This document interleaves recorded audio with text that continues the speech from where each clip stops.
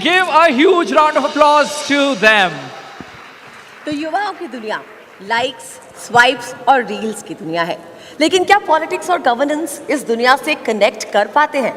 इस सवाल का जवाब देने के लिए हमारे साथ है a very dynamic leader, Milind Deora. So give it up for Mr. Milind Deora. Can we have you on stage, sir?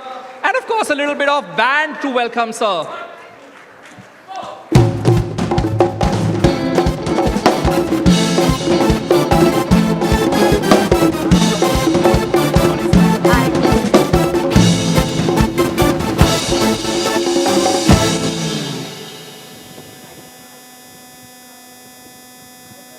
And here we hand over the mic to our lovely colleague, Padmaja.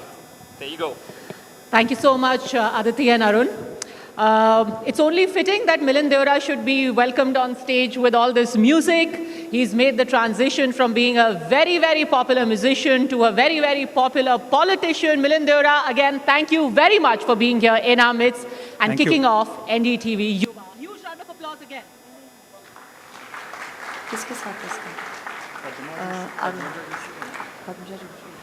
So, Mr. Deora, I want to start by asking you, in the last few days, the word Gen Z has been in a lot of currency. First of all, what do you make of the Gen Z in our country? If one was to ask you, Gen Z India, what would you say to them? Or what would come to your mind? Well, firstly, thank you for bringing NDTV Yuva to Mumbai. What does Gen Z mean to me? Besides the fact that the average age of Gen Z is about 20 years, that we are the largest global cohort of Gen Z, almost a quarter of our country is in that age bracket. Gen Z to me means aspirations, wanting something very, very quickly, not wanting us as politicians to talk down on them, but to engage with them at the same level. And I think in my profession, if I look at what's happened recently in Nepal, it's very, very critical for us as a political community, regardless of which party we belong to, regardless of which ideology we belong to address the issues that really matter to these young people, not issues that are disconnected from them, and to communicate in the language that they understand, through the platforms that they understand, through the mediums that they understand. So I think Gen Z is aspirational, Gen Z is hungry, Gen Z is motivated, and it's for us to figure out a way to channelize that motivation, that aggression, that aspiration towards something more positive. You know, it's interesting you say that we want to channelize this aggression and I would say a little bit of restlessness that our Gen Z has. I would actually like to call them Yuva. पूरी दुनिया उनको Gen Z बुला रही है. I think हमारे देश में है Yuva is a better idea. Why borrow what somebody else is using? तो हमारे देश के जो युवा हैं उनको अब बोला जा रहा है कि भाई आप भी सड़कों पर उतरो, जैसे कि नेपाल में उतरे हैं. हमारे देश में क्या कुछ चल रहा है? क्या आपको लगता है जिस तरीके से Gen Z नेपाल में थे, हमारे भारत के युवा उस तरीके से सड़कों पर आने को तैयार हैं? We could see something like that happening. देखिए, सबसे पहले भारत और नेपाल में बहुत अंतर है एंड हमें भारत को नेपाल या श्रीलंका या बांग्लादेश से कंपेयर नहीं करना चाहिए. भारत के युवा, नेपाल के युवा, भारत के युवा, श्रीलंका और बांग्लादेश के युवा में बहुत फर्क है.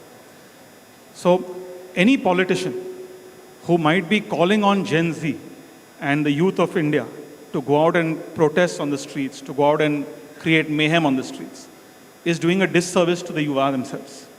And I don't think young people will take those politicians very seriously. But there is a larger point and a larger theme at play, which is around the world. If you look at democracies from the United States to India, if you look at protests now in US campuses, you called it restlessness, I call it aspirational. If the aspirations are not channelized properly, it becomes restlessness. If that restlessness is not addressed quickly enough, it can become mayhem. So for us as a political community, it's very clear creating opportunities, addressing the issues that matter to them are very important. Today, for example, I'm sure all the young people present here, beyond the traditional ideological divides, are you left, are you right, People are concerned about jobs, healthcare, education, air pollution. Can I become an entrepreneur? Can I become a sports person? Beyond, when I look at politics, beyond just liking and swiping, can I lead? So these are the opportunities that we have to create for the youth of the future. But do you think you're being able to communicate with Gen Z in our country in a language that they understand? Is there a communication gap? Because I'll tell you why. The last Lok Sabha that we've had is the oldest Lok Sabha. The average age of our MPs is consistently going up. Our demographics are getting younger. We have a greater segment of Yuva in our midst. And our politicians, our Lok Sabha is getting older and older. You know, I was one of the youngest members of parliament in 2004, and I said it then, I'll say it again. I don't think the youth of India, उम्र के आधार पर वे कभी भी भेदभाव नहीं करते. I don't think youth are saying कि it has to be a young person, not an older person. Today, for example, let's say the Prime Minister, he just turned 75 years. Whether it's through Instagram, whether it's through other platforms, whether it's through Man Ki Baat, is able to connect with the youth more effectively than, say, a younger politician. So, age के आधार पर हमें भेदभाव नहीं करना चाहिए, लेकिन जिस व्यक्ति, जिस राजनेता के विचार परिवर्तनशील है, somebody who wants to do something which is change worthy, someone who wants to do something disruptive, that's what appeals to the youth of our country. नहीं तो आप क्या कह रहे हैं, बेहतर युवा नेता कौन है, वो जो कि खुद को युवा नेता बोलते हैं या जिन नेता के साथ आप काम करते हैं? नहीं, मैं कह रहा हूँ, who's the real Gen Z politician today? I mean, in my opinion, one of the politicians who's communicating very effectively, not from my party, but despite that, who we must give credit to, who's effectively reaching out to the young people through different platforms, on cultural issues, social issues, economic issues, political issues, would be the Prime Minister. It's very rare for a country where you have a third-term head of state to still be engaged with an aspirational generation like Gen Z. And I think he's doing that effectively. But it's important for all politicians, as I said in my earlier statement, that regardless of which party you come from, to stay engaged, to understand, to have a dialogue with them. I think this generation will not accept any political leader who is indulging in a monologue. मैं यदि खड़ा होकर मैं केवल उनको भाषण दूंगा, आपको ये करना है, आपको ऐसे एक नागरिक बनना है, people will not accept that. We have to have a dialogue with the youth of our country. I have to know what they are thinking, what are their concerns. Today, they know as much about governance as someone who's experienced for 20 years as me. They will have more disruptive ideas on how to reach the last mile and deliver a government service in a rural area or an urban area than someone like me who's been in politics for 20 years. And if I'm sitting on a high chair thinking that I have all the solutions and I'm going to shove those solutions down your throat, then you'll have a problem. क्या यहाँ पे जितने लोग हैं, किनको लगता है कि मिलिंद देओरा इफेक्टिवली जेन जी से, युवा से कम्युनिकेट कर रहे हैं? आपको लगता है, डू वी ऑल अग्री? क्या मिलिंद देओरा, युवा नेता, आपसे जेन जी से कम्युनिकेट कर रहे हैं? आपको मिलिंद कौन बेहतर लगता है? क्या जेन जी नेता हैं? I won't include you because you are here and you have to answer. Narendra Modi, Rahul Gandhi, Aditya Thackeray, Eknath Shinde. I would say at a national level, there's no doubt in my mind that Narendra Modi is a very, very effective communicator engaging with this section of society. Certainly, I believe that in Maharashtra, for people who understand the nuances of Maharashtra, there is Maharashtra is the fastest urbanizing state in the country. Maharashtra is one of the most industrial states in the country. To talk to people from rural areas, urban areas, in different languages. We are a cosmopolitan state. I would certainly give credit at a local level to Eknath Shinde for doing that, for understanding the aspirations. But as I said, Padmaja, which politicians are truly engaging with the young people, are coming on platforms like this to hear what they have to say. Those are the politicians, I think, who will effectively engage. But we are told these days कि आप लोग ना तो push-up कर रहे हो, ना आप jujitsu कर रहे हो, ना आपकी reels viral हो रही हैं. It's good. These are things which millions में reels जा रही हैं जननायक की. People must do these things. Nothing wrong in that. I see nothing wrong if a young politician is doing push-ups, if a young politician is doing things that Gen Z wants. So there's no shame in saying that I'm connecting to the youth or I'm trying to connect to the youth. And I think that now this number has become so large, it's reached a critical mass where no political force on earth can ignore them. I mean, the numbers globally, around 30% of the world's population are Gen Z, between the age of 13 to 27, 28. So I can see, in fact, in the United States, a country where I studied when I went to do get my higher education from, that when I look at college campuses, which are erupting with protests, with very violent protests like you see in Nepal, that's largely because politicians have forgotten how to connect with them. Or politicians are not in a dialogue with the next generation. You know, you entered politics and became a member of parliament when you were in your early 20s. In your late 20s, you had already become a minister. From then to now, how different is it to be in public life and politics? Because now everyone is judging you real time. You give a speech, somebody comes on your timeline and says, excellent, or kya bakwas hai, jhoot bol rahe hain. How do you deal with this new politics in 5G, times of 5G? It's like your profession. It's the same for the media. I mean, back in the day when I entered politics at the age of 27 in 2004, what mattered to a politician was an article written in favor of you or against you in a newspaper. Today it's the reel that matters. Is it a good story? Is it a good reel? Is it going viral? So the mediums have changed. The issues in many ways remain the same. And I'll be very candid with you. 20 years ago, the young generation of India, people who were in their early 20s, they had similar aspirations as today's young generation. Hey. They would also tell me that we don't want to be divided on issues like caste and religion. We are aspiring for clean air quality. We want to be entrepreneurs. We want to build some of the world's top tech companies in India. Can you facilitate that ecosystem? Can you get us access to the best universities? Can you create economic opportunities right here in India so we don't have to get educated here and then travel overseas to get a job? And that remains the aspiration of young Indians today. So that's what we have to live up to. What's the funniest reel ever that someone made about you, or the funniest comment which you was just like, I don't know where that came from? I'm not sure if there's a funny reel ever made about me, but well, sometimes, you know, as I mentioned to you that as a guitar player, one of my early opponents who, when I was in my first election, I was 27 years of age and she was in her late 60s. And I had returned from the United States after getting my higher studies, and she would say, "Ye Boston se guitar bajane wala neta hai, and main sthanik neta hu," and those kinds of things would create, they would create some kind of controversies. But again, the mediums have changed, but the issues remain the same.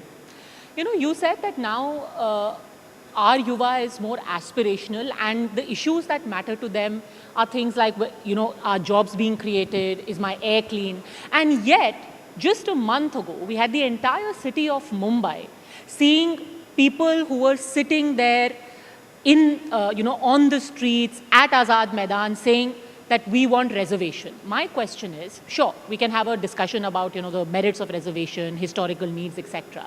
But how do we ever plan in the 21st century to go forward if everyone is trying to get themselves labeled as backward? How is it that you are going to tell the people of our country, we are going back into caste politics, but we are a 21st century country, which is, trying to become the third largest economy? So there's few things. One is there's a huge difference between going back and becoming more casteist and giving people who deserve some form of affirmative action their rights. And I think politics in India is divided between the two categories. There is one section which believes that people who are backward are traditionally backward due to legacy systems. One way of empowering them, one way of giving them equal rights is through reservation. There are other political parties who encourage casteism, which is extremely dangerous. So I'm not in favor of those things. But I'll tell you one point which I came across in a survey a few months ago. Since you mentioned Mumbai, I'm not sure how many of the youth here are from Mumbai and maybe from other parts of the country. But now in a city like Mumbai, Padmaja, we will have an election to the municipality of the city. The Mumbai municipality is the country's richest municipality. The budget of the Mumbai municipality is larger than the budget of certain states in India. to encourage governance, whether it's a pothole on your road, whether it's flooding that happens during monsoons, whether it's access to affordable hospitals and schools. One concern I have about Gen Z, besides the fact that Gen Z also spends too much time on their mobile phones, is voting percentages. When it comes to civic elections versus, say, a parliamentary election, is very, very low. Yet, sometimes Gen Z is voting for parliamentary elections on civic issues. So the place where, if you want your local community to improve, whether you live in a city or a rural area, the place where you can get better governance is by increasing your participation in local elections. So the Gen Z over here, are you going to be voting for the Mumbai municipal elections? I can't hear you. If this is how loud you are going to have 2% turnout again. Louder. Are you assuring Milind Deora you're going to surprise him this time around when there are elections to the BMC? Please vote for any party, but please go out and vote. It's very, very important. Okay. Can we have a round of applause for the Gen Z here who have promised? And when they don't turn up, we are going to come back for the next Yuva and ask you why. Because it's all very well sitting here in an air-conditioned hall and making promises that you don't keep. You know, the aspirations of Mumbaikars, you've been now in government. Why is it that even now there are many issues which aren't addressed towards the youth? Can you confidently say that there are still youth-oriented schemes that your government has managed to bring in? Absolutely. How are you reaching out to the youth in particular? I mean, in the state government, for instance, has an apprentice scheme. The central government has an apprentice scheme. The state government provides a form of scholarships for people, for young people. Largely the people who take benefit of that are from rural areas, people from very underprivileged backgrounds. So that is one area. But look, Padmasha, beyond giving a dole and a handout, that's another aspect of Gen Z. I don't think Gen Z wants doles and handouts from the government. I think Gen Z is telling us that create an ecosystem, create the infrastructure, create a regulatory environment that encourages innovation. We will do the rest. And yet you brought in Ladki Behna scheme before the election. Well, that's again a scheme for needy women. That's a separate issue. Today in Mumbai, which is very unique to, let's say, the NCR region or Delhi. In the NCR region, I always say, you have 4 states really competing for the NCR pie. The MMR region, or the Mumbai metropolitan region, which now will go from South Mumbai all the way to Palghar, comes all under one state. And for the first time, I can confidently say, as somebody who's been at it for the last 20 years, that we're finally building the enabling environment that will create the ecosystem that Gen Z needs to prosper and flourish in this city. We have now, in the next few days, the inauguration of the Navi Mumbai Airport. Mumbai Airport today is the world's busiest single runway airport. We'll have a second airport there. In the years to come, we'll have a third airport in an area called Palghar. We're going to build one of the world's largest ports in an area called Vadhavan, which is north of Mumbai. So when I look at this entire region, the Mumbai metropolitan region, it's going to resemble a large metropolitan area like you have in the US, in the UK, where you have several airports, you have several ports, you have several clusters of economic activity happening. And the Mumbai metropolitan region will not just be one of the largest economic contributors to the state, but it will be one of the largest economic contributors to India. So I'm very proud of that. And I'm very proud that the government today is looking at Mumbai as an enabling environment for young people who want to innovate, who want to create the startups of the future. By not just saying that our competition is Delhi or Ahmedabad or Chennai or Bangalore or Kolkata, but by dreaming big, by saying that our competition is Singapore in the east, it's Dubai in the west. And that's the kind of vision we need to actually create that enabling environment that these young people want. But why is it in terms of optics, whenever somebody talks about, the 2 main alliances, and the fact is whether it be university politics, generally the kind of outreach that happens, the optics seem to suggest that your alliance is a very, how do I say it, not very youthful. It's generally seen that जैसे कांग्रेस है, शिवसेना है, left है in particular, they are very popular in universities among the young people, बड़े youthful से लोग हैं, जबकि आपका थोड़ा ज़्यादा ट्रेडिशनल है, शिवसेना है, बीजेपी है, बड़े थोड़ा ओल्ड फैशन किस्म की पार्टीज हैं। Mumbai doesn't have modern parties नहीं है। Mumbai doesn't have the same university political culture that, let's say, Delhi has. In Delhi University, for instance, elections are a huge thing. Parties get involved. We don't have that in Mumbai, thankfully. And I think it's good to keep politics out of Mumbai's universities.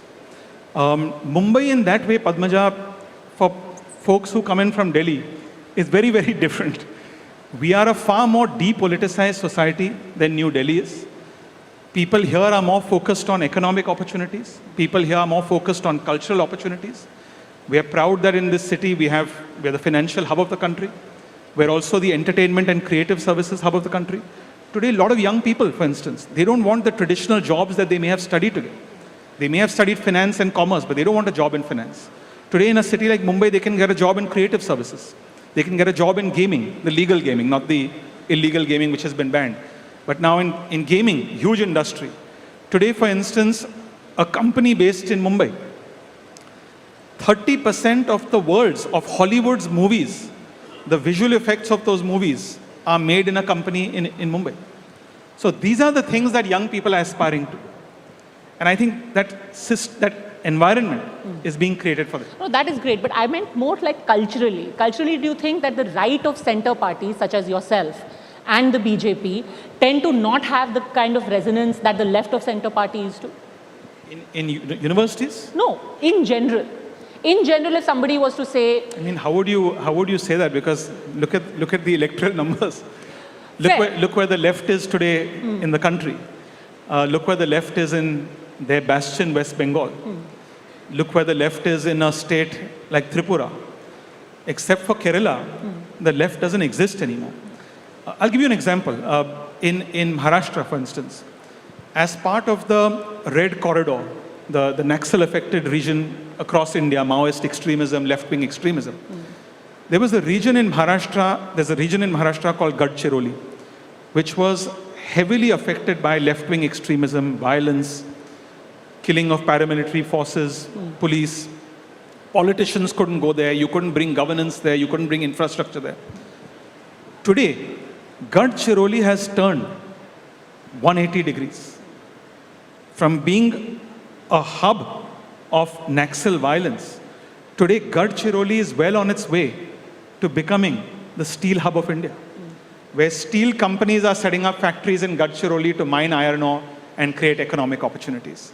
So that can happen. And the same Gen Z in Gadchiroli, who are very different from urban Gen Z living in Mumbai, who otherwise were forced because of a lack of opportunities to take up arms against the government, today they're going and seeking jobs. Today they want education. The same thing is happening in a state like Kashmir. Today, after the abrogation of 370, young people, women who in Kashmir never worked in the tourism industry, you see more and more young women working in hotels. More and more young people, Kashmiris, demanding more universities, more hospitals, more skill training centers, more economic opportunities, more hotels, more tourism. So that's what's changed. So it shows you that when there's political will, when there's a focus to actually get these things done, Gen Z responds.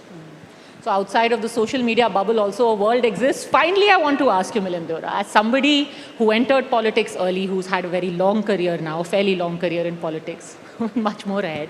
For anyone who wants to enter politics today, what would be your single piece of advice, of lessons that you have learned the hard way? My single piece of advice would be, firstly, don't think of politics and politicians as people who are from another planet, who are alien to you. We are ultimately representatives of the people of India. Don't think of us as having an easy job. Politics is a difficult job. So being a politician is a 24/7 job. You're always on the go. It's very difficult with your family life. But when you choose politics, and if you choose that you want to stay engaged and you want to contribute to society, I have no doubt in my mind that whether you become an entrepreneur, whether you become a professional, whether you become a influencer on social media, the greatest way to bring about change in society is through politics. And there are many ways to get into politics. One extreme way would be join a political party, become a political activist, hopefully fight an election. A simple way would be just by voting.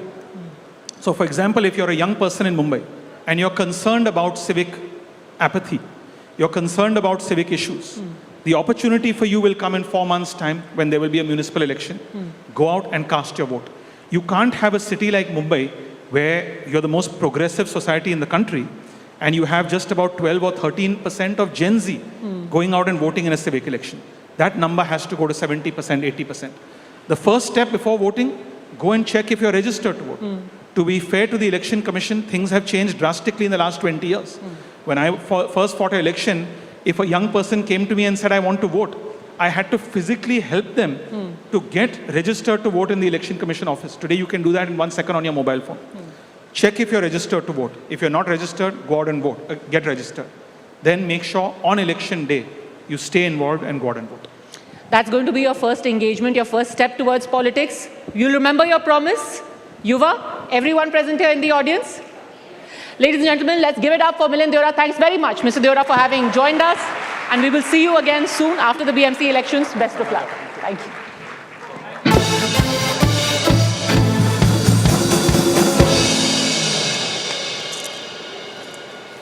Well, that a lovely session. Now we move on to another power-packed one. Indeed, but I'd like to thank Milind to take time to inspire us. And now अब हम आगे बढ़ेंगे और ताकत और हौसले के बारे में बात करेंगे. वर्ल्ड बॉक्सिंग चैंपियनशिप 2025 से लाई गई हैं मेडल्स की बारिश. गोल्ड मेडलिस्ट जैस्मिन लंबोरिया और मीनाक्षी हुडा, सिल्वर मेडलिस्ट नुपुर शरण और bronze medallist Puja Rani.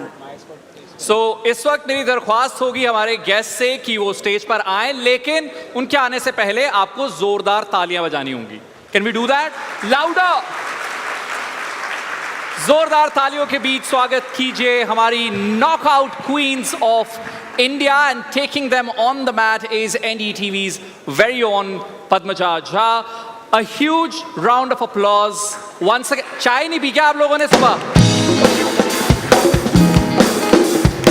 We have Patrika Joshi as well, who will be taking on these knockout queens.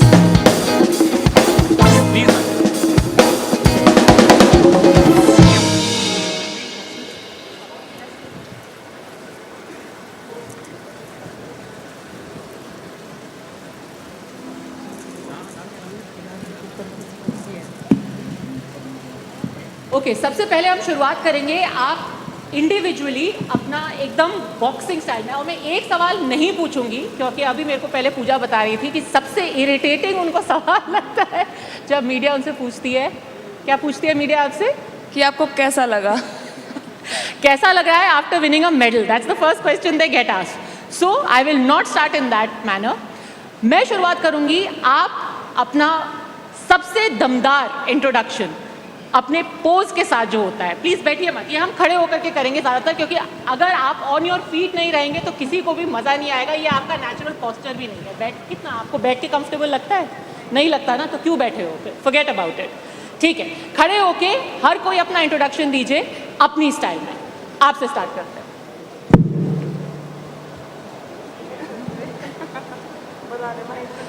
ठीक है, मेरा नाम है गोल्ड मेडलिस्ट. बताइए. मेरा नाम मीनाक्षी हुडा है और मैं अभी हाल में वर्ल्ड चैंपियन बनी हूँ.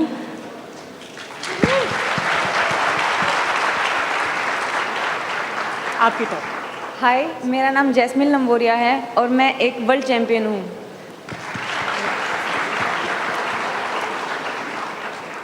हाय, मैं पूजा रानी और अभी मैंने वर्ल्ड चैंपियनशिप में ब्रॉन्ज मेडल जीता है.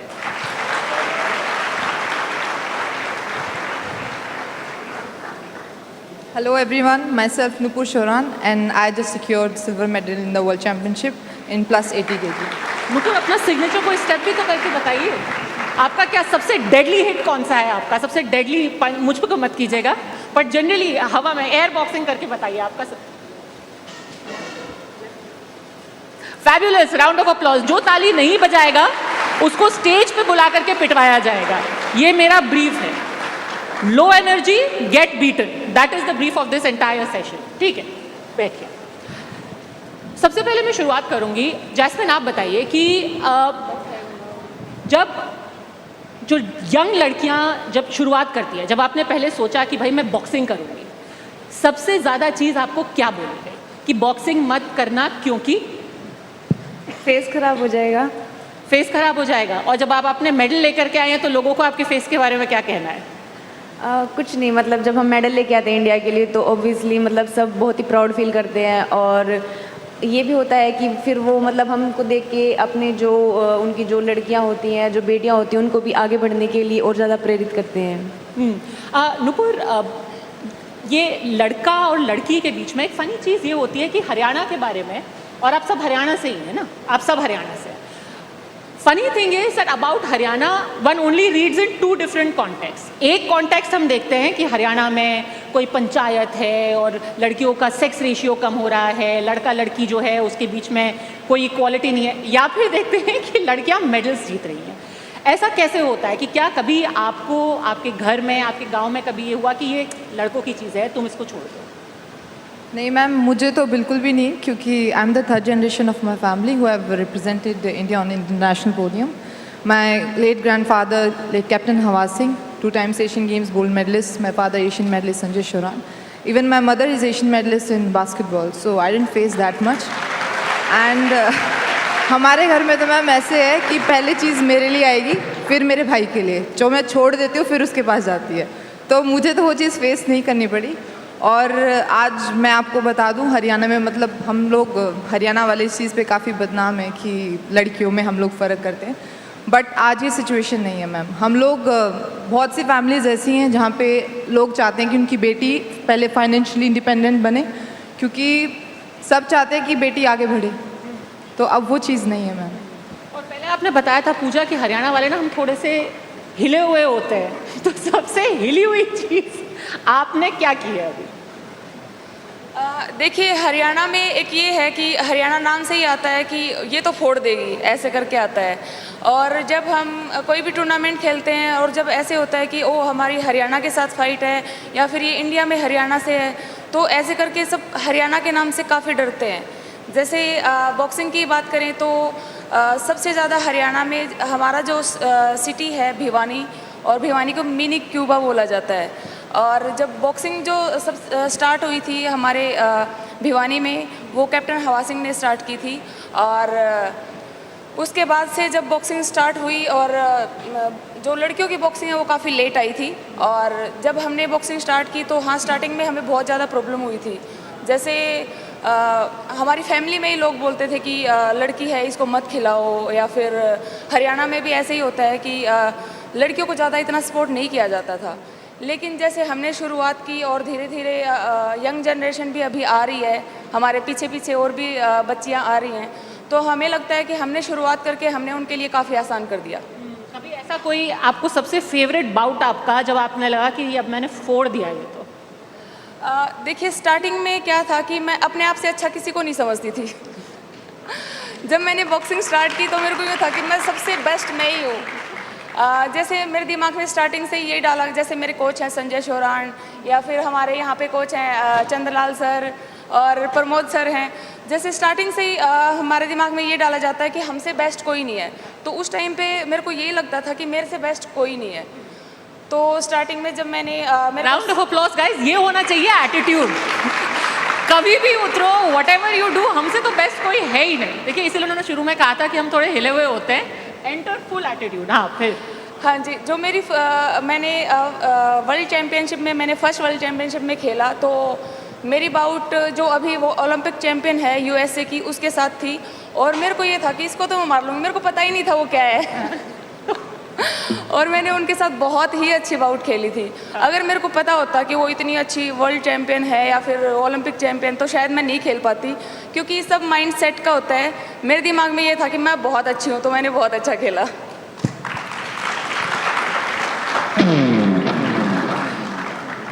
मीनाक्षी, सबसे पहले तो आप ये बताइए, जब सुबह मैंने मीनाक्षी को देखा, आई will be very honest with you, मुझे बिल्कुल अंदाज़ा नहीं था कि ये किसी को इतना मार सकती हैं। पहले तो मीनाक्षी आप खड़े हो जाओ।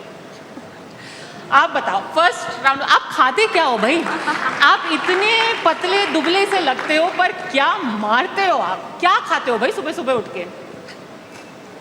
हरियाणा में तो चूरमा होता है, दही दूध यही खाते हैं, और तो कुछ नहीं खाते जी। हाँ, और आपका कौन सा वाला बाउट था? कभी आपको लगता है कि लोग आपको अंडर एस्टिमेट कर देते हैं ये देख करके कि ये तो एकदम दुबली पतली सी स्लाइड सी है, ये तो पंच इतना नहीं मारेंगी? कभी ऐसा हुआ? और जब शुरुआत में जब आपने शुरू किया था तब आपको कभी ऐसा लगा कि मेरे को अंडर एस्टिमेट किया, फिर आपने पकड़ करके क्या उनको धोया? पहले तो मैं थोड़ी सी मतलब मोटी थी, 54 वेट था मेरा।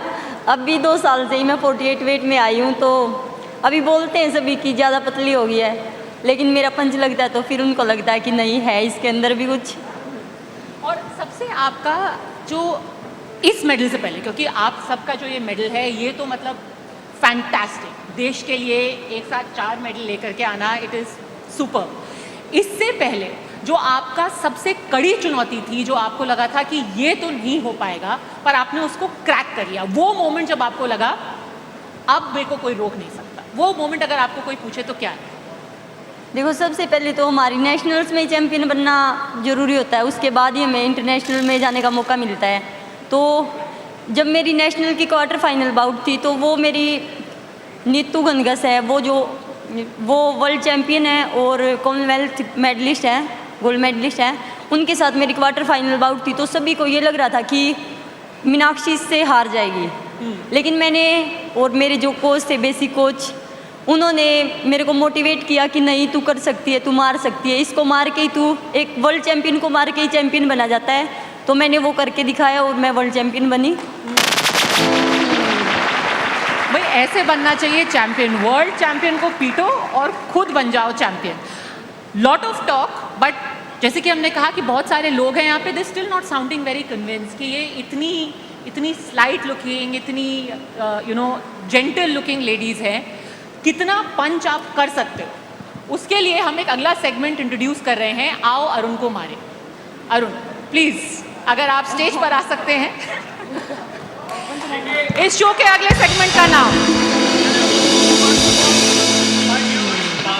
all of the ladies, give a huge round of applause to each one of them.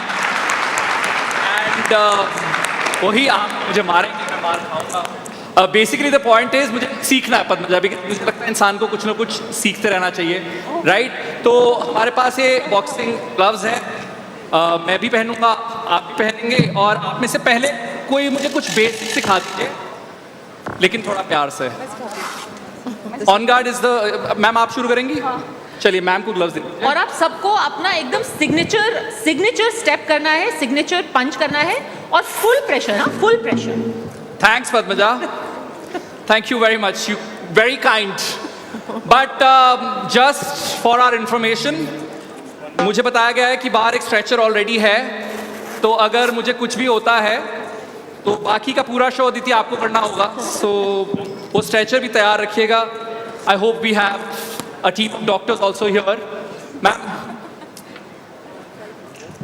क्या सिखाने वाली हैं आप? Can somebody hold mic for Padma? Can you give her the mic? Ma'am आप क्या सबसे पहले सिखाने वाली हैं मुझे? देखिए, जो बेसिक होता है, कोई भी सबसे पहले पंच मारेगा तो वो ऊपर 1-2 मारता है, तो आप मुझे 1-2 मारेंगे। Okay, no problem at all. Ma'am मुझे ये एक पंच करना और दूसरा, okay let's do it guys, तालियां बजाओ। 1 2 3 गो। ओह सरप्राइज टेस्ट हो गया। ओके मैम, अब मुझे पता लग गया स्ट्रैटेजी क्या है। आप मुझे ऊपर फोकस करो और आप नीचे से ही, कोई नहीं, आप नीचे करो। तो मुझे पता आप, मैम आपसे कहाँ मेरा मुकाबला। What are we learning next? Second क्या है?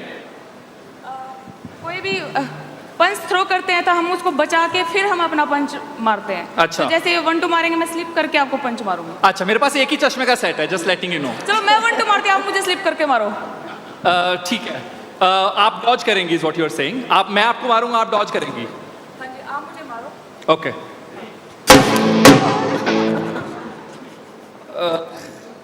मुझे पता नहीं क्यों सब धुंधला धुंधला दिखाई दे रहा है, but I think I will be able to the rest of the event. आप में से कोई और अगर मुझे कुछ सिखाना चाहे, मैम ने तो मेरे मुंह का थोड़ा सा नक्शा बदल दिया है। आ जाओ जैस्मिन, आपको पता है ना जैस्मिन इंडियन आर्मी में भी है। 1 round of applause Alia please for champion and soldier Jasmine. Jasmine ji, सबसे पहले तो आप मुझे उंगलियां दिखाइए और मुझे पूछिए कितनी उंगलियां, मैं टेस्ट करता हूं मेरी विजन ओके है या नहीं। 6, आपके हाथ में 6 उंगलियां, right? Extra thumb. No, okay, sorry. I think मेरा विजन। देखिए नाम भी कितना सोच समझ के रखा है, जैस्मिन। तो आदमी सोचेगा लाइट एज अ फ्लावर और फिर आता है इनकमिंग पंच। इनके लिए वो बिल्कुल सही है ना, जैस्मिन समझ के फ्लावर समझा क्या। जोरदार तालियां जैस्मिन जी के लिए। आप बताइए, आप कैसे मेरा सत्यानाश करने वाली हैं? जैसे हमारे बॉक्सिंग में होता है कि अभी स्ट्रेट पंच सिखाई हमारी पूजा दीदी ने, तो हमारे में अपर कट और हुक ये पंचेस भी होते हैं बिल्कुल। तो वो जैसे मीडियम रेंज से खेला जाता है। मैं करूंगा, मैं आपको वैसे पर बता देती हूँ। हाँ जी, तो इसको जो पेट में होता है इसको बोलते हैं अपर कट। ओके। और जो ऐसे ऊपर से आता है इसको बोलते हैं हुक। ठीक है, तो ये तो आप करेंगी या मैं करूँ? अगर आपको सीखना तो आप करो। हाँ, मेरे को सीखना, मैं करूँगा। वैसे मेरा पेट खराब है, so don't give me another punch. Okay? खराब है तो ट्राई मत करो। That's what I'm saying. मैं मारता हूँ, मैम डॉज करेंगी, ठीक है? Is that all?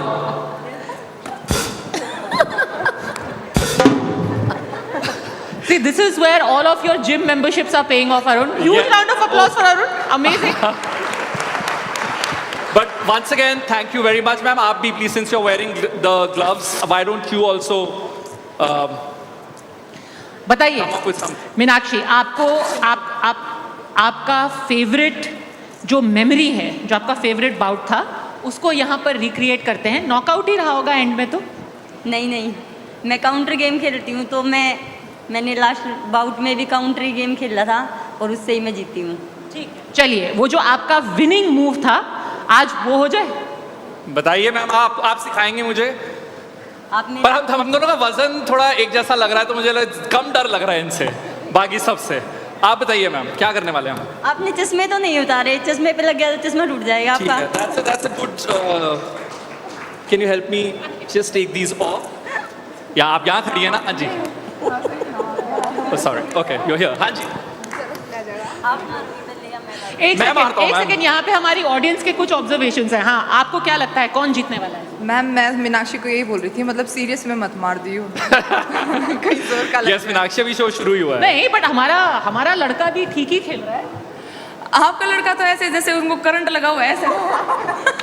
ये मेरा पहला दिन है मैम, थोड़ा सा तो मेरे को थोड़ा कुछ डिस्काउंट तो दो। क्या जैस्मिन, कैसा लगा परफॉर्मेंस आपको?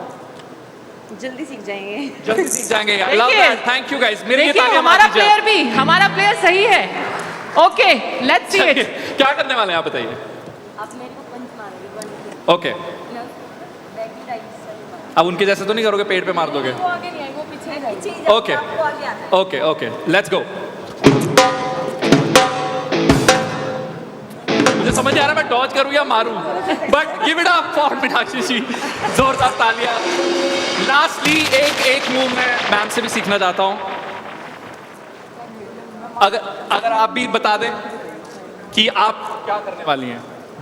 Can we get the Arun, mic? I wish आपकी जगह मैं आई होती, मैं भी थोड़ी सी counter गर्ल खेलती पावर हूँ, बढ़ तो- जाती स्टेज पे। Actually, yeah, for this one, मैं ही क्यों सारे पंचेस खाऊं? Why don't we get Aditi here to wear मुझे these खाने gloves? नहीं है, मुझे सीखने हैं। Okay, go I ahead. can't. Wear these punch. Wear these She's gloves. so pretty. Are you saying Arun is not pretty? Thank you. No, Thank you so like much. she is so much pretty. She's more I'm pretty. beauty with brains. That's Arun what I is a would strong want to go one. with. But चलो ma'am, thank मुझे you. थोड़ा सा सिखा दो आज। Okay. Arun को 2-4 मुक्के Let's मारने go. हैं। Let's go. Okay, guys, तालियां बजाते रहना हमें.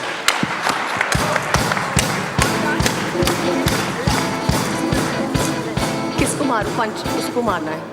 You come here. We are punching back. What do I do? You punch left on. All right. I know. No, you should be our punching bag is what I'm saying. Love it. Love women power. Do I have to punch? Let's do it together. Okay. आ जाओ।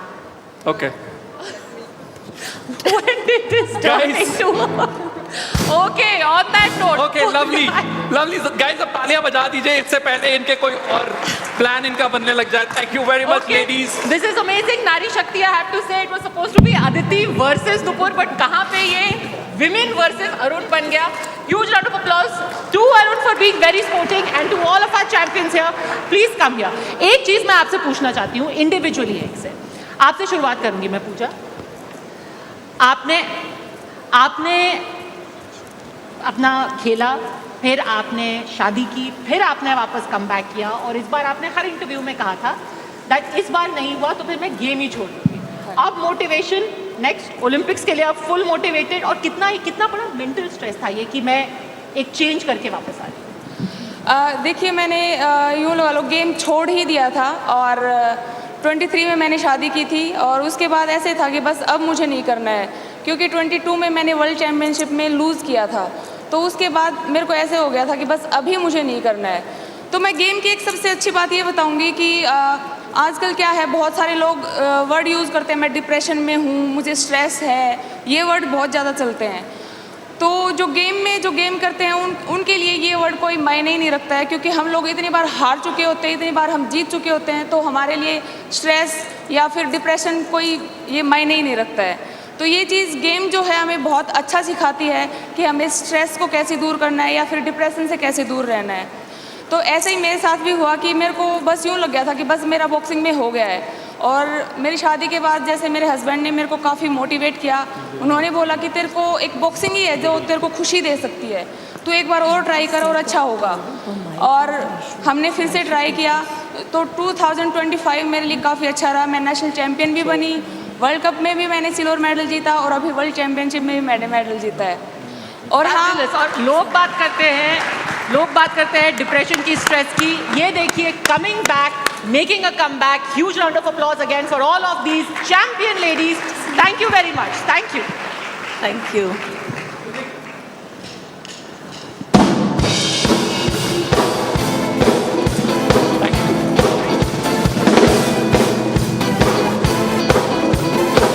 अरुण मजा आ गया आज visual power देखकर.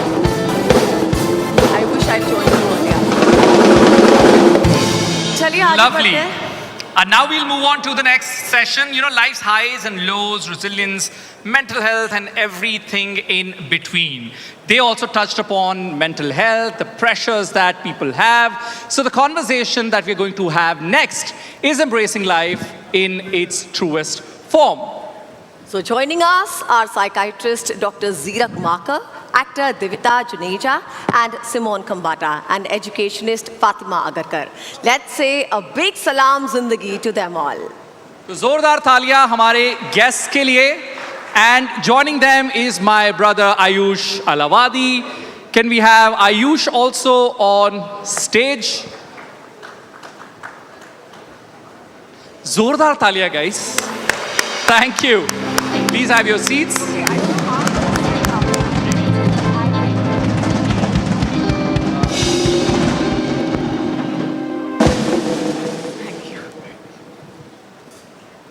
Over to you, Ayush.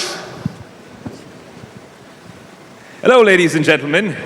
Good afternoon. Now, I was told that we have to start this with song and dance, but Arun ne to sab kar liya. Boxing bhi ho gayi. Sab kuch ho gaya abhi. We'll figure this out. But this is about having a conversation. So what we're going to do is, I host a technology show, so यहाँ पे technology की unboxing हो जाए. We'll be talking about AI, we'll be talking about gadgets. You guys are cool with that? No, I'm just kidding. Can we have a huge round of applause for the panel, because this is going to be not your podcast, but it will be a little bit like a podcast, because we're not going to follow any rules here.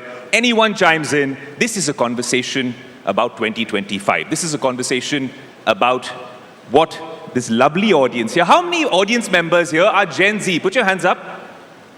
Okay, now we need to play to the audience, guys. We know exactly what we've been talking about, which is mental health and well-being in this age, which I would like to say about AI and so much more. Dr. Makar, what a pleasure to have all of you all here. But Doc, tell me something. When we speak about mental health in 2025, isn't it refreshing and encouraging now that we can speak about this openly, unfettered, and have these conversations? It was very different when you and I were growing up. Of course. So thank you. Nice being here. You're right. I think the biggest change that we've seen and that I've personally seen in my practice after working for 23 years in this field is far more openness and acceptance of mental health. And is it on the rise? Yes, as per a few days back. There's a WHO statistics that says in our youth, in Gen Z, there is one suicide attempt every 3 seconds as we speak, and one death by suicide every 40 seconds as we speak. That's so alarming, but that is the statistics world over. So mental health is on the rise, there is more acceptance, but what I love to know is, and I do know that the stigma towards mental health, the conversations towards mental health, and the openness with this generation is amazing. And I think with more acceptance, more acceptability, I think we're going to see far more people receiving the right help for mental health. Fatima, that's an encouraging sign. I know that you work with a lot of kids, a lot of Gen Zs at the school. And are these similar findings and insights that this conversation is now being had without any stigma attached, without any shame? And are parents, millennial parents, doing a good enough job? I'll come to Simone for that one as well. But are we doing a good enough job in really making this a conducive environment? So obviously the generation has a lot of exposure to AI. So tools are accessible, it's easier. Has the stigma really gone, Dr. Malka, I think? That is something that still needs to be worked on.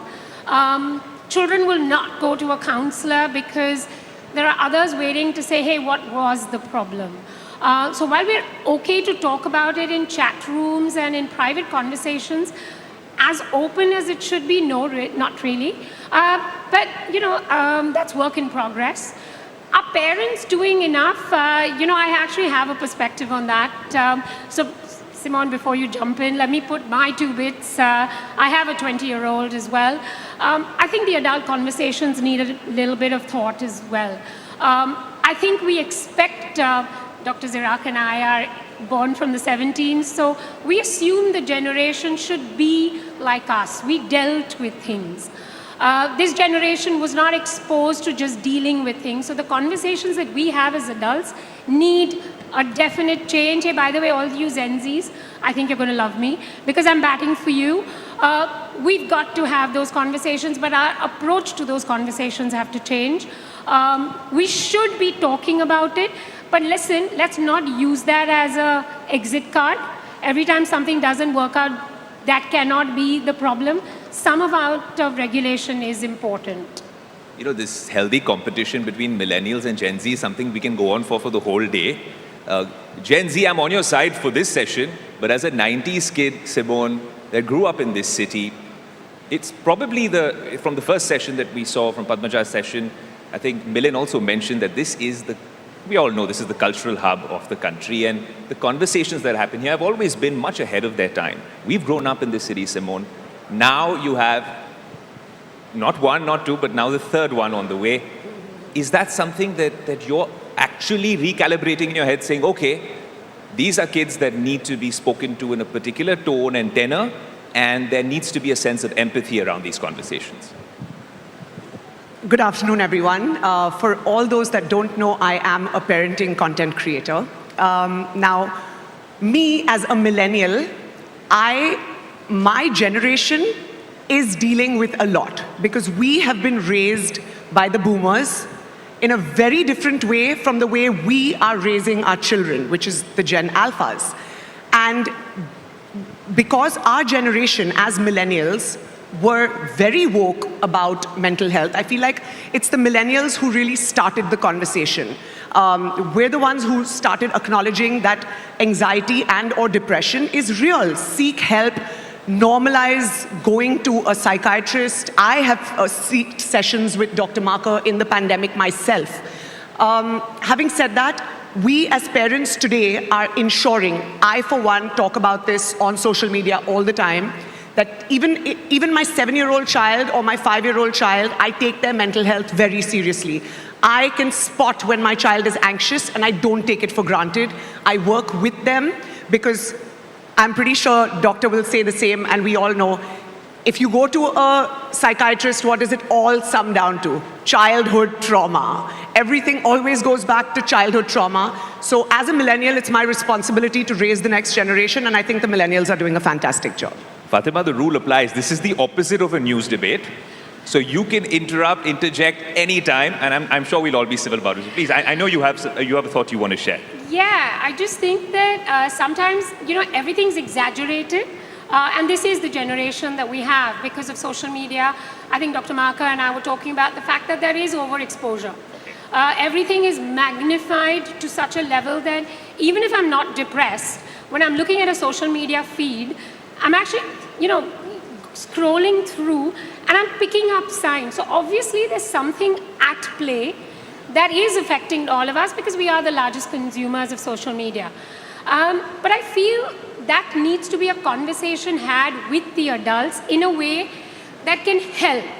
Not to say, I'm going to push this under the carpet, reflect on it. Is this a need or is it just playing to an audience?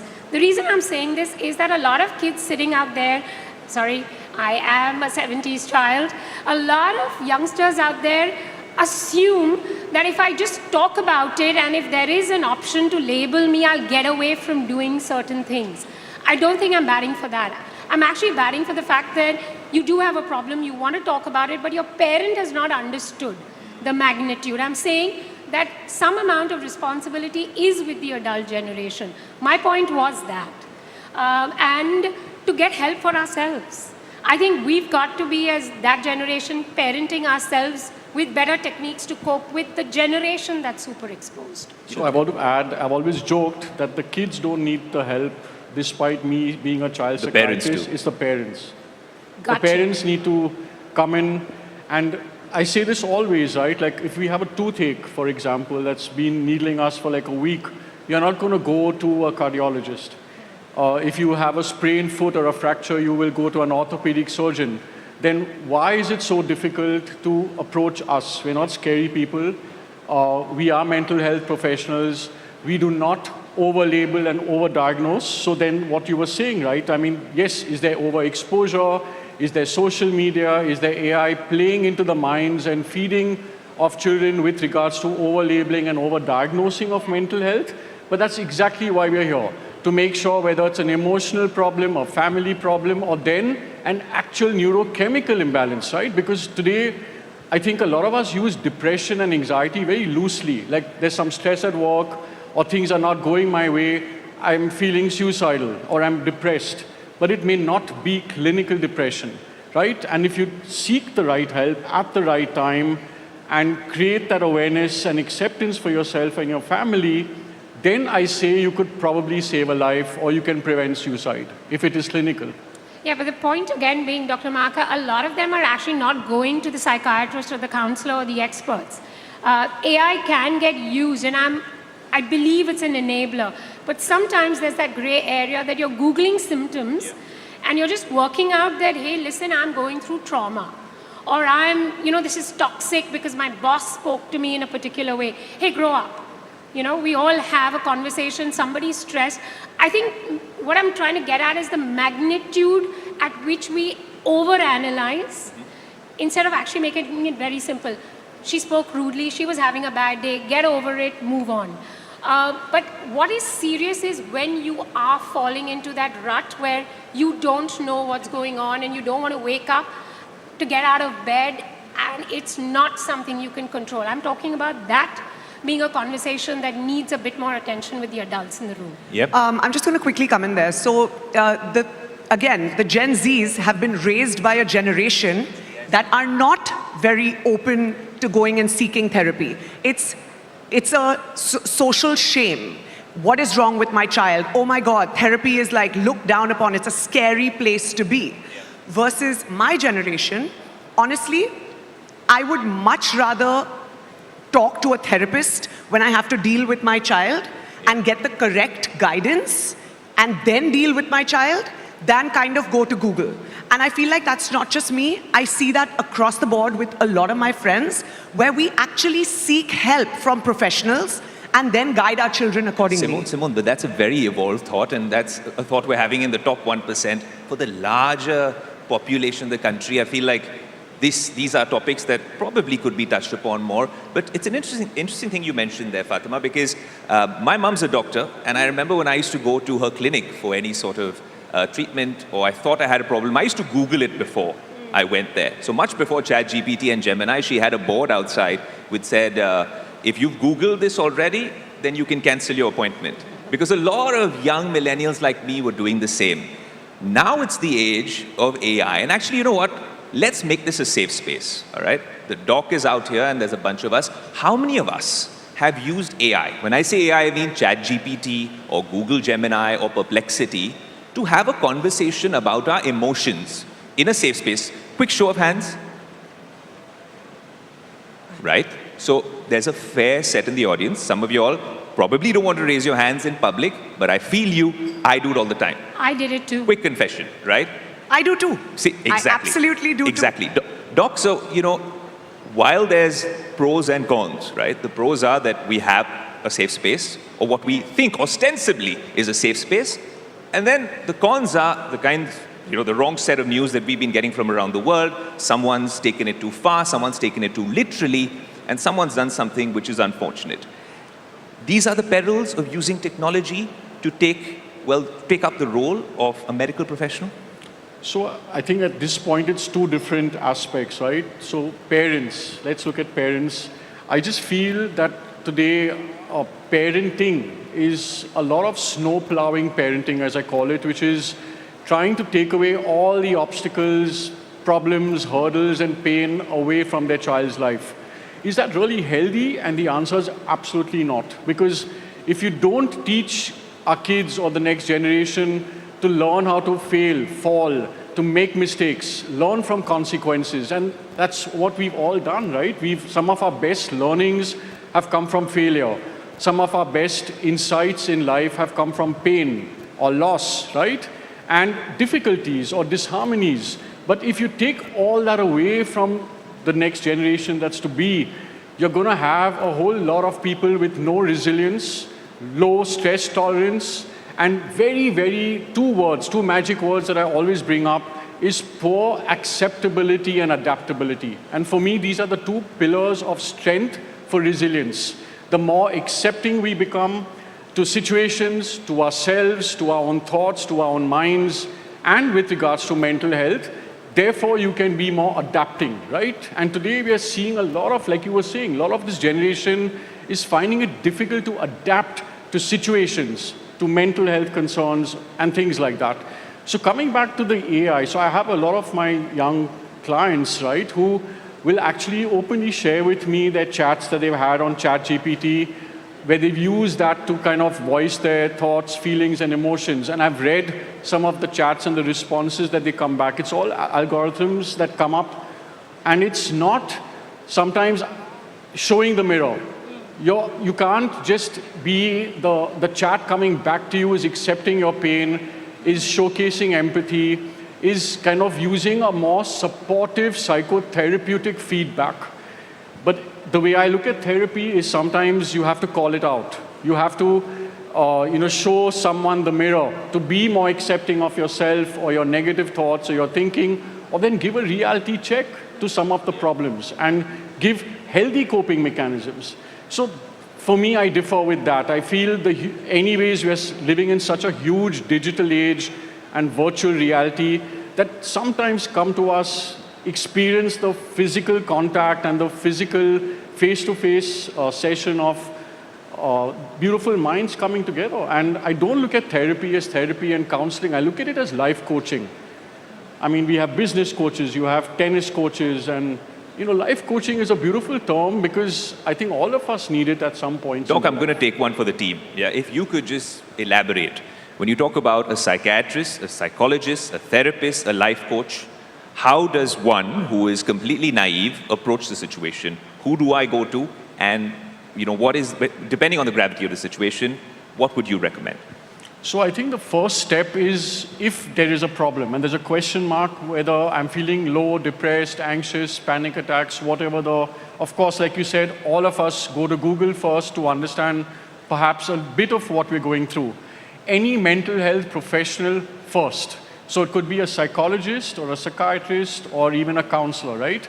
The difference is what's clinical and what's non-clinical. So I think the first step, if you're still unsure or you're an individual or a parent, come to us as a psychiatrist, because we then will tell you whether your depression or what you're feeling or your moods that you're going through is something because of an external situation, a situation at home, a toxic environment at your workspace. But that could be that too, but at the same time, if you're experiencing certain symptoms, right, that can be picked up. And if it's clinical, unfortunately, it's clinical. What is clinical? It's a neurochemical imbalance. So depression, just as an example, at its clinical best, is a serotonin imbalance in the brain. And you can't fix that with just talk therapy or chat GPT and counseling. Sometimes, unfortunately or fortunately, we have to use medication. Yeah. And today, the biggest stigma that you were talking about is, I don't want to start medications and drugs. I'll be dull, I'll be sleepy, I'll gain weight, I'll have sexual dysfunctions, etc. And that stops the treatment or the right treatment sometimes right there. Aisha, I just want to jump in. When I talked about AI being an enabler, it wasn't about replacing counseling. What I was saying is that there is a lot available to regulate your emotions, to actually get into a healthier lifestyle. I'm a sportsman's wife. I think I just heard a young athlete talk about the fact that her goal was to win. She didn't think about being depressed or what, didn't work out. She was thinking about the joy it brought her. So there are lots of AI apps available to help you regulate your sleep, help you time manage. Big problem with children who are diagnosed with ADHD, they just don't have attention. There's lots that can help you, put a structure in your life. I'm using that as an enabler, not to get consult to say, hey, listen, are you depressed or are you just anxious? Can this be medicated or not? I think that's the big game changer. Why don't we use that effectively? No, you're right. Honestly, everyone's talking about AI because there's so much pressure from investors and society and everyone to use AI in some form. But from a tech perspective, there's machine learning algorithms that have been working. The latest products launched at Apple, the Apple Watch for one. I was talking to a doctor recently on the show, and it has hypertension alerts. It has a sleep score now, a recovery score. You can judge what your blood oxygen's like, ECG, arrhythmia, heart rate notifications. You can use technology for good. Can always be the good one there. But, just as we're wrapping up, and I think this has been an insightful session. Thank you, Doc, for that last bit, because I wanted to really put myself out on a limb out there. Simone, you put your life out there on social media, right? And as social media creators, sometimes we need to have filters. I've seen your content. Hats off to you, because it's literally the same when I'm sitting with you over here, and that's a very difficult thing to do. But tell me, if there are certain changes or tweaks that you can make to your lifestyle, and I'll come to the other panelists as well, what is it that you would do from the prism of social media differently to probably lead a healthier lifestyle, physically and mentally? Okay, so what I do is, and I feel like this needs to be what a lot of content creators do, is firstly, content creators take a lot of pressure upon themselves. I have to do this. I have to post so many times a week. I have to, or I'm going to lose followers, or I'm not going to, or she's going to go ahead of me, or It's just non-stop. Stop. I've grown without putting that pressure on myself. If I have to take 4 days off and not post, I will take those 4 days off. If I need to recharge, I will recharge, and it's okay. I can still manifest that one reel going viral that's going to do for me everything that 4 days of stressful content is going to. There's no need to stress yourself out in the journey of kind of trying to grow in any field. I mean, this is just content creation. Having said that, putting myself out there is something I personally choose to do. I believe that I've created my community because they know who I am, they trust me, I've shared my highs, I've shared my lows. But I, as a parent, have boundaries. If my child's going to be throwing a tantrum and crying and sharing his deepest, darkest secrets with me, am I going to film him and put that on social media? Absolutely not. Absolutely not. Am I going to talk about the fact that my child dealt with something and this is how, as a parent, I seeked help to overcome certain issues without getting into details? Absolutely.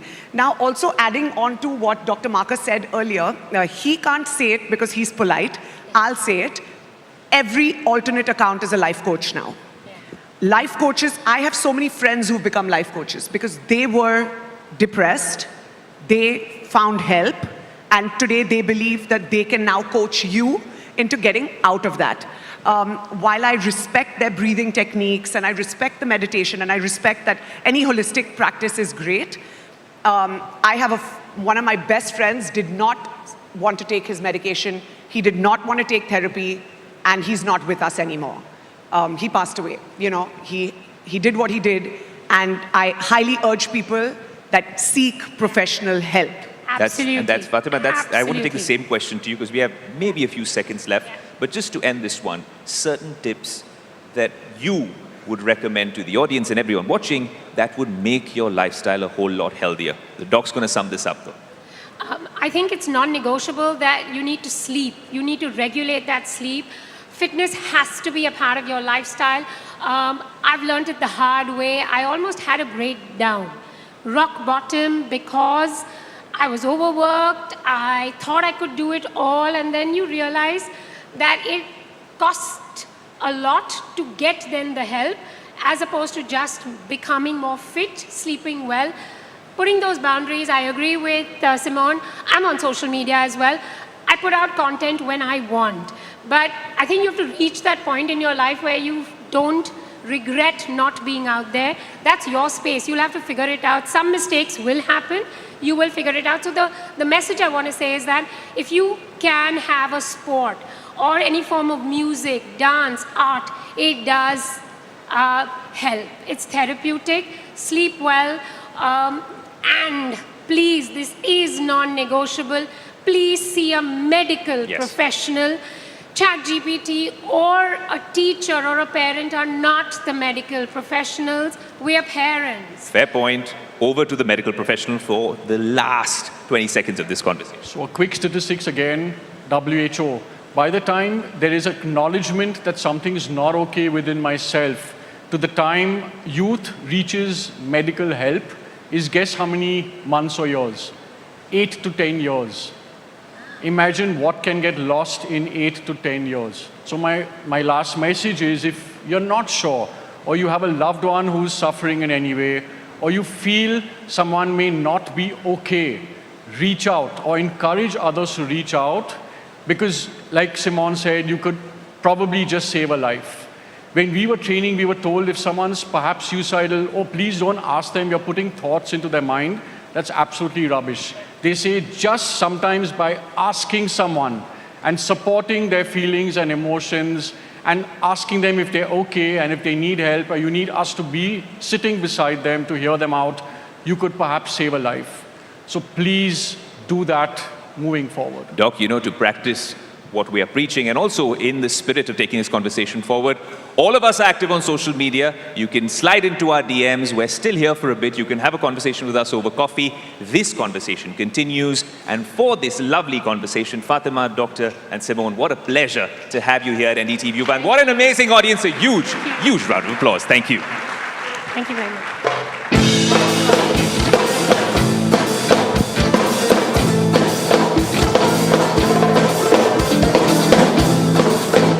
What an enlightening conversation. I'm sure it's given us all to think about a lot of things.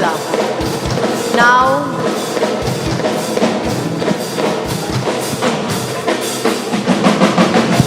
What a lovely conversation, What a lovely quite conversation. insightful, and I have learned a lot, Aditi. so have I gained a lot to think about later. पर एक सवाल है मेरे मन में. आज के hustle culture में Arun, are we living or are we surviving? What do you think?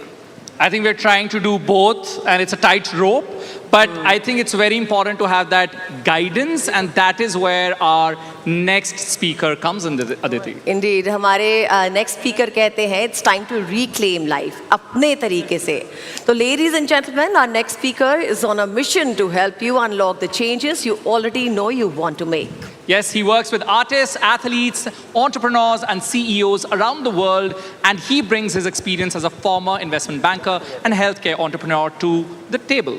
But here's the key. The session is not just about sitting back and listening. When Rasik steps on stage, we want you up on your feet, moving to the music and ready to engage. What you put in is what you will get out. So let's make it interactive. Let's make it fun. Let's welcome Rasik Chopra. A huge round of applause and some music, of course.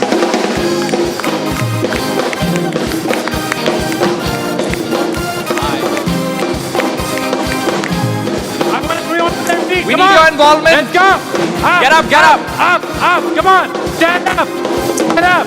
All right, let's go. Come on, everybody. Let's move. I know you guys can move. I want to see you move. Come on. Come on. Come on. Let's go. Is this the youth? I want to see some youthful energy. Let's go. Let's go. Let's go. Let's go. Come on. Thank you. Thank you. Thank you. Thank you, everyone. And a big round of applause for that wonderful panel we just had. Come on, guys. Let's show them some love. That was wonderful. All right. Why did I ask you all to get up and move and show me some energy? I'm not here today to give you gyan. I'm not here today to give you information. As we just heard, there is plenty of information that is out there.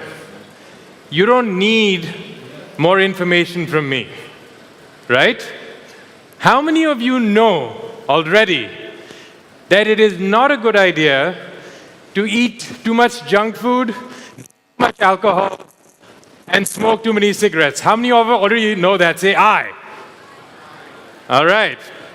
Some of you don't know that apparently. How many of you already know that it's bad to drink too much alcohol, smoke too many cigarettes, and food? Say aye. All right. How many of you do it anyway? Say aye. How many of you are telling the truth? Say aye. All right. How many of you know it's not a good idea for your mental health to spend hours every day on social media? Say aye. How many of you do it anyway? Say aye. That's right. So it's not about information. This is a smart group of people. You're all achievers, otherwise you wouldn't be here. You're here because you want to grow.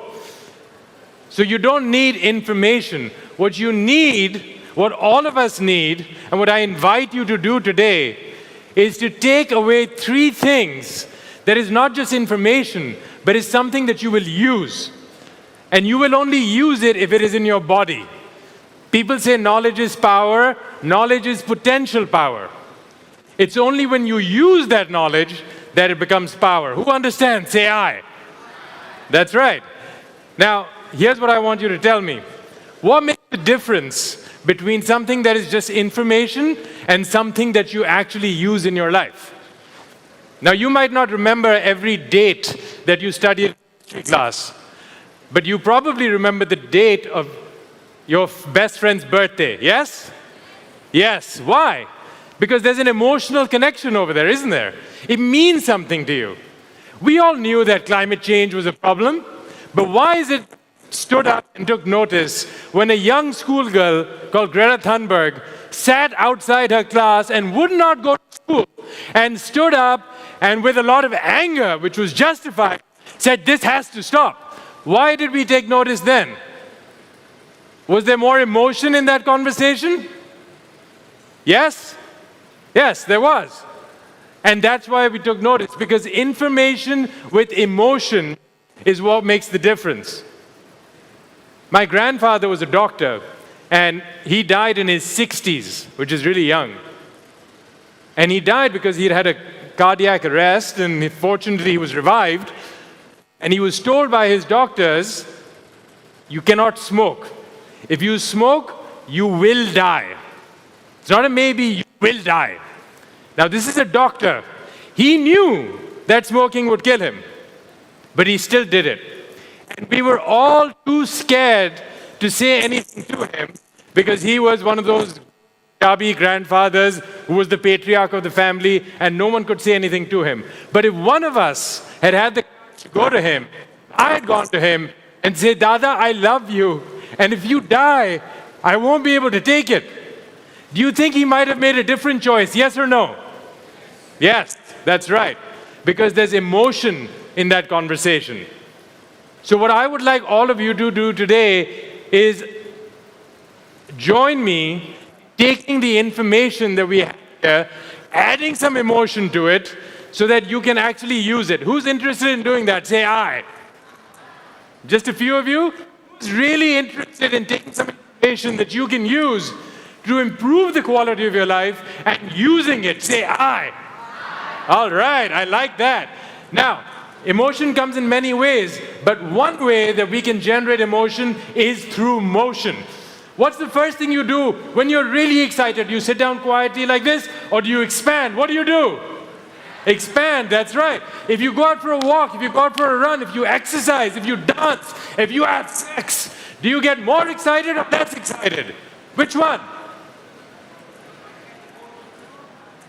Wow, that's some pretty sad sex you guys are having.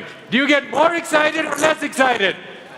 More excited, that's right. If you move, the emotion goes up. If the information that we're about to see gets retained. Research shows that if you just listen to what I'm saying today, unbelievably interesting, in 3 months you will only retain 10% of it.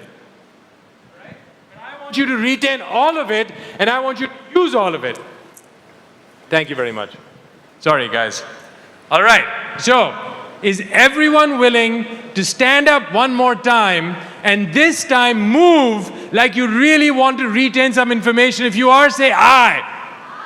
All right, now here's what I want you to do. I want everyone to stand up, look at the person next to you. Stand up, please. Thank you. Stand up, all right. I want you to look at the person next to you, and here's what you're going to do. In the loudest voice you can, we're all going to do this together.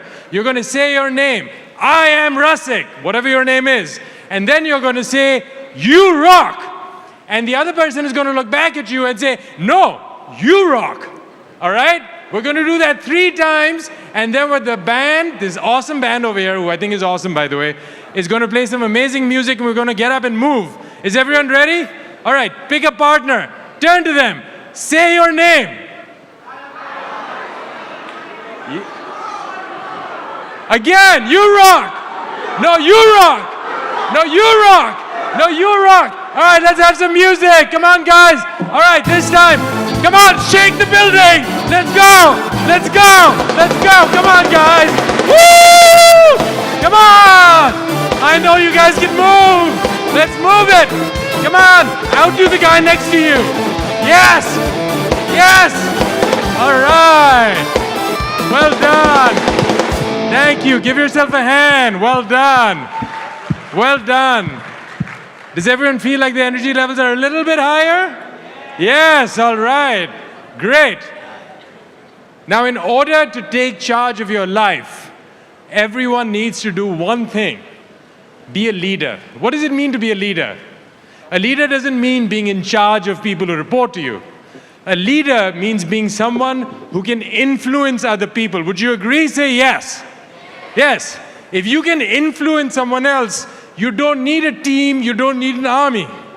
Mahatma Gandhi was one of the most influential people who ever lived. He did not have an army.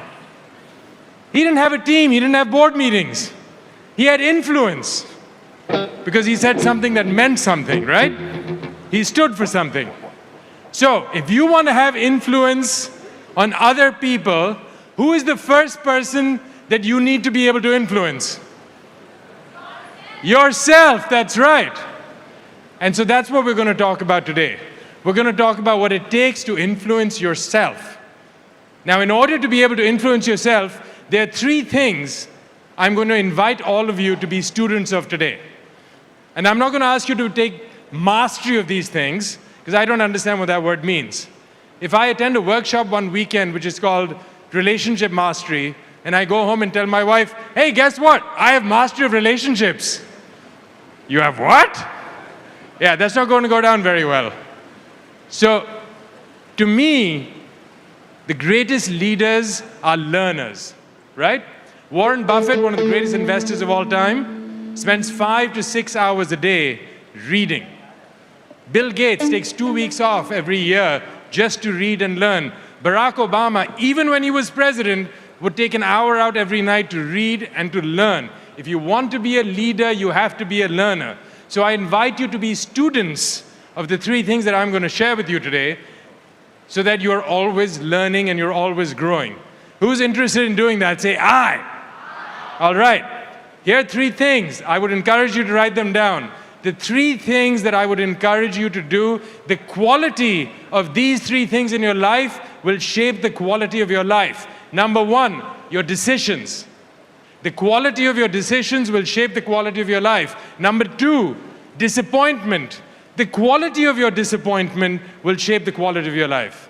And finally, number 3, devotion. The quality of your devotion will shape the quality of your life. Let me tell you what this means. Decisions. Your destiny, your life is designed not by your circumstances, but by the decisions you make. We all tend to think it's what I have that is going to make the difference. It isn't. It's what you do with what you have that is going to make the difference. And I'm going to tell you a story of someone you probably know of. He was born in 1947. His name was Arnold Schwarzenegger. Everyone heard of Arnold Schwarzenegger? Yes, all right. Arnold Schwarzenegger was born in a tiny village called Thal, which is near a town called Graz. Now, Thal has a population of a few hundred people, which means the entire town could fit in one Noida tower. Okay? There was nothing in that town. He was poor. They didn't even have indoor plumbing. If he wanted to go and do pee-pee, he had to go outside. But at age 14, Arnold Schwarzenegger read about a guy called Reg Park. Reg Park was a famous bodybuilder from the UK. Reg Park had also come from humble beginnings, just like Arnold. But Reg Park was 3 times Mr. Universe champion. And he was also an international movie star. And 14-year-old Arnold saw Reg Park and said, that is what I want to be. He decided on that day, that is what I'm going to do. It was a decision. It might have been a good decision, it might have been a bad decision, but it was a decision. And he decided that he would start working out. Now, the closest gym to Arnold Schwarzenegger was 15 kilometers away, which means he would have to ride his bike 15 kilometers one way and ride it back 15 kilometers the other way. And for most of us, that's our entire workout. That is what he had to do so that he could work out. And he made the decision that he was going to do it anyway. And he did. And at age 18, he decides to compete in Junior Mr. Europe. Now, he has a choice to make. He has a decision to make. He can compete in Junior Mr. Europe and elevate himself in the game, or he can do his required army service. If he does not do his army service, he will go to jail. Which one do you think he chose? Mr. Europe or jail? Which one do you think he chose? What did he choose? Mr. Europe, that's right. He made a decision that day, I will go to jail, but I will not give up on my dream. Luckily, he only spent a week in jail, but he made a decision. Then he decided, hey, I think I'm pretty good at this bodybuilding thing. Maybe I should do more.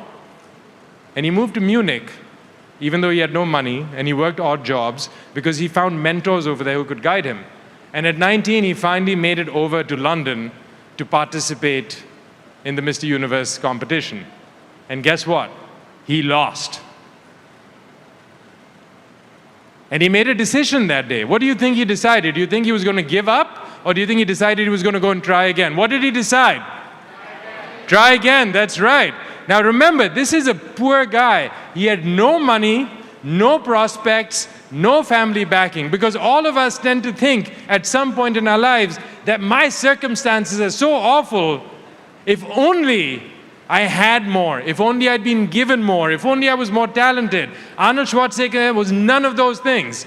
And he still said, I'm going to try again. And he went back the next year, and at age 20, he won Mr. Universe and became the youngest guy to ever do so. And then he won it 3 more times. And then he was pretty well settled in the bodybuilding world. He could have just stayed there. But if you remember what his original dream was, it was to be Mr. Universe and what? International movie star, right?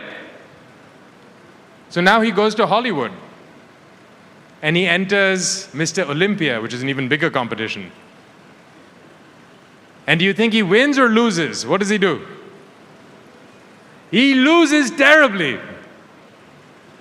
And what do you think he decides to do? Give up or try again? Try again. Wow, look at you guys. So positive. Yes, he tries again. And he wins. And he wins 6 more times after that. 7-time winner. Now this guy's on a roll. Remember, he came from nothing. And he decides to make his dream of becoming a Hollywood movie star true. And he gets a role. And he makes a movie. How do you think the movie did? Did it do well or did it flop? Flopped. It was a horrible flop. I don't care what a big Arnold Schwarzenegger fan you are, do not watch that movie. It's called Hercules in New York. It is terrible. Do you think he gave up or do you think he tried again? That's right, he tried again. And the rest is history, because the movies he made after that became the blockbusters that you all know and love. And then, I mean, that's a pretty good career for anyone, right? He decided he wanted more. He was going to run for governor of California. Now, just to be clear, this is a man who can't even pronounce the word California. He says California, right? And he decides to run for governor. During this whole time, people are telling him, you are not going to make it, man. You're a bodybuilder, actor, you can barely speak, you're not even you're a naturalized citizen of this country. You weren't born here. But he wins. And he becomes governor. Now, this is a guy who had nothing, who came from nothing. No one gave him anything. Everything he got, he did because of the decisions that he made. So I encourage all of you to think about the fact that whatever it is you're experiencing in your life today, whether it's working for you or not working for you, what is a decision that you can make that will change the outcome? Because the choice is yours. How you think about it, how you behave, how you respond, whether you win or lose. Now, here's what tends to happen. We all have certain things that we want in our life.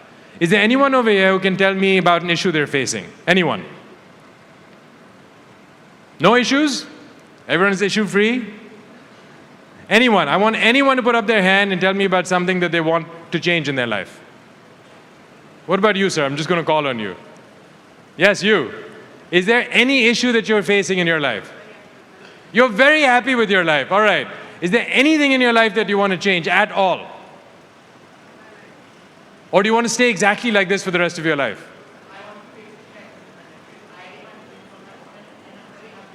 I'm so sorry, I can't hear you. Actually, sir, I am very happy in my life because I have total hold of my life. That's amazing. Can everyone see it when you look at this guy? You can see it in his face, can't you? He has this amazing energy. What's your name, sir? Sir, Harsh Jadon. I'm sorry? Harsh, Harsh, Harsh. Can we have a round of applause for Harsh, guys? Thank you for being a positive life, Harsh. But tell me something. You have this amazing positivity in your life. Yes, sir. I'm sure you want to share it with more people.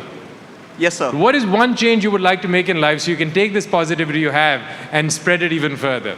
Sir, I think that people must have an attitude of always showing up because, you know, it's like life is unpredictable. There are downfalls. Like there are, sometimes you fail, sometimes you win. But the thing that always make you energetic, always make you positive is like what you aspire to become. Wonderful. Now tell me something. What is a change you want to make so you can get that message to more people? Sir, my change is different. Like I want to make India a developed country. So I always think about this goal every time. Can we have a round of applause for that? Okay. And have you succeeded in making India a developed country? Sir, I am working day and night. You're working day and night. Let's have a round of applause for that too.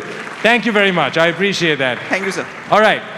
So everyone has issues in their life, goals. They might be beautiful, positive issues, like the one that Harsh shared with us, that he wants to achieve something which will take him a long time to achieve and perhaps never in his lifetime. It's an ongoing process. But we all have things that we want to affect in our life. Now here's the question.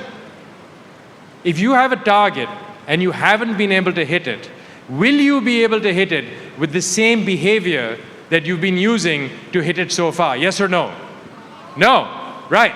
If you have a target and you haven't been able to hit it, you need a new behavior, right?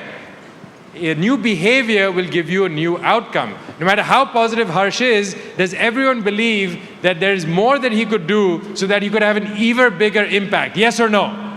Yes, that's right. And Harsh knows that too. That's why he's sitting and smiling over there. He's like, I'll show you.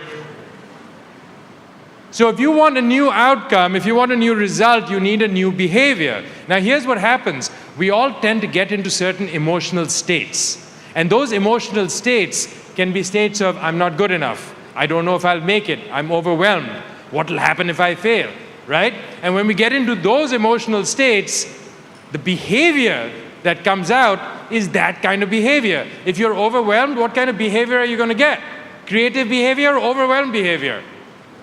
Overwhelmed behavior, right? And so you'll get the same behavior, you'll get the same result.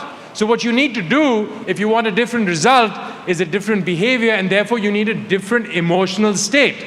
Now tell me, would you have a different behavior if instead of your emotional state being, I'm not good enough, I'm scared, I'm overwhelmed, what if your emotional state was compassionate, creative, brave, bold? Would you get a different result? Yes or no? That's right.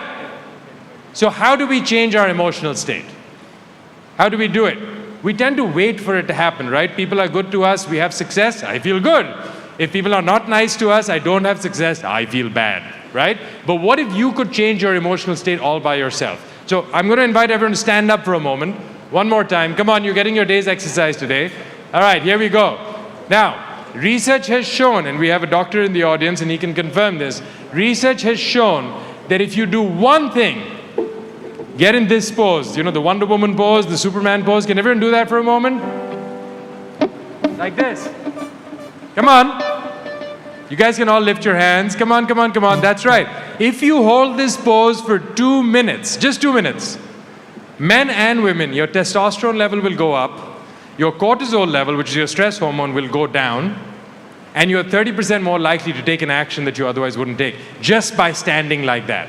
So the way you use your body is going to have an impact on your state. And this is the first thing I do with people when they walk into my office. People will walk in feeling sad. Now you guys tell me, keep holding the state, guys, 2 minutes.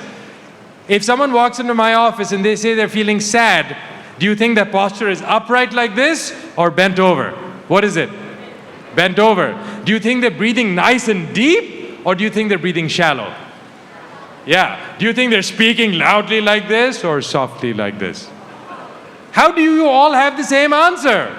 We didn't rehearse this before, but you guys already know that the way you use your body affects your mood, and your mood affects the way you use your body. So if you change your body, and when I work with people in seminars, the shortest seminar I do is 20 hours, by the way. So it's very hard for me to do 20-minute talks.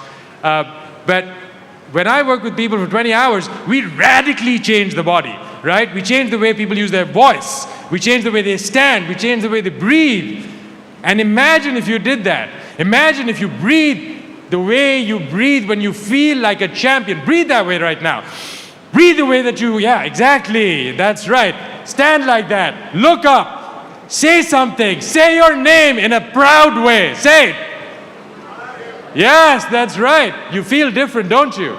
Just the way you move your body is going to change everything. And you already know that. Thank you very much. Give yourself a round of applause. Have a seat. How many of you, and you can answer just by saying I, feel even 1% better after doing that? Say I. Pretty much everyone, right?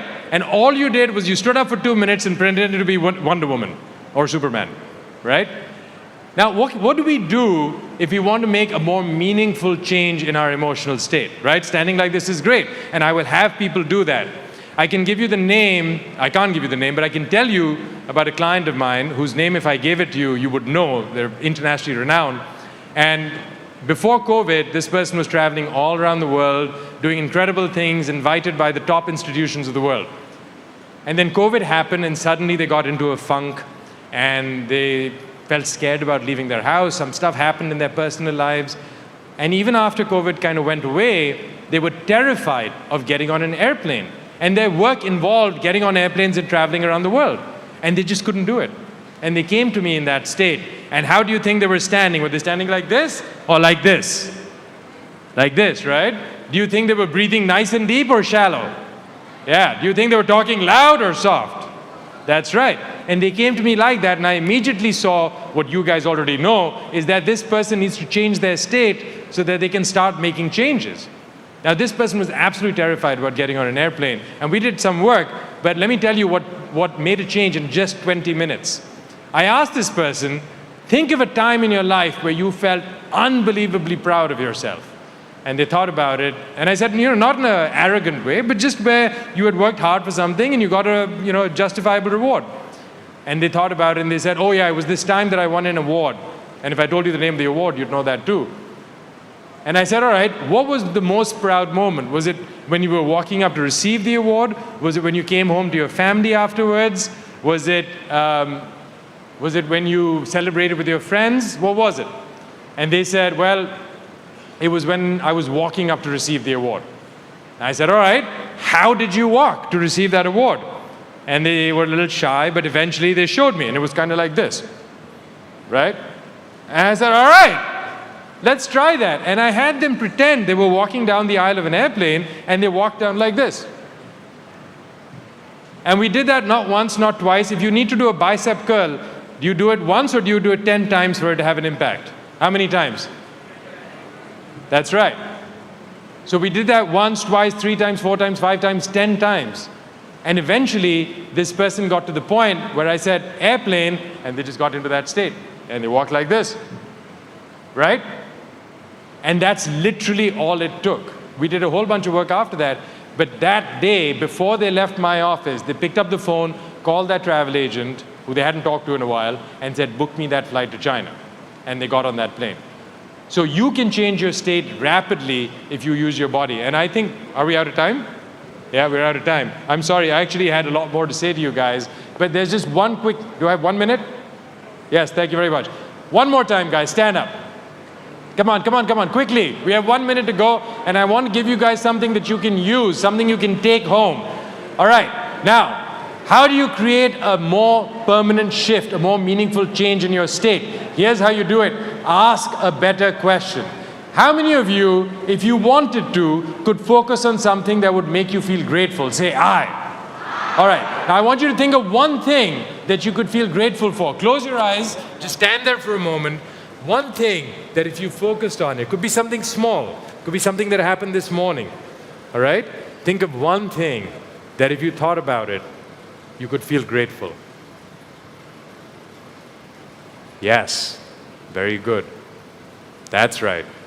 And now, think about it. If you wanted to feel proud, what is one thing you could think about that if you focused on it, you could feel proud? That's right. That's right.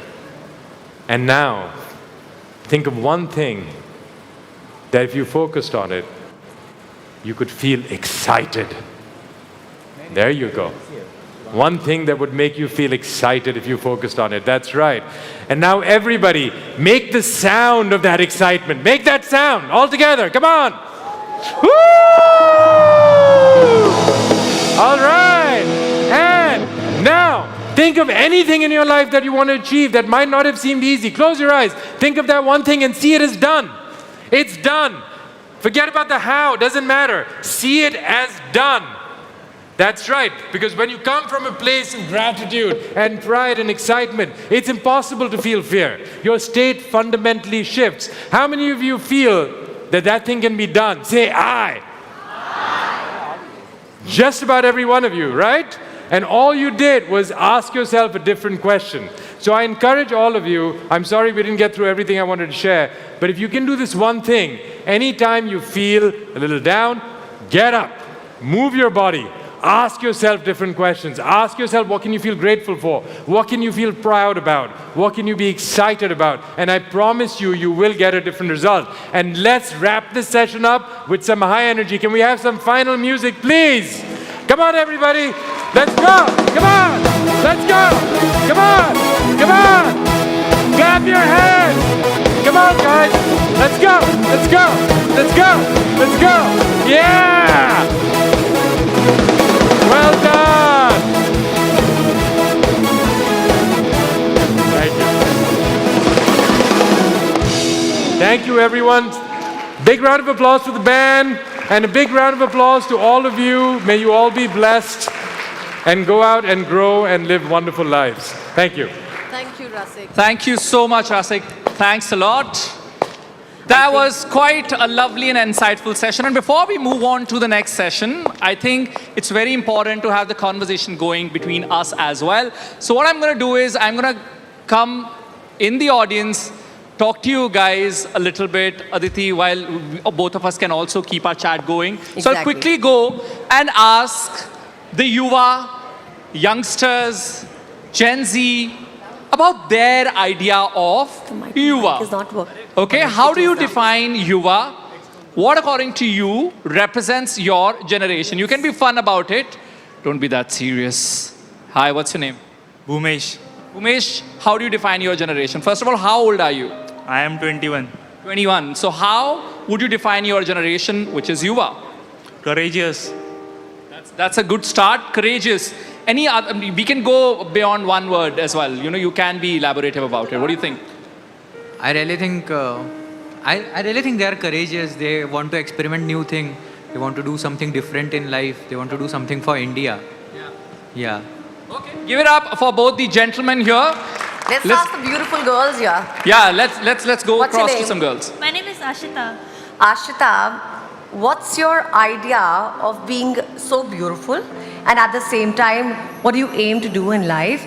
And about this event that's happening here, what do you have to say about it? Is it motivating you in the right way?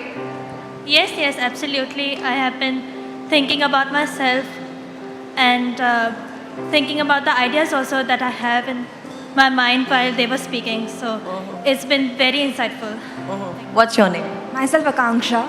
आकांक्षा भी जब रसिक बात कर रहे थे उन्होंने आपको body posture के बारे में बताया आप अगर सीधे खड़े होंगे और आपकी जो रिस्ट है आपके यहाँ कमर पे होंगी आपको कुछ फ़र्क लगा उस वक्त Actually, I also follow this technique. Whenever I feel down, I start dancing without music.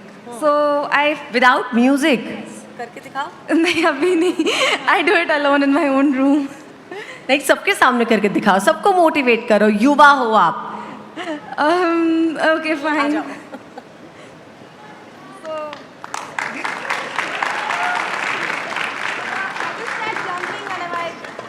Trying to study, but I can't. As a student, when you try to study, you can't focus. And then you're like, oh, I can't do this. I just start jumping on my own place. Do that. I'll just go like this or something. I imagine I'm in a party or something, like I'm really happy. I got back in my memory lane where I was really enjoying with my friends or something like that. आप में से कौन ये करना चाहेगा अभी Anybody who wants to join her? I would want to join me. Oh my god, I can dance. You can't dance. I can dance like You I can. Wow. yeah. Do that So without I music. Do this. I can do ghungroo, but not in heels. I can dance जो like. best कर सकते हो. Okay. Yay, let's go. Wonderful. The music plays in your head. Lovely. Give it up for these ladies. And now, you know, हमने ज्ञान की काफी बातें कर ली. Now they say Yuva is always online. They're always on their phones. They're always on Instagram scrolling reels. Thanks for my career. But I want you guys to tell me your screen time. Okay, let's see whose screen time is the highest, and we'll get the loudest cheer for that person. What's your screen time? For today, it's 2 hours, 11 minutes. Because you're at the event. 1 hour, 51 minutes. 57 minutes. 4 hours, 47 minutes. What? 4 hours already? Have you been up all night? Yeah. What about you? It's 4 hours, 21 minutes. You haven't tired? 4 hours, 21 minutes. What's yours? 4 hours, 47 minutes. What's your name? Arpita. Give it up for Arpita. She's been spending a lot of time on her phone and also gathering knowledge. It's not waste of time. ज़रूरी नहीं कि अगर आप अपने phone पर हैं तो आप समय बर्बाद कर रहे हैं. Of course, you're gathering knowledge. You are, of course, learning something or the other. And here I have phenomenal artists here. I would want you guys to just pause for a bit. Tell me your names Aditi. Gaurav. Aditi, Gaurav, you're drawing several personalities who are going to join us on NDTV Yuva 2025 Mumbai edition. Which one is your favorite? Sorry to put you on spot like that. Manushi. Manushi Chiller is your favorite. You're excited to hear her conversation. What about you? A lot of celebrities and the politicians like Milind Devra and Arman Malik for the singer. Give me one name. Arman Malik. Arman Malik. Give it up for Manushi and Arman, who will be joining us as we progress through the day. But we also have another very exciting session planned up. But Aditi, I would want you to, of course, talk to some more Yuva there. Indeed, let's go. आज आप कौन से session के लिए सबसे ज़्यादा excited हैं? अरमान मलिक. क्या पूछना चाहेंगे अगर मौका मिला बात करने का? Well, actually, I wanted to talk to the boxers, the athletes, because I come from a sports background, sports management student from IISM. So I wanted to question them about how difficult was it for them to come from Haryana and be the world champion, and what were the dreams as a child that were like, you know, we all have let go certain dreams that we always had. So that is something I wanted to ask them, but unfortunately I couldn't. But nevertheless, I also am a musician, so with Arman I would like to understand, how does he write songs? How does he compose? What are the ideas that he certainly has for his upcoming projects as well? अच्छा, अरमान तो जब आएंगे तब आएंगे, लेकिन आप बताइए, आप कह रहे हो आप एक म्यूजिशियन हो, तो आपने क्या किया है? How do you write and how do you sing? Well, it certainly is the emotions that, you know, जब आप कुछ चीज़ feel करते हो तो वो आप लिखना चालू कर दो, आप लिख देते हो वो चीज़. So it's just as simple as that. Whenever you try to compose or write a song, it's just the emotions that need. आप गाते भी हो? आप में से कोई गाता है? हम कुछ गाना सुन लेते हैं. You? Who sings here? What's his name? Jatin. Jatin, you are quite popular. खड़े हो जाओ आप तो. Give it up for Jatin.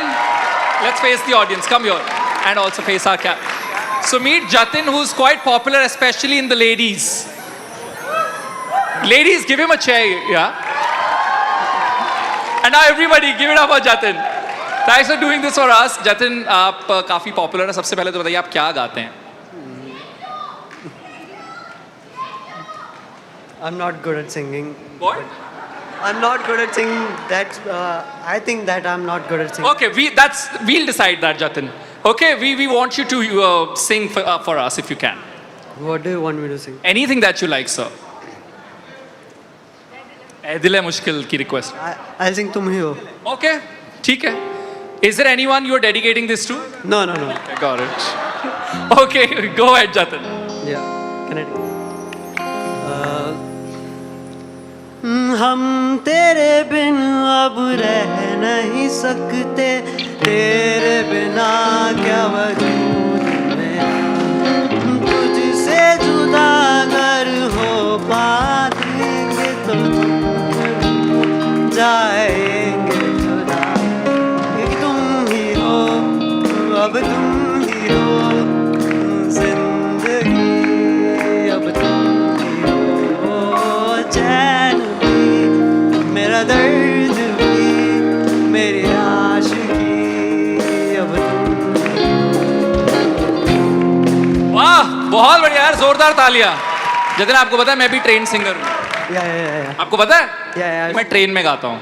That's why I call it train singer. But anyway, thank you, Jatin. जोरदार तालियां Jatin के लिए. And with that musical note, I think now we should break for lunch. All of us are hungry, but when we come back, we'll have a stunning actress talk to me. So you'll have two pretty faces on the stage, okay? So please join us right back here within 30 minutes. Go have your lunch, enjoy your afternoon. Thank you. Late आएगा. Glad you were both.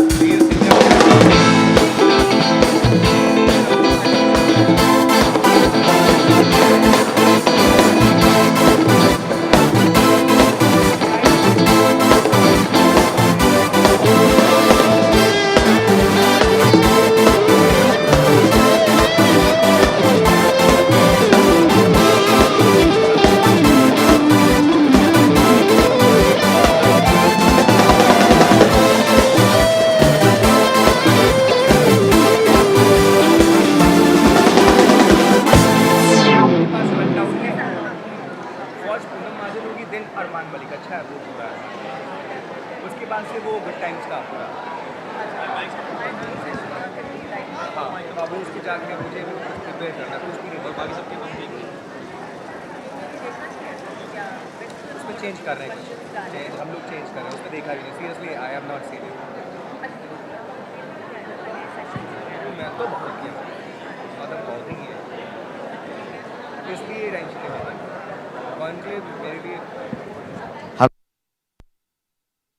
because of our sponsors. We'll quickly thank them. Presenting sponsor is ITW Universe. Co-presenting sponsor Divisa Herbal. Platinum partner Adani Group. Motorola. Strength partner Adani Ambuja Cement. Celebration partner Radico Royal Ranthambore. Banking partner Canara Bank.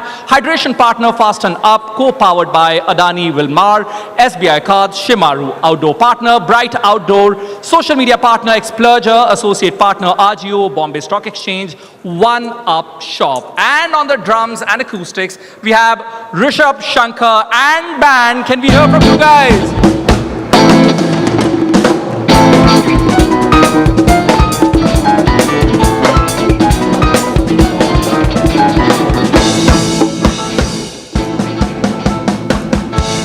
Lovely. Give a huge round of applause to them.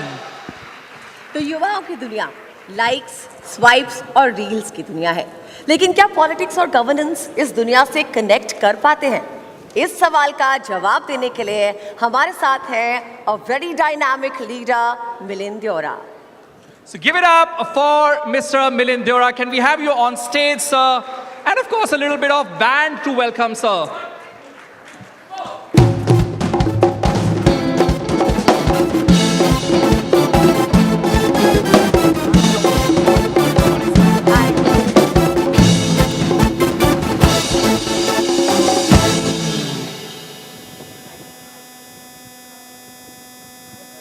And here we hand over the mic to our lovely colleague, Padmaja. There you go. Thank you so much, Aditi and Arun. It's only fitting.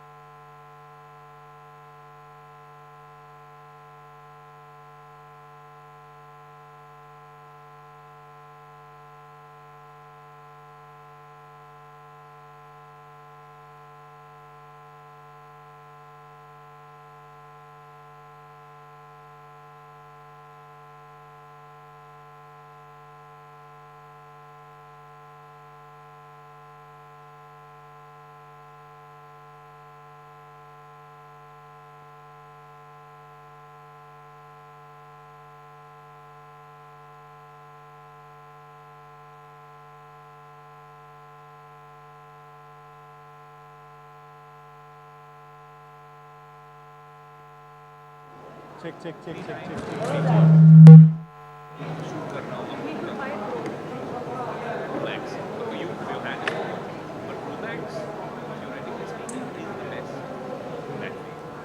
में है ना, एक number इसको पूछो।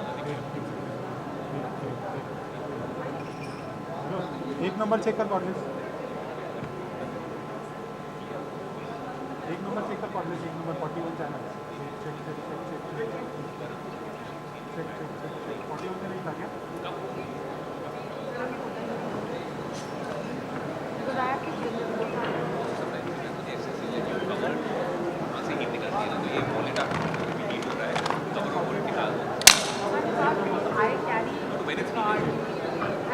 एक number की बात करें इसमें ना, एक या दो ही आते हैं वो आते हैं, ये जो मैं बात कर रहा हूँ एक क्रेडिट कार्ड रखता हूँ, क्रेडिट कार्ड तो बिना बैंक से एक्सेस नहीं ना, ये थर्ड पार्टी है, कनेक्ट होता है उसमें आपके उसको बताते हैं फाइंड माय मेमो। ये कितना नंबर में आ रहा है? हेलो हे 8 नंबर पे रुक जा।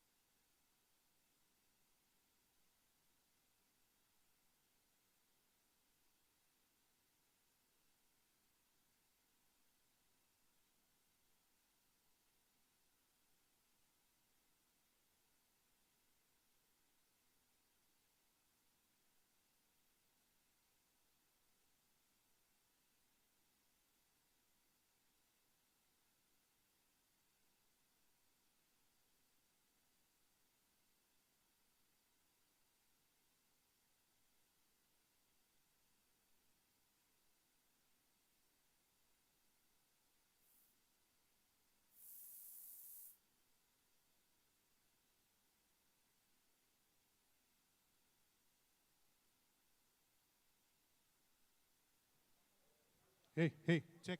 Art okay?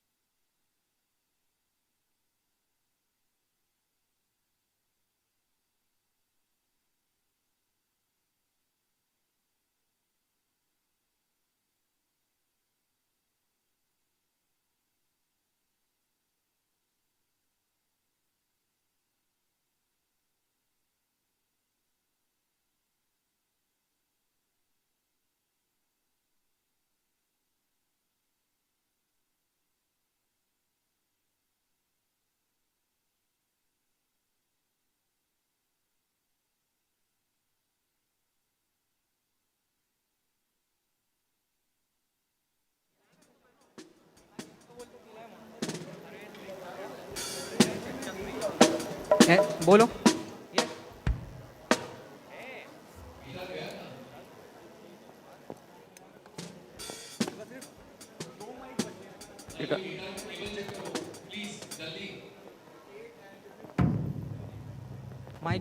Mic 6 PCR audio.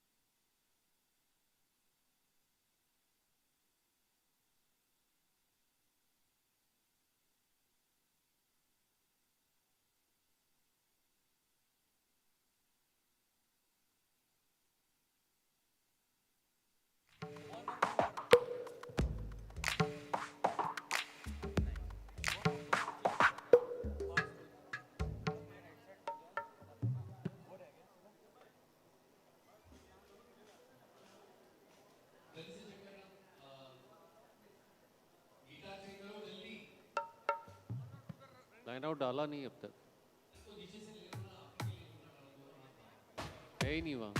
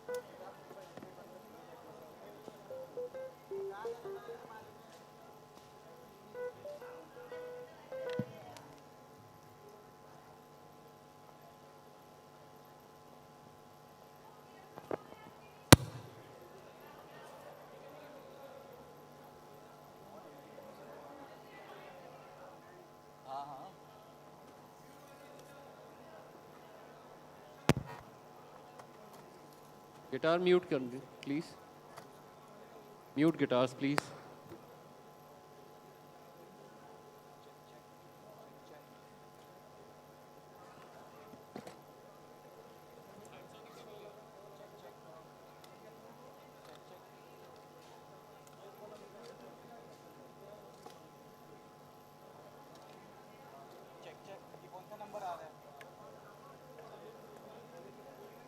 Check check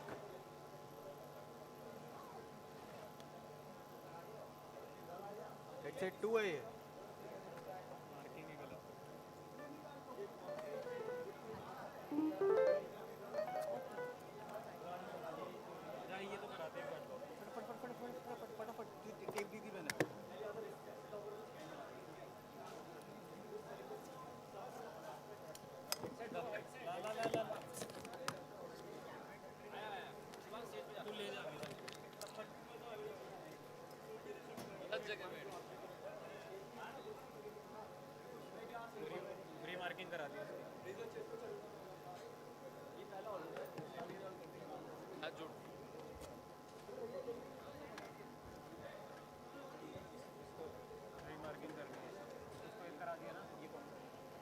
Unmute guitars, please. Please check guitars.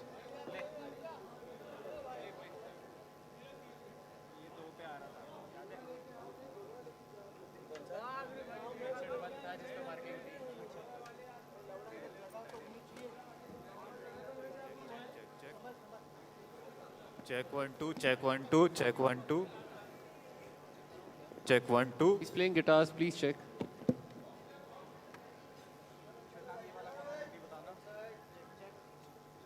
One, two, two, hey. Check, check, check, hey. One, check, check. ये कितना नंबर पे आ रहे हैं? वही से है। Check. तू कब आया अभी लाइफ से? अरे वाह ताई पहचान गई? रमेश की आँख का ऑपरेशन करा लिया क्या? बाहर जाए मेरी जूती। नहीं यहीं अपने गांव में ही करवा लिया। वो जो सूरज है ना अपना, Check, check, वो check, check. सब कर रहा है। Check, check, check, check. अरे वाह छोटी ये स्कूल में सीखा? इंटरनेट पे। इंटरनेट? हाँ, सूरज भैया है ना? कौन है ये सूरज भैया? आपको उनसे मिलना है क्या? हाँ? चलो, वो रहे सूरज भैया। हम सूरज से सिर्फ बिजली नहीं बनाते हैं, खुशहाली को देश के कोने कोने तक भी पहुंचाते हैं। अदानी हम करके दिखाते।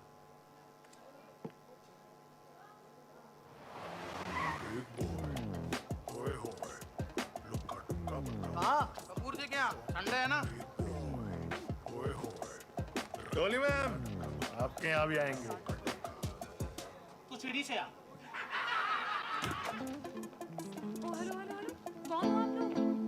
जी हाँ, कोलेस्ट्रॉल। Bad cholesterol. वो वीकेंड पे भाई साहब ये जो हैवी खाना खाते हैं ना, साथ में हम भी आ जाते हैं। अब से नहीं, क्योंकि अब इस घर में आता है Fortune rice brand health oil, जिसमें है गामा और राइजोनॉल, जो गुड कोलेस्ट्रॉल बढ़ाए और बैड कोलेस्ट्रॉल घटाए। डॉली मैम क्या चला? Fortune rice brand health oil अपनाओ, बैड कोलेस्ट्रॉल घटाओ।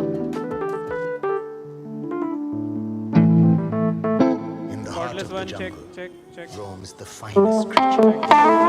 Guitar less for percussion, please. For everyone. Guitar less for everyone. I am reminded of the timeless valor of the majestic tiger.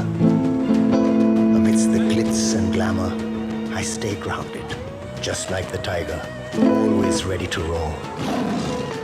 Ready to go. The world awaits as I unveil my finest self. In life's wild journey, we have one shot to thrill. And when done flawlessly, we unwind and allow our spirits to rejuvenate. Royal Ranthambore, India's finest, yet. Hey, hey, check. Check, check. ये रमेश तेरे को आ रहा है तो इसको mute कर। Check check check तेरे को। ये माइक किसका है जो बात कर रहे हैं? बहुत लाउड है।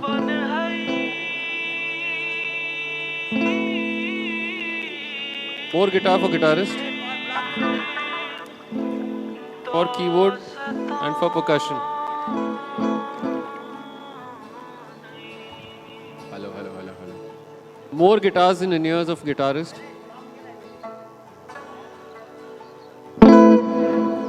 Too loud this was.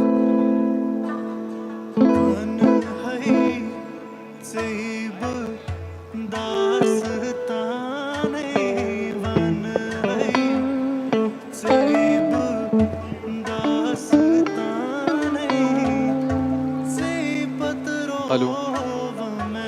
अच्छा इसका गिटार है ना, बहुत बाहर लाउड है, गिटार को लेवल पीए में कम करना, इसके इनियर्स में गिटार देना, इसके इनियर्स में गिटार देना, नहीं आ रहा है।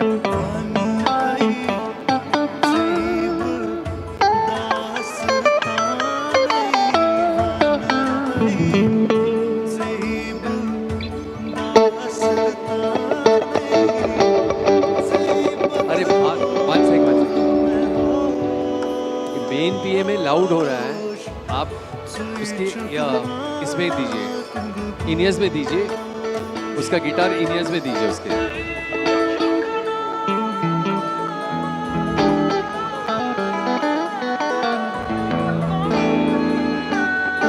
नहीं आ रहा है,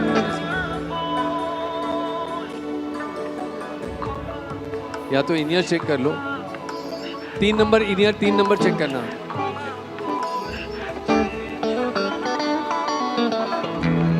इनियर 3 नंबर है, 3 number.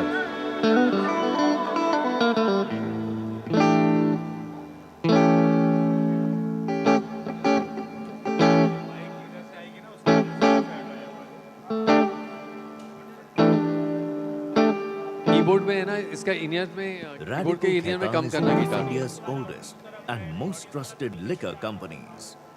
Founded in 1943, the company has a rich heritage and a portfolio of iconic brands that have stood the test of time.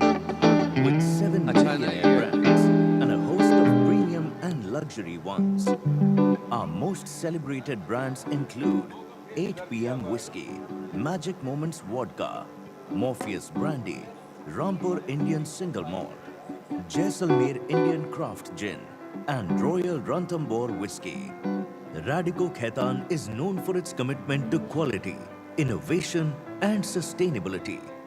While the prestigious Rampur distillery is Radico's pride, expansion efforts have increased the output from 160 million litres to 327 million litres by introducing a new facility at Sitapur. This makes us the largest producer of spirits in the country. Radico Khaitan is the biggest supplier of branded spirits to the Indian Defence Services and is also a leading exporter of alcohol from India. In addition to its domestic market, the company exports its products to over 100 countries worldwide. As a business, we strive not only for the success of our brands, but for the betterment of our society at large. As a socially driven company, our efforts towards protecting and preserving environment, educating children, and uplifting the underprivileged have been monumental in changing the lives of many. While we aim towards greater goals and higher targets, we are proud of the legacy and benchmark we have set in the industry. And as the company embarks on the journey of premiumization, Radico Khaitan is the company to watch out for now and in the years to come.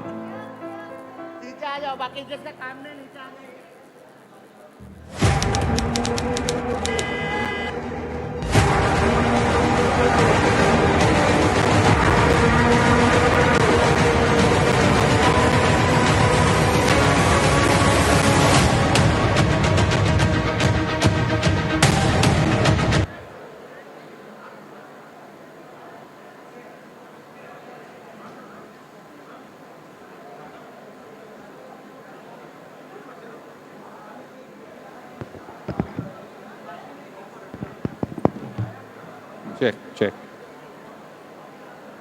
आया ना भाई यहाँ कर check check check check check check check check check Ladies and gentlemen, please settle down as we will be resuming our event in just a minute. Would you come?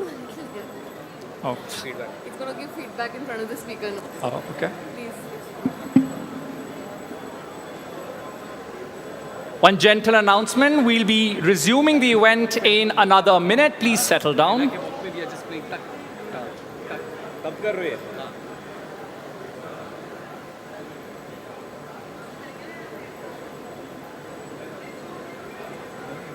Can you kill my mic?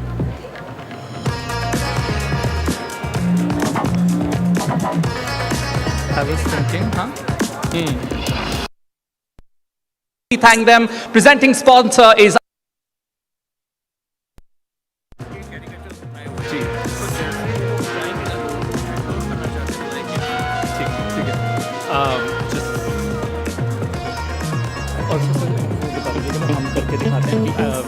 is that we have a tagline which is हम करके दिखाते हैं.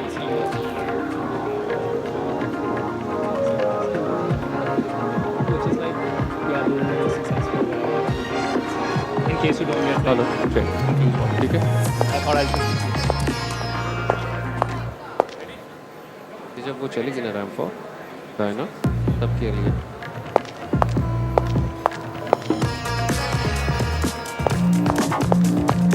Can we check Hansonic as well?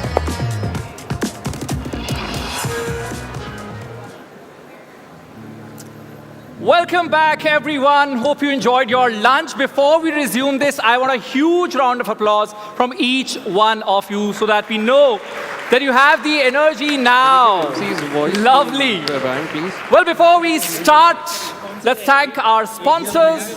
Presenting sponsor ITW Universe, co-presenting sponsor Divisa Herbal, platinum partner Adani Group Motorola, strength partner Adani Ambuja Cement, celebration partner Radico Royal Ranthambore, banking partner Canara Bank, hydration partner Fasten Up, co-powered by Adani Wilmar, SBI Cards, Shimaru, outdoor partner Bride Outdoor, social media partner Exploger, associate partner RGO, Bombay Stock Exchange, One Up Shop. चलिए अब शुरुआत करते हैं, आगे बढ़ते हैं. कहते हैं simplicity is the ultimate sophistication, and our next guest is a living example of that. Model रही हैं, एक्टर हैं, एक्टर से एंटरप्रेन्योर, एक जर्नी जिसमें हर स्टीरियोटाइप को तोड़ दिया है. Let's give it up for the very talented Dinah Penty. Woohoo! Give it up for our next guest, Dinah on the stage. I'll let you take it. Louder cheer, guys. Hello, very warm welcome. Please have a seat. It's so good to have you here, Dinah. Thank you, thank you. You've invited me after lunch when everyone's going to take a nap. No, I think they are charged all now. Taking a nap at the back, I can see. Do not take any nap. See, look at them. They're taking your pictures. They are all ready to capture you here in all your glory. There are some hands waving at you. So okay, not sleeping yet. Very good. We'll check again in 10 minutes, okay? So first of all, I want to begin by congratulating you for Do You Want a Partner, because you've done an amazing job there. Give her a huge round of applause. Has anybody seen it? The show? No. You've seen, guys? Those who have seen, please raise your hands. If you haven't, okay, go. Okay, you have a weekend now. You can watch it, okay? Go watch it. And you know, you started your journey with cocktail, and I see your career is also a kind of cocktail. Yes. You modeled, you know, you are an introvert, but an actor in entertainment industry. Then you went into acting. So many things that you do and juggle. Is there a recipe to this cocktail? The recipe has always been to keep it different each time. And I'm a complete Scorpion. So for me, you throw a challenge at me and I will make it my life's mission to make sure that I do my best at it and I prove everybody who thought that I couldn't do it wrong. So when Cocktail came to me, which was my first film, I didn't have any acting background. I didn't even know at that point that I wanted to be an actor. It just came by and I said, hey, this is a challenge. It's a great way to start out an acting career. What better way than to be launched at that time by Maddock Films, which is now Maddock Films, Dinesh Vijan, and to be directed by Homi Adajania, and to be in a film with Saif and Deepika as my first ever film. So I just decided to go into it, completely. I mean, I just shut my eyes and I said, I'm going to go through this process and do whatever it takes to prepare for it, but I'm going to do it. Right.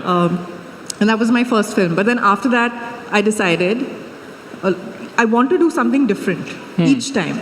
and try my hand at different things, because at the end of the day, if you're an actor or a performer, you want to showcase a variety of work, not just do the same role over and over again. Yeah.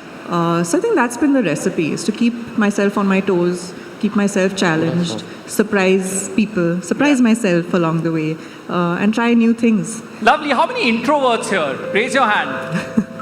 Quite many. So I still haven't figured this out, but very recently on social media, I've discovered a new word called otrovert. Otrovert, yeah. There's a new word now. I think that I'm that. Really? Yeah. You're an otrovert. I think so, but I still haven't done enough reading on it to figure out what exactly an introvert is. But I've realized that if you're not entirely an introvert, because that's quite an extreme, people who are really like seclusion and like just being by themselves. Yeah. And you're not entirely an extrovert. You're a mix. I'm a little bit of a mix. Like, I'm good with people, but I'm good with people that I like or that I'm comfortable with. So I think I'm an introvert. Okay, but that's my new thing now. Hey, I'm not an introvert, I'm an introvert. Okay. Lovely. So you give us, your insight of an introvert in an entertainment industry. And why I'm asking this is it introvert or introvert? I don't know. Even I don't know. I think we'll go with whatever sails our boat. But, I was talking to a lot of youngsters here, and, some of them were like, I feel a little hesitant. Yes, I want to make my mark here in this industry, but, how do I really come over that fear, that stress? So if you could take us through, what is the one hack that an introvert, let's say for now to keep it simple, can actually do to perform and to make it big out there?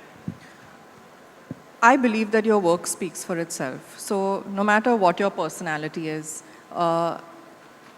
you just keep at it, do the best that you can do, prove to people why they need you, and what you can bring to the table. I feel like if you're true to yourself, which is also very, very important, I think that being authentic and an individuality is your biggest strength.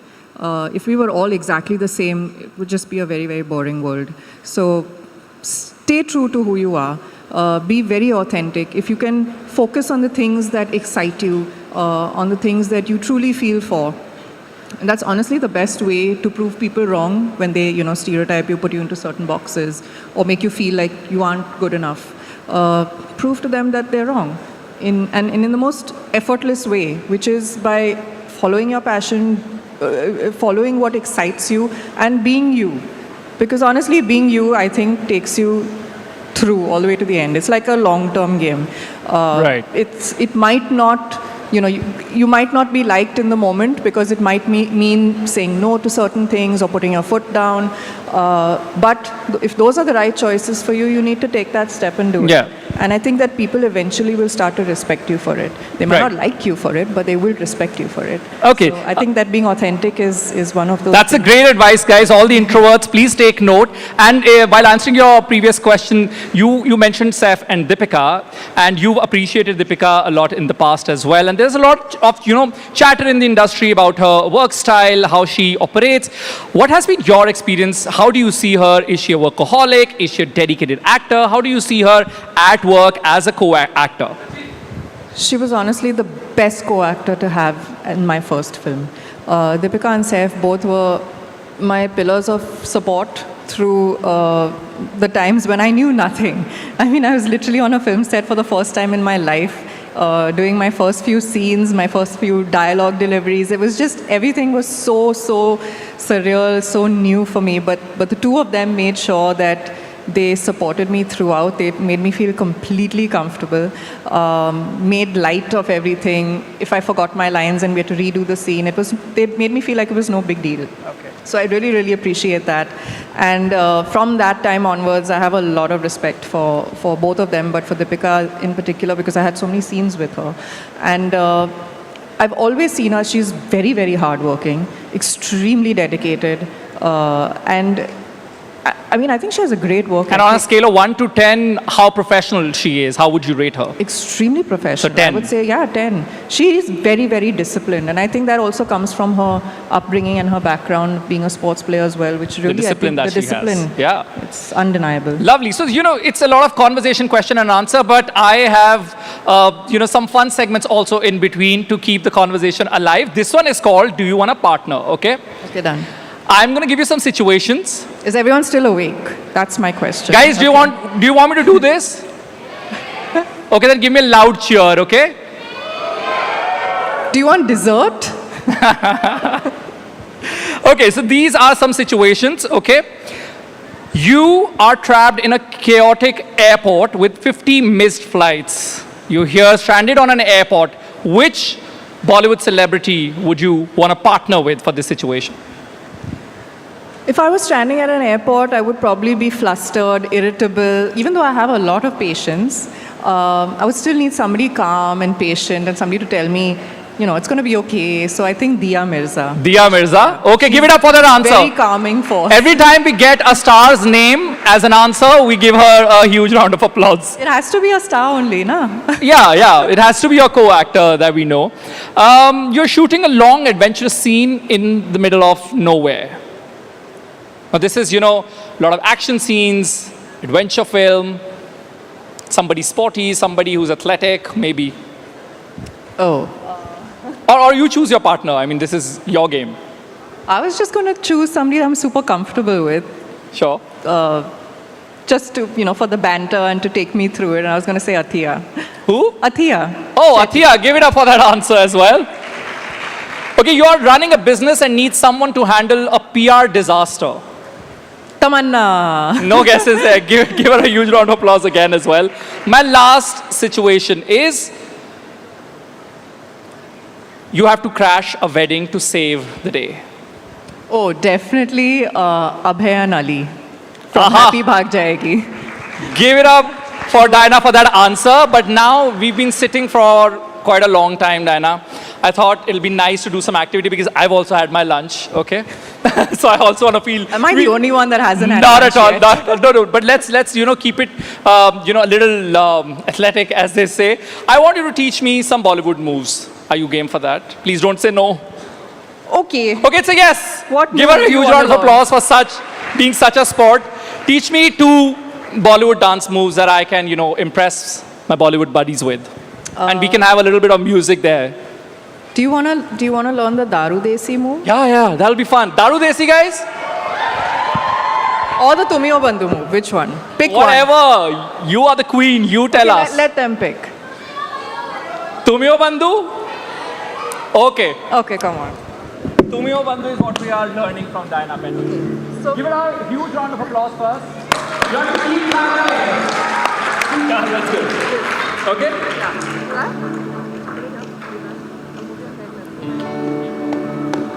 Lovely!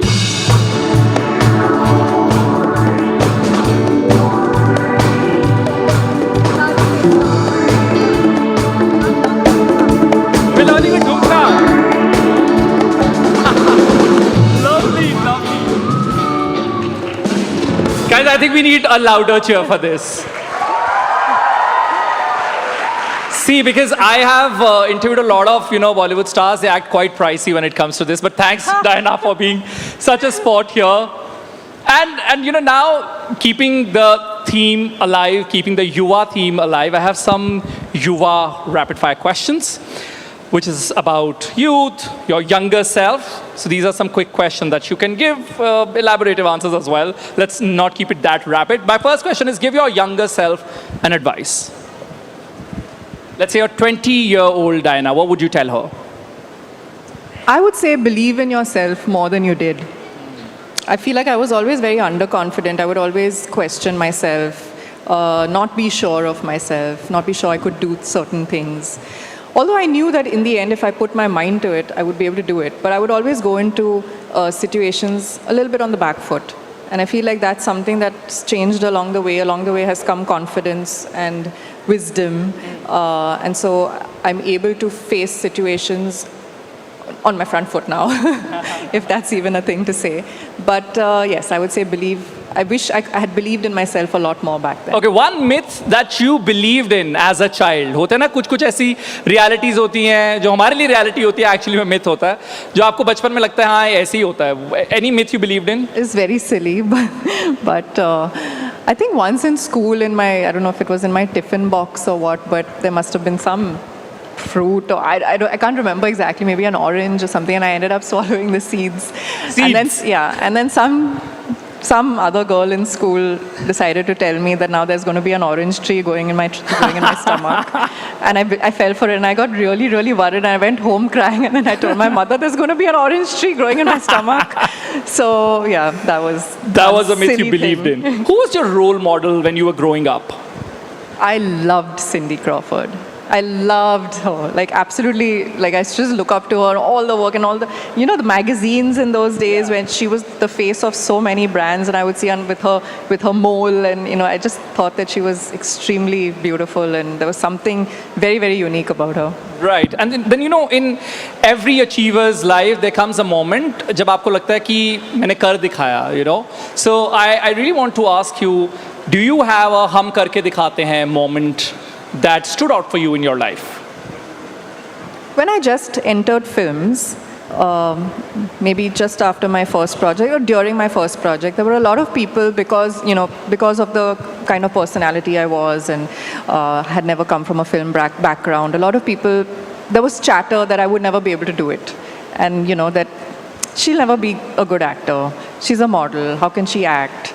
All these silly stereotypes that float around. So that was my moment where I said, you know what, I'm going to prove it to you. Watch. Your Instagram bio is a girl, her dog, and dreams. What does? Can you elaborate that? Many dreams. All girls have dreams. Which girls don't have dreams? And I think I'm following them through quite diligently. Are you close to your dog? Very, very. I have more than one dog, but yeah. I don't know, I don't even want to, I have a lot of cats, and I have 4 dogs, and yeah, close to all of them. Lovely. I'm an animal person.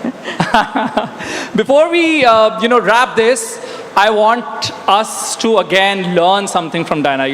She's had such an amazing career, modeling, acting. She's a great dancer. She's taught us dancing. Those moves were great. But now, how about... I taught you one thumka. No, come on. There were 3 moves, and they are quite handy, I think. They're enough for me. How about we learn ramp walk from her? Yeah? Give a yes or no. I know, seeing me do the ramp walk wasn't on your agenda today. No, I want to see you do the ramp walk. I forgot my heels at home. I'm so sorry. First you do the walk, show me, and then I'll tell you what you need to change. Okay, lovely guys. Can we have a little bit of music? I'll do, it's not just a ramp walk, okay? I'm gonna do a catwalk, okay? Let's learn that from Diana, yeah?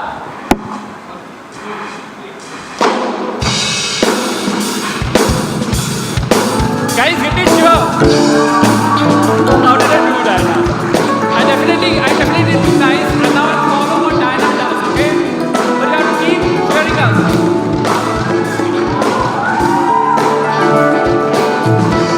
Lovely, I would want you to walk back here as well. Let's do it one more time.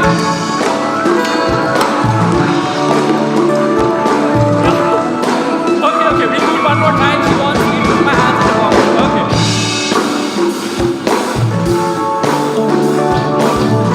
Lovely, Diana.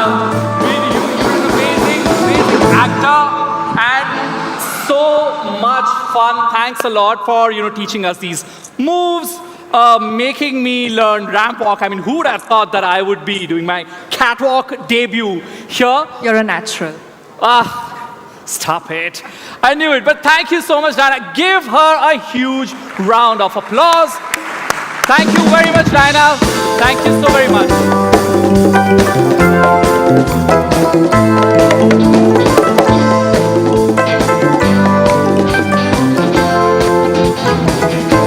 What a candid and engaging conversation, Arun. All right.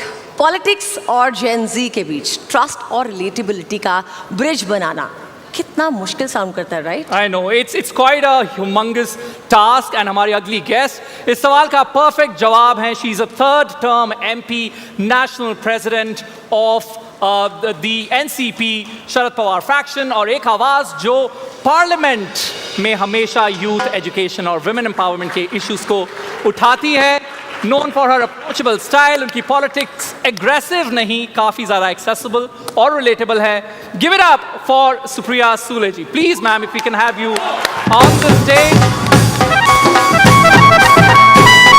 And joining her is my colleague Padma Joshi.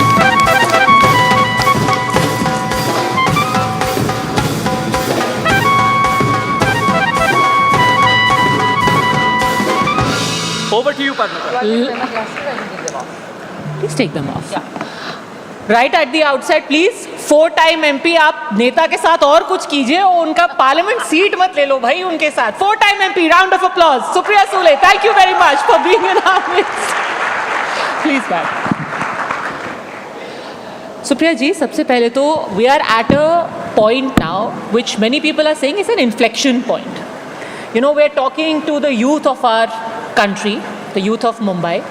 और बहुत से लोग कह रहे हैं कि भाई हमारे देश के अंदर पूरा जो सिस्टम है वही अब डामाडोल हो चुका है, वोट चोरी हो रही है, इलेक्शन चोरी हो रहे हैं, हमारे देश में जो व्यवस्थाएं हैं उनके ऊपर एक सवाल है. My question is today as a 4-time MP, what would you tell the youth, the Yuva of our country? Should they trust the democratic process or it's over? Democracy is over, the election process is over. What would you say? Because the same process has chosen you 4 times. Yes, well, good afternoon, everybody. And I'm feeling very young and cool being with all of you here. I'm trying to be as cool as I can. You are young and cool. You know, Godrej ki Jawani, so I can't lie so much. But, and I don't lie anyway. But, मैं एक बात आपको ज़रूर कहूँगी, इस देश में ऊपर नीचे कभी कभी हो जाता है, हर देश में होता है, लेकिन इस देश के सिस्टम पे और लोगों पे मुझे पूरा विश्वास है. तो एक सशक्त लोकतंत्र में इलेक्शन अच्छे से ही होना चाहिए और अगर किसी ने कुछ सवाल किए तो उसको पारदर्शिता से जवाब देना चाहिए. और मेरा विश्वास है कि इलेक्शन कमीशन सही जवाब देगी. और कॉपी करके किसको पास करना है, मेरिट में और पढ़ाई करके पास होने में जो मज़ा है वो कॉपी करने में नहीं है. And I am sure the generation thinks and agrees with me. Absolutely, transparency is a must in democracy. But fundamentally, do you think the election process is rigged, that vote chori is happening? Look, there are challenges and data speaks louder than words. This is a generation which wants evidence and they believe in data. Like Mr. Mukesh Ambani always says, data is the new oil. So I guess if there is data coming, let's have a debate on it. I'm not saying it's right or wrong, but why shouldn't we debate something? And just because you debate it, that doesn't mean you're challenging somebody. If it's a democracy, you must debate. It's the way you ask a question. You don't have to be arrogant and rude. You can be still polite and still get the same outcome. So I see no reason why we can't have a debate on data. But the same data also gave the Congress party 99 seats. It gave you results of the kind that nobody had expected. None of the polls had predicted in Maharashtra.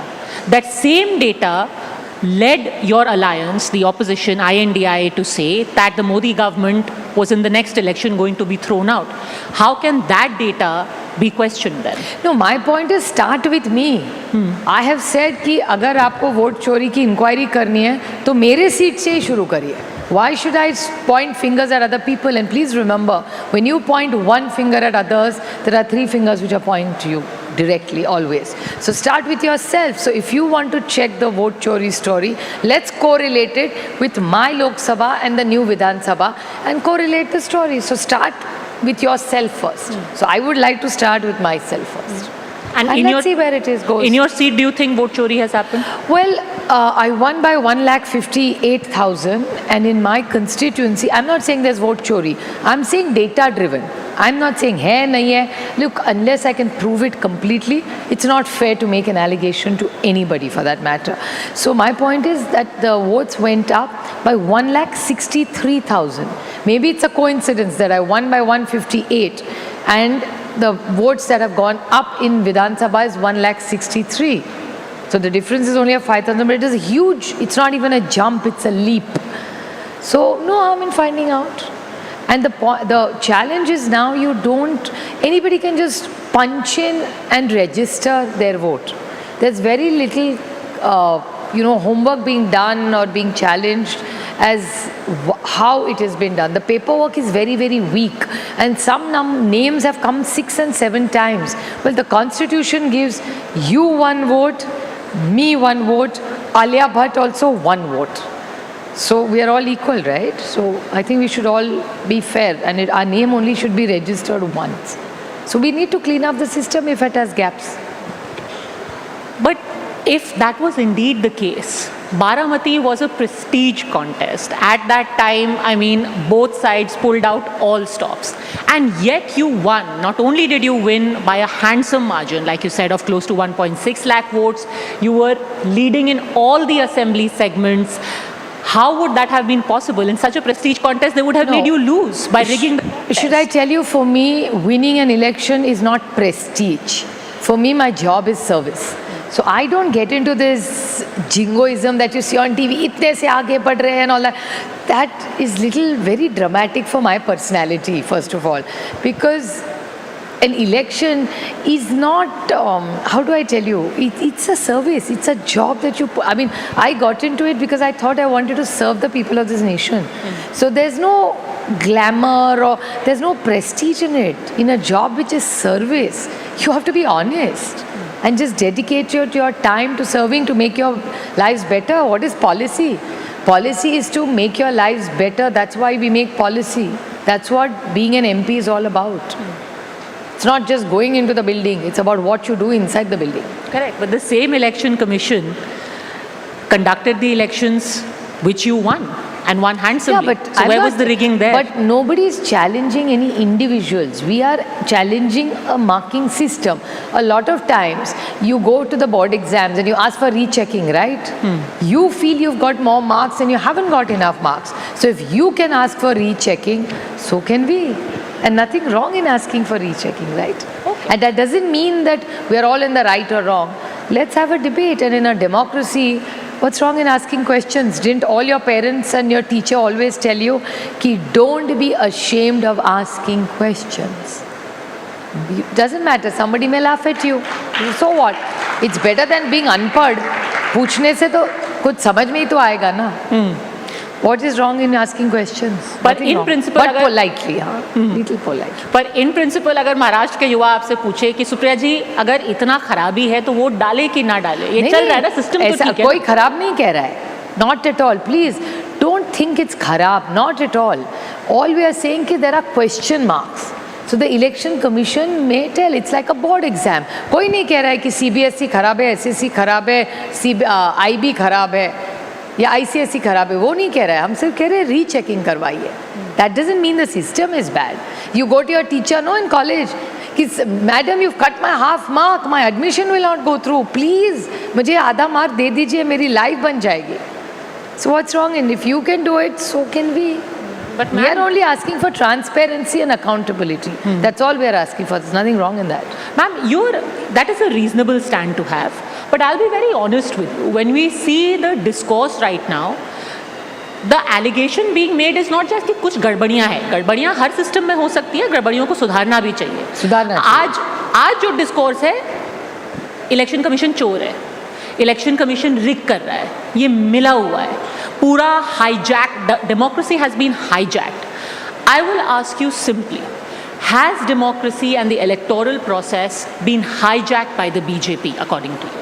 You know, I would not like to take a party's name for the reason that I don't think even Rahul ji has said that this party has done it. We are asking, we are not saying ICSE has been controlled by somebody. We are saying there's a problem in the ICSE system or CBSE or IB or whatever. So all we are saying is that if there are challenging by data driven raised by people, the election commission should just reply. What's wrong with that? Okay. I think we are all on a self-improvement journey, right? There was a time when somebody criticized me, I would go home and feel so bad and think, why is that person criticizing me? Now I feel, please criticize me. Do you know why? because that gives me a sense to improve myself. So then if I made a mistake in my last interview and somebody criticized me, I'm so happy because then I don't repeat the same mistake again. And so your parents are your biggest critics. Why does your mother tell you, तुमने ये क्यों किया? Because she loves you the most. That's why she or your father is your best critic. So value it. I take criticism the best because I value it. That person is my well-wisher. And it keeps you relevant also, because if he's going on and on and on every day about you, that means you matter, right? Otherwise, why would you criticize? Think about it. So take it as a compliment. And be on a self-improvement journey. The demographics of our country and of our voters are getting younger and younger. Is there a nervousness ever ki, am I able to connect with my voter anymore? What are any significant thoughtful steps that you have taken to ensure that you are reaching out to the youngest person who is looking up to you? No, we are public representatives. Everybody is my stakeholder. That 18-year-old is my stakeholder, and so is the 95-year-old my stakeholder. So I'm never intimidated that, oh my God, what will I do with them? Not at all. It's my job. It's my job. It's like Apple making a phone. From 18 to 95, they are catering to everybody. और उसके छोटे भी बच्चे हो, parents want to give them an iPhone is their problem, not mine. But more or less, it's everybody is catering to that, right? Netflix is catering to that. Amazon is catering to that. Godrej is. Who is not catering to that whole spectrum anymore? Everybody who's in public life, in marketing, in cinema, or making TV serials, everybody, NDTV is catering to everybody. So I don't think there's such a big song and dance about, oh my God, Gen Z. There was always a Gen Z. There was always a Gen Z, but now Gen Z is more demanding. Gen Z is very connected, they are very aware. And the context for this is, what happened in Nepal was, it was put down to the fact that that generation felt unheard. They felt that their concerns were not being addressed. Their politicians were completely divorced with what almost 30% of their population is thinking. Do you think that is possible in India as well? That there could be a disconnect so wide that we fail to understand it, to gauge it, and this discontent spills onto the streets? No, discontent only doesn't come with just one policy. Discontent comes through the economy. Please don't mix oranges and peaches. It's when there is a social issue and there is a financial issue. Discontent can come in any part of society. It doesn't only have to come from the Gen Z. When a system fails everybody, maybe they are a little more younger, more idealistic, so they're maybe not as patient. I won't say impatient. Because I think all of us should be impatient for growth by the right values, not by the wrong values. So I think there's nothing wrong. What happened in Nepal probably is something that happened across a generation. It's not just one thing went wrong and what happened in Bangladesh, what happened in Nepal, or the instability in Pakistan. So I think very differently than you. I think anywhere where the economy does well, and it's a fair and a transparent system, I'm sure the Gen Z also wants to be a part of the growth story of the country that they come from or they belong. And all of this was happening in our neighborhood, and yet we've had a period of relative calm. What is India doing right to ensure that the instability that we see at our borders, whether it be in Bangladesh and Nepal, earlier in Sri Lanka, to some extent even in America, they had several different, pockets of unrest. What has India got right that we have seen more stability than the rest of the world? I think it's a journey of 80 years and a contributions of millions and millions of people. I mean, these children are not even born at that time when India really went through a whole time. I mean, I did not see the partition of India. But clearly, we were closer because our grandmothers told us that story. So we felt a little close. This generation has no reason to relate to that. But I think what kept India is an effort of many, many, because governance is continuity. Please remember, governance doesn't happen overnight.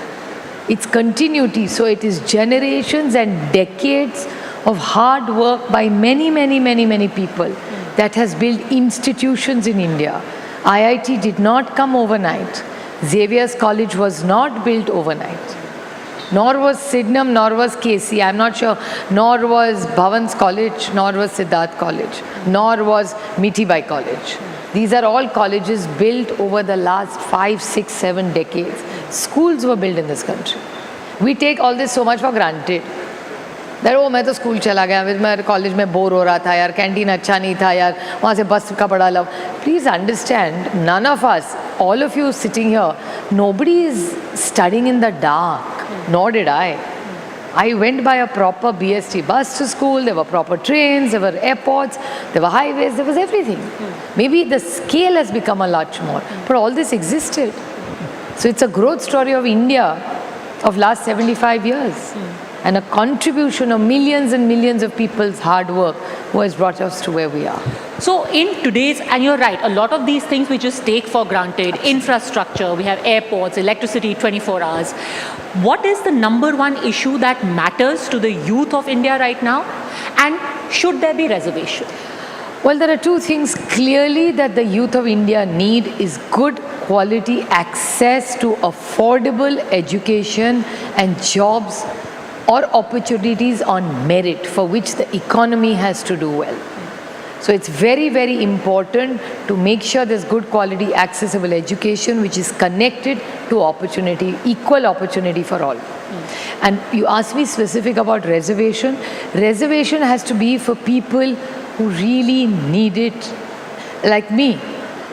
I cannot ask for reservation because my parents are educated, I'm educated, my children are educated. Shame on me even if I apply for it. It's for somebody who probably back of beyond parents did not have education and they needed that. So if my child is studying in India, in Mumbai, going to one of the good schools, has great opportunity in Mumbai, and there could be a child maybe brighter than my child in Chandrapur who may not have access to that. So maybe that child, actually it's not maybe, the child deserves that opportunity because that child doesn't have that same exposure that my child has in Mumbai. So do you think it should be more economic? Well, there is a lot than of caste based? No, it has to be a combination because a lot of times these studies are done by the government. Government does studies on reservation, and then it's very data driven. It's a very scientific process that is followed by government. The reason I ask this is because we've just gotten out of an entire phase where there were, Maratha reservation stir had happened. Now a GR of the government has come on that. Now the other side is saying that OBCs are being discriminated against. When are we finally going to put an end to this cycle of caste-based reservations and this continuous tussle between castes and communities? Well, I have requested the Honorable Chief Minister of Maharashtra several times that these are very sensitive issues. Please call an all-party meeting. Let's all have a discussion. Let's ask every stakeholder of this country what he or she think about it, and let's have an open debate on it. But I'm sure he's very busy with many other things. I guess he's a busy man. But I think what we really need to do is we need to have a debate in colleges, in society, at every platform, and let's all debate it. I would even like to take a quick poll here to find out what they are thinking. About everything that matters in this country, because their opinion matters, and governments are here to serve you, not just to give speeches.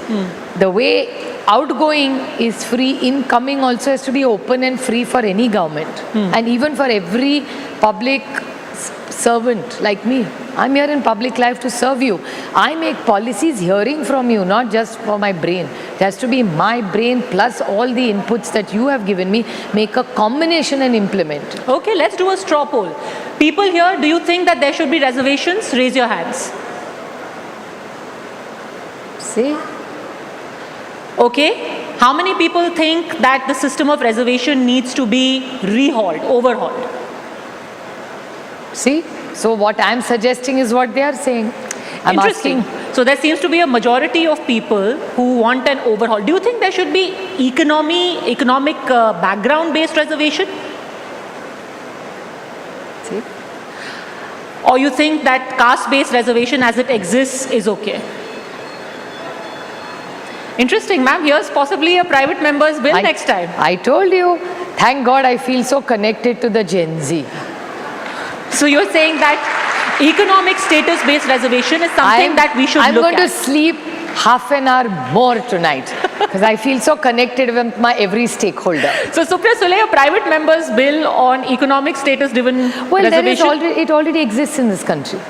Even in the country and even in Maharashtra, people with economically weaker backgrounds do have an opportunity. So it has to be a combination, and that's the beauty of a vibrant democracy. Bolo kam, suno zada. What is a good leader? Who speaks less and listens to more. So I think that's and that leader doesn't mean it's only somebody who's in politics. There's a leader in this room, there's a leader on the table, there's a leader in your home, there's a leader in your group.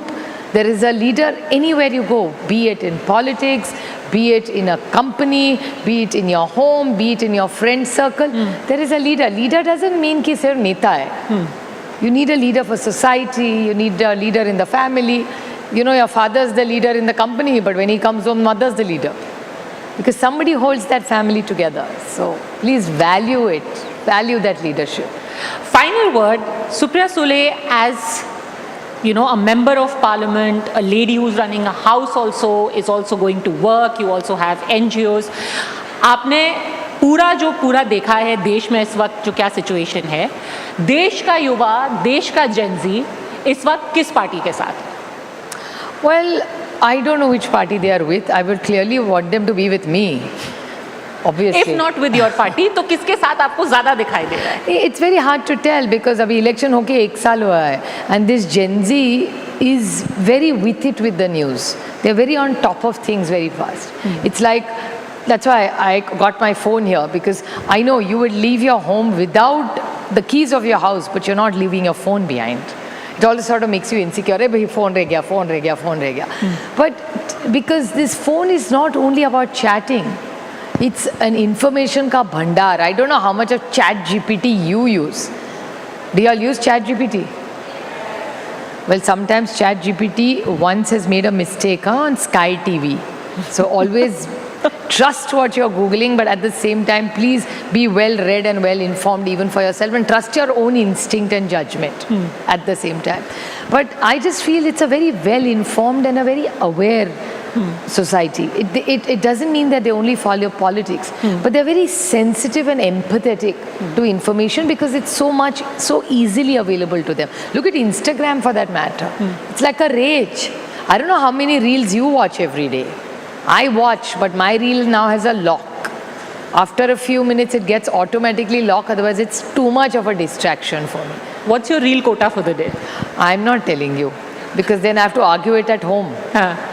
You don't watch any reels anymore? Of course, I watch reels every day. So how much is your lock? I am telling you because my children will challenge me when I get home. I will tell you off record. What kind not of on reels record. do you watch? Do you watch like dog reels, funny reels? No, whatever. Motivational reels? No. Some motivational. Political reels?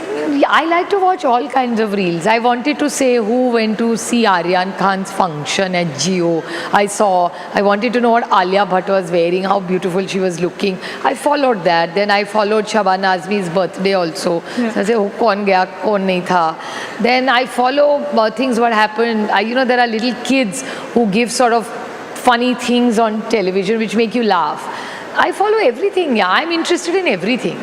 I'm interested in fashion, I'm interested in the farmer, I'm interested in what new things women are doing. I'm interested in everything in the world. Okay, final question I have to ask you. Politician में सबसे ज़्यादा किसके reels आप देखते हो? In politicians, किसके ज़्यादा सबसे देखती हूँ मैं? It's a very good question actually. Hard to tell. I follow all the politicians. अच्छा reel game किसका है? Very hard to tell. Everybody is quite smart. I just saw Shivraj Singh Ji's the other day.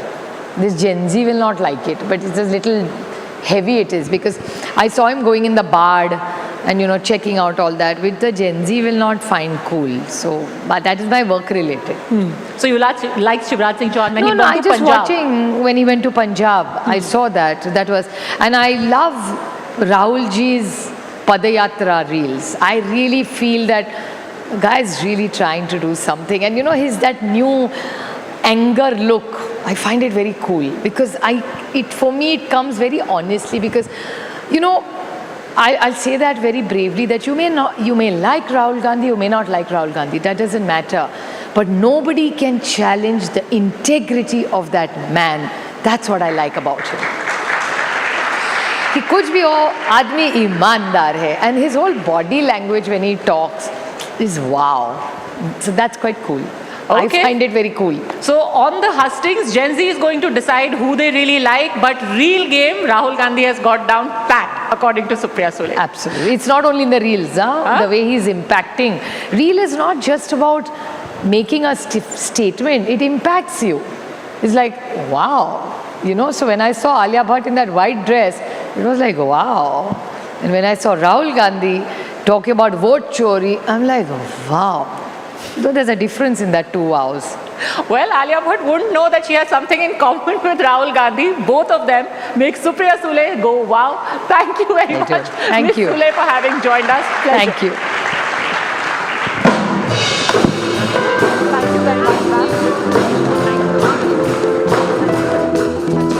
The time to inspire us today and time to move on. Beauty की बात करते हैं. Beauty आज सिर्फ glamour नहीं, एक business है, एक इन्फ्लुएंस है, एक पर्सनल ब्रांड है. और हमारे अगले गेस्ट उसका परफेक्ट एग्जाम्पल है. Manushi Chhillar. Please give it up for Manushi. और मेरे दोस्त शुभांकर मानुषी से बात करने वाले हैं. Shubhankar, please take the stage. All right, I think she is busy. She's going to take some time. But I want to hear it from the audience. How excited are you to see Manushi in action? Who wants to ask a few things from her? Raise your hand. All right.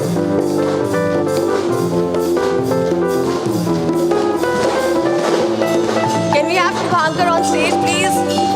Till your guest comes, can we have a little banter?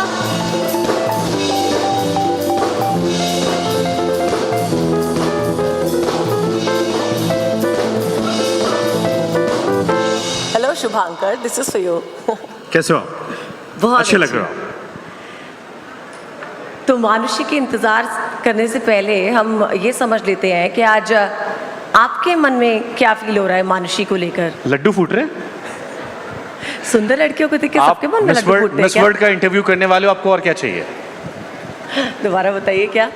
मैं कह रहा हूँ अगर आप miss world का interview करने वाले हो, हाँ. आपके मन में लड्डू फूटने चाहिए. बिल्कुल. अच्छा ये सोचिए कि एक मिस वर्ल्ड क्लिनिक में आती है डॉक्टर की तरह, स्टेथोस्कोप पहने हुए, तो पेशेंट्स का क्या हाल होता होगा? देखिए यहाँ बहुत सारे लोग ऐसे होंगे जो इमेजिन करेंगे कि बीमार पड़ गए वो.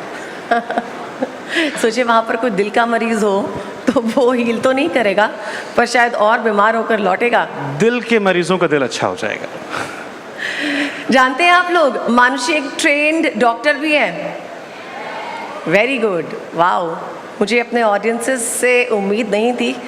लेकिन एक ऐसी लड़की जिसने एक ट्रेंड डॉक्टर बनने के साथ साथ फिल्मों में भी एंटर किया और उसके बाद क्रिटिक्स की भी खूब बातें सुनी, क्या लगता है उसका जज्बा कैसा होगा? यार एक बड़ा अच्छा शेर था कि हर चेहरे में होते हैं कई चेहरे, जिसको देखो बार बार देखो. मैं इसके आगे बहुत कुछ कहना चाहता हूँ, लेकिन मेरे सेशन की बहुत सारी बातें रिवील हो जाएंगी. बट मुझे लगता है कि बहुत शानदार है यार. एक आप जेनजी बहुत सारे लोग यहाँ पर है, आप लाइफ को एक्सप्लोर कैसे करते हो, वो एक आई थिंक कहानी है जो मानुषी से आप सीख सकते हो. क्योंकि मानुषी हर बार कुछ नया कर रही है. अभी भी जब बैक स्टेज में उनसे मिला तो वो बता रही थी कुछ और नया करने वाली है. चलिए आपने बैक स्टेज तो बात की ही, मानुषी यहाँ पर भी आ गई है. Let's have her on stage. Give it up for Manushi guys. एक बार जोरदार तालियां हो जानी चाहिए.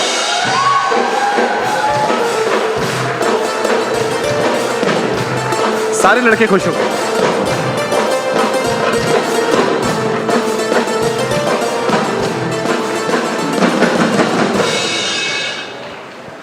लोग ये मानते हैं खाना खाने के बाद उबासी आती है.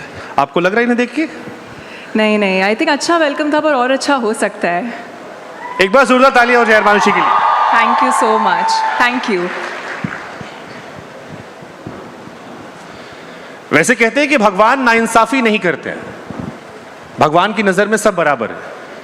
लेकिन जब मैं मानुषी के साथ बैठा हूं तो मुझे लग रहा है भगवान कभी कभी नाइंसाफी करते हैं, किसी किसी को बहुत सारा टैलेंट दे देते हैं।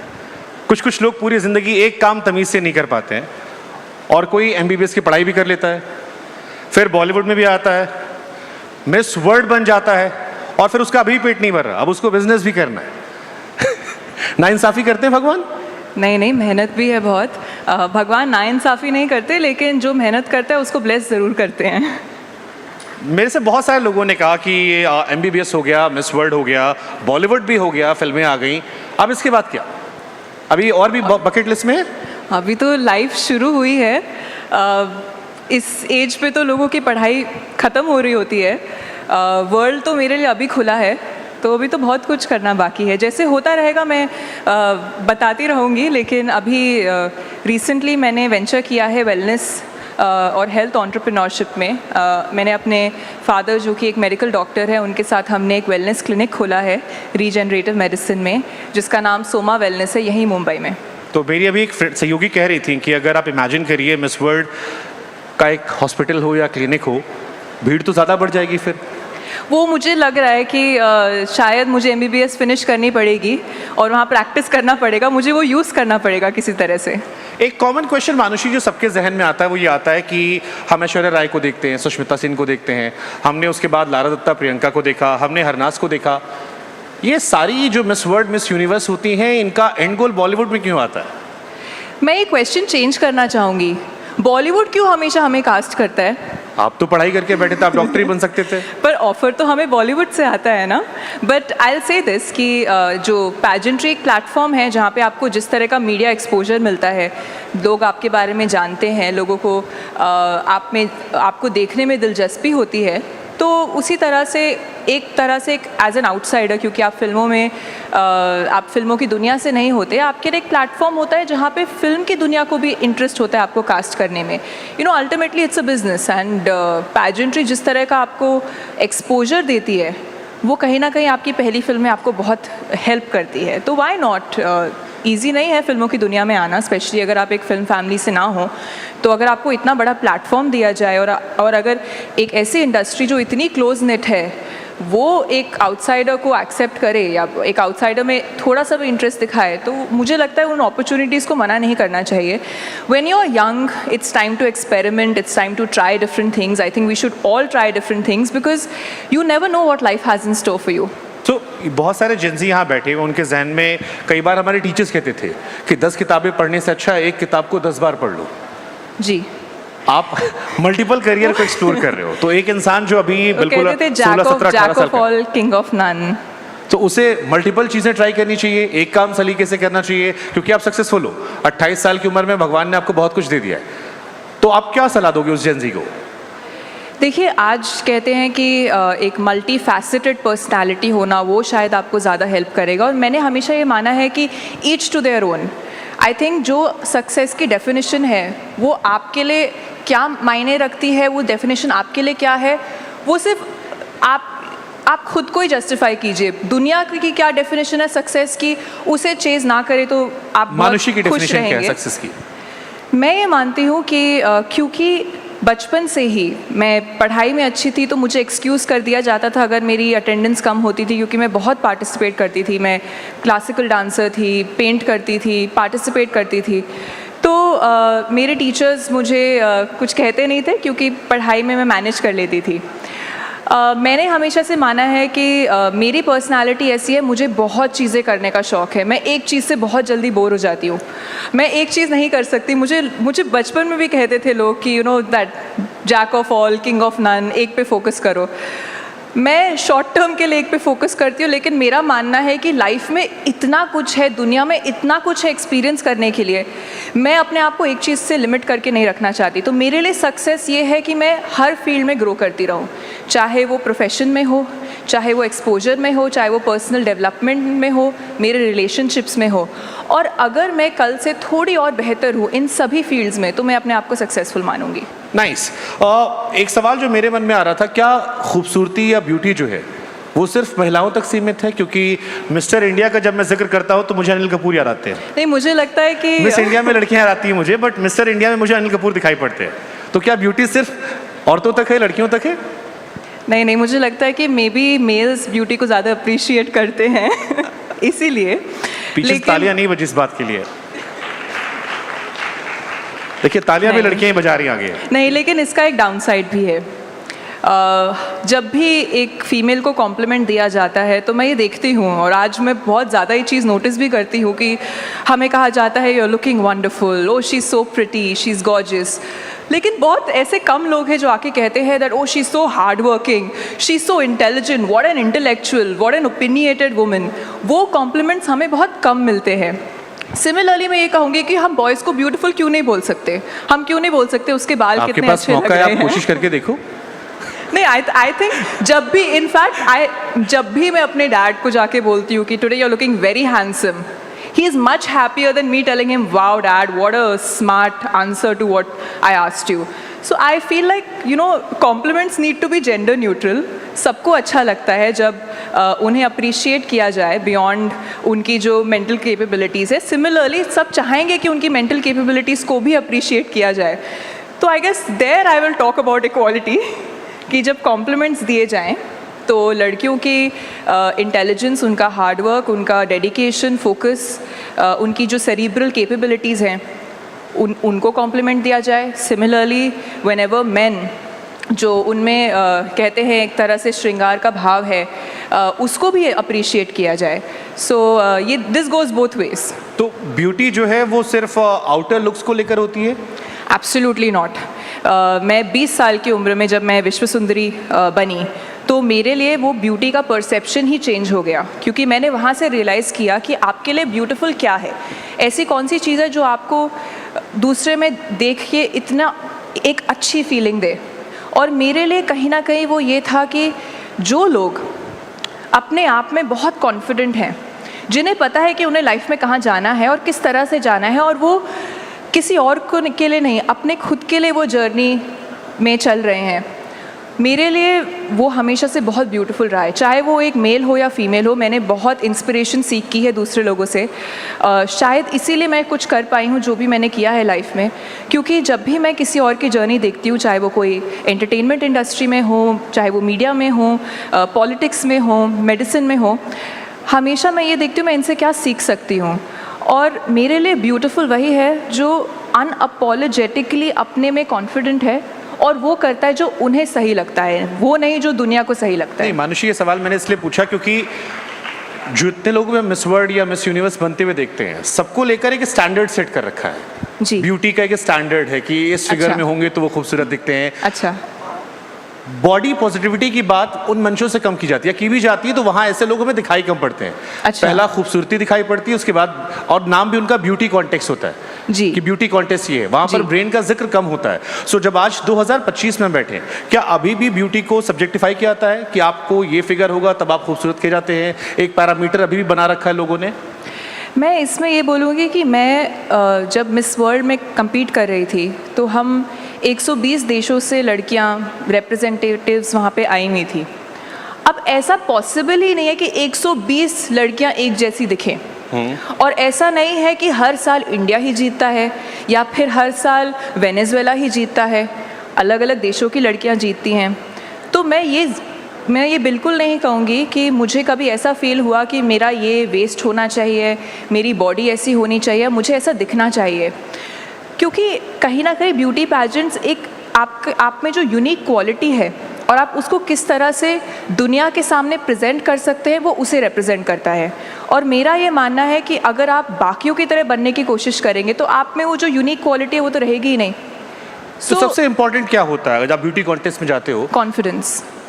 Confidence is the most important quality that you have to have when you go there. Okay, कोई पैरामीटर्स होते हैं कि ये क्राइटेरिया क्लिक करना है तब आप एंट्री कर सकते हो? देखिए, जब लोग एक पैजेंट को देखते हैं तो वो एक वन नाइट देखते हैं जहाँ पे लड़कियाँ स्टेज पर आती हैं, वो शॉर्टलिस्ट होती हैं, क्वेश्चन पूछा जाता है और लड़की को क्राउन पहनाया जाता है। लेकिन बाकी के दिन जो होता है वो मीडिया कवर नहीं करती, तो जाहिर सी बात है कि लोग इतना देखते नहीं हैं। जब मैं आपको Miss India to Miss World की जर्नी के बारे में बताती हूँ शॉर्ट में। जब मैं मिस इंडिया जब मैंने टाइटल जीता तो मेरे पास 2-2.5 महीने थे प्रिपेयर करने के लिए मिस वर्ल्ड के लिए। तो उस वक्त कॉलेज सब कुछ साइड पे रख के मैं मुंबई में प्रिपेयर कर रही थी। तो अलग अलग सब कॉन्टेस्ट होते हैं। तो मिस वर्ल्ड हर पैजेंट अलग है, मिस यूनिवर्स के क्राइटेरिया अलग है, मिस वर्ल्ड के अलग हैं। तो मिस वर्ल्ड में हमारे 5 फास्ट ट्रैक इवेंट्स थे। स्पोर्ट्स मेरे पेरेंट्स ने मुझे पहले ही बोल दिया था कि तुम ज़्यादा मत करना क्योंकि वहाँ पे all these Latin American girls वो आती है, they are very very strong and very good. उन्होंने कहा तुम टैलेंट पे फोकस करना और अपनी एनर्जी कंजर्व करके रखना। तो मैं पूरी स्ट्रैटेजी के साथ गई थी वहाँ पर। मल्टीमीडिया होता है, मल्टीमीडिया बिकॉज हमारे इंडियंस इतने सपोर्टिव हैं, इंडियन फैंस पैजेंट कम्युनिटीज़ इतनी बड़ी है, तो हमें एज मिस इंडियाज़ बहुत सपोर्ट मिलता है। फिर एक होता है ब्यूटी विद अ पर्पस। उसमें क्योंकि मिस वर्ल्ड अल्टीमेटली जो आप, it's like a job application. Ultimately जब आप मिस वर्ल्ड जीतते हैं तो 1 साल के लिए आप, उनकी एक चैरिटी है ब्यूटी विद अ पर्पस, उसके लिए काम करते हैं, उसको रिप्रेजेंट करते हैं। तो वो सबसे इम्पॉर्टेंट फास्ट ट्रैक है। और वो मैंने मिस वर्ल्ड जब मैं कम्पीट करी थी तो मैंने वो टाइटल जीता भी था। तो हमें एक सोशल प्रोजेक्ट बनाना होता है, उन्हें प्रेजेंट करना होता है, और वो कुछ भी हो सकता है, चाहे आप एक किसी भी स्केल पे, उसके scale doesn't matter. What matters is कि आप किस तरह से उस प्रॉब्लम को सॉल्व करते हैं।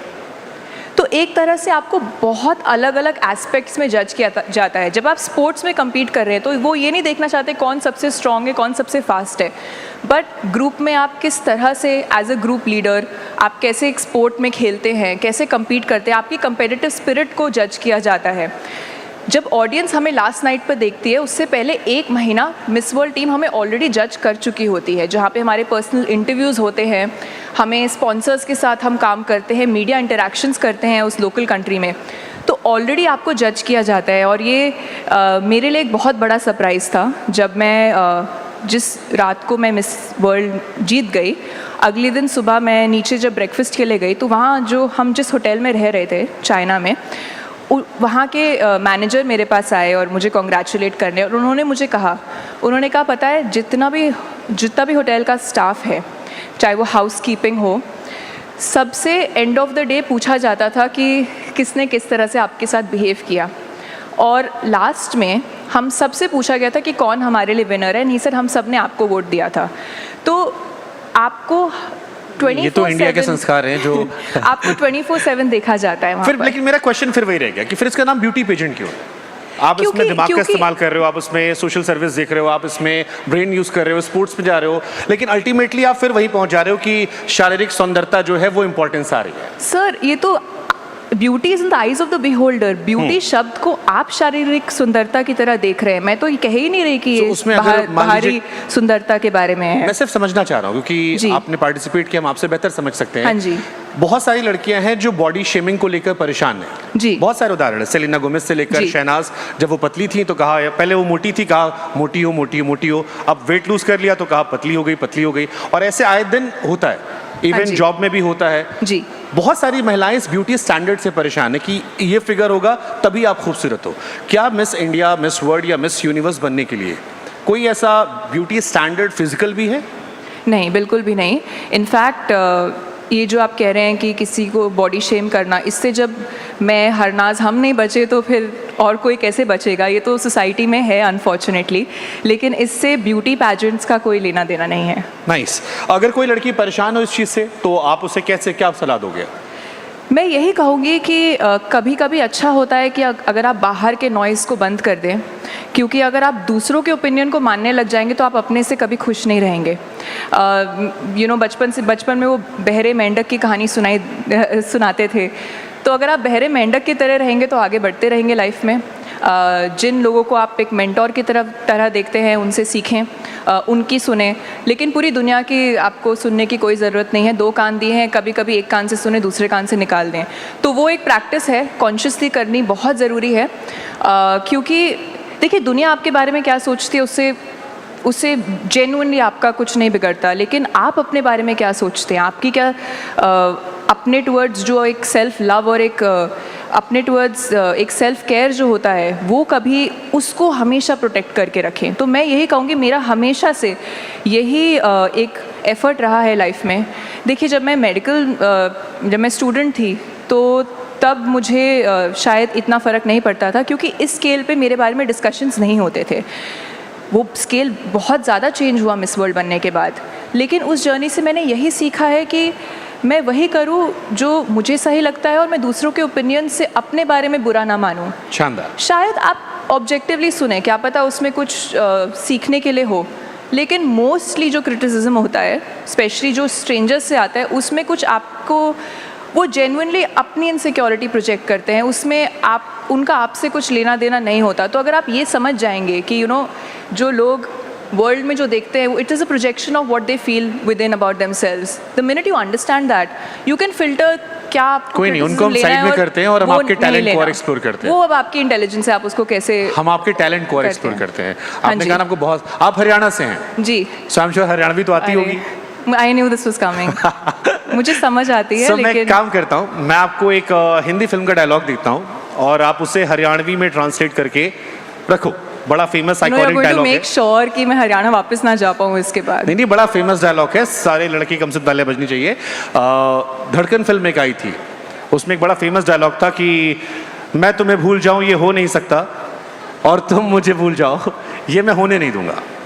अच्छा, मैं हरियाणवी नहीं पर फिल्मी हरियाणवी बोल लूँ, क्योंकि फिल्मों में इतनी अच्छी हरियाणवी बोली नहीं जाती है। एक लाइन ट्राई करते हैं, मैं तुम्हें भूल जाऊं ये हो नहीं सकता। Guys please help me. ठीक है, डायलेक्ट है, मुश्किल नहीं हो सकता। मैं तुम्हें भूल जाऊं ये मैं होने नहीं दूंगा। मैं तुम्हें भूल जाऊं ये हो नहीं सकता। यो तो हो नहीं सके है कि मैं तरने भूल जाऊं, और तू हमारे को भूल जाए यो मैं होने नहीं दूंगा। समथिंग। अब ठीक है, कोई हरियाणवी नहीं है तो कोई क्रिटिसाइज नहीं कर सकता। मेरे डैड होते तो ज़रूर करते। आप में गाने के भी टैलेंट है?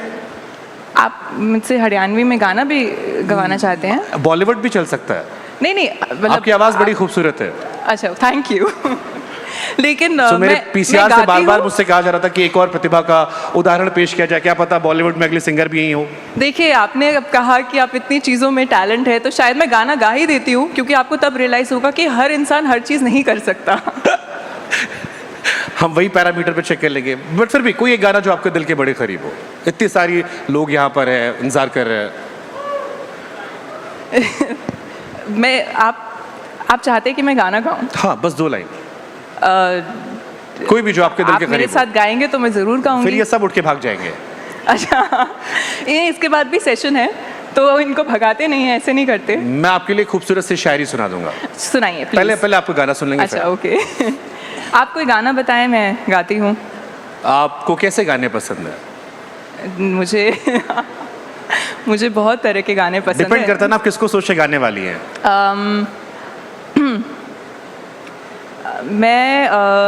मेरी एक फिल्म आई थी मालिक, मैं उसका गाना गाती हूँ क्योंकि मुझे उसके लिरिक्स याद हैं।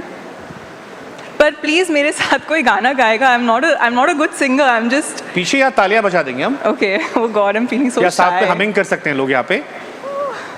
It feels like an audition. Okay. Guys, please don't record this. Okay, fine, record. Anyway.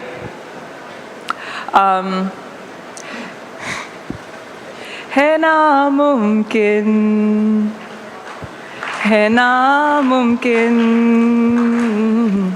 बिना तेरे मेरा होना है नामुमकिन। चलो, okay, I don't know everything now. Thank you. एक बार तालियां बनती है। नाइस। मेंटल हेल्थ की बहुत बातें होती है जी। मैं चाहता हूं कि आप बताएं, क्योंकि आई एम श्योर इस प्रोसेस से गुजरना आसान नहीं रहा होगा। हरियाणा वो स्टेट है जहां पर अभी भी कई बार चर्चा हो जाती है महिलाओं को लेकर। बहुत सारी लड़कियां होंगी जिनके ख्वाब बहुत बड़े होंगे, बहुत सारी चीज़ सोचती होंगी। उस बैरियर से कैसे आगे निकले? देखिए, मेरी जो जर्नी रही है एक तरह से डिफरेंट रही है, क्योंकि मेरा एक्सपोजर ज़्यादा रहा है। मेरे फादर DRDO में डॉक्टर थे, तो हम पहले बैंगलोर में थे, फिर दिल्ली में थे। तो उस एक्सपोजर के थ्रू जब भी मैं बाकी के डिफेंस किड्स से मिलती थी, तो कहीं ना कहीं हमारी एक बचपन से ट्रेनिंग होती है कि हम अपने हमें बहुत एक तरह से हमारा आत्मविश्वास बहुत स्ट्रॉन्ग होता है। एंड आई थिंक सिर्फ घर पे ही नहीं, लेकिन जिस स्कूल में भी मैं जाती थी, वहाँ पर भी हमें काफ़ी इनकरेज किया जाता था एज इंडिविजुअल्स कि हम अपने ऊपर काम करें, हमसे पूछा जाता था कि आप बड़े होके क्या बनेंगे, और हमेशा चाहे आप कितना भी सिली आंसर क्यों ना दें, हमेशा उस चीज़ को सेलिब्रेट किया जाता था, उस चीज़ को एक तरह से बढ़ावा दिया जाता था। और उसके लिए आई थिंक मैं बहुत ग्रेटफुल हूँ कि मुझे एक ऐसा एनवायरनमेंट मिला बचपन में जहाँ पर अगर मैं कुछ करना चाहती थी उस चीज़ को नर्चर किया गया। हाँ, ऐसे भी लोग थे जो शायद मुझे कहते थे कि ये नहीं होगा।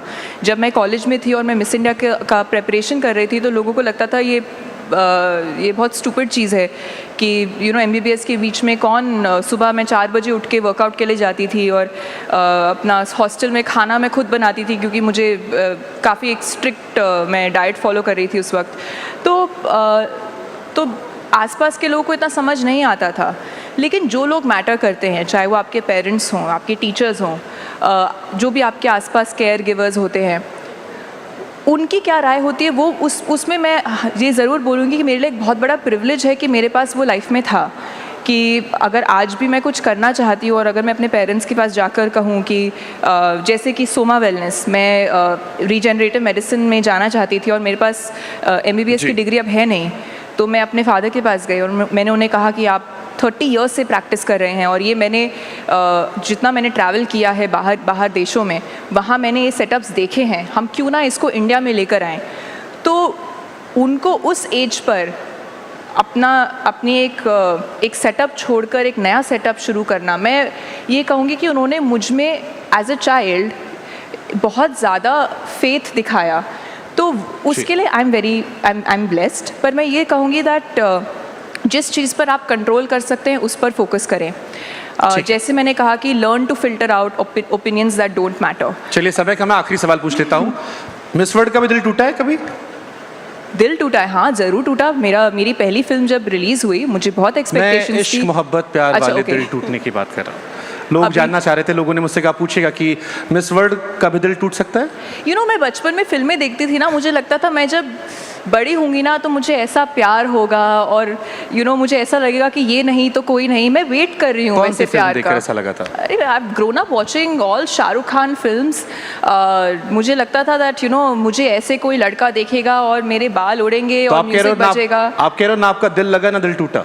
अभी मैं वेट कर रही हूँ दिल लगने का। अभी मेरा फोकस ही मेरे इतनी चीज़ें जो आपने बताई उसी पर इतना फोकस रहता है, तो मैं वेट कर रही हूँ। चलिए मैं अपना प्रॉमिस पूरा कर दे रहा हूँ। मैंने कहा था मैं एक शायरी सुनाऊंगा, तो जब दिल टूटेगा आपका तो ये आप डेडिकेट कर दीजिएगा। एक फिल्म आई थी आकाशवाणी, उसका बड़ा अच्छा शेर है कि आप क्यों चाहते हैं कि मेरा दिल टूटे? दिल लगाइए तो पहले आप। जी ओके। वो शायरी थी कि हमने जो की थी मोहब्बत वो आज भी है, उनकी जुल्फों के साए की चाहत आज भी है, रात कटती है आज भी ख्यालों में उनके, कि दीवानों से वो मेरी हालत आज भी है। And this is my favourite line, किसी और के तसव्वुर में ना उठती हैं बेईमान इन निगाहों में थोड़ी शराफत आज भी है, कि एक बार फिर चाह कर चाहे दिल तोड़ दे वो, दिल तोड़ उन्हें जाने की इजाज़त आज भी है, हमने जो की थी मोहब्बत वो आज भी है, उनकी जुल्फों के साए की चाहत आज भी। Thank you so much everyone. Thank you so much Manushi. Thank you everyone. And I am sure अगली बार हम मिलेंगे तो आपका दिल लगा हो, टूटा ना हो।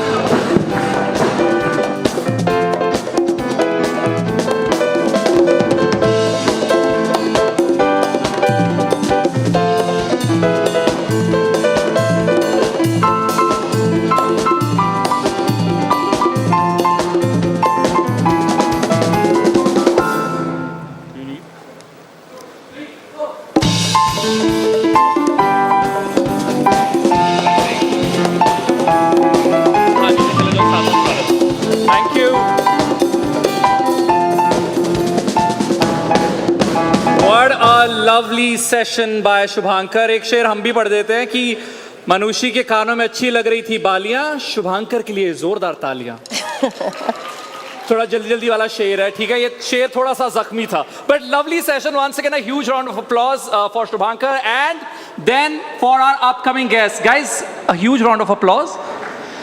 मनुषी जा रही है उधर से गाइस, अब इधर नजरें आप वापस ले आए और we move on to our next session. Aditi, चलिए, वैसे तो उनकी कहानियाँ रही हैं 10 सालों से, और आशिकी 2 की अगर बात करें तो उनकी दर्द भरी लव स्टोरी हो या एक विलन का इंटेंस रोमांस, या मलंग का वो wild unpredictable passion. Mohit Suri is one of those rare producer directors. Yes, he's one of those rare filmmakers जिन्होंने बॉलीवुड में रोमांस को एक नया अंदाज दिया है और कहानियां जो हैं बड़े पर्दे पर तो देखी जाती हैं. अब जेनजी के जरिए सर आपने रील्स पर भी जो खुमार है, जो पैशन है, वो ट्रांसफर जरूर कर दिया है. जी, तो मोहित सूरी जी आप आ जाइए हमारे साथ स्टेज पे. जोरदार तालियों के बीच स्वागत मोहित सूरी का. एंड आगे मिले. Talking to him is, of course, our in-house star, Shubhankar. There you go, guys.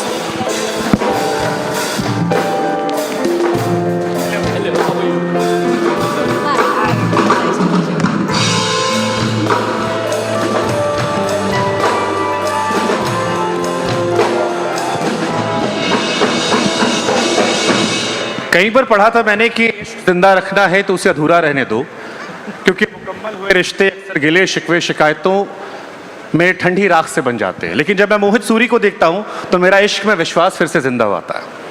1995 में एक फिल्म आई थी, दिल वाले दुल्हनिया ले जाएंगे. फिल्म सुपरहिट रही. आज 30 साल बाद उसी YRF से एक और फिल्म आती है, सैयारा, जिसे YRF की दिल वाले दुल्हनिया ले जाएंगे पार्ट 2 कहा जाता है. और उसके डायरेक्टर मेरे साथ है मोहित सूरी, मेरे फेवरेट डायरेक्टर. एक बार जोरदार तालियां हो जाए. Thank you so much. ये अच्छी बहुत बहुत बड़ी बात है मेरे लिए, क्योंकि मैं खुद 8th या 9th स्टैंडर्ड में था जब मैंने दिल वाले दुल्हनिया लेके देखी थी. और मेरा कोई कनेक्शन आदि सर के साथ कभी था नहीं. और मुझे याद है जब वो फिल्म आई थी, लोग अक्सर एक्टर्स के बारे में बहुत बात करते हैं, म्यूज़िक के बारे में बात करते हैं, पर मुझे इंटरेस्ट वो शख्स के पे था जो जिसने ये फिल्म बनाई थी, जो कुछ 22-23 साल का था. आई थिंक 24 और समथिंग. और फिर almost 30 years later I was making a film with him उनके लिए, and making a love story. So it was a dream come true. और and today we are sitting here after the success of this film means वो जो लड़का जिसको प्यार उस वक्त में बिलीव था, वो आज भी इस दुनिया में अभी तक अलाइव है. So that means a lot. Thank you so much.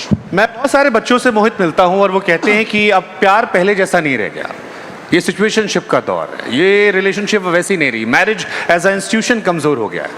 लेकिन मोहित सूरी की ज़िंदगी से लेकर मोहित सूरी की फिल्मों तक में मुझे मोहब्बत फिर से यकीन दिलाती है. ये क्या भरोसा आपका कि ओल्ड स्कूल लव स्टोरीज पर अभी भी स्टिक हो आप इस दौर में जब लोग सिचुएशनशिप या कई तरह की शिप्स की बात कर रहे हैं? ऑनेस्टली ट्रूथ ये है कि लोग अक्सर ये कहते हैं एक दूसरे को कि हमारे पेरेंट्स भी हमें कहते थे कि हमारे टाइम का प्यार होता था, तुम लोग को प्यार करना आता ही नहीं. एंड शायद हम भी इस जनरेशन को ऐसा देखते हैं कि शायद उनका नज़रिया शायद कनेक्ट टेक्नोलॉजी के थ्रू हो रहा है, टिंडर सोशल मीडिया साइट्स के थ्रू हो रहा है. बट मुझे लगता है दिल जब टूटता है, जब धड़कता है, तो उधर ही दर्द होता है. You feel good there only. I think वो फीलिंग सेम रहती है. शायद उसके बोलने का नज़रिया चेंज हो गया. I think it's about time हम we don't look at this generation के इन पास एम्पैथी या इन पास इमोशन नहीं है. शायद वो दिखाते नहीं हमारे तरीके से, या शायद हमारे पेरेंट्स जैसे दिखाते थे. मुझे लगता है जो मैंने पहले भी कहा था, शायद हमारे ग्रैंड पेरेंट्स खतों से एक दूसरे से बात करते थे. हमारे पेरेंट्स शायद मोबाइल लैंडलाइन से एक दूसरे से रात भर बात करते थे. मेरे जनरेशन में और मेरी वाइफ ने मोबाइल फ़ोन के थ्रू बात किया था, एंड या SMS के through. And I think this generation talks through social media. I think आपके लिए तो आपकी बहन ने बात किया था. बट बात तो वही करते हैं. आई थिंक दे से the same things.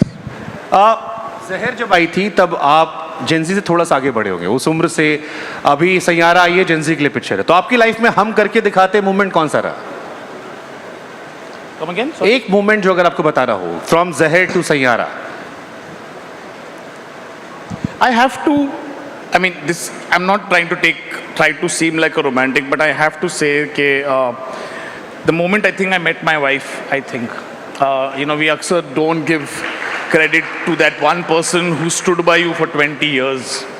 I think वो जो moment था जब मैंने उसको एक होर्डिंग पे देखा था और मैं एक असिस्टेंट डायरेक्टर था, और मैंने ऐसे ही अपनी दोस्त को कह दिया था कि मैं इससे शादी करने वाला हूँ. एंड अभी 25 साल हो गए. I am still here with over here, and I still love her the same. It changes it's form. But और फिर आपकी बहन ने जाके उत्ता से कह दिया था कि ये तुम्हारा डायरेक्टर तुमसे शादी करना चाहता है. फिर मुझे लगता है 2-3 गाने तो उन पे इंस्पायर्ड तो है ही जो बनाए पिक्चरों में. कौन कौन से गाने? वो एक्चुअली पूरा बता नहीं सकता. कुछ हार्ट ब्रेक के भी गाने थे. एक हमदर्द तो आई नो.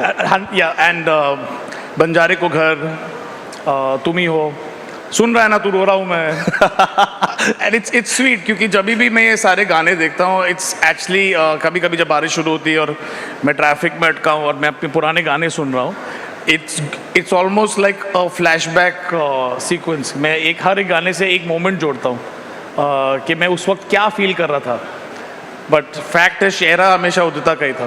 तो यहाँ बहुत सारे बच्चे बैठे हुए हैं, उनको अगर बताना हो, आपने बहुत सारी फिल्मों में मोहब्बत को दिखाया, रुलाया, सैयारा ने तो अभी बहुत जहर बोया था, हर तरफ सोशल मीडिया पे वीडियोस वायरल थे, लोग रो रहे थे। यहाँ कितने लोग रोए थे सैयारा देखकर?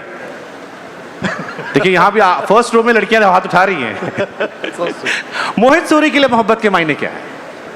आप कह रहे हो 20 साल से उदिता से मोहब्बत है आपको, क्या होती है मोहब्बत? नो, आई थिंक देखिए मुझे हर चीज़, I mean I don't think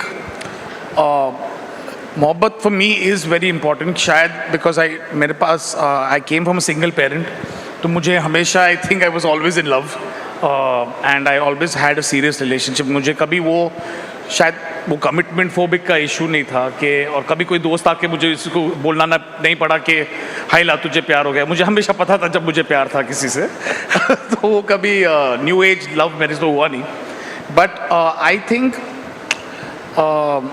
love was connected to how you wanted to live. It was what Bollywood was for me. क्योंकि हम जाके फिल्में देखते थे. It was what music was for me. I love love songs the most. Rock songs जिसमें love था. So I think love played an important role in my life. But I think it changes form. आप हर साल you realize it changes in a different way. And now the important woman in my life is also my daughter. So I think it always changes its structure how you love it. तो मान लो किसी का breakup हो जाए, I am sure यहाँ लड़कियां जो हाथ उठा रही थी वो शायद ब्रेकअप फील हुआ होगा उन्हें, इसीलिए हाथ उठा रही थी। तो अगर किसी का ब्रेकअप हो जाए तो वो सैयारा की वाणी की तरह अपनी डायरी फाड़ दे, चुपचाप बैठ के रोने लगे, आवारापन के इमरान हाशमी की तरह गलतियों को ठीक करना शुरू करे, या मलंग के आदित्य रॉय कपूर की तरह कहे बैक पैक करना है and let's go and explore life now? देखिए इससे क्लियरली ये पता लगता है कि मेरे पास अभी तक आंसर है नहीं। मुझे भी अभी तक पता नहीं कि कैसे ब्रेकअप से हैंडल किया जाता है, इसलिए मैं फिल्में बनाते रहता हूँ और एक हैप्पी एंडिंग देते रहता हूँ। वो एंड तक पहुँचा नहीं हूँ मैं खुद। बट एक इंसान के लिए प्यार करना ज़रूरी है रिश्ते में, या सेल्फ लव होना ज़्यादा ज़रूरी? क्योंकि कई बार लोगों की शिकायतें होती है कि वो प्यार में खुद को खो देते हैं, अपनी पर्सनैलिटी खो देते हैं। So what is more important in love, self love और loving your partner? No, I think you have to have enough of love inside yourself to give it to somebody else. You cannot not love yourself at all. But you have to understand कि dependence, love are relationships that you should acknowledge. हम लोग डरते हैं शायद प्यार करने से, उससे भी डरना नहीं चाहिए। एक्चुअली अब डरते हैं कि हम इतना, we normally confuse need with love. I think love is when you are brimming and you are happy and you want to cautiously be with somebody. तो मुझे लगता है self love not in a selfish way but self respecting way is good, and then only you can really give love to somebody else. एक किसी ने मुझसे अभी कहा कि पूछेगा मोहित से कि आशिकी 2 देखने के बाद एक सवाल आया था कि हमारे दौर में या जेंजी के दौर में लोग प्यार में मरने की कसमें बहुत खा लेते हैं, तुम्हारे लिए हम जान दे सकते हैं, साथ नहीं निभा सकते। आशिकी 2 में क्यों बेचारा मर गया? वो साथ भी निभा सकता था शराब छोड़ के। देखिए वो नैरेटिव है and I would never propagate that ever, okay? In fact I don't think taking your life is a solution to anything. It is dramatized only in movies and it's not a solution to anything, first and foremost. But yes, अगर वो प्यार ये है ही नहीं कि आप सब कुछ उनको देने को तैयार नहीं हो, it was a way to show and express in a cinematic way कि आप वो कितना दे सकता है अपने लिए, चाहे उसके। But I do believe in sacrifice. I think sacrifice in the sense कि आप सिर्फ अपनी अच्छाई के लिए नहीं, आप जो person you love you are willing to sacrifice everything ताकि वो बढ़े, वो कुछ आगे बढ़े। And I think RJ's character का मतलब ये था कि अगर वो नहीं हटता रास्ते से उसके, तो ये लड़की कभी वहाँ नहीं पहुँचती जहाँ उसको पहुँचना चाहिए। मर गया बेचारा खुद, तो बेचारा वो फिल्म में मर गया। But I don't suggest it's practical in today's world. तो प्यार करना मुश्किल है, प्यार में साथ निभाना मुश्किल है? सबसे ज़्यादा प्यार में पढ़ना बिल्कुल मुश्किल नहीं है, प्यार निभाना सबसे ज़्यादा मुश्किल है। जैसे मेरे फेमस गाने ने कहा था कि मेरा चैन भी मेरा दर्द भी मेरी आशिकी बस तुम ही हो। I think that is so beautiful, so beautiful. अभी बीती रात मोहित में आर्यन खान की एक सीरीज़ आई है बैट्स ऑफ बॉलीवुड, वो देख रहा था। तो उसमें जब इमरान हाशमी यहाँ पे कज़न आते हैं तो मुझे पता लगा कि वो इंटीमेसी सिखा रहे थे एक्टर्स को, और बड़ा अच्छा फेमस डायलॉग आया कि सारा बॉलीवुड एक तरफ, इमरान हाशमी एक तरफ। अब इमरान क्योंकि आपके बचपन के बड़ी रहे हैं, आपके भाई रहे हैं, इमरान हाशमी, मोहित सूरी साथ में कब आ रहे हैं? ये बहुत सारे लोगों का क्वेश्चन है और बहुत सारे लोग आपको साथ देखना चाहते हैं। देखिए मैं एक्चुअली इमरान ना सिर्फ मेरा पहले फिल्म का हीरो, मेरा बड़ा भाई भी है।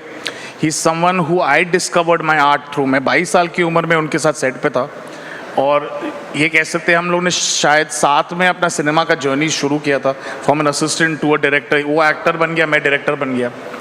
तो वो जब भी कहे, और एक्चुअली इसमें क्या प्रेशर भी ज़्यादा आ जाता है कि मैं कोई भी कहानी ऐसे लेके नहीं जा सकता उन पर। वो रिस्पॉन्सिबिलिटी ये भी रहती है, I have to live up to what he is been in my the relationship in my life. So when I have a script और I have a story that I think lives up to Imran Hashmi, मैं पहले उनके घर के बाहर खड़ा हूँगा। मैंने आज आपकी बहुत सारी फिल्मों को लेकर जेनजी को रिलेट करते हुए कुछ क्वेश्चंस बनाए जी। थोड़ी क्रिएटिविटी सोची है तो आपकी फिल्में ही हैं। जैसे एक विलन में आपका हीरो बदला लेता है जी। बहुत सारे जेनजी यहाँ बैठे हैं, क्या प्यार में बदला लेना चाहिए? एक्चुअली वो बदला नहीं लेता है, उसको वो लड़की सिखा के जाती है कि बदले से, नफरत से सिर्फ नफरत फैला जाएगा। प्यार तुम्हें चाहिए कि कोई तुम्हें बचा के है, which is actually to be honest you know villain में वो सीरियल किलर का एंगल है, बदला है वो सब। बट एक्चुअली ये थॉट मैंने कहीं ना कहीं चुराया था गांधी जी से, क्योंकि उन्होंने ये कहा था कि आप आपके खुद के दर्द को ये नहीं निकाल सकते by causing more harm to other people, but by actually being sharing love with the enemy's child also, and that was something that stayed with me all throughout my childhood, जो एक थॉट मैंने से। तो आई don't think revenge was the answer, love was the answer. Nice. मलंग में freedom दिखाया गया। आपने अभी एक जेनजी एक्टर के साथ एक फिल्म की, सैयारा, दोनों नए नए बच्चे थे जी। ये जो नए बच्चे हैं ये मेंटली कितने फ्री हैं? अरे बहुत लिबरेटिंग होता है सर इनके साथ काम करने में। हमें तो पता नहीं लगा ना, आपने छिपा के रख दिए दोनों एक्टर्स हमें दिए ही नहीं इंटरव्यू करने के लिए आपने। उसके लिए I think you have to hold the producer responsible at the talent management company. But नहीं, मुझे लगता है कि एक न्यू कमर के साथ येस देयर इज रिस्पॉन्सिबिलिटी कि उनका हाथ पकड़ के उनको सिखाना पड़ता है, कराना पड़ता है। बट एटलीस्ट आपको वो फ्रीडम मिलती है, वो लिबरेशन मिलती है कि आपको जो फिल्म बनानी है वो आप बेझिझक कहे बना सकते हैं। एंड चाहे वो आदित्य श्रद्धा के साथ हो या इमरान हाशमी के साथ शुरू में हो, या आहान या इनके साथ हो, या कंगना के साथ हो शुरू में, इन सब के साथ मैंने शुरू में काम किया है। And I think I have enjoyed that process so much. तो मुझे याद है जब लास्ट डे शूटिंग कंप्लीट हुआ था, the first thing I told my producer, thank you so much for pushing me to make this film with newcomers and allowing me to make it with newcomers, क्योंकि ये मेरे लिए बहुत एक liberating सा experience था। अच्छा, क्या ये जो फेलर होता है या रिजेक्शन होता है इसमें भी सक्सेस की अपॉर्चुनिटी होती है? क्योंकि जब मैं आपको पढ़ता हूँ फ्रॉम जहर टू सैयारा, जहर में मोहित सूरी को कोई बड़ा एक्टर नहीं मिल रहा था, इसलिए न्यू कमर्स आ गए। सैयारा में सैयारा से पहले मोहित सूरी को बहुत सारे रिजेक्शन मिले, फिर सैयारा आ गई।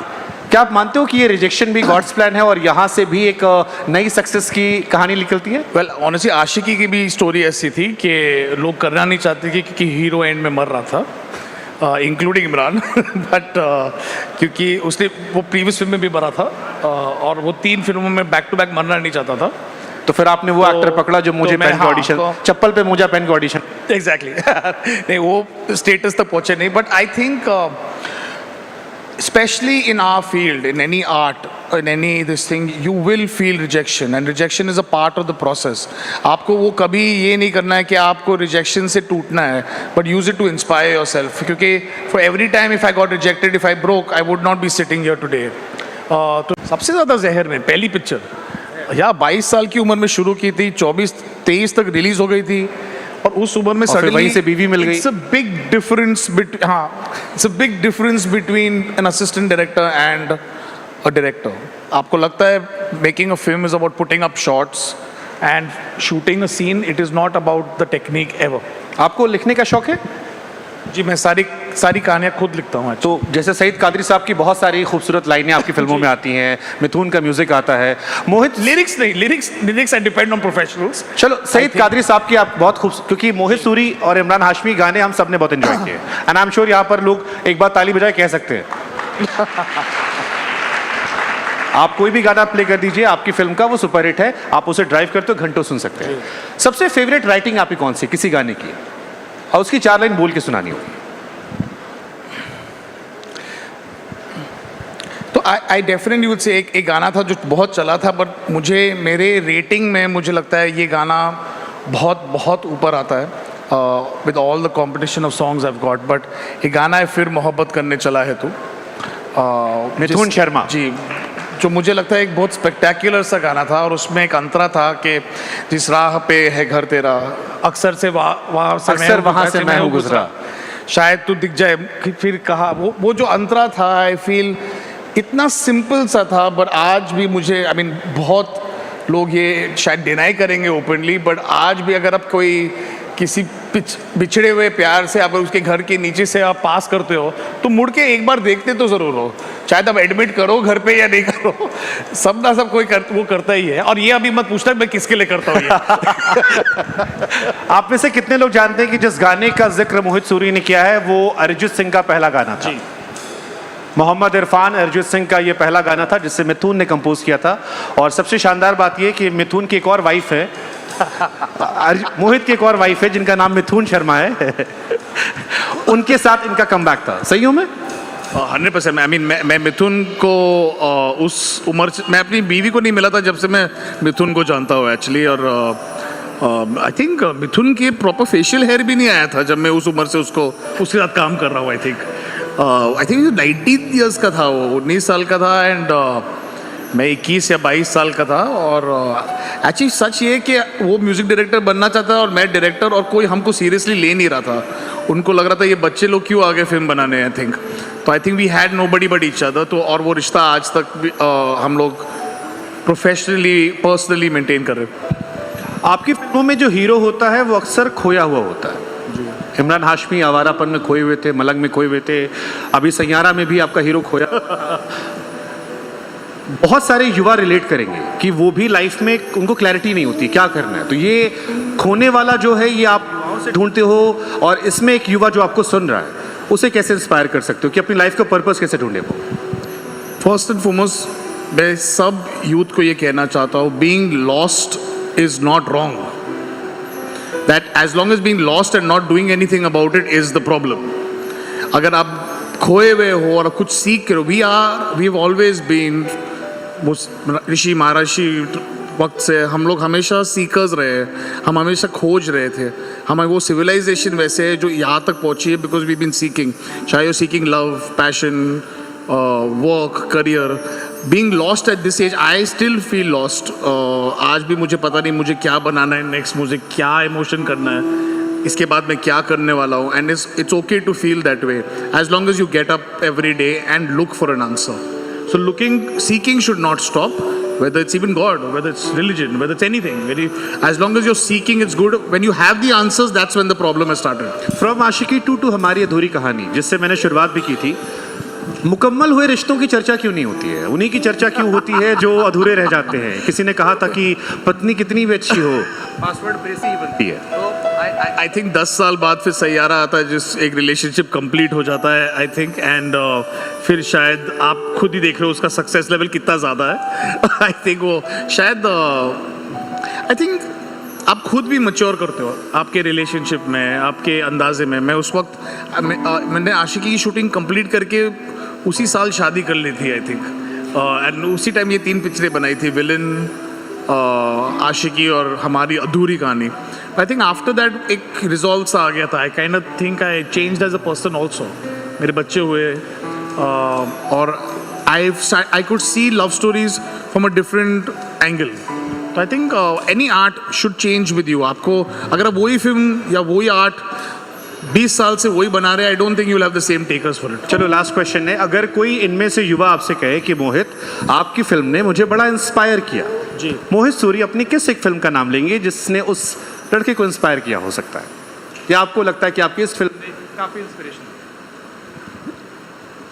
देखिए, मेरी सक्सेसफुल फिल्म से इंस्पायर होना आई थिंक शायद मैंने बहुत लोगों से बहुत सुना है, चाहे वो कलयुग से लोग जहर कोई, बट एक फिल्म थी मेरी जो मुझे मेरी बहुत पर्सनली मेरे लिए बहुत फेवरेट थी, जो जब रिलीज़ हुई थी चली नहीं थी, एंड आज भी वो लम्हे, no actually Awarapan I think, और उसमें एक स्पिरिचुअल सा एंगल है, it's got music, it's got love, it's got for me उस वक्त वो देखो, आपकी सक्सेसफुल फिल्मों के बारे में लोग अक्सर बात करते हैं, बट एक अनसक्सेसफुल फिल्म की सीक्वल आज बन रही है, which means a lot. Awarapan, जी, and I think Awarapan is one of my favourites that ऐसी आवारापन के लिए अभी तालियां बज रही है एंड इट्स सो अनफॉर्चुनेट कि आप डायरेक्ट नहीं कर रहे हो। मैं बार बार शिकायत करता हूँ, आप मना करते हो मुझे, लेकिन मैं कहता रहता हूँ why not Mohit Suri in Awarapan. मुझे एक्चुअली जॉब ऑफर मिला नहीं, they did offer me to direct the thing and no but I wish them all the best. I think they want a different take to it, और शायद मेरे लिए उस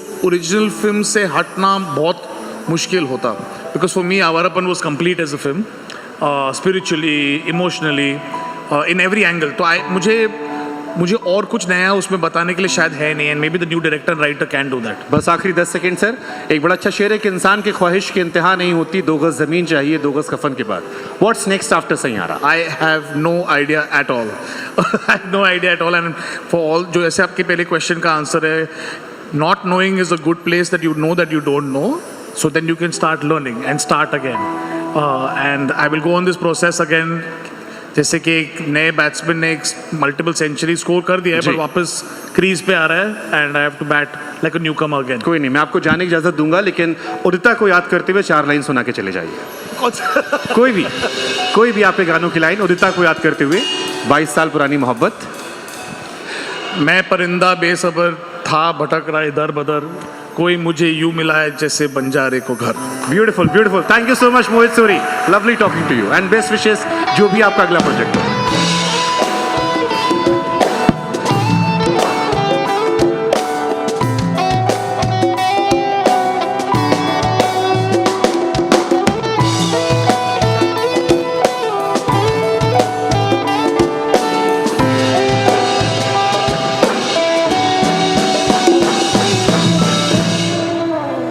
चलिए फिल्मों से अब पॉलिटिक्स की तरफ बढ़ते हैं। किस किस को लगता है पॉलिटिक्स बोरिंग है?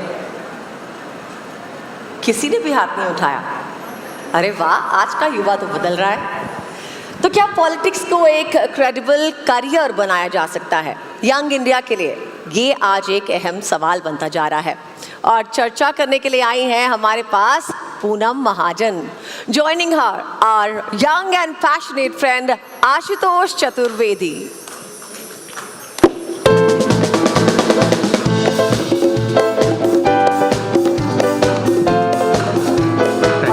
Thank you Aditi. तो क्या बोले, इंग्लिश और हिंदी? लेडीज एंड जेंटलमैन, नमस्कार, स्वागत है आप सभी का। आप देख रहे हैं NDTV इंडिया और मैं हूं आपके साथ आशुतोष चतुर्वेदी। पहले तो जोरदार तालियां आप सब खुद के लिए बजा लीजिए। एनर्जी मुझे बहुत पसंद है, पेस बहुत पसंद है, तो पेस कायम रहना चाहिए। और नेताजी बस मंच पर आने ही वाली हैं। जी हाँ, नेताजी नहीं, नेत्री जी कहते हैं। और पूनम महाजन जी हमारे साथ आएंगी, बस थोड़ी देर में आने वाली हैं। लेकिन एक बात तो है यार, मैं कब से इंतजार कर रहा था, मैं लेकर आने वाली हूँ। आई मीन जेंडर चेंज हो रहा है। एक बात तो जरूर कहना चाहूंगा आप लोगों को देखकर, सुबह से आप लोगों के पेस में और एनर्जी में कोई कमी नहीं हुई है। कारण क्या है? इतनी सुंदर हमारी होस्ट अदिति के सामने आप लोगों ने क्या कुछ जादू चला दिया क्या? नहीं, नॉट एट ऑल। नहीं चला क्या? कितने खूबसूरत मुस्कुरा। तुम आए हो तो जादू चल रहा है। ऐसा है? अरे थोड़ा तो बोल दो। हाँ, मैटर करते हैं कि नहीं जेंसी? अरे है कि नहीं? ये पूनम महाजन जी, आपको प्रणाम, नमस्ते, हेलो। अच्छा सुनिए, जितने भी हमारे भारत की पूरी बात कर लेता हूँ, नॉट ओनली महाराष्ट्र, आपको जेंजी में काउंट किया जाता है कि नहीं है? नहीं है? बता दूं? चलिए दिखाते हैं और बताते हैं, क्योंकि मन में जो अभी चल रही हैं चीजें, बहुत सारे सवाल हैं, बहुत मौज मस्ती होने वाली है, क्योंकि हमने टॉपिक ही ऐसा रखा है, बोरिंग नहीं चलेगा बॉस, बोरियत होने नहीं देंगे बॉस, मजा आने वाला है बॉस। जोरदार तालियां बजा दीजिए बॉस। और पूनम महाजन को हम ले जा रहे हैं स्टेज पर boss. Please welcome Poonam Mahajan ji.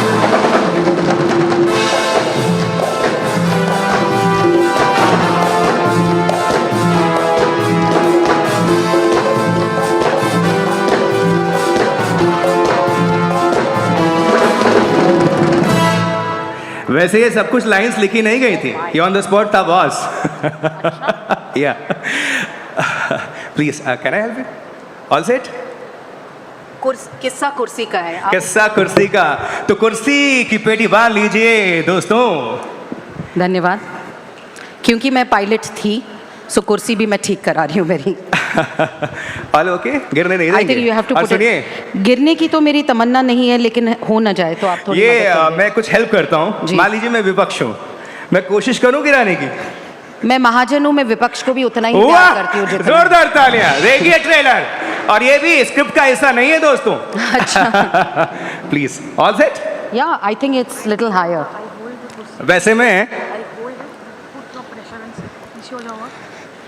हाँ, तो मेरा शारीरिक और राजनीतिक वजन से कुर्सी सेट हो गई चुकी है। क्या बात है। चलो, वैसे मैं आपके साथ हूँ, आपकी कुर्सी में गिरने भी नहीं दूंगा पूनम जी। Thank you.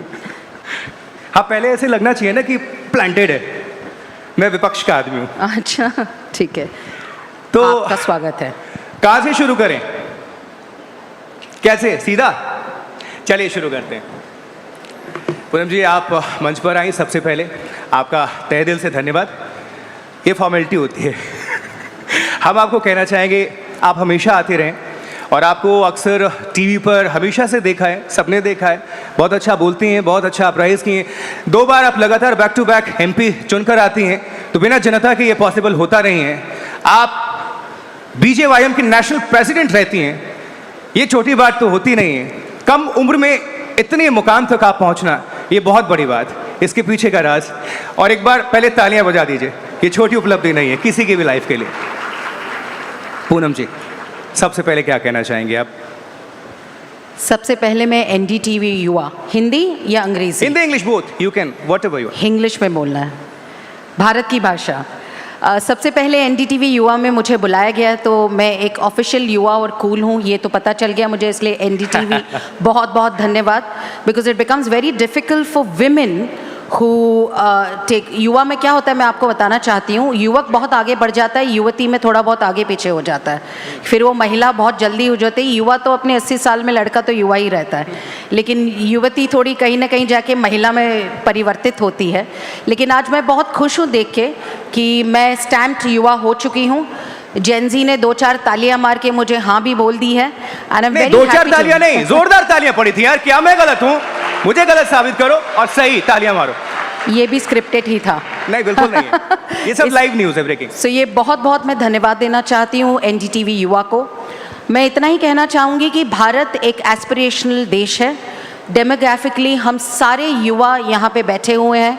जब विश्व को देखा जाता है, when you look at it with global perspective, youth of India is going to decide the future of the world.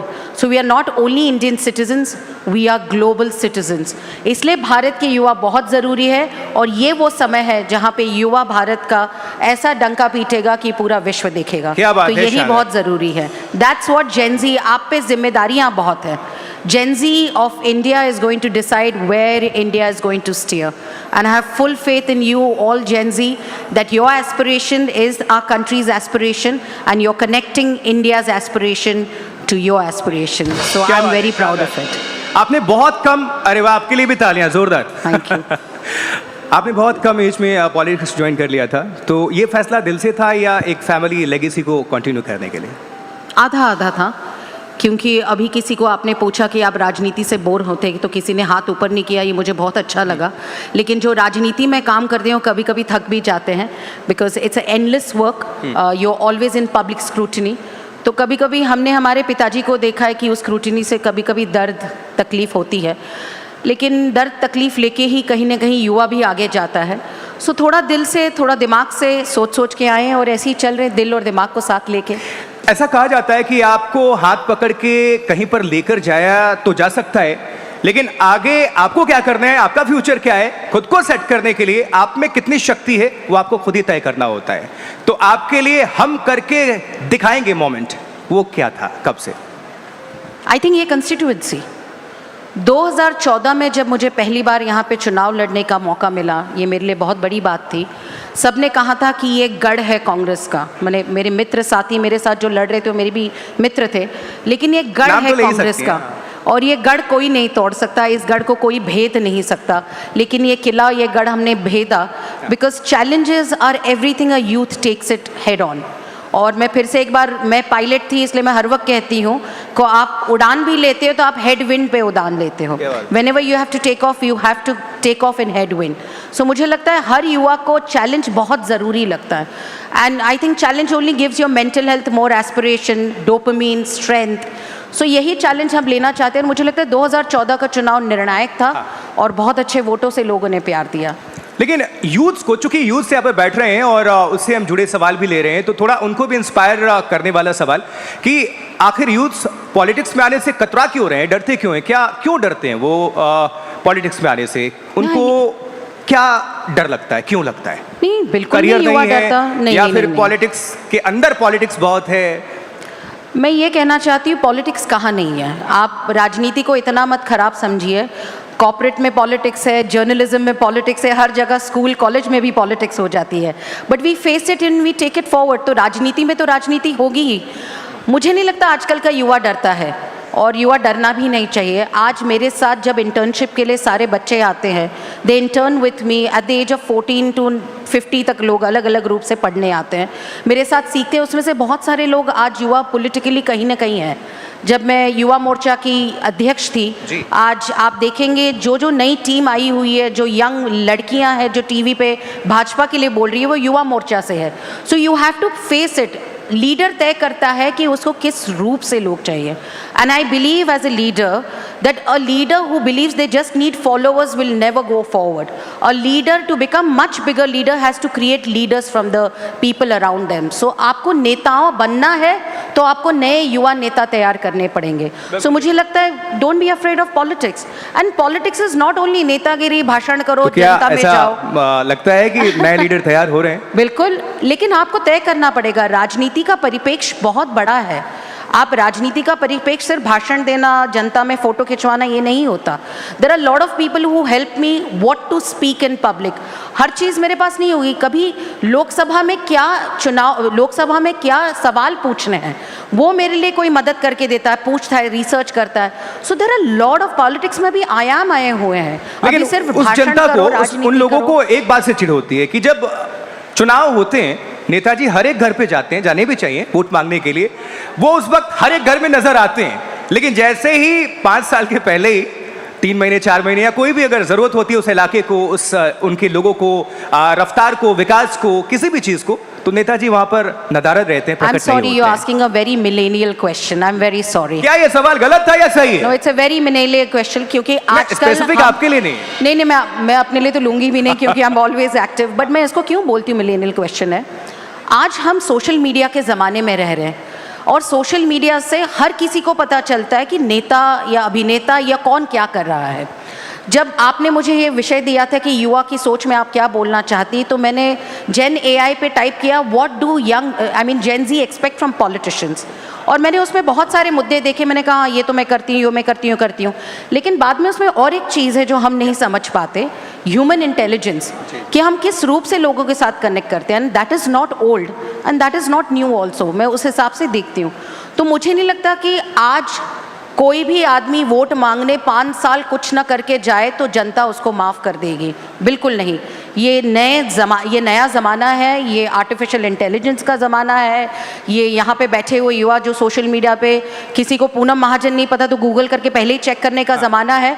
ये वो ज़माना है, you can not play with them. ठीक है, आपने सोशल मीडिया की बात कही तो एक सोशल मीडिया से जुड़ा सवाल ले लेता हूँ। सोशल मीडिया के आने के बाद से आप नेताओं की भूमिका, जनता से कनेक्टिविटी बढ़ी है या चुनौती बढ़ी है? ये इसने आसान कर दिया है आप लोगों के लिए या दोनों होता मुश्किल है? हर रिश्ते में चीज़ें दोनों होती है। अभी मैं मोहित सूरी जी को सुन रही थी कि अधूरा प्यार भी बहुत अच्छा लगता है, पूरा प्यार भी बहुत अच्छा लगता है। तो यही उनके डिस्कशन से मुझे यहाँ पे जो बैठे हैं बहुतों के प्यार अधूरे होंगे, क्यों है कि नहीं है? तालियां नहीं? अच्छा, अभी भी देखो वो बजा दिया भाई साहब ने। अरे कभी कभी मजाक भी समझ लिया करो यार, हाथ उठाने के लिए बोला था, कोई थोड़ी ना उठाएगा अधूरा प्यार। हाँ, लेकिन उसको मैं आगे ले जाना चाहती हूँ। अधूरा प्यार पूरा करने के लिए भी लोग काम करते हैं। मेरे कहने का मतलब ये था इसमें कि लोग, सोशल मीडिया से एक बहुत अच्छा काम हुआ है कि आप लोगों से ज़्यादा जुड़ना चाहते हैं। पहले क्या होता, अखबारों तक जर्नलिस्ट ने मेरा नहीं सुना, मेरी तस्वीर नहीं लगाई, मैंने अच्छा काम किया, बुरा काम किया, बुरा ज़्यादा छप जाता था, अच्छा कम छपता था। TRP का भी ज़माना तभी भी होता था। लेकिन आज मैं अच्छा करूँ या बुरा करूँ, मुझे ज़्यादा यहाँ वहाँ जाने की ज़रूरत नहीं, मैं सीधे इनको कह सकती हूँ they can open where Poonam Mahajan is going, what she is doing. तो आज सोशल मीडिया कठिन भी हो गया है क्योंकि आपके लिए कंपटीशन बढ़ गई है, लेकिन आसान भी हो गया है। आज यहाँ बैठे हुए सारे लोगों को मुझे हर वक्त ये बताने की ज़रूरत नहीं, क्योंकि वो कहीं से भी AI में चेक कर लेंगे what did Poonam Mahajan do in past 10 years। तो मुझे लगता है मेरे लिए तो आसान है। अच्छा, आप अच्छे लोगों के लिए आसान है, बस नहीं, बिल्कुल सही बात है, नॉन कॉन्ट्रोवर्शियल लोगों के लिए। और वैसे भी कहते हैं ना कि you can criticise them but you can't ignore them. That's the youth of this country has to believe. But criticize तो आप करना, it's a, मुझे लगता है criticism एक बहुत अच्छी सीख होती है सीखने के लिए. आप ignore करोगे ना करोगे, लेकिन criticism is always a learning lesson. आप पॉलिटिक्स में हैं, आप एक मदर भी हैं, तो राजनीति और घर दोनों को कैसे बैलेंस करती हैं? पता नहीं, चल जाता है. जैसे ये किसी ने कहा कि युवा जो होता है वो धुंधला सा रहता है, तो मैं भी ऐसी थोड़ी बहुत धुंधली सी रहती हूँ, लेकिन सब ठीक है. मेरा बेटा भी जेन ज़ी है, दो I look like a very cool mother, but यहाँ पे मैं कूल लोगों के घर पे लेम रह जाती हूँ. सो यही कहानी होती है हर किसी की कहानी घर घर की. एंड मैं ये प्रतीत करना चाहती हूँ कि एक माँ होने के बाद कोई गृहिणी बन के महिला नहीं रहती. वो भी इतनी कूल रहती है, उतनी इंक्विजिटिव रहती है, उतनी अपने रूप से देखती है. सो घर, मैं तो बहुत ज़्यादा काम करती हूँ राजनीति से परे. मैं एनवायरमेंटल प्रोटेक्शन के लिए काम करती हूँ. आज ही हम 2000 बच्चे युवा कॉलेज से ले आए. हमने ओशन क्लीन अप डे किया था, उसके बाद हमने पेड़ लगाए. तो एनिमल वेलफेयर के लिए काम करती हूँ. मैं क्या नहीं करती हूँ, और मेरे बच्चे भी मेरे साथ ऐसे में मेरे एग्जाम में सवाल आ रहा है कि अगर आप पॉलिटिक्स में नहीं होती तो पूनम महाजन आज क्या कर रही होती? ये बहुत ही पुख्ता सवाल है, और इस सवाल का जवाब देना बहुत कठिन होगा, क्योंकि आज मैं पॉलिटिक्स में हूँ. लेकिन आपकी जो मन में है वो, मैं इफ बट्स पे विश्वास ही नहीं रखती. और इफ और बट पे विश्वास रखूंगी तो मैं वही जेन ज़ी की तरह कहीं ना कहीं घूम जाऊंगी. मिलेनियल हूँ, अपने आप को उसी रेजिमेंटल लाइफ में रख देती हूँ. मेरे पास वो समय नहीं है सोचने का कि मैं नहीं होती तो क्या करती. मैं ये सोचती हूँ आज हूँ तो इससे अच्छा कैसे करूँ. तो उस रूप से मैं अपने आप को देखती हूँ. गाने पसंद है आपको? बहुत ज़्यादा. बस गा नहीं पाती, ये दुख की बात है. एक आवाज़ भाषण करने की होती है, एक आवाज़ गाने की होती है. आपने ऐसे तो नहीं समझ लिया मैं पहले बोलूंगा 2 लाइन गा दीजिए? नहीं, बिल्कुल नहीं. वो बिल्कुल चलेगा, लेकिन वो ट्रोलिंग के लिए बहुत अच्छे से चलेगा. और जो मुझे नहीं आता मैं उसने अपने आप को सीधा. आपके प्लेलिस्ट में सबसे ज़्यादा गाने किसके चलते हैं? जेन ज़ी के गाने चलते हैं. मैं अंग्रेज़ी से शुरू करूँगी तो माफ़ करिए, मेरे घर में टेलर स्विफ्ट बहुत चल जाती है. आपके यहाँ भी होता ही होगा.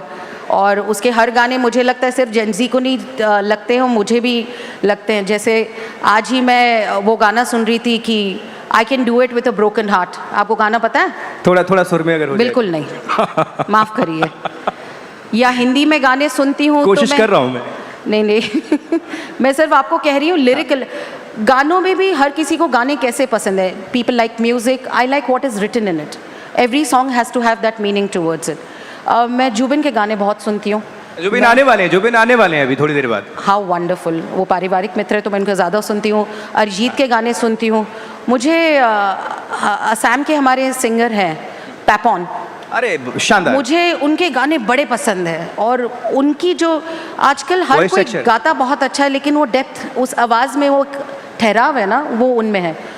लता दीदी, किशोर कुमार, मतलब मैं आपको क्या कहूँ, गाने तो हम सब सुनते हैं और मैं हर भाषा के गाने सुनती हूँ. जी, मराठी भी बहुत सुनती हूँ. हम अजय अतुल की वजह से मराठी एक अलग तरीके तो से हम मुंबई महाराष्ट्र में बैठे हैं, तो मराठी में अगर 2 लाइन कुछ सुना दे तो हमारे पूरे भारत के जो दर्शक हैं वो भी पूनम महाजन को एक नए रूप में सुन लेना. क्या आप सुनना चाहेंगे?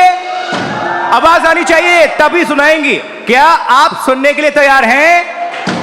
Yes, Poonam ji please. मुझे पता है जेन ज़ी बोर होता है, आप आज गवाओगे कल नहीं, ऐसा नहीं, ऐसे तो होगा नहीं. नहीं. मेरी आवाज़ गाने की नहीं है, माफ़ करिए. मैं गा सकती तो मैं बहुत खुश होती, लेकिन 2 लाइन बस. माफ़ करिए, अभी माफ़ करिए, गाना तो होता नहीं है. मैं वही सोच रहा था कुछ. लेकिन गाना जो भी आपको लगे, कुछ पंक्तियां, कुछ जो भी मन में आपके जहन में आए. मैं बहुत दुखी सा गाना है, मतलब बहुत डीप गाना है, लेकिन एक शंकर महादेवन का गाना था. प्लीज, मैं उसकी सिर्फ पंक्तियां बोलूंगी. मन मंदिरा, मैंने वो गाना ऐसा है कि उजड़ू न दे. मैं मुझसे नहीं होगा, माफ़ करिए. I just thought maybe I can do it. ये वीडियो मेरे बच्चे देखेंगे तो मुझे कैंसिल कर देंगे, and I don't want to be a cancel. नहीं, अप्रिशिएट करेंगे. बट ये है, बहुत अच्छे गाने हैं. हर गाने के पीछे एक कारण होता है, और मैं खुश हूँ और हैप्पी हूँ कि मेरी बेटी जेन अल्फा है. आप तो जेन ज़ी की बात करेंगे तो मैं सुना दूंगा आपके लिए गाना. आप गाना गाइए प्लीज प्लीज. बहुत अच्छा. शंकर महादेवन आपने बोला है तो मेरे भी फेवरेट हैं. वो बहुत सुंदर गाते हैं. सुना दो, कोशिश करूं. बोर तो नहीं हो गए आप लोग? भागोगे तो नहीं? पक्का 2 लाइन कर दूं? On your request. वाह वाह वाह वाह. मेरे मन ये बता दे तू किस ओर चला है तू. क्या खोया नहीं तूने, क्या ढूंढ रहा है तू, जो है अनकही, जो है अनसुनी, वो बात क्या है बता मितवा, कहे धड़कने तुझसे क्या मितवा, ये खुद से तू ना तू छुपा सोनिए। Thank you all of you, thank you Poonam ji. बहुत बहुत धन्यवाद। And this is I think कोई भी जनरेशन हो, शाहरुख खान का गाना तो हर किसी के दिल पे छू लेता है, तो शाहरुख के लिए भी तालियां हो जाए। जोरदार तालियां शाहरुख खान के लिए, शंकर एंड लॉय के लिए, उनकी पूरी टीम के लिए और पूनम महाजन। लेकिन चलते चलते तो हम आपसे कह रहे थे कि अच्छा एक चीज़ बहुत जहन में मुझे ध्यान आ गया, वर्ली से भारतीय जनता पार्टी अभी मेयर की चुनाव की भी शुरुआत कर चुकी है। वर्ली जहन में आते, चूँकि वर्ली पूरा आपका बीता है, प्रमोद महाजन जी उस वक्त अगर जाएं, 2 घर छोड़ के आप भी रहती थी, आपने सब कुछ देखा, हमने वो टीवी पर देखा था। फ्लैशबैक, वर्ली, ये चुनाव, मेयर चुनाव, वर्ली कहीं खींच कर ले जाता है आपको?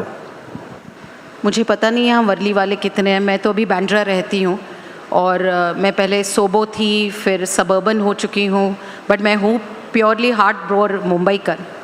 वर्ली पोचखान वाला रोड जो है और समुंदर के वर्ली का सी फेस है, वो बहुत सुंदर है और मुझे लगता है बचपन की बहुत सारी यादें हैं और बहुत सारी दुखी भी यादें हैं। But it's a beautiful place. आधी मुंबई रही हूँ, आधी दिल्ली रही हूँ, पूरा देश घूमी हूँ, लेकिन है कहीं ना कहीं दिल से वर्ली से कहीं ना कहीं नाता है, क्योंकि वो समुंदर बहुत याद आता है। अभी जहाँ मैं रहती हूँ वहाँ पे समुंदर नहीं दिखता, लेकिन मुंबई की एक अलग शान है और मुझे लगता है मुंबईकर यहाँ पे बैठे हुए, भाषा जात धर्म कुछ नहीं होता, मुंबईकर होता है। उस रूप से हम सारे, हमारे मुंबई के स्पॉट बहुत अलग है। आप मुंबई से हो? मैं मुंबई से नहीं हूँ, लेकिन मुंबई से नाता है, आता जाता रहता हूँ बहुत सारे मेरे फिर आपने मुंबई का वड़ा पाव ट्राई किया है कि नहीं? हाँ बिल्कुल, कई बार, मेनी टाइम्स। क्योंकि मैं जब भी कभी दिल्ली जाती हूँ एक बैग सिर्फ वड़ा पाव से ही निकलता है, क्योंकि हर कोई मेरे मित्र जो है जर्नलिज्म में, आप पूछेंगे दिल्ली में अभी भी वड़ा पाव के बिना दिल्ली वालों को कुछ नहीं होता, तो ये मुंबई की एक याद रहती है। ठीक है, मुझे बताया जा रहा है कि टाइम थोड़ा सा ओवर हो रहा है, लेकिन चलते चलते मैं चाहता हूं कि एक ब्रेकिंग न्यूज हमको मिल जाए इस मंच से। मैं जैसे हमेशा सब जानते हैं कि पॉलिटिक्स में कोई भी परमानेंट दुश्मन नहीं होता है और आपके ठाकरे खानदान से बहुत अच्छे रिश्ते, खासकर रश्मि जी से हमने बहुत बार देखा है, तो क्या कहीं सब ठीक है? राजनीतिक रिश्तों के बारे में आप पूछ रहे हैं या पारिवारिक रिश्ते? अब आपने पूछ लिया। देखिए, मेरे नाम में सब कुछ जवाब आ जाता है। हम पूनम प्रमोद महाजन। राजनीतिक रिश्तों में हर वक्त हम राजनीतिक ऊंच नीच होती रहती है, हम उसको ऐसे देखते हैं कि हम अपनी लड़ाई कैसे लड़ते हैं, लेकिन पारिवारिक रिश्ते पारिवारिक रहते हैं। और आप महाराष्ट्र के क्या पूछ रहे हैं, आप कोई भी देश में रिश्ता निकालिए जो ऑपोजिशन में, पूनम उनसे कनेक्टेड है। तो मुझे लगता है राजनीति में हम विचारों से लड़ते हैं, लेकिन हम एक दूसरे के दुश्मन नहीं होते, लेकिन विचारों से इसलिए लड़ते हैं क्योंकि we are doing better than them, because we are connected with people and we are doing better with people and people are supporting for us for that. तो मुझे लगता है जब पब्लिक जनता हमें आशीर्वाद देती है इसलिए हम अच्छा कर रहे हैं, वो अच्छा कर नहीं पाते, लेकिन पारिवारिक रूप से बहुत प्यार देती हूँ उनको मैं। हमारे एनडीटीवी के व्यूवर्स के लिए 2 शब्द चलते चलते। मैं एनडीटीवी को ये कहना चाहती हूँ, सही खबर, अच्छी खबर आप हर वक्त देते हैं और अभी एनडीटीवी का नया रूप एक नए चेहरे के साथ जो युवा है इसको आगे ले बढ़ रहा है। मेरे भाई का नाम भी राहुल है, यहाँ पे भी राहुल बैठे हुए हैं, उनका भी मैं करियर देख चुकी हूँ। हर वक्त एक निष्पक्ष और एक बहुत अच्छे रूप से खबर लोगों तक पहुंचाना, ना इधर का ना उधर का, जनता की एनडीटीवी, जनता की खबर और जनता को आप आगे ले जा रहे हैं, इसलिए आपको बहुत बहुत शुभकामनाएं। युवाओं का विचार करें और युवाओं को भी आप आगे ले जाएंगे और स्वस्थ भारत तो आप 12 साल से कर ही रहे हैं, इसलिए बहुत बहुत शुभकामनाएं आपको। बिल्कुल, लेडीज एंड जेंटलमैन, जोरदार तालियां हमारे एडिटर इन चीफ सीईओ के लिए, राहुल कमल के लिए। एंड पूनम महाजन जी, बहुत बहुत धन्यवाद, आप मंच का शोभा बढ़ाने आई, बहुत बहुत शुक्रिया आपका, thank you so much.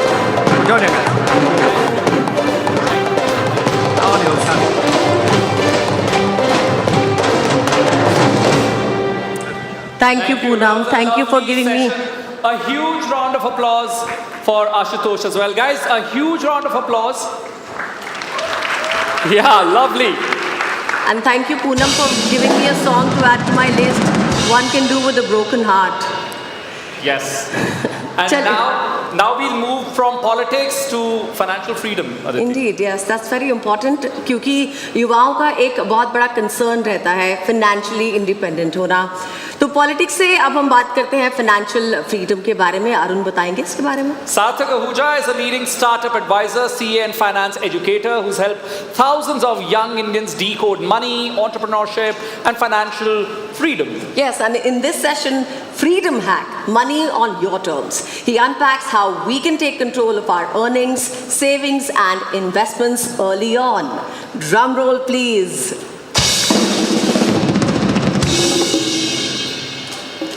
Sarthak. And do we have Sarthak? For this, we'll throw it to our colleague Alex there. Over to you, Al. Thank you so much. So I'm going to be starting from the middle of this lovely hall, and I can see so many young faces out there. The energy is palpable. Can you give me a shout? Can you give me a shout? There you go. All right. We're going to be talking about money, and we're going to make this real because youth like real, right? So let's talk about the actual issues. I don't want to start on the stage. I want to start with you guys right here, and I want to ask you a few questions. Yeah, everybody wants to be rich. I've met a monk, okay? I've met a monk, and the monk also wanted to be rich. His definition of rich was different. He was talking about spiritual richness. But we're talking about money, right? I can't hear you guys, come on. We're talking about money, eh? Okay, so the thing is, everybody perceives wealth differently. Everybody perceives the idea of being rich differently. But then, if I ask you to think about a number, if you had that number today, you would call yourself rich. You wouldn't have to work another day in your life. What would that number be? I'm going to go across to a few people over here, and you're going to tell me. I'm going to start with you. What would that number be? Yeah. Like the figure? The figure. Quick. Crores maybe. Crores? What crores? 55. 55 crores here for the lady in the white. What do you want?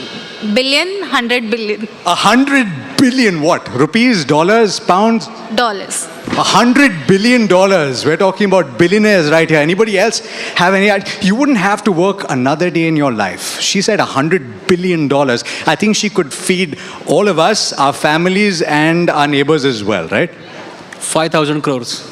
5,000 crores. Okay, so we've got some interesting numbers. $100 billion is way out there. And she talked about dollars. We're not talking about rupees. Okay, but the second question to you, and I think everybody can participate. The second question is, would you work till you're 60 or would you retire early? And I think you can give me a show of hands if you think one or the other. Work till you're 60? Okay, there are a few people out there. Retire early? Okay, you know what? What about the rest of you? You're not going to work, you're going to start up. Because I don't see an even number. All right, the next question. Would you buy a house or live on rent? Buy a house? Live on rent. What is the rest of you going to do? You're going to live with your neighbors, is it? Okay, and the final question. I'm going to ask a few people this. Gold, equity or cryptocurrency? You can pick all three. Gold equity probably. Not cryptocurrency. Okay, what about you? Gold equity. Gold and equity. Very sensible investors in the crowd. Okay, let's take this to the stage now. Sarthak, you want to join me? Okay, so I've kind of set the stage, I hope, for what is going to be a fun conversation. We're going to keep it real. Yeah, we're going to talk about stuff that affects all of us. And you all know Sarthak. You've probably seen some of his content. But I want to start with the concept of FIRE, right? Everybody's heard about financial independence, retire early. But Sarthak, I want to ask you, you're hearing this a lot more now. Our parents didn't talk about it. Parents work till they're 60, retired comfortably now. But you're hearing FIRE now. Why is that? I think it's because a lot of people have realized that working is very different from just being able to earn money to meet their livelihood. I think working today is all about joy. What really gives you fulfillment, what you really want to do, you want to leave a legacy, you want to have fun while you're on this planet, right? And I think in that context, financial independence becomes important because I do realize there are a lot of people who would need some amount of money coming in just to be able to meet their basic needs and save enough to be able to retire. And that financial freedom where they can do exactly what they wish to do. If they want to take 2 months off and just relax and think of what is going to give them fulfillment in life ahead, so be it. So I think the idea of just wanting to buy control over people's time is a beautiful thing, right? And why not? It ties into Maslow's hierarchy, where your food and shelter is taken care of, you're just looking for what you want to do. So, but that's a powerful concept, the ability to control your own time. And I don't think it means that you quit your job if you have a certain amount of money. You keep doing what you want to do. And I think only a few people in the crowd did put their hands up when they said they wanted to retire early, right? So people want to work for a while. But what I see also is this need to get there quickly, this desire and the urge to earn money very quickly. Are you seeing that as well? 100%. And I think it's both positive and I wouldn't say as much negative. I think it just goes to show where India's reached after all these decades, because the generation that came before us didn't even have that option. So those aspirations, those dreams didn't exist. And today, India, the leadership, the entire environment and the economy has reached at a point where people can dream. And very honestly, when you look at economic data, back in the 70s was actually the best time to be going into the US. And the 20 years after that is what people would call the American dream. Similarly, when you think about it, in the 2000s was the perfect time to actually be in China and ride the wave of the next 2 decades, which has made China what it is today. And to be honest, India right now is exactly at that per capita income and absolutely at that inflection point where people should be dreaming, because only when they do dream will they really be able to capitalize on what our economy is going to bring for all of us over the next 2 decades. And I am excited, and I'm glad all of them are excited. So that's a powerful concept, and please listen to this carefully. I wish that somebody had told me this when I was 2022 to start your SIP, start your investments right now, because you want to take advantage of that. But I do want to ask you about a concept that you've spoken about, 4 levers to wealth, right? You want to define that, because you've also said that people tend to go to the last lever first, which is not necessarily a good thing.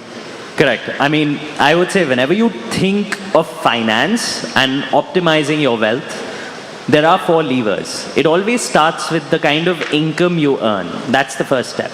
Moves on to your expenses, which is what kind of lifestyle you live. That leads to your savings, and the third thing that eats out of your savings are actually taxes. And the fourth thing, whatever is left, is you actually invest. And unfortunately, a lot of people tend to obsess a lot about where to invest their money in the early ages, when ideally, when you think of effort to return ratio, I think really optimizing in the early ages on how to increase your income, which is directly related to upskilling, will actually have much better outcomes in wealth creation. So I think figuring out where to invest is necessary. But if I were in my 20s and I had to pick, I would probably look at what are the skills which are necessary, which would just immediately help me increase my income, and that would have a much larger impact on my wealth creation journey. Important point that you're making there, because we're speaking today. I don't know how many of you have looked at NDTV Profit, NDTV, or read the news, or seen what Donald Trump posted, or what you know, the H-1B issue, the fact that it's going to be tougher in the near term, at least if nothing changes, for Indian IT workers to go to the US. So the reason I bring this up is that already with artificial intelligence, with so much changing in the digital landscape, we're not really certain about the outlook beyond the age of 45, particularly people in the software space. How do you deal with that uncertainty? Because you tie that with skilling yourself, upskilling yourself constantly, and investing in yourself early on. How do you ensure that you're not left behind? I think first is even understanding what do you want to be upskilled in. If I had to really bet on certain industries or knowledge of the future where a lot of wealth can be created, I would say think about it as A, B, C, D, E. When I say that, I mean A, of course, is AI and artificial intelligence. B, I would say, is biotechnology. C, I would say, is crypto and blockchain, which is a wave which is going to come back again and very wildly so. D would be for drones and robotics, and E would be for energy transmission. And I think anyone today who has to pick on which industries to get into and where to upskill, if they just think about this and can possibly expose themselves to what is happening in these industries, maybe on a YouTube or on the internet, you don't need to do an expensive course about it. At least it will put you in the right mind frame of thinking on what are the skills of the future.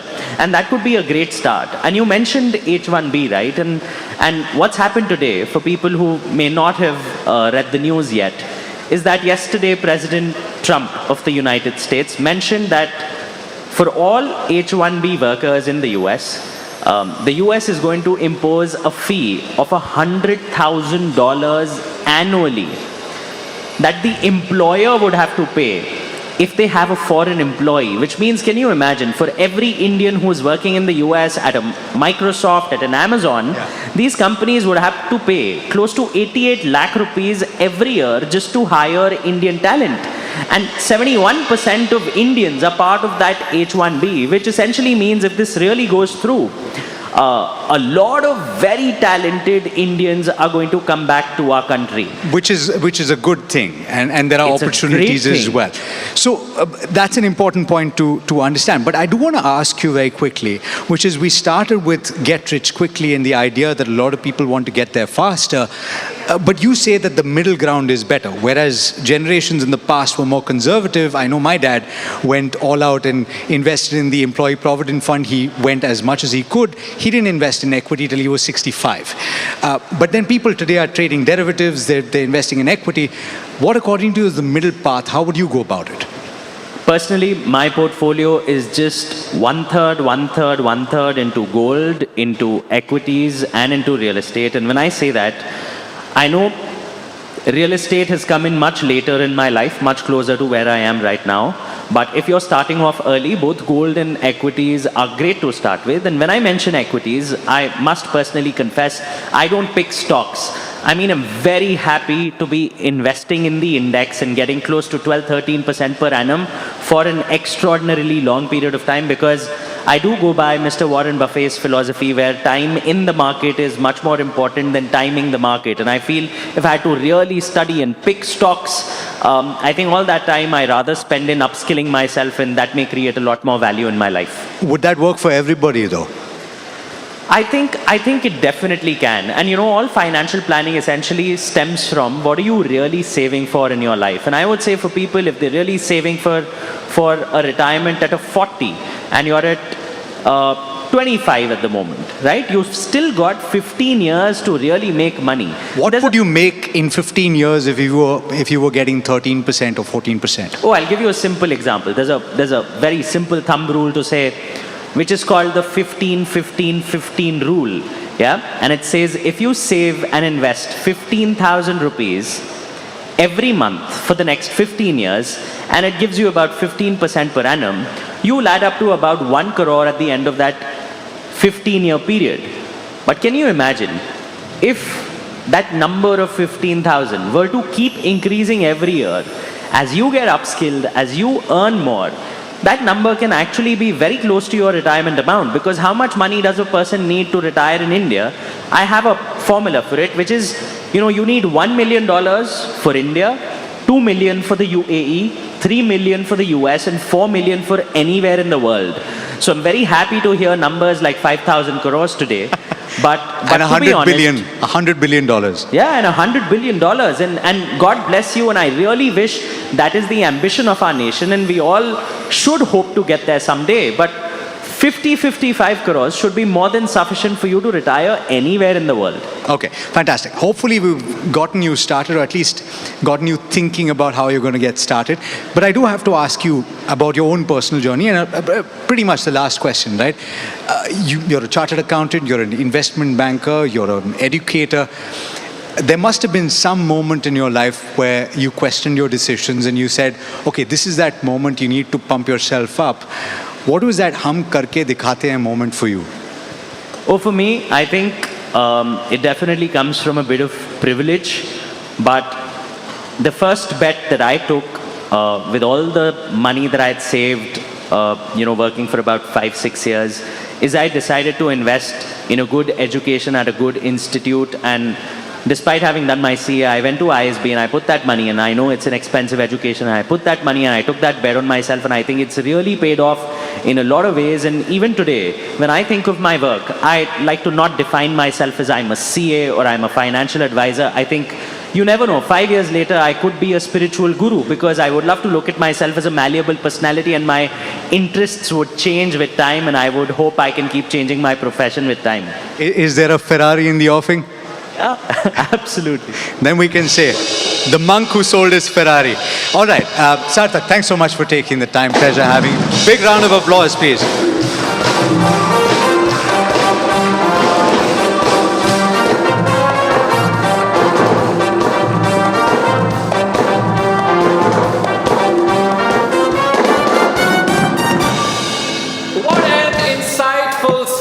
Give a huge round of applause for each and every guest and our lovely anchors as well. So, love it. And now we are moving on to our next session, and that's also going to be as interesting as this one. Today's icons are the ones who are building dream companies. They're not only chasing the jobs. Our next guest turned a simple idea into one of India's fastest growing mobility platforms. With Rapido, he's not just solving last mile connectivity, well, he's creating opportunities, changing the way India moves and inspiring a whole new generation of founders. Well, his journey is proof that when you have clarity of vision and the courage to take risks, the road literally opens up for you. Ladies and gentlemen, please put your hands together for the co-founder of Rapido, Pavan Kuntupalli. A huge round of applause. We want him here on stage, but with a lot of swag.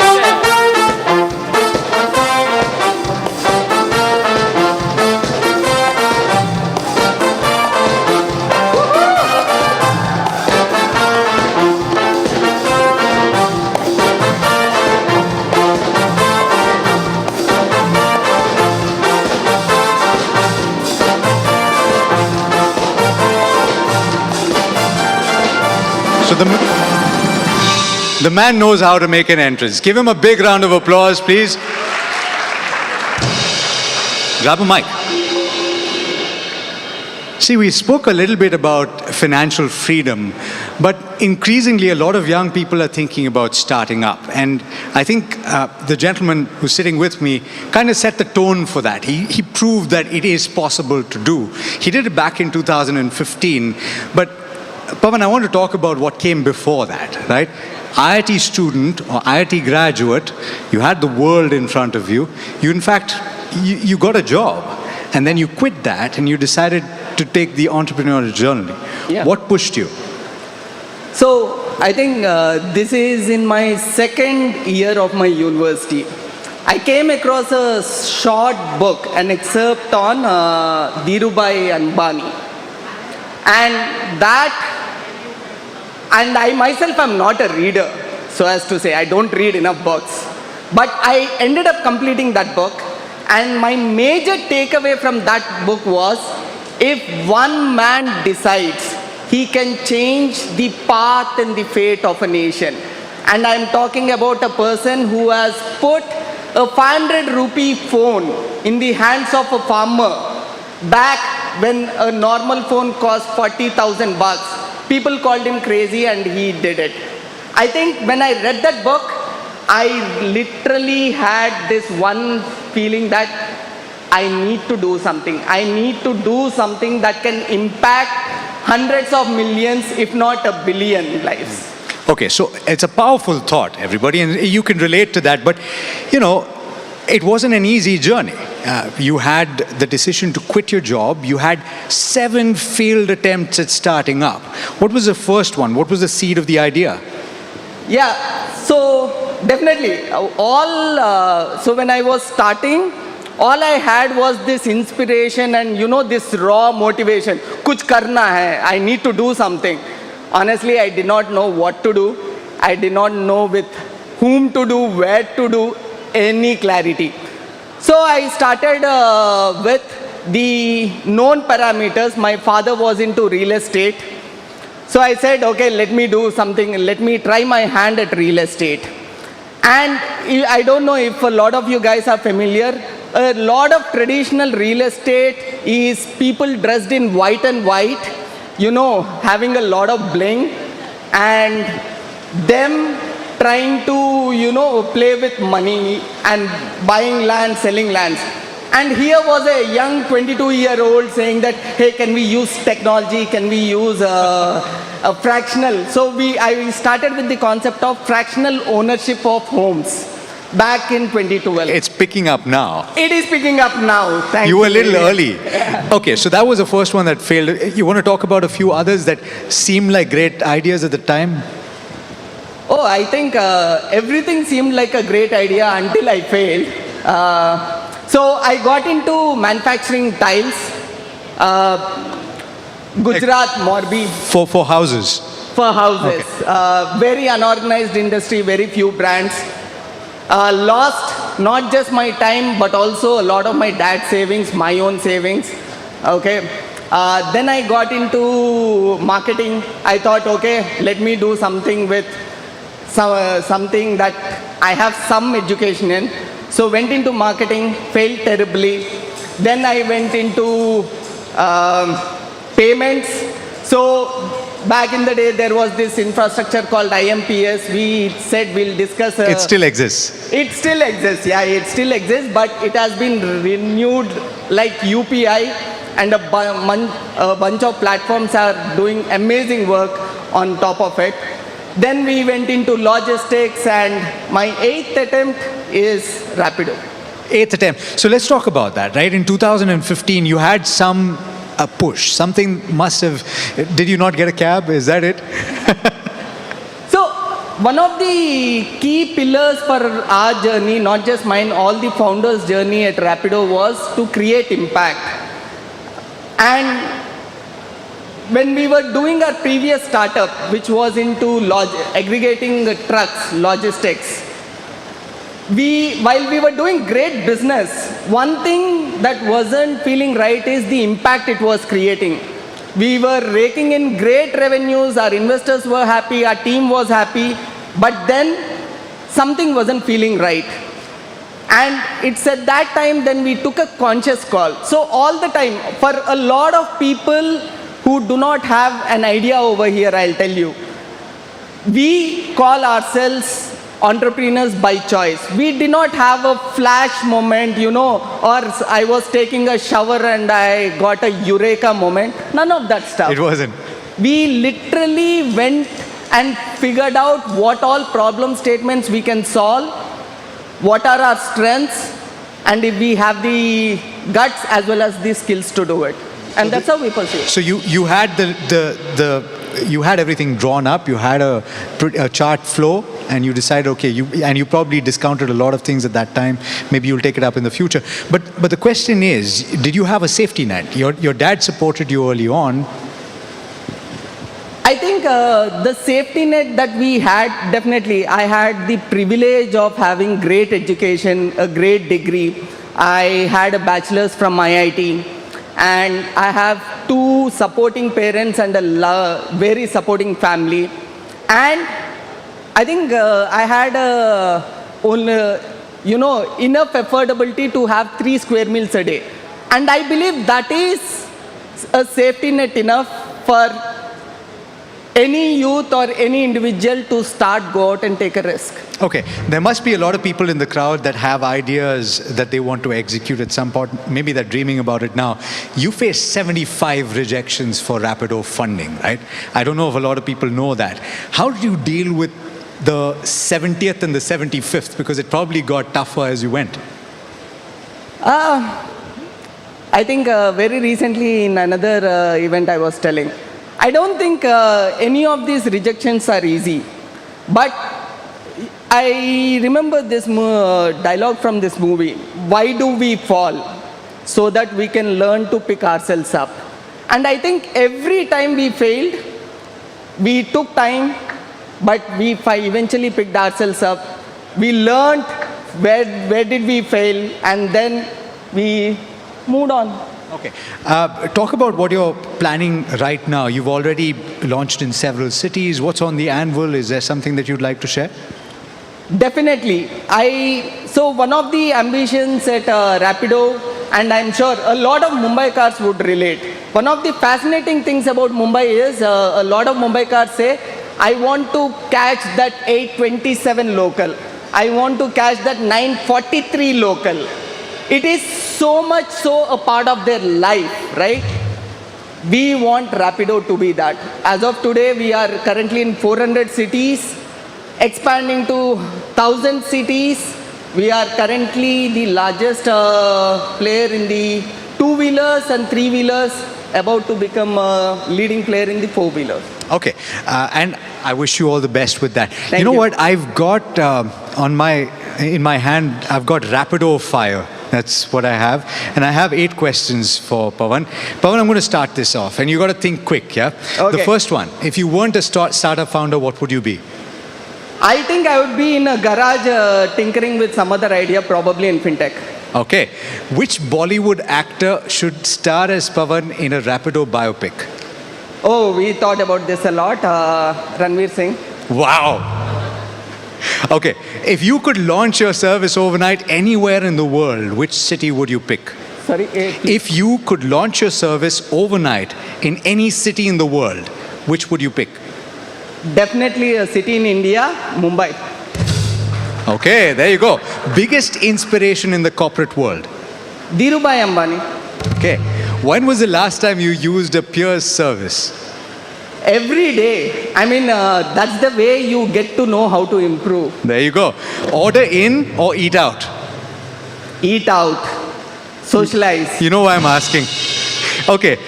If you could swap places with any Indian startup founder, who would it be? Alive or dead or? Alive or dead? Dhirubhai Ambani. Okay. Yeah, he was a startup founder. All right. If you could time travel to the day before Rapido's first launch, what advice would you give yourself? Gear up for the ride. It's actually a very crazy ride. Okay. And you faced so much rejection over the course of your life. I think I've asked this question already, but I will ask you, what was your hum karke dikhate hai moment?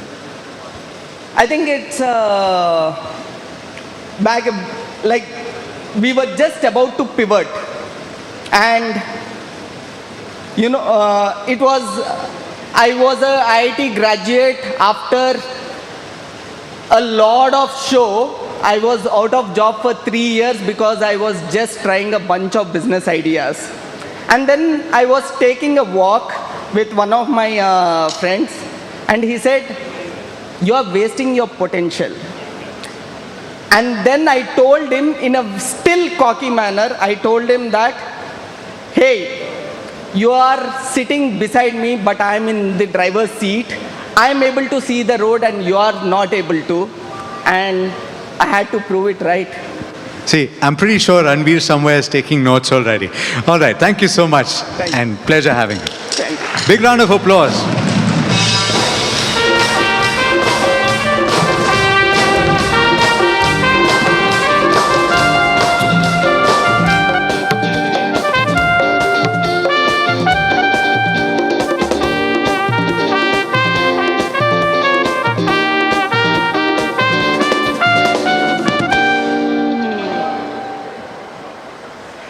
हर युवा के दिल में एक सवाल है, what do we really want?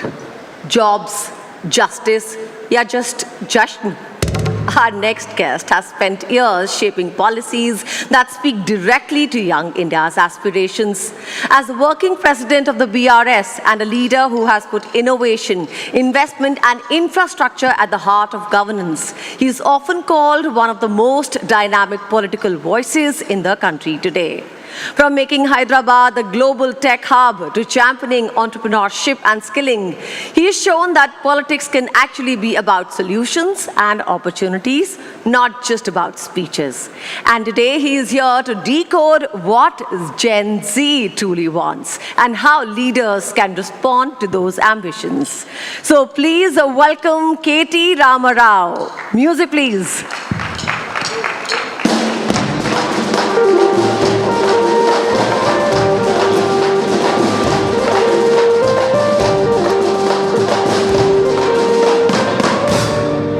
here. I've never had music ever played it when I was introduced, but thank you very much for that. Thank you, guys. Good evening. My name is K.T. Ramarao. I am a politician. I know most of you loathe politicians, most of you hate politicians. So I'll try and keep this simple, try and keep this as brief as possible. I come from Telangana. I worked as a minister for about 10 years, from 2014 until 2023. Prior to joining politics, I've had a bit of exposure working in the Western world. I have 2 master's degrees, one in biotechnology from Pune University, and one more in business administration from City University of New York. Then I worked in the corporate world for about 6.5, 7 years, came back to India, worked here for 2 more years, and then eventually joined the statehood agitation for Telangana in 2006. For about 8 years, I was part of this public movement for statehood for Telangana. In 2014, after the state of Telangana was formed, we were given a chance to serve the people, and I became a minister for the first time in 2014. For about 10 years, I've handled multiple portfolios, including technology, commerce, industry, urban development, municipal administration, handlooms, etc., etc. So why am I here? I'm here to share some of my thoughts, some of my learnings, and also to hear from you on what you want from politics and politicians and probably governments as well. I wanted to start off by saying 2 things. One, when I look around, when I see you, I see a lot of restless people, trigger happy, quick to go on to the digital world, wanting to put out a statement, wanting to put out a post a story, set a reel, restless, young, ambitious, bold. That's Gen Z, if we have to quickly sum up. You're truly the DIY generation, not the do-it-yourself, but disruptive, imaginative, absolutely youthful generation is what Gen Z is all about. I would like to believe that my state, Telangana, is also a Gen Z state. Wanted to start off by saying 3 things. One, when we start looking at events like this, thank you NDTV for this wonderful gathering, because this is a unique opportunity for lawmakers, for politicians to interact, to mingle, to understand what Gen Z really wants. When I look through this room, I can think of 3 Gen Z journeys. One, of course, my children. I have a 20-year-old and a 16-year-old.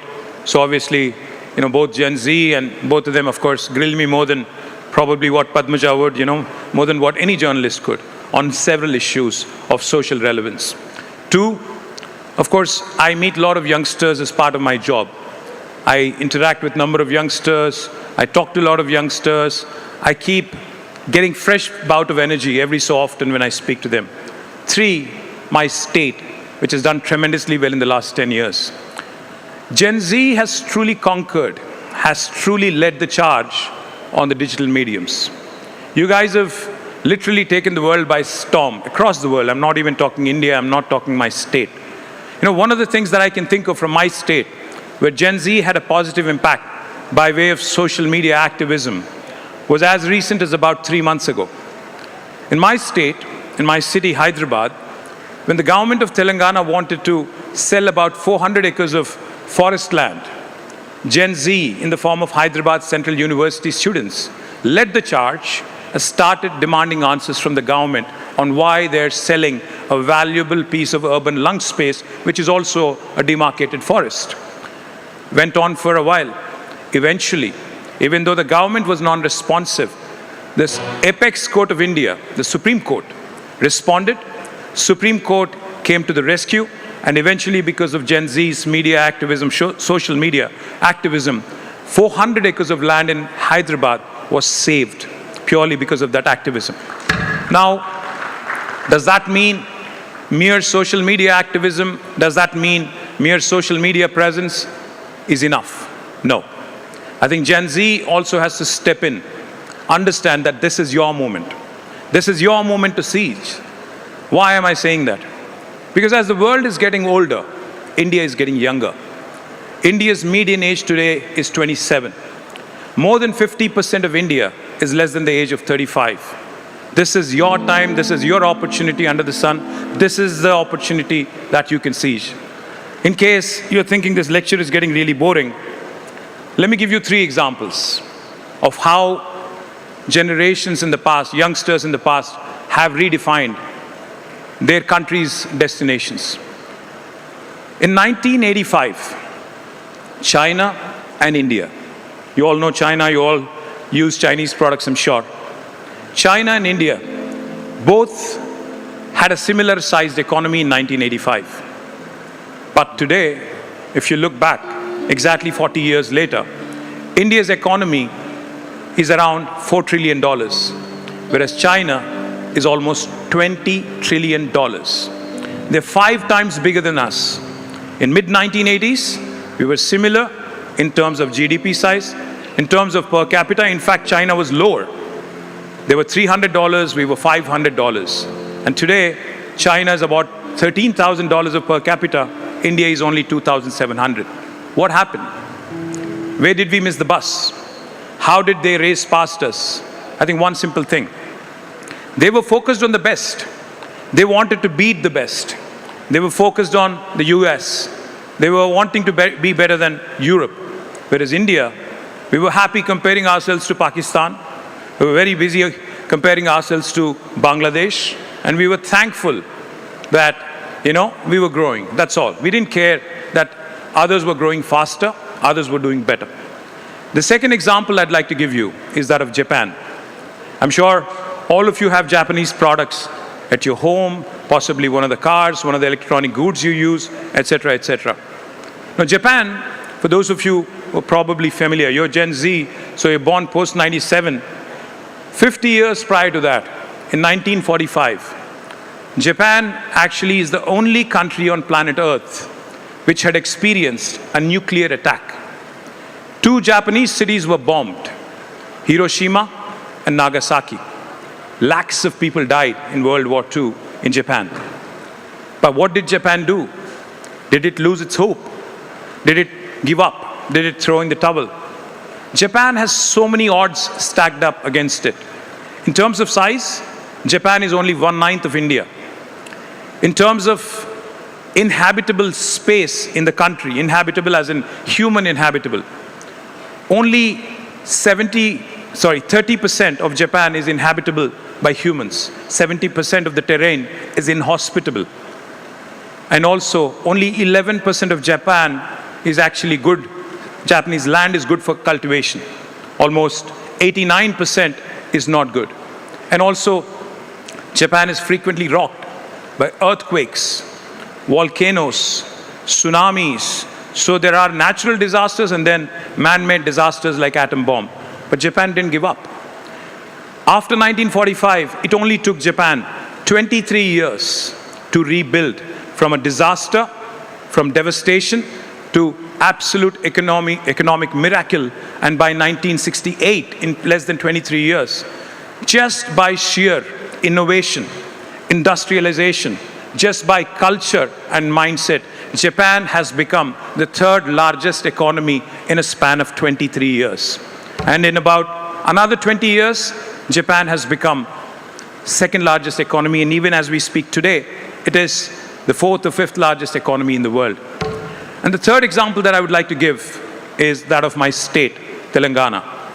I know all of you are trigger happy, all of you have butterfingers when it comes to cell phones. May I request all of you to pull out your phones for a second? Please. Please open Google. Please type in the world's largest lift irrigation project. World's largest lift irrigation project. And I think you would find the answer. That is, can anybody tell me, please? Anyone? Kaleshwaram project in our own country, in my state, Telangana. It's not India's largest, it's the world's largest project. May I also request you, bade bhai 2 minute ruk ja yaar, 2 minute. May I also request you World's largest Amazon campus. You know, you all use Amazon. World's largest Amazon campus. Where is it? Which city? Can you please say it loud? We are in Bombay. Hyderabad. Thank you very much. And the third question I'd ask you, world's largest innovation campus. World's largest innovation campus. Anybody? T-Hub, Hyderabad. So I just named 3 things which are world's largest. World's largest lift irrigation project is in Telangana, India. World's largest Amazon campus is also in Hyderabad, Telangana, India. And world's largest innovation campus is also T-Hub, Hyderabad, Telangana, India. If Telangana can do all this in the last 10 years, why can't the rest of India do it? If China can beat India and become 5 times larger in about 40 years, why can't we do the same? And if Japan can recover from a devastation of a nuclear bomb and become the 3rd largest and 2nd largest economy in the world, why can't we do it? That's the question I'm asking you. How long are we going to be content being the CEOs of the world? We take great deal of pride in Sundar Pichai, in Satya Nadella, Arvind, Shantanu Narayan, and many others who have done very well across the US. But name one Indian product which has truly been benchmarked by the rest of the world as the best in the business. Not one coming from India. If the co-founder of Perplexity, Arvind, can be an Indian guy in the US, why can't one of you in Gen Z from India, 37.7 crore Gen Z Indians, why can't you come out with something truly path-breaking? I'll leave you with 3 parting thoughts. I know Padmaja is looking at me because we have also some chat out there. 3 parting thoughts. What India needs today from Gen Z and what India needs from governments across the country is 3 things. And also from the industry is 3 things. India does not have the luxury of leapfrogging. हम बार बार सुनते रहते हैं प्रधानमंत्री जी से कि 2047 तक India को first world country बनाना है. India does not have the luxury, अगर बना है 22 साल में, we don't have the luxury of leapfrogging. We have to pole vault. We cannot leapfrog. The second thing I'll tell you, India does not have the luxury of inviting venture capital. We need our industry to open its purse strings. We need our industry to be adventurous. What India needs is not venture capital, but adventure capital. Also from Gen Z, what we need, what India needs to truly become first world country is not for you to come out with the next Amazon, not for you to come out, become the next Uber. I think best practices are dime a dozen. What we need from young Indians, what we need from Gen Z is next practices. We need you to redefine the world order. We need you, along with the governments and the industry, to work on next generation practices, next breakthroughs for the rest of the world. Because like I said, while the world is getting older, India is getting younger. And today, the opportunity that Gen Z has in India, there's never been a better time. Because governments are attentive, industry is attentive, capital is not a concern. You're only limited by your imagination, you're only limited by your ambition. And I'm sure with more and more such events, many of you will become innovators, many of you will become disruptors, many of you will truly come out with world-class products. I was just listening to Pawan, who's also from Telangana, by the way. Thank you for that that's enlightening inputs. Once again, thank you NDTV Yuva for giving us this opportunity. Truly delighted to be here. Cheers. Thank you.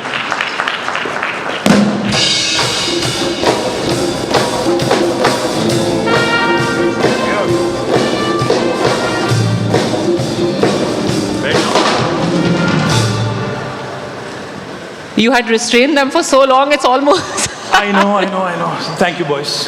Appreciate it. No, so now in this session, we are going to do a few Q&As. If you like the answer given, please feel free. Go for it, Mr. Drummer. I've never had this, so I'm a bit confused. Okay, so since you said that there is a lot of scope yet for a Gen Z ecosystem, and you've done a lot of, three options statements. Let me start by asking you, if you were to choose a state which has truly developed a good Gen Z ecosystem, would it be Maharashtra, Telangana, or Gujarat? You know my answer. Okay, let's leave out Telangana because You know, you'll be my biased. fiduciary responsibility, of course. Karnataka, Maharashtra, Gujarat. I'd say each of them have their strengths, but I'd say for Gen Z, I think Bangalore continues to remain the favorite. Without a question, I think it beats Maharashtra and Gujarat. I think most of you are Mumbaikars, you'll hate me for saying this, but Bangalore wins hands down, even though I'm sitting in Mumbai and talking to you. What are we saying about this Mumbai? Best Gen Z ecosystem is in Bangalore and not in Mumbai? No, up your quotient, you can certainly compete with not Bangalore, but in fact, Mumbai has the ability to beat Silicon Valley. Why not? Okay. What does Mr. Drummer think about it? I think he's a Bangalore guy. Thank you. Okay. Who's a good Gen Z neta, according to you? Is it Mr. Modi? Is it Rahul Gandhi? Is it, and I'm not going to mention anyone from your party or you, is it Revant Reddy? Well, I'd say सबके सब बूढ़े हैं, तो तीनों भी Gen Z नहीं है. सारे के सारे बूढ़े हैं. Gen Z is beyond 97, yeah. They should have been born beyond 97. But you can be a neta who appeals to Gen Z, no? Say, put it that way. Then I think I'd say, right now, I only have 3 choices. Yes, only 3 choices. Only 3? Only 3. Caught between devil and deep sea. I don't know who to choose. So I'll probably play it safe and say Narendra Modi. Okay, if you had to give a 4th option of your own, who would you say? I think in our country, Yes, in India, our country, yes. I'd say that appeals to Gen Z. Who you think has got the pulse of Gen Z right?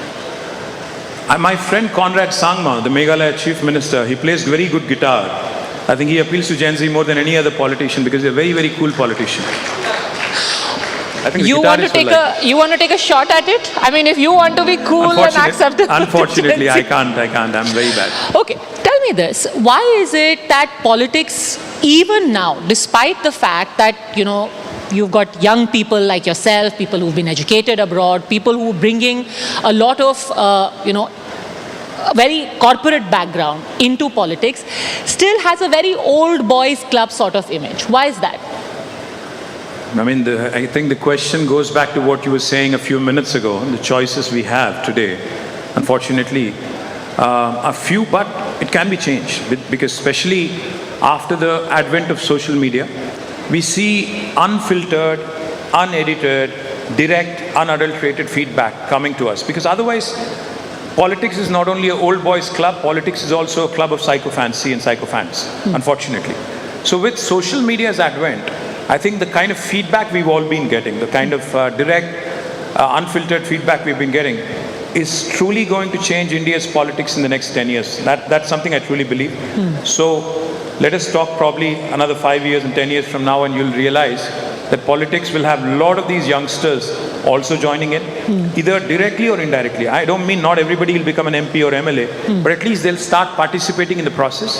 They'll start taking more active interest because end of the day, politics decides your future. I mean, आपके मोहल्ले में road बनना है कि नहीं, आपके यहाँ जो एक मोहल्ला क्लिनिक बनाना है उसका मतलब किस कदर बनाना होगा, कैसे बनाना होगा. All these things ultimately, I think, have to be determined by us participating. Today, I don't see urban voters and Gen Z really participating in voting, but I'm hopeful that once they start participating actively, things will change. It won't remain an old boys club. We'll have a lot of infusion of youngsters as well. This immediate feedback, social media feedback, can also be a double-edged sword. It can be enlightening, but it can be rather nasty. Has there been something which you thought was just like, okay, great feedback, but was really raw, honest, and perhaps a little cruel? Yeah, when I give a terrible speech, I'm told directly कि आज का speech बहुत घटिया था, बहुत सीधा बोल देते हैं. So that's all right. It's perfectly fine because see, it's better to be told directly onto your face कि कुछ गड़बड़ है, rather than just living in your own fool's paradise thinking everything you do is absolutely brilliant. So I would any day want unfiltered, fresh, raw feedback and get unadulterated content directly from the my voters, What did you say so wrong in that speech कि बिल्कुल घटिया ही बोल दिया किसी ने आकर के? नहीं पता नहीं यार किसी को पसंद नहीं आया होगा. होता है ना. I mean, not everything. See, I just said Bangalore is a better ecosystem. I'm sure Mumbai guys wouldn't like it. So, you know, when somebody sees that, and especially media is very notorious for playing only those clips that they like. I'm not saying you, NDTV, but I'm just saying, you know. So no, what wait happens till you is- go and check your Twitter feed. There'll be some people there saying, "Kya ghatiya baat thi ye." शायद कुछ Mumbai होगा। is way better than this. शायद even my kids actually don't spare me. So when I say something which isn't very interesting or which is a bit cliched, they're on my case. So What is the most honest thing you said your children grill you the most?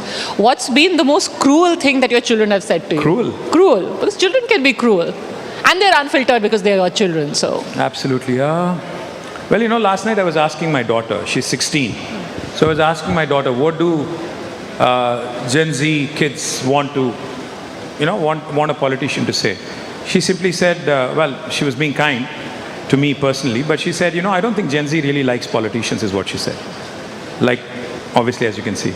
So therefore, you know, it's okay, I understand. But what they need to understand also is that everything that they do right now, or everything that, you know, they do from the time they get up till the time they go to bed, including GSTs and, you know, everything that affects their life, day-to-day life, are the decisions taken by politicians. So they better start getting involved, they better start paying attention. You know, you spoke about the journey of your party. Obviously, it was born of a revolution. Yes. And at the forefront was your party, the TRS at that time.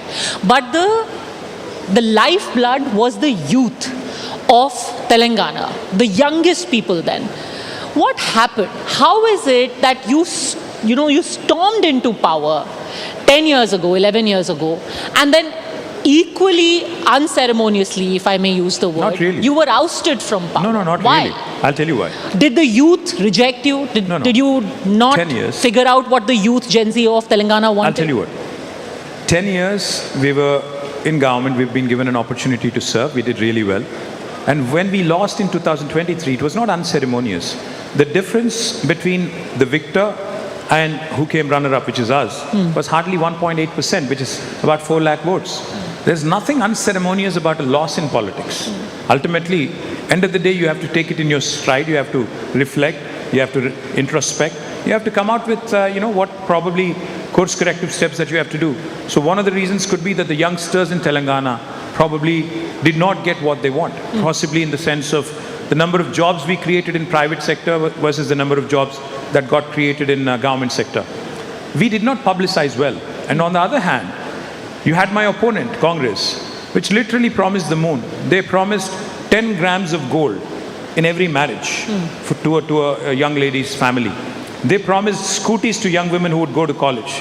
They promised the moon, literally. I mean, it would probably take the budget of 4 states, 4 southern states, to deliver on all the promises that they made, but people bought into it. That's why the difference was 1.8%, and we lost by a whisker. And I don't see it as a unceremonious loss whatsoever. Okay, but this was good communication. I think perception management, politics is about 3 kinds of management: people management, perception management, and also alignment of expectations, expectation management. So I think we failed possibly on one of the 3. So which politician, according to you, does the best in perception management?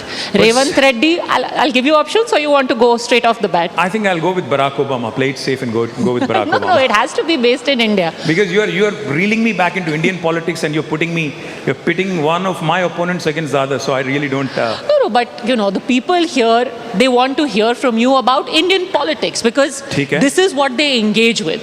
ठीक. So बताइए, choice बताइए. अच्छा, choice. Perception management, Arvind Kejriwal, Revanth Reddy. Can I give more than 3 choices? 5 ले लीजिए. आपके Narendra pass- Modi, Rahul Gandhi, and I think I'll go with 4. See, I'll tell you what. India में मैं 40 साल से मैं पॉलिटिक्स फॉलो कर रहा हूँ और देख रहा हूँ closely. Indian politics is about, Indian elections are about 90% of the time about rejection. अगर आप पसंद नहीं तो किसी और के पास जाएंगे. अल्टीमेटली किसी को हटाना है तब जाके दूसरी तरफ देखेंगे. सिर्फ 10% of the time people look for a new hope, new wave, which happened in the case of TRS, which happened in the case of AAP, which happened in the case of BJP, etc., etc.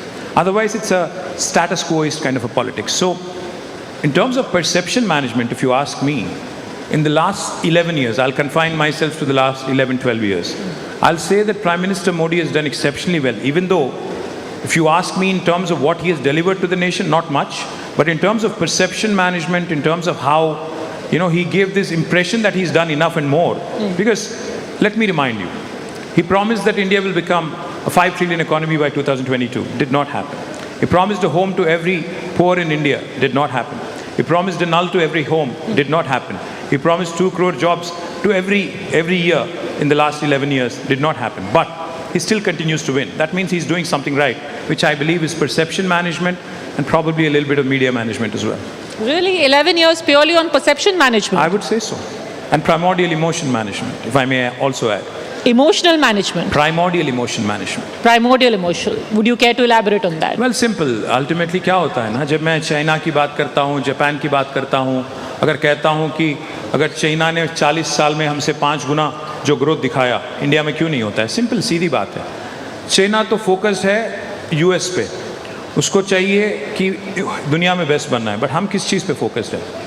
मंदिर मस्जिद वाली झगड़ा में कौन क्या खा रहा है, क्या पी रहा है, कैसे कपड़े पहन रहा है, कैसे भाषा बोल रहा है, etc., etc. So what happens is, when you bring these primordial emotions to the fore, and that takes center stage over everything else, none of the promises that you made have worked, none of the promises that you made have been delivered, but still you win elections because election के time आपको याद दिलाया जाता है 80, 20, etc., etc., and that पर उन्होंने अगर 11 साल तक ये मैनेज किया है, this could be your हम करके दिखाएंगे moment. See, ultimately, I'll tell you what. End of the day, you can fool all the people sometimes. Some people all the time, but you can't fool all the people all the time.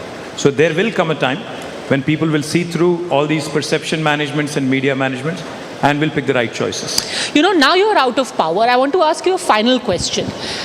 When did you have your, that moment of reckoning where you said, ये हम करके दिखाएंगे moment, you might be out of power, but you will be able to bounce back? Well, 2 things. One, today if you look at Telangana politics, I already see the triple R playing. Not triple R the movie, but triple R, factor. Recall, regret and revolt. Recall is already happening. People are already recalling how better our government was vis-a-vis the current Congress government. Regret is also being seen. That गलती हो गई, फिर इनको वापस लाना है. मैं उम्मीद करता हूँ 1-2 साल में रिवोल्ट भी शुरू हो जाएगा और 5वीं साल में हम लोग वापस आ जाएंगे. Revolt? Revolt as in not. I hope you are not telling people to hit the streets कि Gen Z रास्ते पे आओ. Not like Gen Z and Nepal. No, I'm not talking about that. That might also happen if governments actually fail. I'm also forewarning you on that.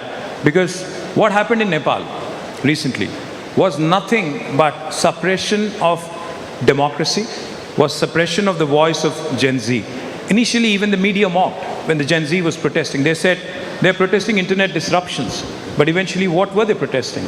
They were protesting for their future. You're saying a Nepal-like scenario can happen in India? If governments continue to fail them, if governments continue to fail the aspirations of people of India, why not? Yes. Do the people here agree that we could have something like this happening in India? Well, you never know. Come on, Gen Z, let's be heard. कितने लोगों को लगता है यहाँ पे होगा Gen Z? Nepal जैसा? How many people think नहीं होगा? Well, let's see. The night is still young, let's see. Okay, let's hope for the best. The night is young, but K.T. Rama Rao, thank you very much for having come here. Thank you very much. Spoken to us here at NDTV Yuva. Cheers, thank you. You're playing it safe. Do you want to take a last shot at the guitar? You still have a shot at being young. Thank you. I really have.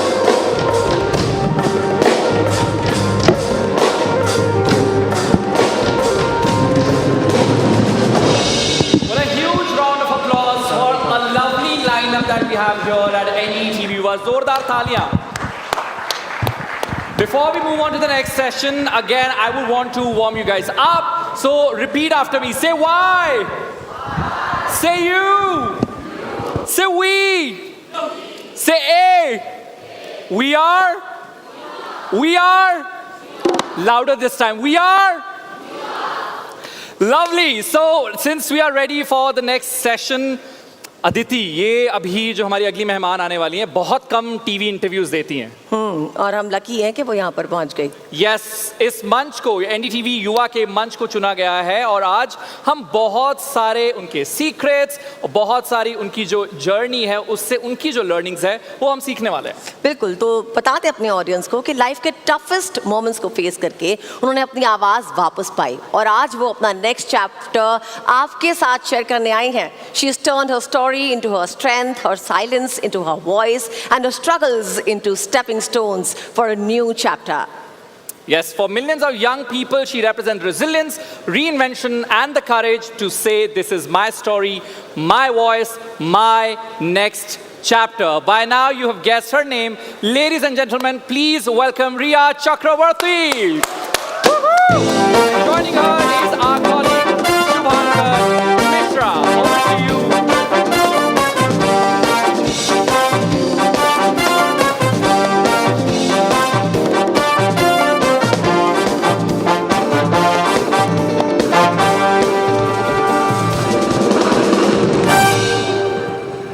Harivansh Rai Bachchan साहब ने कभी कहा था कि गिरना भी ज़रूरी है, औकात का पता चलता है।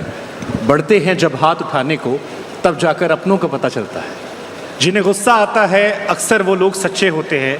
मैंने झूठों को दिन रात मुस्कुराते हुए देखा है। सीख रहा हूँ इंसानों को पढ़ने का हुनर, ये सुना है चेहरे पर किताबों से ज़्यादा लिखा होता है। सो वेलकम रिया, बहुत बहुत शुक्रिया आपका समय देने के लिए, क्योंकि आप नॉर्मली इंटरव्यूज़ करती नहीं हैं और आज जब मिली हैं तो आज चेहरे से, हाव भाव से, बातों से आपको हम समझने की कोशिश करेंगे। क्या बात है, पहली बात तो बहुत अच्छी कविता आपने सुनाई है। Good evening everybody, very happy to be here आप सबके साथ। एंड औकात की बात हम ना ही करें तो मेरे लिए बेटर है।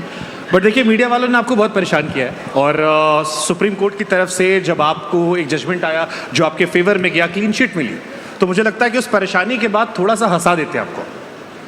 इससे पहले कि मैं भारी भरकम सवाल आप पर डालूं जो लोगों के जहन में है, एक छोटा सा रैपिड फायर रखा है मैंने, ताकि थोड़ा सा आपकी मुस्कुराहट की वजह मीडिया वाले ही बने।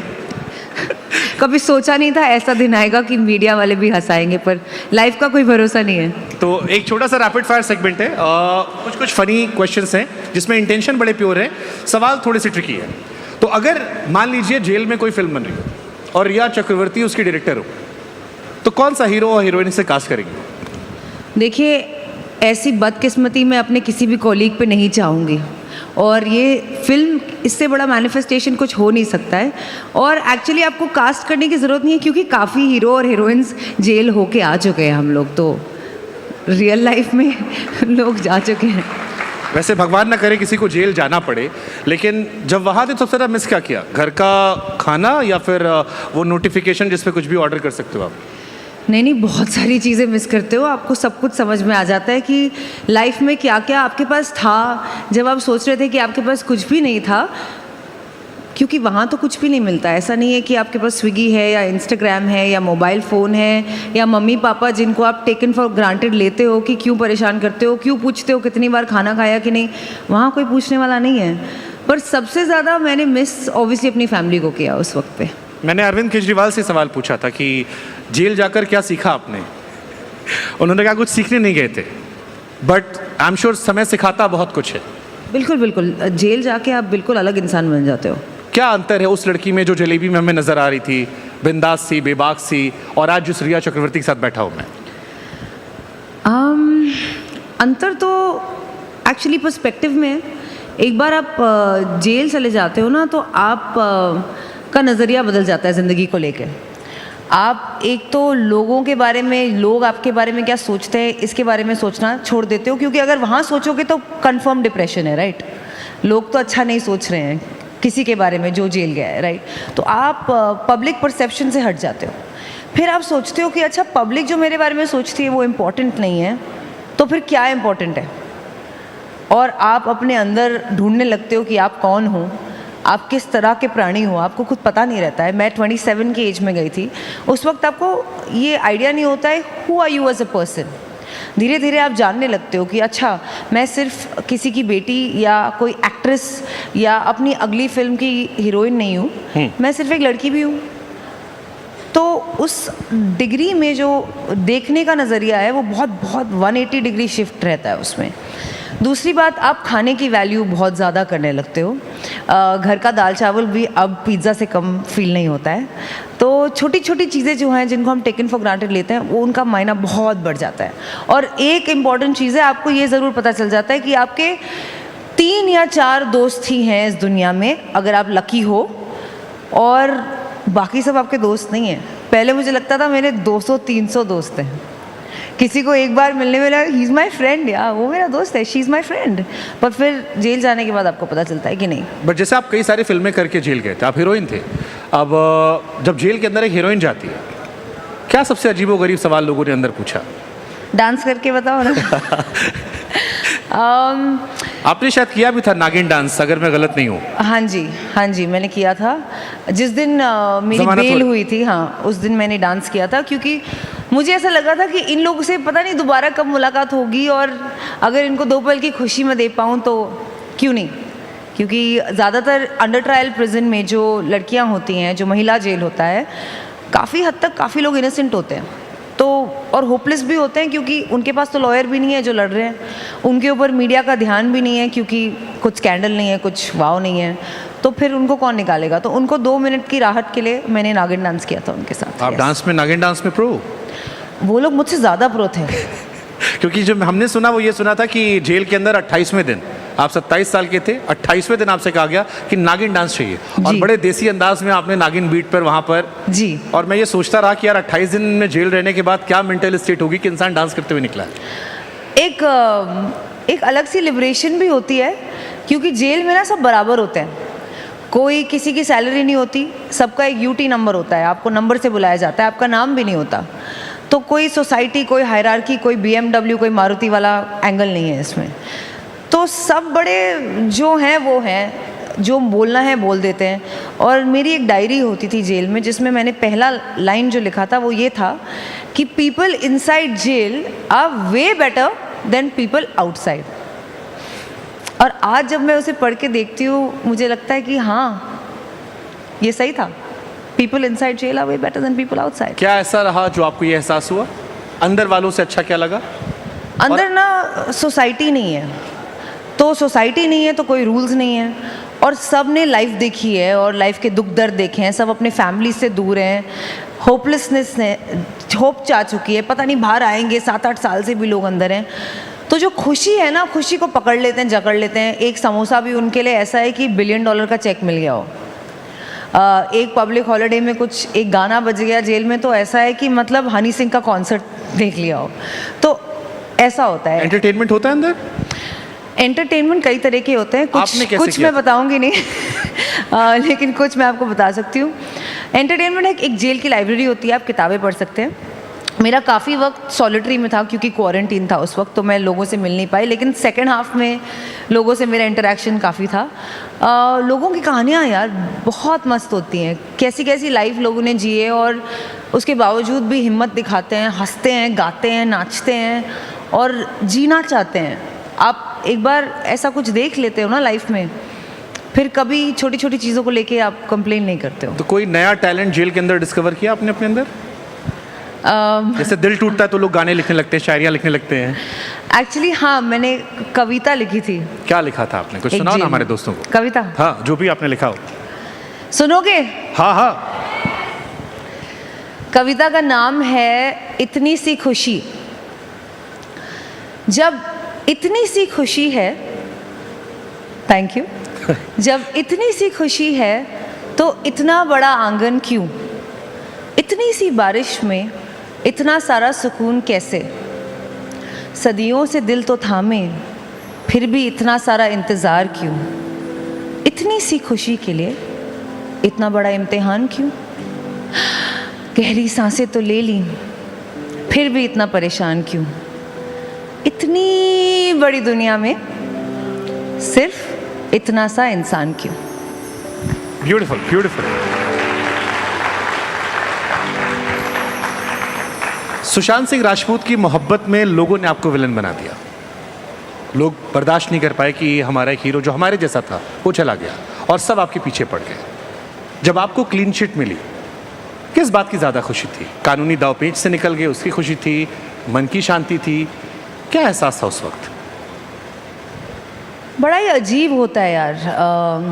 यू नो जिस चीज़ के लिए मुझे अक्यूज़ किया गया था उसके बारे में जब क्लीन चिट मिली तो भी आप खुश नहीं हो सकते, बिकॉज उसके जो कोर पे है ना, उसके कोर पे मेरा एक बहुत क्लोज इंसान चला गया। अब लोग बोल रहे हैं कि अच्छा तुम्हारी वजह से नहीं गया, ये तो मुझे तो ऑलरेडी पता था, राइट? खुशी नहीं कहूँगी, बस मॉम डैड के लिए खुशी थी कि इन अ सेंस वो लोग सोसाइटी में रहते हैं, यू नो पेरेंट्स ज़्यादा सोचते हैं कि नेबर्स आपके बारे में क्या सोच रहे हैं, लोग आपके बारे में क्या सोच रहे हैं, और उनकी रेप्यूटेशन, उनका उठना बैठना मिलना, वॉक पे जाना, किसी से बम्प इन करना, अब वो इतना ख़राब नहीं रहेगा, क्योंकि कहीं ना कहीं लोगों ने पढ़ लिया है और उनके ऊपर जो एक प्रेशर आया है और ये नेगेटिविटी आई है वो हट जाए, तो उस बात की खुशी थी। अजीब बात ये थी कि जिस दिन ये हुआ, एक तो मम्मी ने बताया कि अरे न्यूज़ में आ रहा है कि ये हुआ है, सीबीआई ने आपको क्लीन चिट दी, हमको क्लीन चिट दी है। मैंने कहा गलत है, न्यूज़ तो गलत ही बोलती है, न्यूज़ वालों ने कब आज तक सही रिपोर्ट दिया है? तो मैंने बोला चेक करते हैं, रुक जाओ, जब तक लॉयर नहीं बताएगा तब तक हम नहीं मानेंगे। जब पता चला कि सच में हुआ है तो मेरे घर में सब रोने लगे। अजीब बात ये थी कि जब मैं अपने भाई को हक करके खुद भी रो रही थी, मैंने अपने घर में अपने डैड और अपने मॉम को देखा और मुझे एक सेकंड में रियलाइज़ हुआ कि शायद हम हमेशा के लिए बदल चुके हैं, और कभी भी वो फैमिली जो हम थे, जितने केयरफ्री थे या जैसे भी थे, वो वापस नहीं आएगा। क्योंकि उस मोमेंट तक ऐसा लगा था कि जिस दिन ये हो जाएगा सब ठीक हो जाएगा, पर ऐसा नहीं होता है। इनफैक्ट उस मोमेंट में जब वो मोमेंट एक्चुअली हुआ, मुझे ये समझ में आया कि सब हमेशा के लिए बदल चुका है, और सब लोग, मॉम डैड मेरा भाई, सब हमेशा के लिए बदल चुके हैं, मैं भी बदल चुकी हूँ। ये सवाल मेरे मन में बार बार आ रहा था कि अगर किसी शख्स से मैं मोहब्बत करता हूँ और वो शख्स दुनिया से चला जाए, अभी भी जब सुशांत की डेथ एनिवर्सरी आती है, बर्थडे आता है, लोग पोस्ट करते हैं, हर साल नंबर 1 ट्रेंड होता है। आपके लिए ये लॉस कितना मायने रखता था? क्योंकि आपको एक्यूज़ कर दिया गया, इसलिए उस पॉइंट ऑफ व्यू पे कभी किसी ने बात ही नहीं की कि आपको भी बुरा लग रहा होगा, या आप क्या सोचते हो, या आपके लिए पर्सनल कितना बड़ा लॉस था? मुझे भी बुरा नहीं लगेगा, मुझे ही बुरा लगेगा ना। आई फील कि सब लोगों को लगा कि वही लोग थे जो ग्रीव कर रहे थे, बट आई थिंक उस हालात में ये भूल जाना कि जो सबसे करीबी इंसान था, सबसे बड़ा लॉस तो उसका रहा होगा। मैंने ग्रीविंग का मतलब बहुत अलग वे में समझा है, क्योंकि मुझे उस वक्त ग्रीव करने का नॉर्मल वे में मौका नहीं दिया गया था। ग्रीविंग एक प्रोसेस है जिसके लिए मुझे लगता नहीं कितना भी टाइम इनफ होता है। ऐसा कोई दिन नहीं जाता होगा मेरी लाइफ में जहाँ मुझे लगता है ओ मेरा ग्रीविंग प्रोसेस ख़त्म हो गया है and I am fine now. और गुस्सा इस बात का भी आया था शुरुआत में कि कैसे लोग हैं भाई हमारे आसपास, कैसे लोग हैं जो इस इतनी सी बात, सबसे बेसिक ह्यूमन इमोशन को नहीं समझते। लेकिन फिर समझ में आया कि ये मेरा जो ग्रीफ है ये प्राइवेट है, और बाकी सारी चीज़ों में तो सबका ओपिनियन है, और बाकी सारी चीज़ें तो मीडिया ने अपना अपना सब बना के कर दिया जैसे कि उनका ही है, चाहे फ़ोन का चैट हो, डेटा हो, कुछ भी हो। ये मेरा पर्सनल है और आज भी मैं इसको अपना पर्सनल रखना चाहूँगी। मैं आपकी मॉम से ऑफ द स्टेज बात कर रहा था और उनकी आंखों में आंसू आ गए थे। मैं चाहता हूँ एक माइक उनकी मॉम को दिया जाए।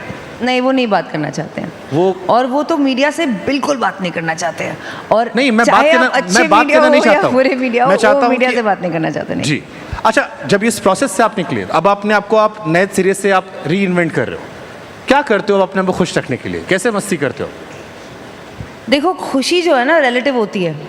एक बार आपने लाइफ का सबसे लोएस्ट पॉइंट देख लिया है, रिलेटिवली सब कुछ बेटर ही रहता है और रिलेटिवली आप खुश ही रहते हो।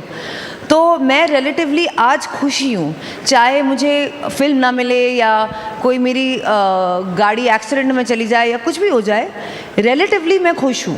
तो खुशी एक बाय प्रोडक्ट है इंटेंस ट्रॉमा का।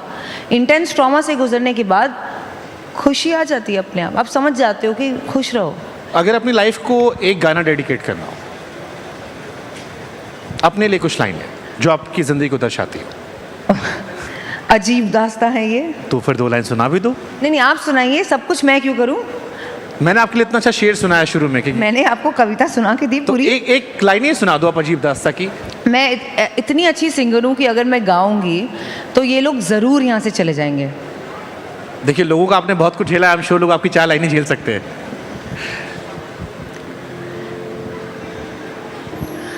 अजीब दास्तां है ये, कहाँ शुरू कहाँ ख़त्म, ये मंजिलें हैं कौन सी, न वो समझ सके न हम। बस बस बस। आखिरी चीज़ आपसे, आपने कहा कि आपको ये एहसास हुआ कि गिने चुने लोग होते हैं जो आपके अपने होते हैं, उनमें से एक आपकी माँ आपके सामने बैठी है, कुछ उनसे कहना चाहें आप, क्योंकि इस उतार चढ़ाव में मैं आज भी उनके अंदर वो दर्द महसूस कर रहा हूँ। आपने कहा कि आपका परिवार भी सेम नहीं रहा, सो मुझे लगता है एक अच्छा मंच है, एक अच्छा मौका है, अगर अपने परिवार के लिए कुछ कहना चाहें आप। वैसे तो परिवार से मैं घर पे बात कर लेती हूँ, ऐसे सबके सामने बात करने की ज़रूरत नहीं है, लेकिन मम्मा से ये कहना चाहूँगी कि thank you for the upbringing. I think अब इस जो अच्छी अपब्रिंगिंग होती है, जो एक फ़ौजी बच्चे की होती है, जो मेरी रही है, वो अपब्रिंगिंग आपको ज़िंदगी में किसी भी उतार चढ़ाव से हमेशा प्रोटेक्ट करेगा, क्योंकि आपके अंदर वो दम रहेगा, आपके अंदर वो सारी चीज़ें रहेंगी। एंड होपफुली अगर जो नेक्स्ट जनरेशन है उनको भी ऐसी अपब्रिंगिंग मिले, तो चाहे जेल हो या मीडिया, आप कुछ भी झेल पाएंगे। तो आपके लिए वो कौन सा हम वाला मोमेंट था कि हाँ मैंने करके दिखा दिया? एक लम्हा आता है ना जहाँ फ़र्क पड़ना बंद होता है, या आपको लगता है कि हाँ अब मैं स्ट्रांग हूँ? नहीं, स्ट्रॉन्ग तो मैं हमेशा से थी, बट आई डोंट थिंक कोई ऐसा मूवमेंट था और ऐसा कुछ करके नहीं दिखाया है। लेकिन अब मुझे लग रहा है कि हाँ, मैं लाइफ में वापस आगे बढ़ी हूँ। मैंने अपना ब्रांड खोला है चैप्टर 2 अपने भाई के साथ। हम लोग टी शर्ट बेचते हैं, कभी सोचा नहीं था ज़िंदगी में टी शर्ट बेचेंगे। सोचा था अगर कोई टी शर्ट नहीं खरीदेगा तो लिंकिंग रोड जाके बेच ही देंगे। आज लिंकिंग रोड पे स्टोर खुल गया है, तो लगता है कि हाँ, नथिंग इज़ इम्पॉसिबल। पहले सिर्फ एक्टिंग क्लासेस और डांस क्लासेस करती थी, बिजनेस का कोई आइडिया नहीं था। अब एबिटा वेबिटा के चक्रों में हूँ, तो ज़िंदगी में खाली एबिटा पॉजिटिव रहना चाहती हूँ, ब्रांड में भी और ख़ुद भी। और ये मोमेंट लगता है कि हाँ, अब शायद ज़िंदगी में हम कुछ भी कर सकते हैं। Beautiful beautiful. मेरे एक सहयोगी हैं, वो मुझसे बार बार कह रहे थे कि मीडिया वालों ने परेशान बहुत किया है, थोड़ा सा आपको हंसाते हैं और अच्छे से, जिसमें शायद मैं नाकाम रहा। So let's give a big round of applause. And I am sure कि थोड़ी सी मुस्कुराहट हम आपको दे पाए। Thank you. Thanks, Shivankar. Thank you, Shivankar. First of all, we have a caricature artist here who's done something really nice for you, Riya, here. What is your opinion on this? What do you think? Can we also show it to the audience? देखिए, actually दरअसल मेरे बारे में इतने memes बन चुके हैं, तो जब कोई मुझे फ़ोटो वोटो देता मैं डर जाती, पर ये तो काफ़ी अच्छी है। You like it? It's a good job. Well, give it up for our caricature artist here as well. Now, Riya, आप आपकी जर्नी बहुत ज़्यादा इंस्पायरिंग है। आप काफ़ी ज़्यादा किसी भी शख्स में कोई टफ एलिमेंट हो उसे आप लेकर बाहर आ सकते हैं। आप एक ऐसे रियलिटी शो का हिस्सा भी रह चुकी हैं जहाँ पर बहुत ज़्यादा टास्क दिए जाते हैं, एडवेंचर वाला वो शो है। So there are 2 boys here who are big fan of you. I want you, okay, उनका हाथ ऑलरेडी खड़ा हो गया। Why don't you come on the stage? Now I want you, we'll give it another name, of course. जल्दी जल्दी आ जाओ। Okay, so of course हम जो शो है उससे इंस्पायर होकर हम इन्हें कुछ चैलेंज देने वाले हैं। अब पहले अपना नाम बता दीजिए। we'll call this युवा champions. Are we good with that name? Yeah. तो आज हम इन दोनों में से युवा चैंपियन चूज करेंगे। जज हैं आप, टास्क भी आपको ही देना है। आपका नाम बताइए। I am Anit Prakash from Amity university. अब रिया के आप कितने बड़े फैन हैं और उनके क्या कहना चाहते हैं? बहुत बड़ा फ़ैन हूँ मैं, एंड स्पेशली मैं रोडीज़ आपके लिए देखता हूँ मैं, बिकॉज आपका जजमेंट फॉर रियल मेरे को लगता है कि is the perfect, and you know ऐसा फेक नहीं लगता कभी कि आप एक्टिंग करके स्क्रिप्टेड है आपका शो वगैरह ऐसा। Thank you. Lovely. What's your name bro? Siddhev Jain, मैं फ्रॉम एमिटी यूनिवर्सिटी। आप क्या कहना चाहेंगे रिया को? Same, I have been watching Roadies बहुत टाइम से, एंड जब से मैम आई है रोडीज़ और अच्छा हो गया है। आई थिंक अगर जब मैं टास्क दूंगी इसके बाद ये मेरे फैन नहीं रहेंगे। Let's see. So Riya, we are choosing Yuva champion and you are the judge, the jury. So आज आपको फैसला सुनाना होगा। सो बताइए क्या टास्क है इनके लिए पहला? तो 2 टास्क रखते हैं, ओके, एक मेंटल और एक फिजिकल। लवली। ज़्यादा हार्ड नहीं होगा पर हार्ड होगा। Ready? You are up for it? Okay, so I think पहली बात तो आपको बजर दबाना पड़ेगा, राइट? बजर आप खुद हैं, मतलब मैं एक सवाल पूछूंगी, अगर आप उसका आंसर आता हो तो आपको जंप करना है और बोलना है कुकड़ू। कैसे करेंगे? क्या बोलना? कुकड़ू। कुकड़ू। जिसने पहले किया उसको सवाल का आंसर देने का मौका मिलेगा। This is the mental strength round. और देख लीजिएगा क्योंकि एक ही सवाल है, तो give it your all for the कुकड़ू। हाँ, नहीं, आप उनकी तरफ देख के दे सकते हैं। ऑडियंस है ना, ऑडियंस को इंप्रेस करना, ऑडियंस भी वोट करेगी, ठीक है? From here who will do it the first. So Riya का सवाल होगा, आपको कुकड़ू करना है, right? Okay, for the mental round of the Yuva champions, question 1, what is the capital of Karnataka? Guys, you are Yuva. Please. No kukuruku also. अच्छा भाई, तू ऐसा कर, तू तुक्का मार दे कोई। कर्नाटका ना? कुकड़ू के बिना आंसर ही नहीं है। नहीं, कुकड़ू तो करो। तू एक तुक्का मार। Telangana. Ouch! What did he say? What did he say? He said Telangana. Bangalore सही जवाब है, लेकिन आपने कुकड़ू किया नहीं, तो none of you get the points. He did. Before him, he did the kukudu, Okay. but I wanted to hear his answer because I knew he'll come up with a gem. But of course, इस mental strength round में 1 and 0. Do you have another question? No, I have another Physical task. Okay. अब जो ये task जीतेगा फिर tie होगा, फिर tie breaker होगा। अगर आप Yeah. जीत गए तो आप रेस में हो। ओके, चलो। you all have to do 10 burpees. Burpees पता है? Jump up, go And then down, do a push push-up. up and jump up again, right? 10 burpees जिसने पहले कर दिया वो जीत जाएगा। 3 सामने And can we have some music as well for this? 3, 2, 1, let's go. Okay, I'll count his. You count 2, 2, 3, 3, 4, 5, 6, 5, 7, 6, 8, 7, 10. 8. He's done. Whoa! Give it up for Anirudh, who's of course our Yuva champion. Well done, boys. I think we should do the final champion moment. Why don't you hold their hand and declare him the winner? No, but he's won and he's Oh, won no, in the yes. tiebreaker. And I Yes. have the easiest tiebreaker for you all. Okay? We'll do an arm wrestle. Okay. अब ये जो जीत जाएगा वो जीत जाएगा। And Riya, can you sign this for us? Because I think the winner should get something. So the Of winner course. will get this lovely caricature signed by Her Highness अरे Riya. मेरे caricature का क्या करेंगे ये लोग? Arey, it'll be signed. It'll have your sign, Riya. Okay, can we also get a marker for the and winner, then the NDTV will give you all a cash gift. Come. okay, मेरे 10 रुपए का note 10 रुपए का note नहीं मिल रहा अरे है। Media वालों से पैसे निकालो, ले लो। चलो, ready? Okay, are we ready? We'll again do it with music. And meanwhile, can I also have a marker if we have? Okay. You do the countdown, Riya. Ready? Take in positions. 3, 2, 1. Woohoo! Okay, who's cheering for him? Who thinks that Anirudh will win? Okay, keep clapping. Woo! Hold this. Come on. Okay, it's quite a tough fight.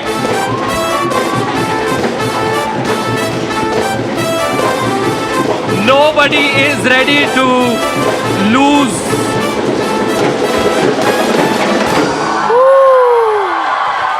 Bro, well Now done. we can do the fight the is final what we winner care about. announcement. Okay, can we have that moment? Riya, why don't you come in between? I want you to declare him the winner and also give So him guys, here's the winner of the Yuva Championship. But I would also like to add that What's important is to put up a fight. Winning and losing is not the only thing, and you fought hard, and I'm really impressed. Oh, you're our best friend, so he won, you won, same thing. But take your prize with you, take your trophy. Why don't you sign it for him?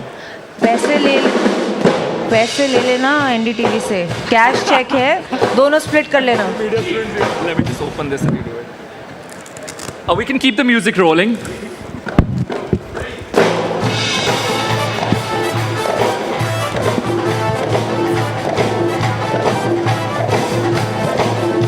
Lovely. Why don't you take it from her?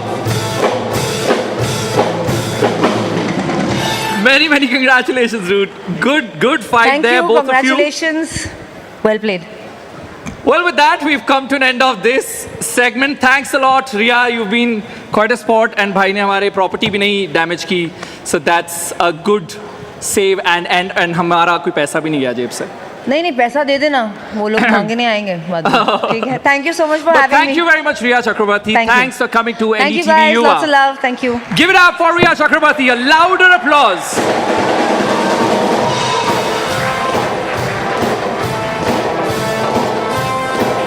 And now, of course, we are moving on to our next conversation, a next segment. She's fresh, fearless, and fabulously talented. From making her debut in Shuddh Desi Romance to redefining glamour and grit in films like War and Chandigarh Kare Aashiki, she's an actress who connects strongly with today's youth because her journey is as real as her role. Please welcome the stunning and versatile Vaani Kapoor on the stage. A huge round of applause. And to have a conversation with us, I would also like to invite my colleague, Aditi Girotra. Over to you, ladies. Thank you, Arun.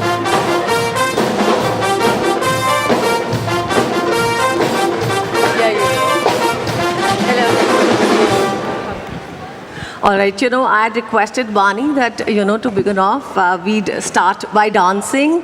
But I think Ria's session infused quite a lot of energy here. So I would not request it right now. But Vaani, maybe later on, yeah, perhaps certainly once doing we it. are done talking, then we can focus on fun. Yes, certainly. Hi, everybody. Oh, my God. I love the energy in the crowd here. The audience is impeccable. Great. Lovely. Vaani, if you talk about your upcoming projects, they offer a range of diverse genres. You recently made a streaming debut with Mandala Murders. It was quite impactful and quite gripping, I would say.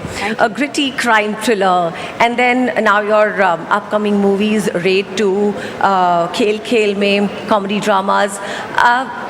Does it have anything that connects with our youth, our Yuva, to begin with? Does my work connect with the Yuva? Yes, anything that you have, whatever movies are about, आपको लगता है वो किसी तरह से हमारे युवा से connect करेंगी?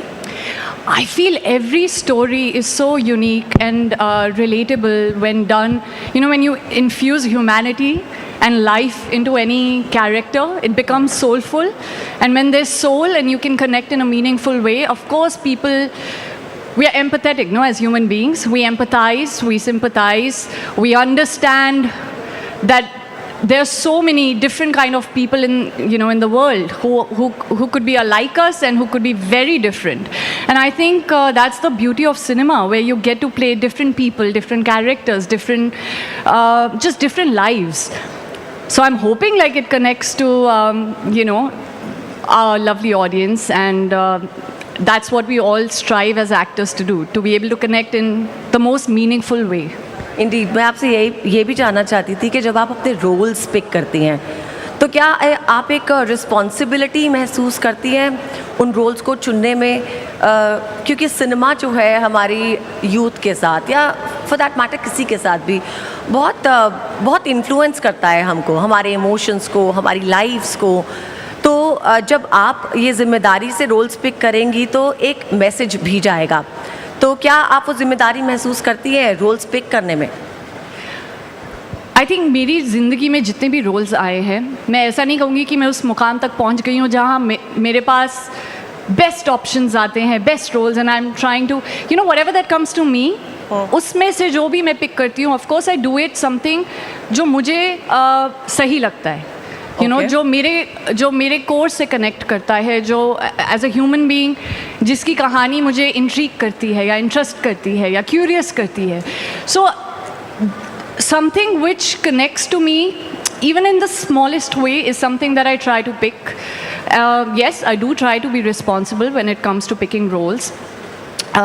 You know, but as an actor I don't judge my characters.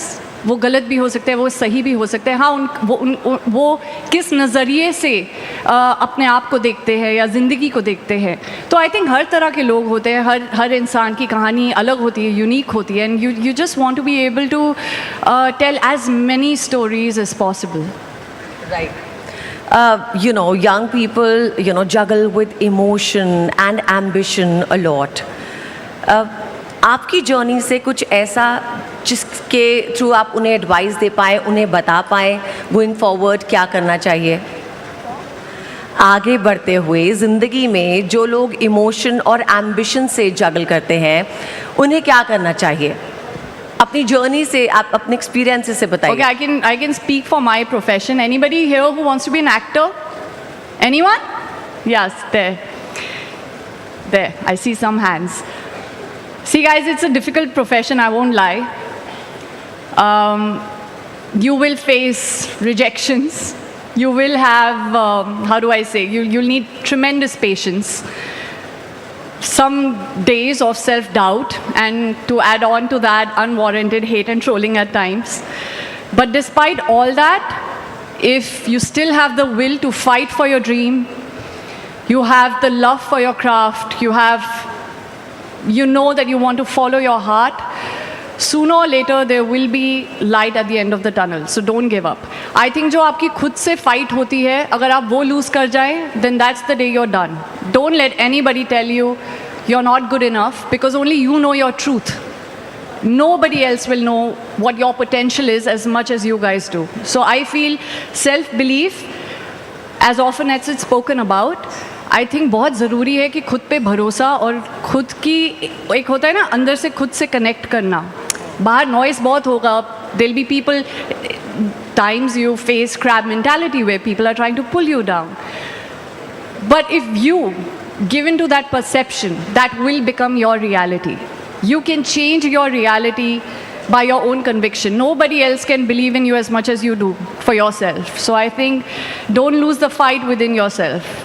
That's the biggest fight, and that's the most important thing that matters. Right. Chandigarh करे आशिकी की बात करते हैं. You portrayed a very bold and a very independent character, very progressive. आपको लगता है that our youth needs that kind of portrayal that pushes boundaries? I feel our youth is already ahead of its time. They can differentiate from, you know, wrong to right and right to wrong. We'd be underestimating our youth if we say it otherwise. I think जब मैं podcast देखती हूँ, मैं YouTube बहुत देखती हूँ, मैं podcast देखती हूँ, YouTubers के, you know, conducting podcasts or just speaking about their experiences or what their opinions are. And they're very forthcoming, and it's very impressive to see so many people have a voice, so many people being fearless to speak so unabashedly. And yeah, I think I'm part of the society. You know, I'm as human and I'm as vocal as the way my parents have brought me up, people around me, the society that I've grown in. And yeah, I try to do right. I try to pick roles like I said earlier, which feels right by me. You know, like which feels right to my core, right, with the right intent. And I think Chandigarh Kare Ashiki, as controversial as some might say, I believed that story had to be told. I believed that there are so many people who are still living with a lot of injustice, or, you know, there's not fairness to when it comes to their existence in our society. So I felt that need, I connected to it, and I deeply felt responsible while portraying it. So I hope like more stories are told like that in the future. और अब चंडीगढ़ करे आशिकी की बात हो ही रही है, तो you know we all fell in love with the music of the film. तो एक दो steps हो जाए, dance steps चंडीगढ़ पे. They're just going to play the music, and we're not really going to play the song. But let's just do a few steps so that. And I would request everybody out here to join us. Stand Somebody up, want to come and cheer. dance? Anyone?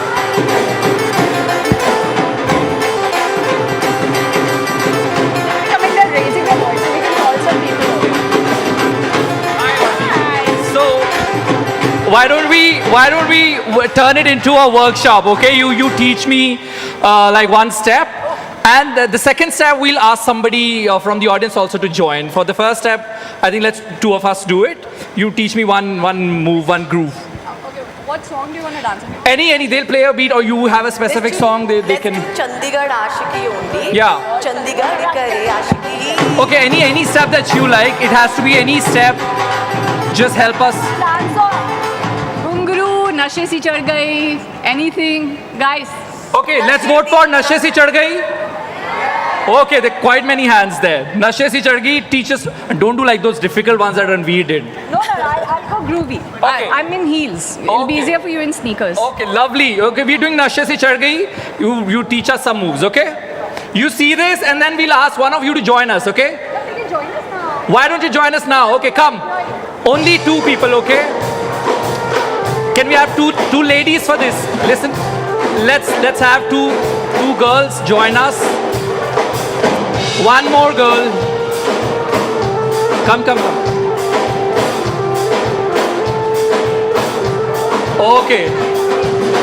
Okay, come. Let's do four. That's it. Let's do four. Hi guys, what are your names? Venya, Bhavya, Riyan, Adishri. Okay, now this is not a workshop. This is a dance competition. She's the judge. No pressure. Yeah? So, Vaani, why don't you? I'm the judge, so I don't dance. You're also the coach here. You show us a move, and then they repeat after you. Okay. Yeah? Who remembers the Nashe Si Chad Gayi step? Okay, can we have the music?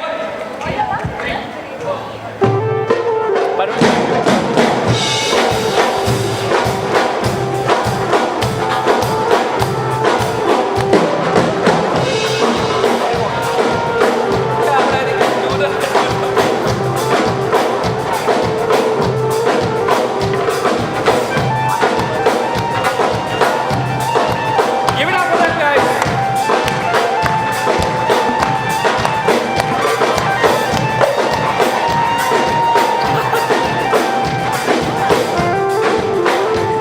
ये मुझे ऐसा लग रहा है मैं किसी की बारात में आई हूँ अच्छा she wants to do the war one चल we'll do घुंघरू sir घुंघरू sir There are quite war fans here, so we'll do the Ghumru steps.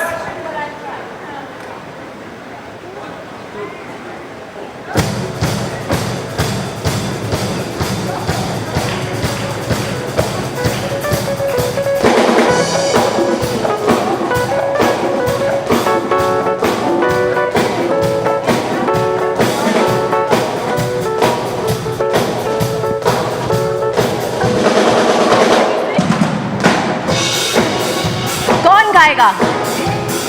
Any of you would like to sing along? Okay, wait.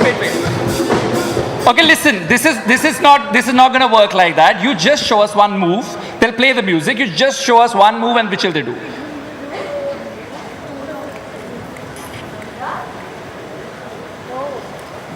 Lovely. Okay, so why don't you start grooving, and they'll pick up from there. Yeah. 3, 2, 1, go!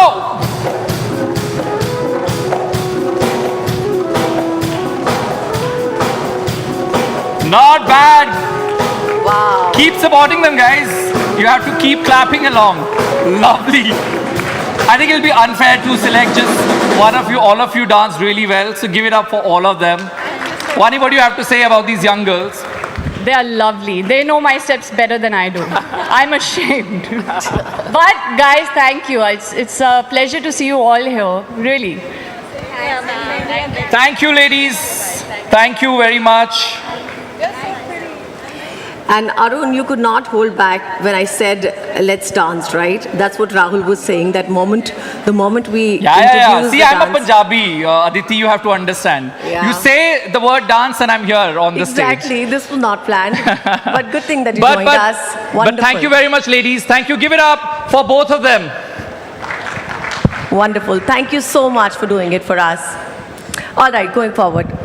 आपने comedy की है, आपने crime thriller किया है.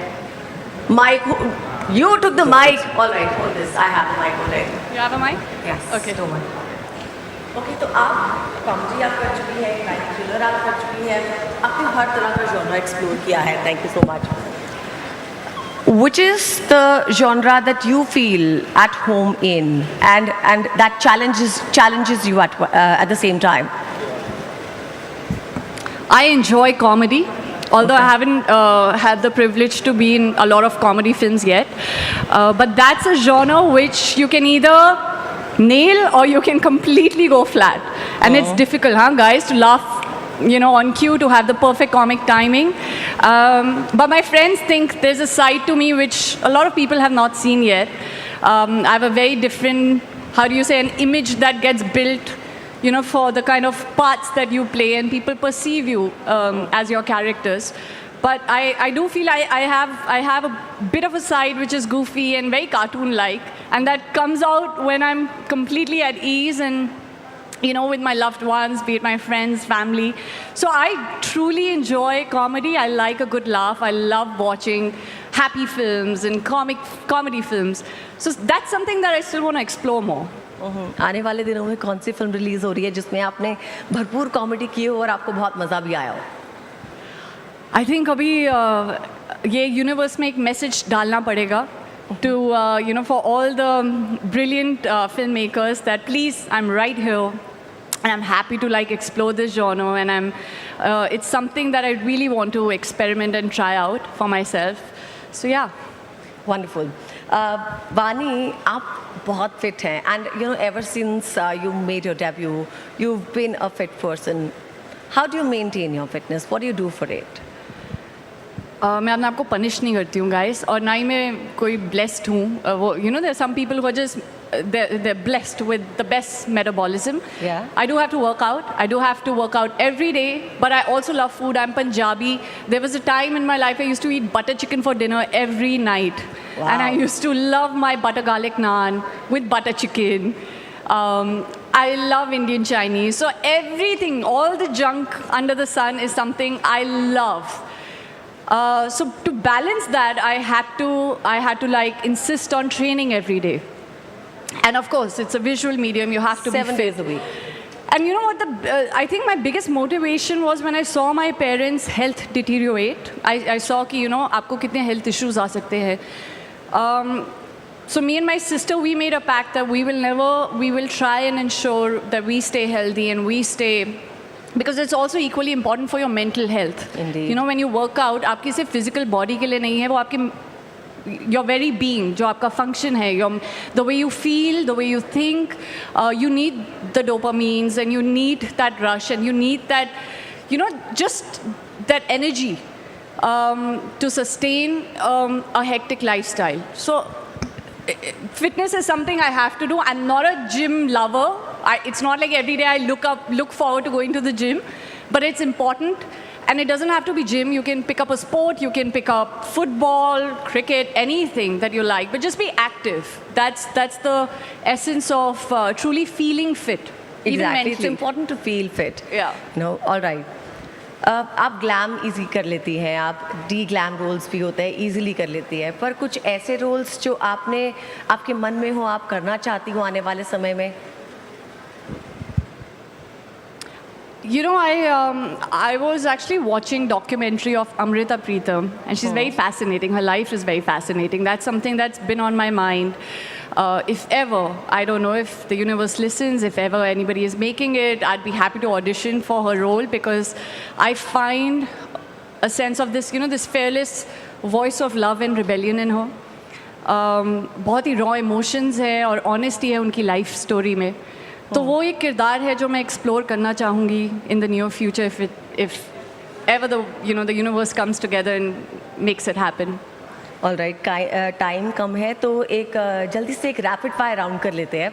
आपसे जल्दी से सवाल पूछूंगी, आप फटाफट एक का आंसर देना मुझे, एक वर्ड का आंसर देना मुझे. If not an actor, what would Vaani be doing? I think this question's being asked to me a little late in the day because now that I've become an actor, I don't see myself doing anything else.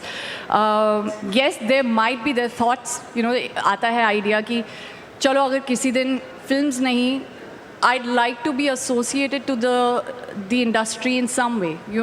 अगर पर्दे के आगे नहीं तो पर्दे के पीछे ही सही. But I want to learn the skill of editing, directing, creating something. So I think anything to do with creativity excites me. Instagram reels or long form cinema?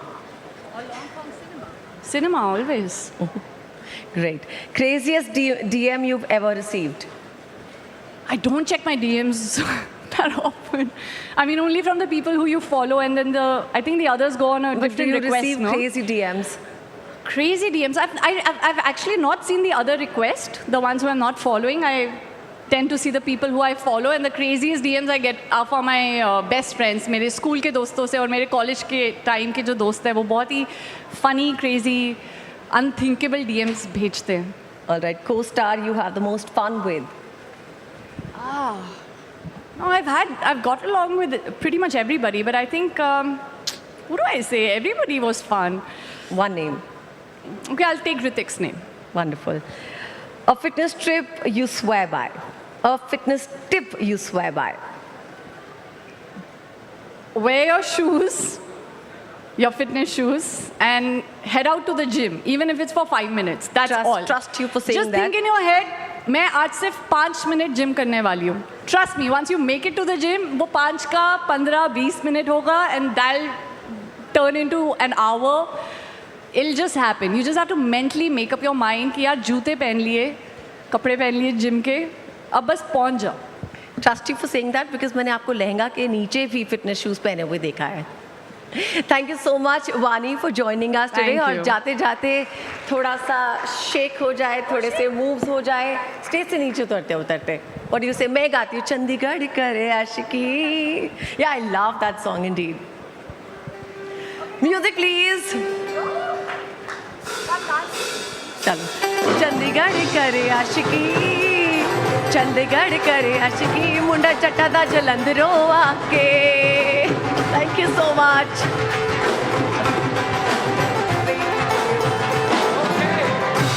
So that was a lovely session. युवा, अब आप मुझे जवाब दीजिए एक बात का. Do we want another session? Do we want a tea break? Those who want tea, raise your hand. काफी ज़्यादा चाय प्रेमी है. So we're taking a tea break, but just for 15 minutes. Be right back and grab your seats. Thank you.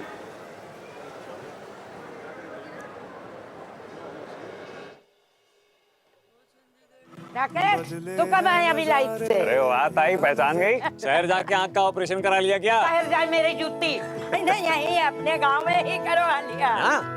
वो जो सूरज है ना अपना, वो सब कर रहा है.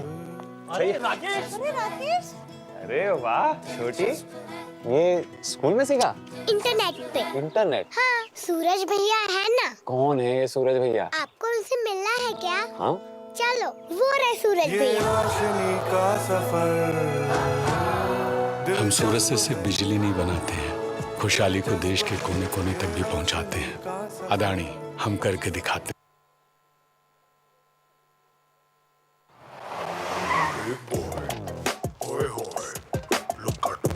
हाँ, कपूर जी क्या संडे है ना?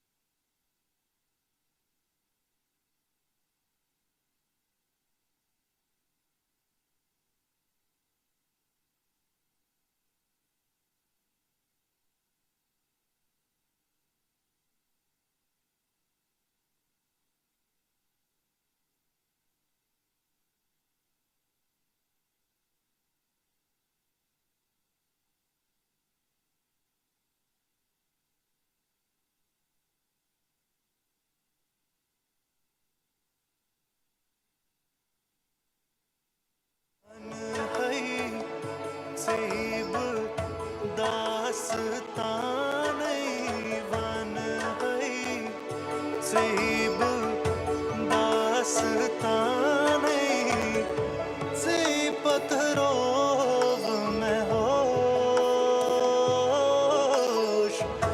सुई चुकना तुमकोश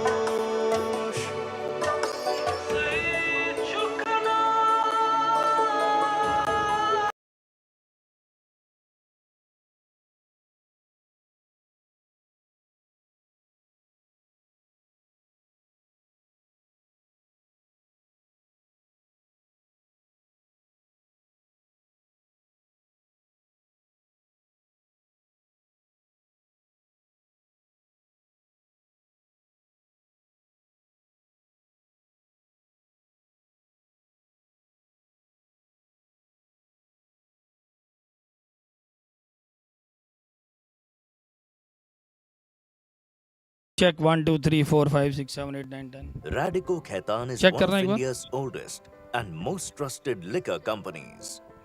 Founded in 1943, the company has a rich heritage and a portfolio of iconic.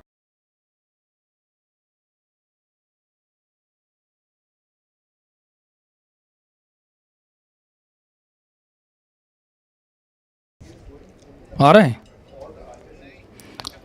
Hello check 1 2 3 4 check check check hello check 1 2 3 4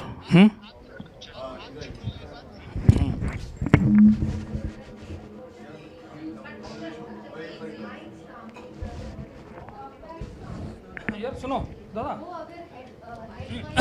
उसको अभी भी ऑडियो जा रहा है ये देखो अगर मैं कौन सा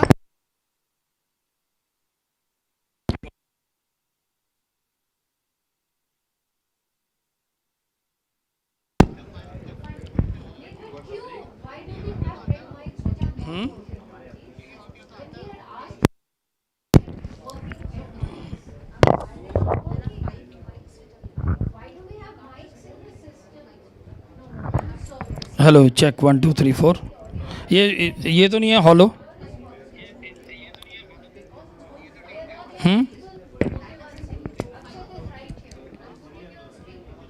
यार सुनो दोनों मिल गए आपको पीजीएम मेन बैकअप दोनों मिल गए एक सेशन है ना अभी आप सुनो अभी श्रीरंग करेगा वहाँ पे क्योंकि क्या है ना उसने रिटर्न में कितना छोड़ा है वो कितना बाहर जा रहा है हमें नहीं पता चल रहा है वो क्योंकि हम ये ब्रॉडकास्ट के लिए दे रहे हैं वहाँ पे तो वो नहीं है पता चल रहा है फिश फिंगर आहे अरे दुपारी जेवायला नाही मिळालं यांच्या नादामध्ये hello check 1 2 3 4 check check check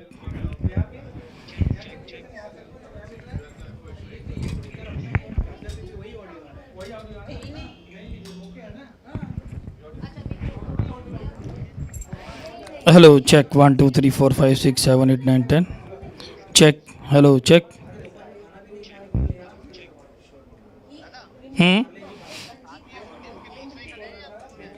मैं बीसीआर में खड़ा हूँ सारे लोग बात ही कर रहे हैं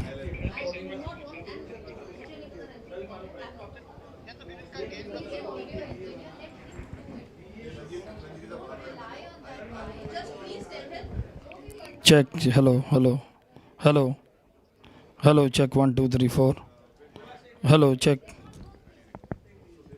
hello check 1 2 3 4 check check check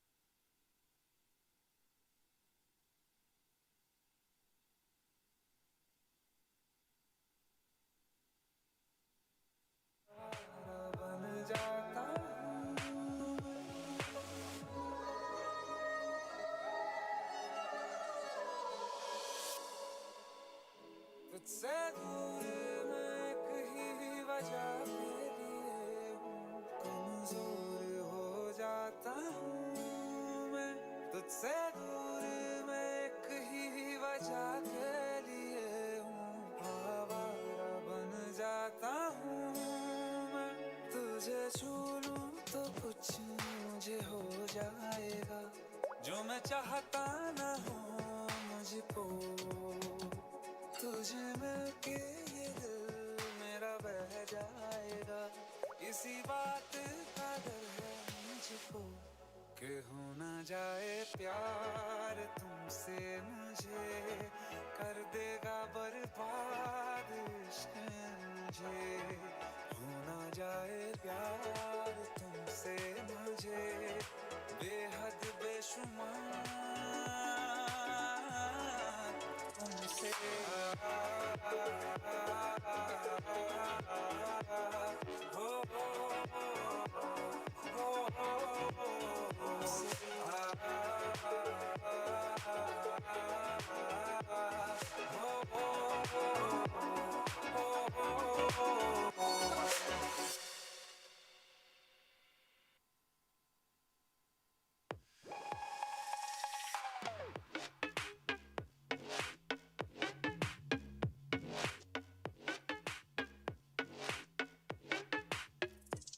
से दूर मैं एक ही वजह के लिए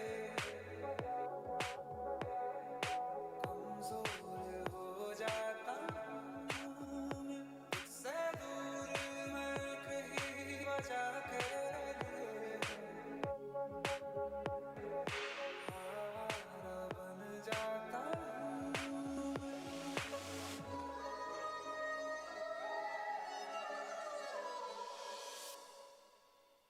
तुझसे दूर मैं एक ही वजह।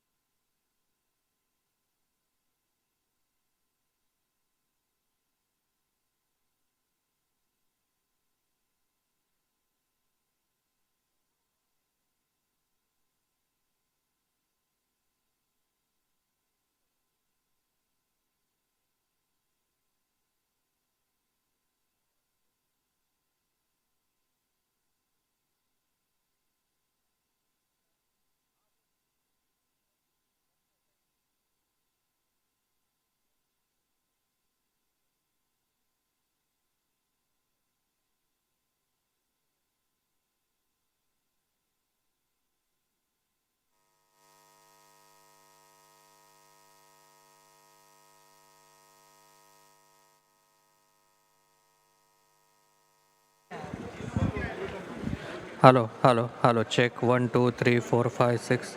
Hello, check 1 2 3 4 5 6 7 8 9 10. Check 1 2 3 4 5 6 7 8 9 10. Testing, mic test. Hello, mic testing. Hello, check. Check 1 2 3 4 5. Hello, mic check. Check 1. Hello, check. Okay. Hello, check. Hello, check. Mic testing, mic testing. Hello. 1 2 3 4 5 6 7 8. Hello, check. Hello, check. Hello.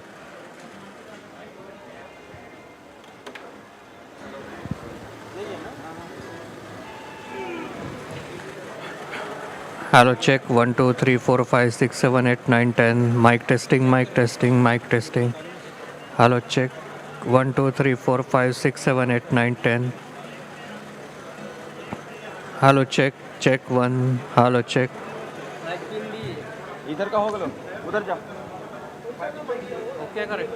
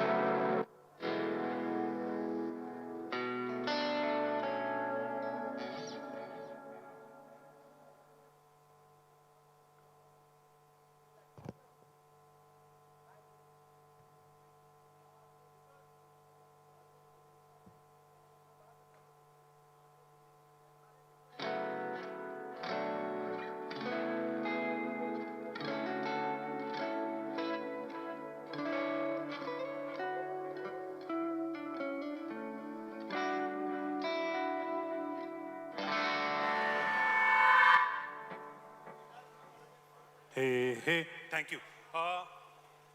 He can't hear anything, the guitar on his in-ears.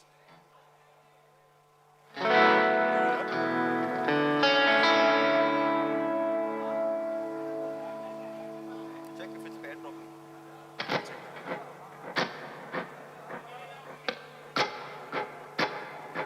It is Arman. Arman for everyone says Arman. Yeah, mine is Arman 3. Which one is animal? So there is 1, 2, 3. Guitar is what number? JD? You have any mic to talk? 3, 4.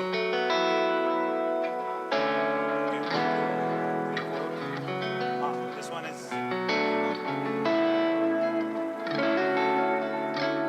Okay, put off the guitar in the 3, 4. Put off the guitar in the 3, 4. Keep playing guitar.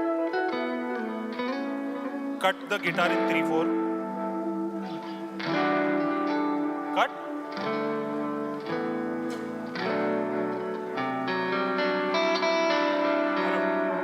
Hello.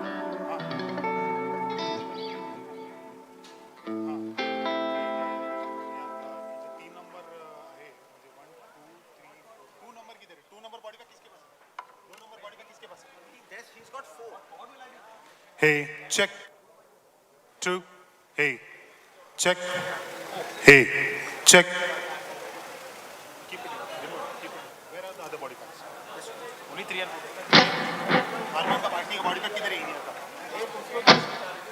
दे इधर इधर. What is the number? अरे hold on. Give it to me. Remote give it to me. Hello. Check 1, 2. Check 1, 2. Hey, check. Hey, check.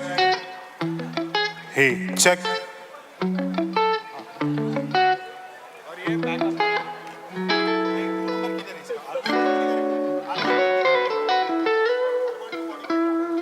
Hey, check. Hey, check. Check. Okay, cordless. Okay. Okay, hold on. Just 1 minute. ये देना body pack के लिए तुम लोग इतना कर रहे हो. हम लोग ने किधर रखा? मुझे पता नहीं रजित भाई. कहाँ बोलूँ अभी? पब्लिक आके बैठे हैं. हमें बोल रहा हूँ उनको 2 करके. हेलो. जेडी लगा ना phone.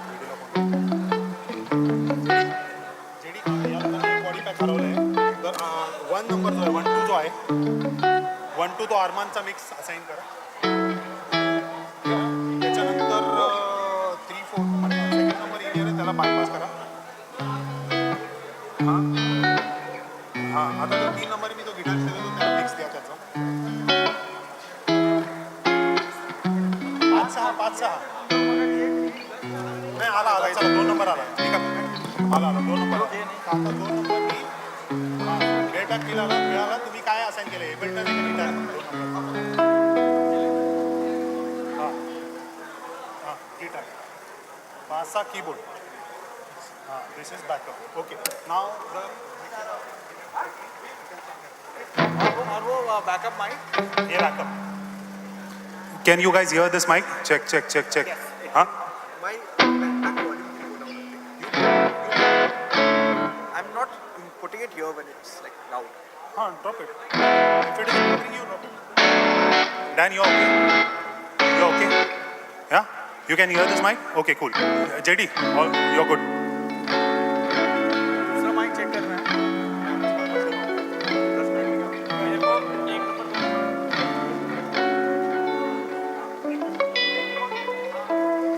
JD acoustic guitar.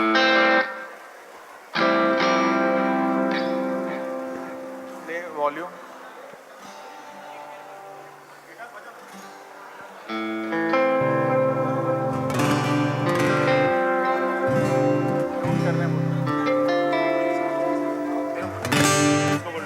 Hello. हाँ.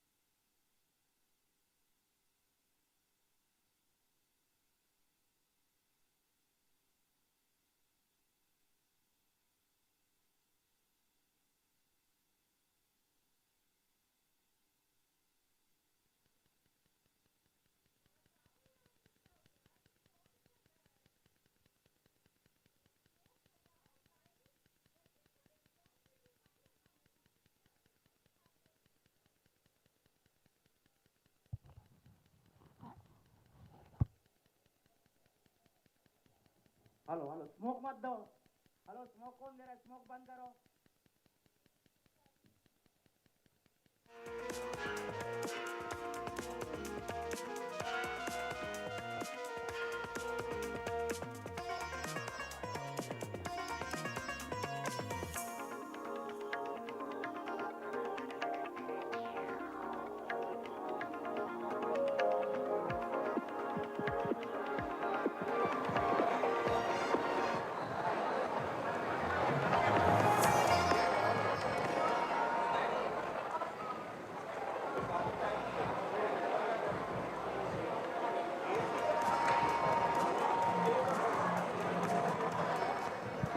म्यूजिक दो excuse me please please music मत दीजिए म्यूजिक बंद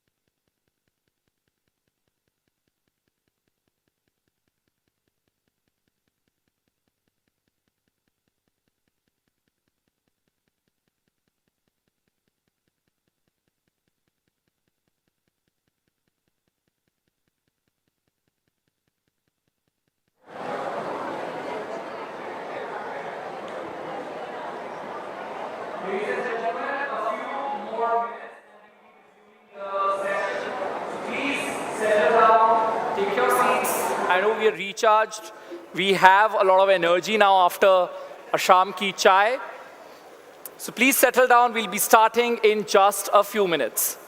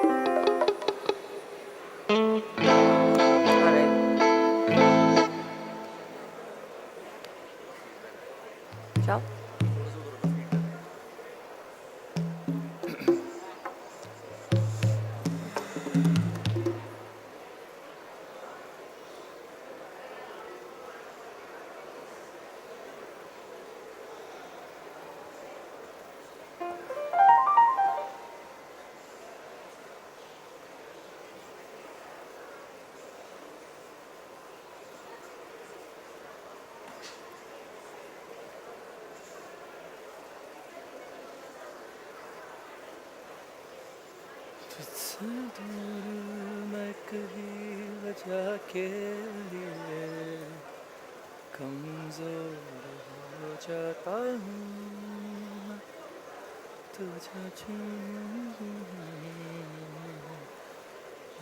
Who's doing Arman Malik? Who's doing Arman Malik? This one, Ashutosh. So you begin with this, and then I'll from being one say मैं ले लूँगा.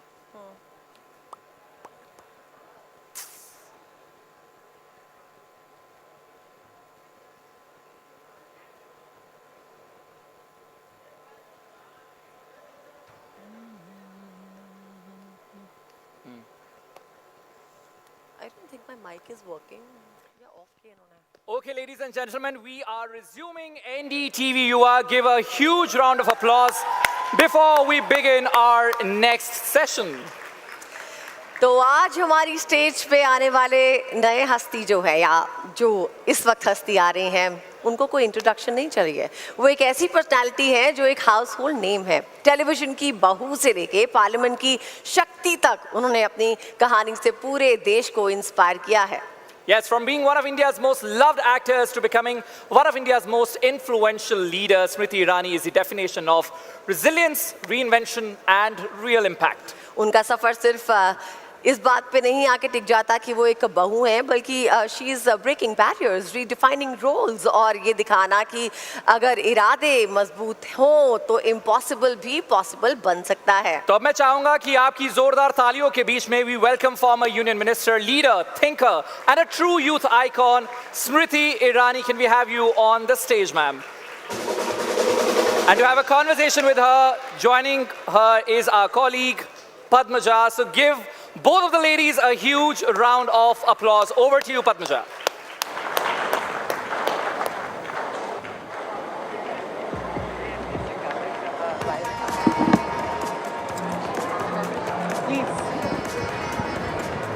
Ladies and gentlemen, please welcome Ms. Smriti Irani with a huge round of applause. Please put your hands together. Thank you so much. To the crossover queen, can we call you that? I think I would rather be the comeback kid. Comeback kid. But you may call me whatever you deem fit. अभी NDTV युवा है तो फिर comeback kid is so much more contextual. So, congratulations first of all. मैं आज क्योंकि हम लोग मीडिया में हैं तो हमारे लिए TRP बहुत important होती है. I was watching the ratings for क्योंकि सास भी कभी बहू थी. It's constantly climbing up. So many congratulations. Thank you. The comeback has been spectacular. I think that when we began 25 years ago, obviously there was no digital medium of communicating a creative thought which is under the guise of a Saas Bahu show.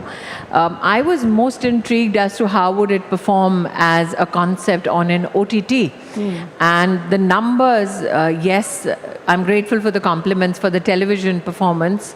We have a monthly viewership of close to 5 crore viewers. We have a daily viewership about a 1.5 crore viewership and a weekly viewership which oscillates between 2 to 2.5 crore people. But more so on OTT as compared to other shows which are daily soaps which run on the platform.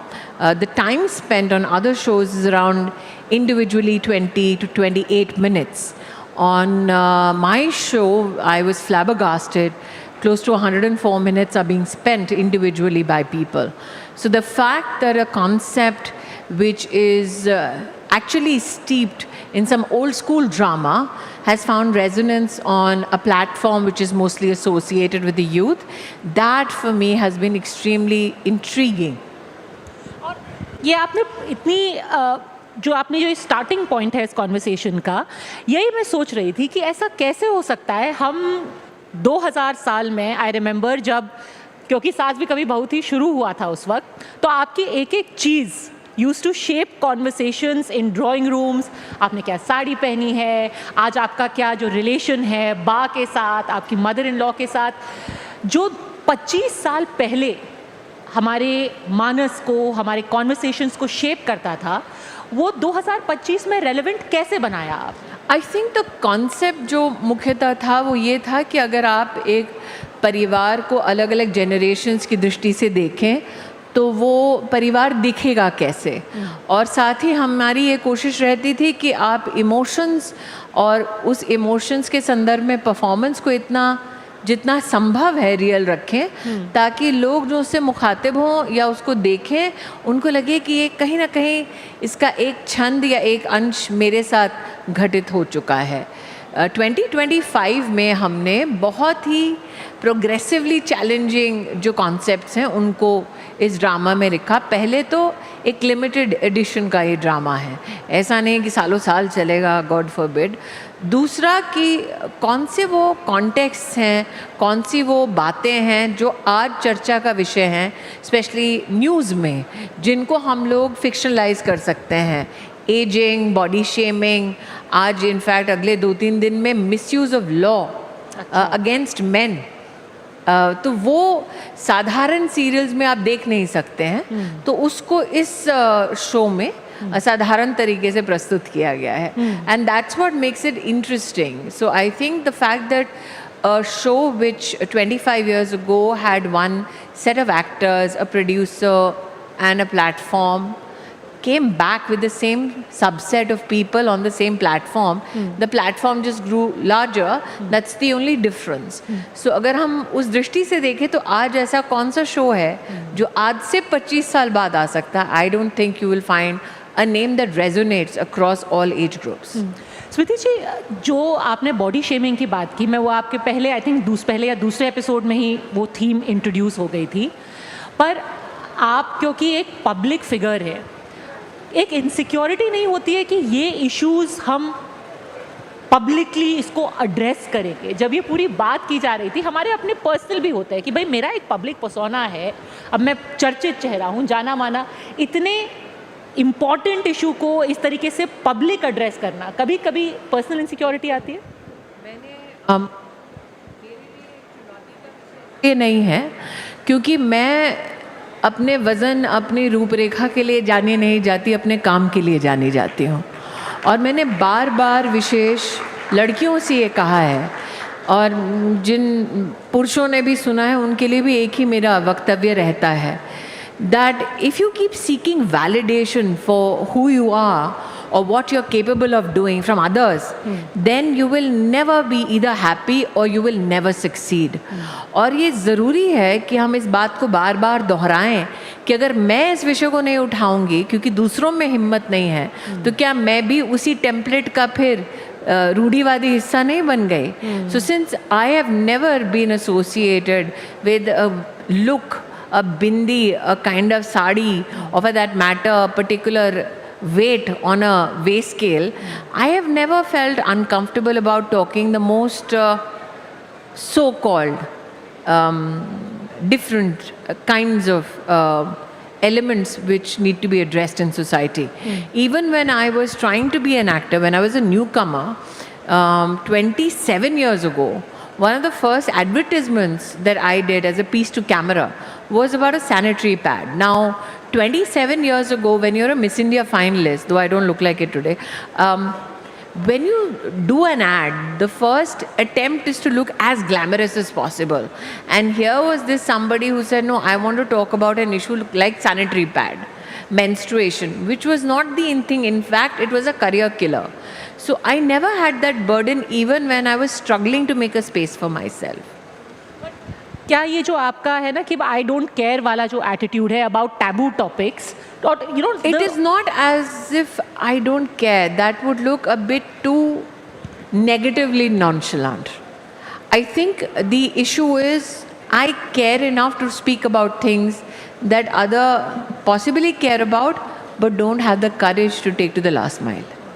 एक तरीके से ये जो करेज है आप में इसलिए भी आया है क्योंकि जब आप नेता थी तो जिस तरीके से आपको अटैक किया गया, नेता हैं मतलब जब आप थोड़ा सा कम हो गया, जैसे आपको ट्रोल कम किया जाता है आजकल।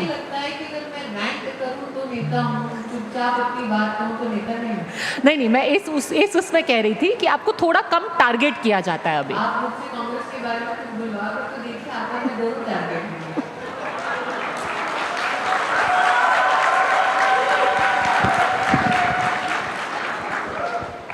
Check check check.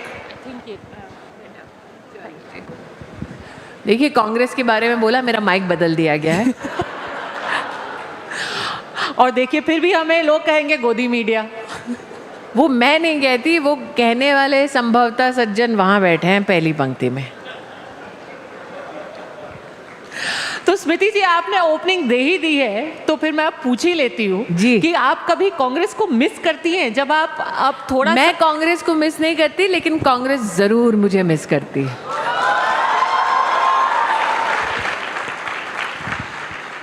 तो स्मृति स्टाइल में ट्रोलिंग का खाता खोला जाए। तो स्मृति ईरानी स्टाइल में याद दिला ही दीजिए व्हाट दे आर मिसिंग। एक सेकेंड, ये कुछ षड्यंत्र हो रहा है यहाँ पे। जैसे ही कुछ कांग्रेस के ऊपर बोलने लगती हैं स्मृति जी, माइक ऑफ कर दिया जाता है। मेरी गलती नहीं है, वहाँ पे कोई पोडियम में आपका कोई एजेंट हो सकता है। स्मृति जी, मेरा एजेंट क्यों होगा? कांग्रेस को होगा। लेकिन चूंकि मेरा माइक बार बार आपके चैनल पे बंद हो रहा है, जब आप मुझसे कांग्रेस के ऊपर कटाक्ष करने को कह रही हैं, तो कम से कम इस वक्त आपको गोदी मीडिया का खिताब कोई नहीं देगा। So, but people will try. I don't think, Padmaja, it is essential to negate a particular issue just by masking it as a verbal attack on a political organization. People like me have come into politics because penultimately our desire is to build a better country. I was speaking to KTR, who's sitting in the audience today. We are from different political organizations, different ideologies. But if ultimately we are working for the larger purpose of making a more resilient, a stronger nation, then मर्यादा की एक परिधि में हम लोग शांति से अपनी बातें कर सकते हैं और सम्मानजनक शब्दों का इस्तेमाल करके बात कर सकते हैं। लेकिन अगर आप मर्यादा बार बार भंग करोगे, अगर आप बार बार देश के प्रधानमंत्री का जानबूझकर तीखे शब्दों में नहीं बल्कि निम्न स्तर के शब्दों का इस्तेमाल कर सिर्फ कटाक्ष करने के लिए, अपनी भड़ास निकालने के लिए कुछ बोलोगे, तो निश्चित रूप से एक कार्यकर्ता वर्ग है जो जवाब देगा। But should the issue get diluted? People like me in Parliament, outside Parliament, have always been very vocal on issues and have spoken substantially with evidence. और जब एविडेंस का या सब्सटैंशियल बोलने का किसी के पास सामने से जवाब नहीं था, तो उन्होंने ट्रोल किया, बद्दी बद्दी बातें कही। लेकिन मेरा ये मानना है कि अगर मैं विक्टिम कार्ड प्ले करूं, तो उससे जिस इशू पे, जिस मुद्दे पे मैं लड़ी हूँ, वो डाइल्यूट हो जाता है। पर जिस तरीके से आपको ट्रोल किया जाता था, आप पे कभी मेंटल इफेक्ट नहीं हुआ उसका? नहीं, उन पर मेंटल इफेक्ट हो रहा था, इसलिए वो ट्रोल कर रहे थे। मुझ पर कुछ नहीं हो रहा था। पर पर्सनल अटैक करना, फैमिली की बातें पहले करना, दिन से ही हो रहा था मेरे साथ। आंटी नंबर 1 एक हेडलाइन लिखी गई। हाँ, अनफॉर्चुनेटली शंकर सन जिन्होंने वो हेडलाइन लिखी, हाल ही में उनका देहांत हो गया as an editor. I think he was one of the so called most celebrated editors in the Telegraph. And ऐसे कई एडिटर्स और पत्रकार ऑफ कैमरा मिलते थे तो बड़ी तहजीब का वो कहीं ना कहीं परिचय देते थे, तमीज़ का परिचय देते थे। तो you live, when you live a political life, you live in that dichotomy. ये तीसरा माइक है, धन्यवाद भाई साहब। You live in that political dichotomy where people when they confront you when the cameras are on will be extremely caustic, and the minute the cameras are off, the same journalist will be very, very polite. So I have seen that dichotomy, lived through it, and known that they are doing their job, and it's my responsibility to respond with clarity when a question is asked. अब जब आपने राजनीति में आप आई और अब आप राजनीति और एक्टिंग अपनी दोनों बैलेंस कर रही हैं। मैं पहले भी दोनों ही बैलेंस कर रही थी। नहीं, बट जब आप पहली बार, जब क्योंकि सास भी कभी बहू में थी जी, तब मैं USA WHO की एम्बेसडर थी भारत में। तब भी मैं देश भर में, चूंकि उस वक्त मैं गुडविल एम्बेसडर थी, तो मेरा किसी पॉलिटिकल ऑर्गेनाइजेशन में विधिवत होना उस काम को कहीं ना कहीं धूमिल करता।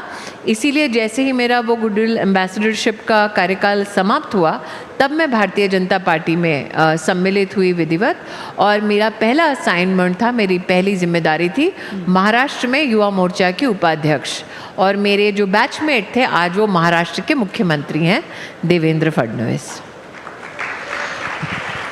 कुछ अब स्मृति जो एक्टर है उनमें कुछ चेंज देखती हैं आप? थोड़ा पेशेंस कम है, कुछ भी आप सेट्स पे कुछ अलग महसूस करती हैं, अपना कुछ पर्सनालिटी चेंज? मुझे लगता है कि जब महिला बड़ी क्लैरिटी से और शिद्दत से काम करती है, बोलती है, तो कई लोगों को ये खुशफहमी हो जाती है कि वो बड़ी इम्पेशेंट होगी।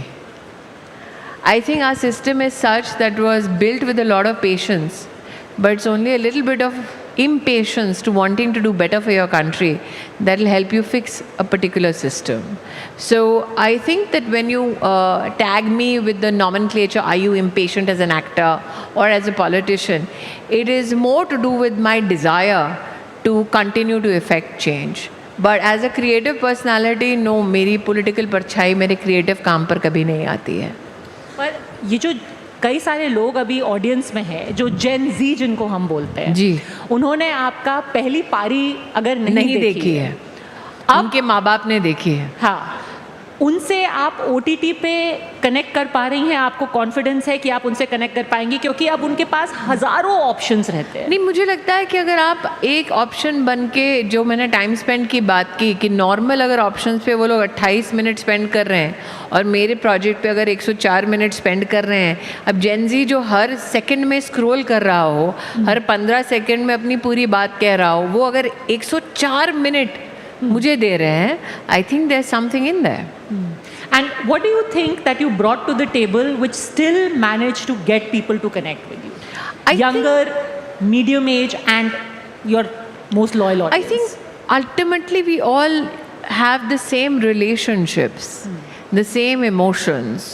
It is just that emotion को बयान करने का अंदाज बदल जाता है, लेकिन कुछ चीज़ें शायद कभी नहीं बदलती। अगर आप दृढ़ संकल्प रखते हैं जीवन में, प्रिंसिपल्ड हैं, और आपके प्रिंसिपल का टेस्ट आप ही के परिवार में हो रहा है, तो वो कई लोग इससे खुद गुजरते हैं।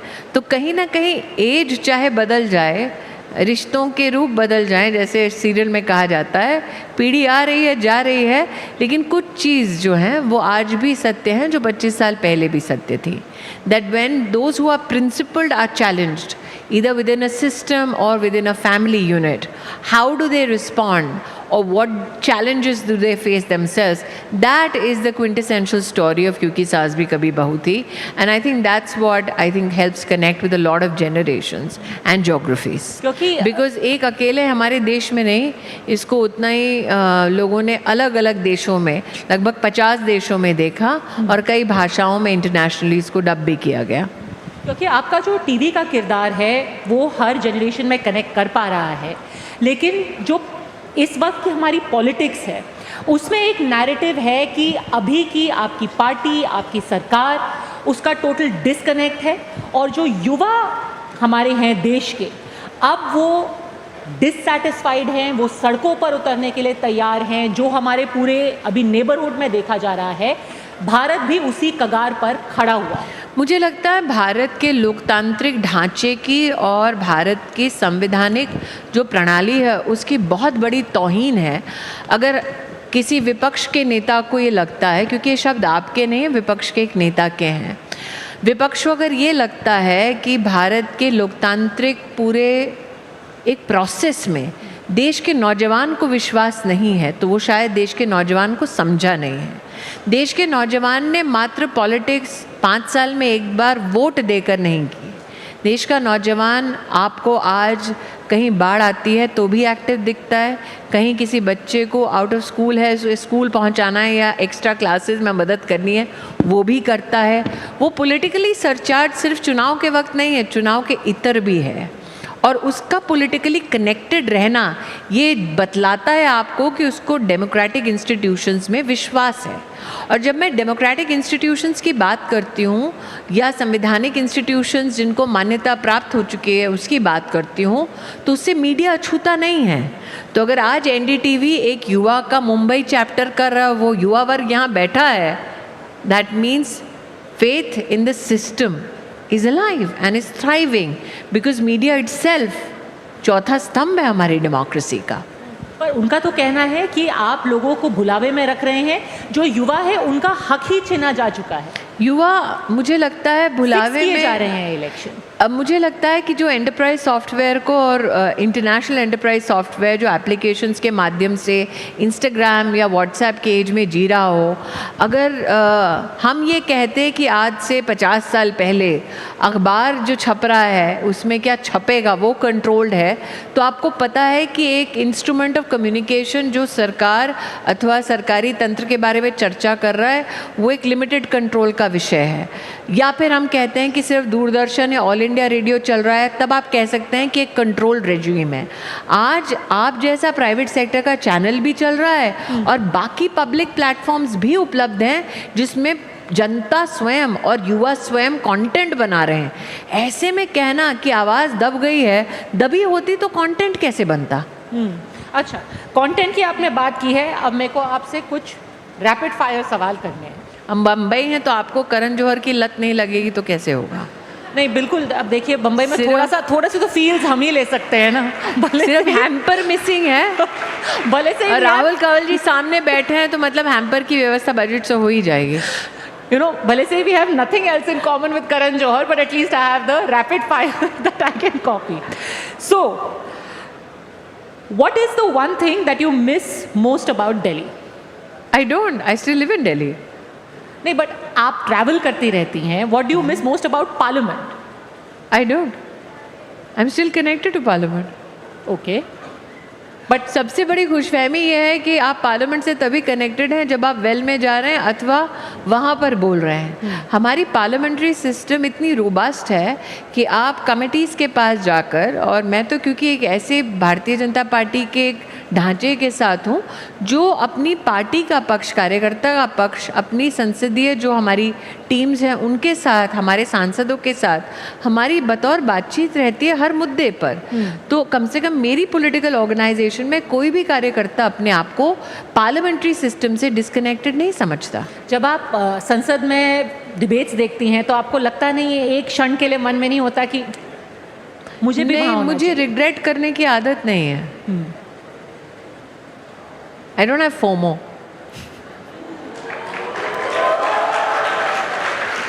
But as very recently Cillian Murphy has possibly said that Congress may have ROMO, relief that I'm missing out, but I don't have FOMO. अगर कोई एक चीज़ होती, कई बार लोग अपना आत्ममंथन करते हैं, तो कभी आपने वापस सोचा है कि एक ये चीज़ मुझे अलग कर लेने का अगर मौका मिलता तो मैं ये बिल्कुल नहीं।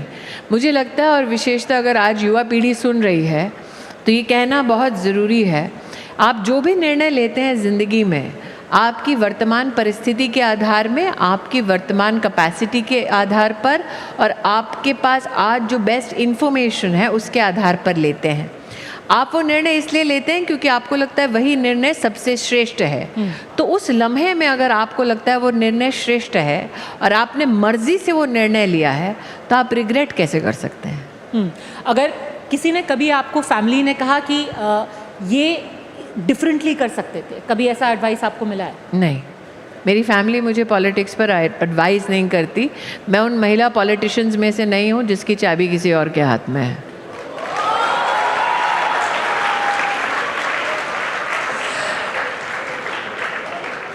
Thing that comes to your mind when we say the following words. मैं कुछ एक शब्द बोलूंगी, मुझे तो पता है एक नाम जो आने वाला है। कुछ शब्द बोलूंगी, पहला वर्ड अनफिल्टर्ड जो आपके दिमाग में आए। जेनजी। एम्बिशियस।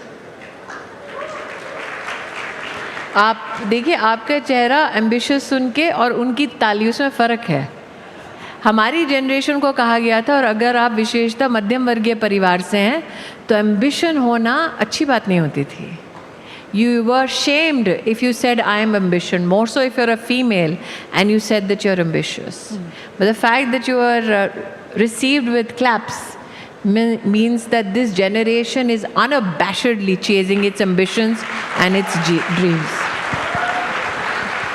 एम्बिशन को कभी कभी एरोगेंस से कंफ्यूज कर दिया जाता है. वो लोग हैं जिन्होंने कभी भी एक लक्ष्य रखा नहीं है जीवन में.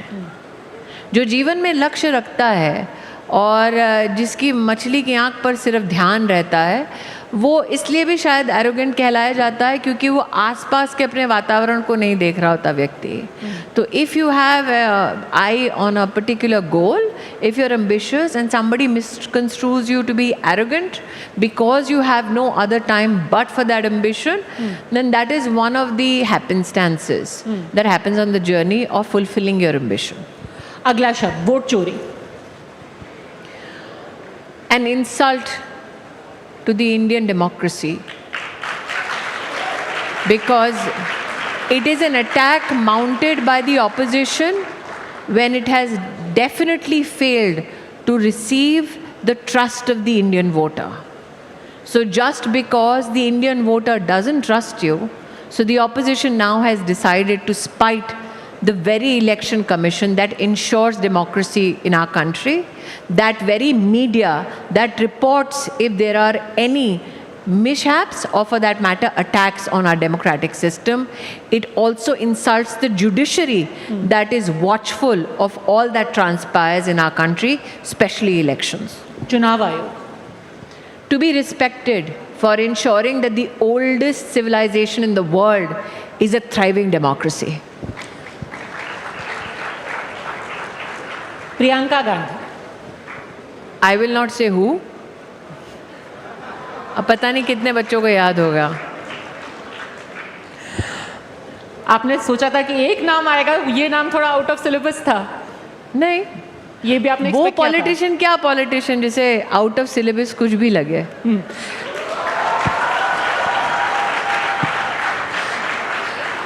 Narendra Modi. More than a legend. You see, we always celebrate his potential as Prime Minister and his contribution as a politician. Look at him from the prism of a human being. That 75 years ago, born in a very poor family in Gujarat, he left his family because he wanted to contribute, not because he had the ambition to be Prime Minister or Chief Minister. Imagine in those circumstances with no resources, to leave, to go to every corner of this nation, to understand every facet of our needs as people, and to then serve it incessantly and diligently. That's one hell of a person to look up to and learn from. Donald Trump. अभी उसका भी नहीं बोलूँगी. Who trade talks are on continuously. Some new headline comes. So I'll be a very, very diligent BJP worker and a very, very responsible citizen. And I believe, given how negotiations go every day, anything we say on a public platform such as this, and if it is used as an instrument against my country to hurt the trade potential of my country, then that would be a great, great disservice to my country. So I will reserve my comments on that particular name. स्मृति जी, आप लोगों से जाकर के आप जब interact करती हैं, you have many platforms where you interact one on one and you continue to you done it when you were member of parliament, और आप अभी भी जाके महिलाओं से, यूथ से जब मुखातिब होती हैं, आपको आज के युवा में और 11 साल पहले के युवा में क्या फ़र्क दिखाई देता है हमारे देश में? देखिए, जब मोदी जी चीफ मिनिस्टर से प्रधानमंत्री की जर्नी पूरी कर रहे थे, we discovered this whole governance potential of digital India. Today, when I meet youngsters, I look at the aspect of digital maturity of a democracy. That they use instruments of communication to not only voice their personal opinion, but they also use it as an instrument of change. That when a certain challenge is identified, they respond to it not with a sense of rebellion, but with a sense of responsibility. And I think that is what makes our youngsters extremely vibrant. आज आपको लगता है कि जब युवा आपसे मिलते हैं तो उनको एक उम्मीद है आने वाले सालों में? युवा होने का मतलब ही उम्मीद का होना है। ये तो उम्र का तकाजा है, जब मोड़ पर एक उम्मीद छूट जाती है, टूट जाती है। युवा का मतलब आग, युवा का मतलब परछाई भी, युवा का मतलब उम्मीद भी, और युवा का मतलब उद्देश्य भी।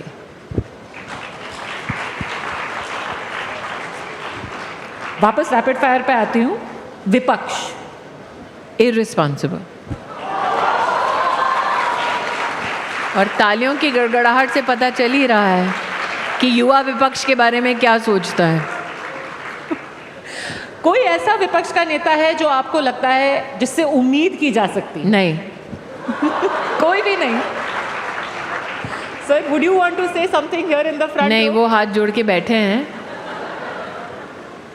पर ऐसा क्यों? देखिए पद्मजा जी, बहुत कम होता है कि बीजेपी वाले मंच पर हों, सामने से मीडिया मौका दे रही हो और विपक्ष का नेता नमस्ते कर रहा हो।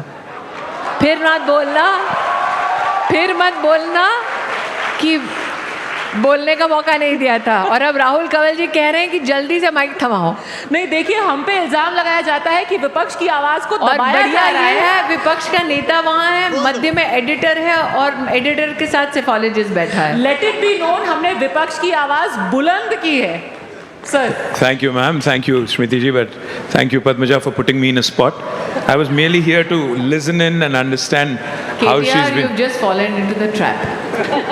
It looks like, one thing I've realized is, never ever come in the between of a good banter that's going on between the two of you. And especially when two women are talking, yes. I didn't want to say that. Because I see a lineup of men hoping to delve into something between you, Rahul Kanwal and Pradeep ji. कोशिश कर रहे थे, ma'am, but I've been married for 20 years, so I've realized, I've learned. Ladies and gentlemen, especially young girls, you need to see it's 2 women against 3 men. Yes, go ahead. Padmaja, I'm right now tongue-tied, completely tongue-tied. I'm just going to listen in and thank you. Thank you for whatever she's saying. She's, of course, absolutely entitled to her opinion. I have a lot of differences with BJP and what Smriti ji says, but nevertheless, she is a brilliant speaker, so I'm here to listen in. Thank you, ma'am. Thank you for this opportunity. Cheers. और ma'am, ये बताइए कि कोई संवाद की अब जगह नहीं रह गई है। एक तरफ हम देखते हैं। नहीं, आपने अभी संवाद का एक यहाँ पर दर्पण देखा। हमारी डिफरेंसेस हो सकते हैं, और प्रधानमंत्री जी ने स्वयं कहा है डिफरेंसेस का होना एक डेमोक्रेटिक प्रिंसिपल है। डेमोक्रेसी इज एसेंशियली नॉइजी, लेकिन डिफरेंसेस का होना और पॉलिटिकली एक दूसरे से डिफर करना और राष्ट्र को गाली देना उसकी वजह से, वो किसी भी हिंदुस्तानी को मंजूर नहीं होगा। So Prime Minister himself has maintained, you want to attack him, you want to attack the BJP, but when does that then ricochet and become an attack on everything India? That is where the challenge is for the opposition. It seems that when the tongue lets loose, it goes completely out of control. So KTR has been extremely, I think today, kind that yes, both our political organizations' ideologies are at loggerheads, but as human beings, can we talk on issues and bring both our points of view together so that people at large can respond to it? That is the sign of a very mature democracy. Next word, देश। सब कुछ एक शब्द में कैसे समाएगा? क्या है देश? न सिर्फ एक झंडा, न सिर्फ एक राष्ट्रगीत, न सिर्फ एक मिट्टी, न सिर्फ वो जवान जिसको हम लोग इंस्टाग्राम पर देखकर ट्रिब्यूट देते हैं, न सिर्फ 26 जनवरी, न सिर्फ 15 अगस्त। हर क्षण, हर पल जब हम सर उठाकर जीते हैं, उस देश की बदौलत ही तो जीते हैं। तो उस देश को एक शब्द में कैसे ढाल दो? वो एहसास है जिंदगी भर का। सिंदूर पराक्रम भारतीय सेना का। एक हमारे देश में, हमारी सभ्यता में, हमारे संस्कार में सिंदूर प्रतीक है बंधन का, एक महिला और उसके पति के बीच का, लेकिन अब सिंदूर एक बंधन का प्रतीक बन गया है एक देश का अपनी आर्म फोर्सेस से, और पराक्रम का एक बहुत बड़ा सबूत बन चुका है। उम्मीद। युवा।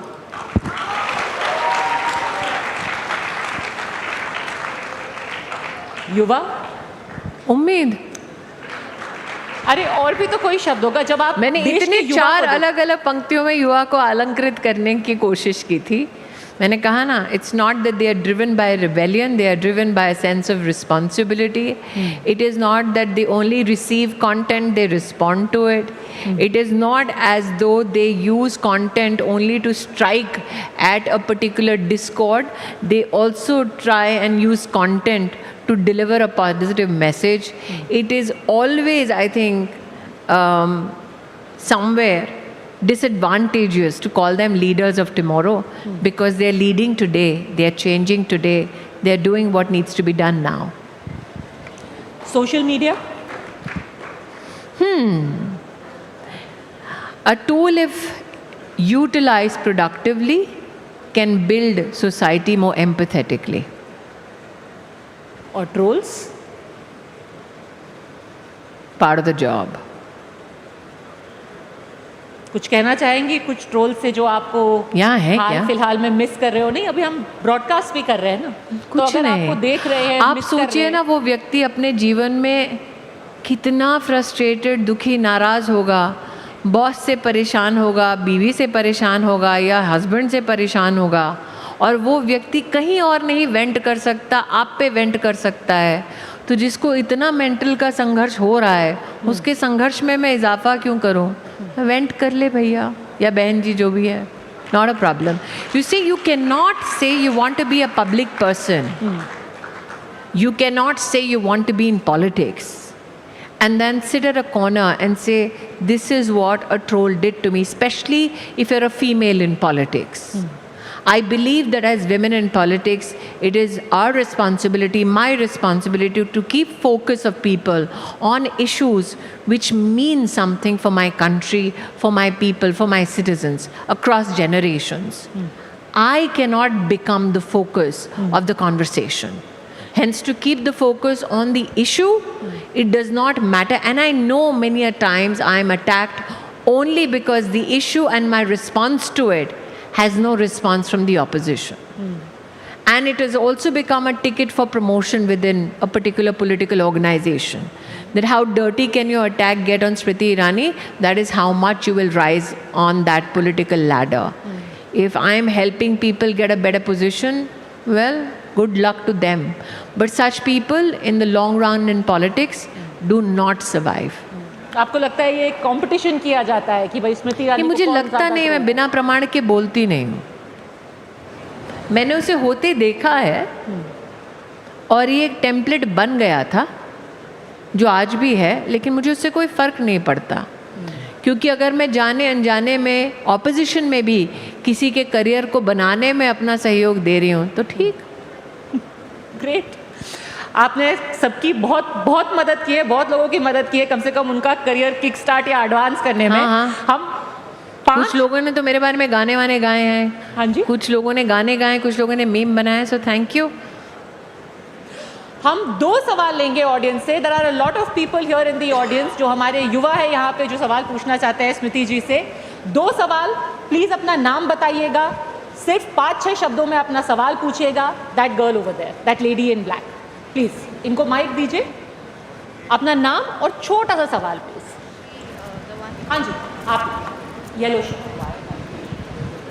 Good evening, ma'am. My name is Meghna Devkar from KC Law College. My question is, do you think leaders today risk becoming influencer in politics rather than political leaders in influence? I think that there's an oxymoron which is hidden in your question. What kind of a leader is one who cannot influence? And what kind of an influencer exists today at least, who does not have the potential to become a politician? So if a youngster can say a story, a content piece in 15 to 30 seconds, then that youngster has a political future. Great. This gentleman here, please. Yes. नमस्ते ma'am, my name is Arjun Rai, I am from the Navi Mumbai. Ma'am मेरा सवाल ये कि अभी परसों के दिन में लीडर ऑफ अपोजिशन लोकसभा ने एक प्रेस कॉन्फ्रेंस किया एंड ही टोल्ड कि जो वोट डिलीशन है वो ऑनलाइन होता है, but on other hand ECI has published 175 questionnaire and उनके आंसर्स के साथ कि कैसे वोट डिलीशन का प्रोसेस है and you can download the form for the vote deletion. अगर वो इसको नहीं पढ़ रहे सो आप इसको कैसे एड्रेस करोगे? देखिए, आप ही ने एड्रेस कर दिया, क्योंकि लीडर ऑफ ऑपोजिशन आप जैसे यंगस्टर्स को भ्रमित करना चाह रहे थे। मुझे कम से कम इस बात की खुशी है कि जिस इलेक्टोरल प्रोसेस को लीडर ऑफ ऑपोजिशन ने नहीं पढ़ा, उसे एक यंगस्टर ने मुंबई में पढ़ लिया है। आखिरी सवाल स्मृति जी आपसे, वन वर्ड जिसका आपका पहला रिएक्शन। तुलसी। पेचेक। ओके। और मैं ये जानबूझकर इसलिए कह रही हूँ क्योंकि मैं चाहती हूँ कि जो यंग लड़कियाँ हमारे आज ऑडियंस में हैं वो इस बात को समझें।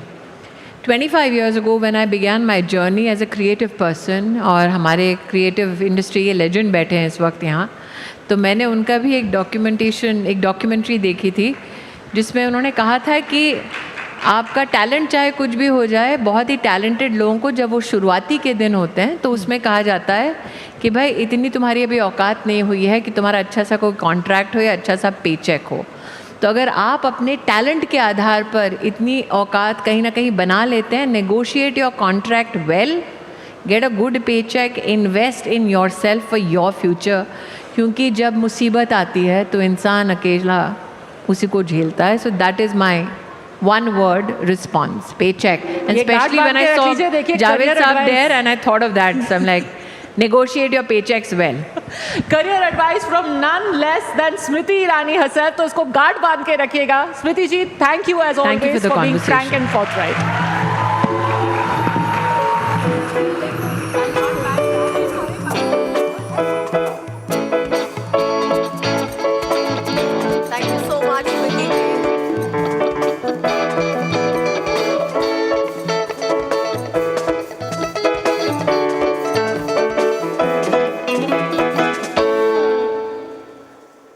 और अब एक धमाका जो पूरे दिन की एनर्जी को म्यूजिक में बदल देगा। From soulful romantic tracks to peppy chart busters, from Bollywood hits to global collabs, Arman has redefined what it means to be India's youth music icon. He is not just a singer, he is a storyteller. एक ऐसी आवाज जो emotions को modify करती नहीं है बल्कि melody में बदल देती है। दोस्तों, get ready to sing along, groove along and feel every beat, क्योंकि स्टेज पे आने वाले हैं the heart throb of millions, Arman Malik. Joining him, NDTV's very own musical sensation Ashutosh Chaturvedi.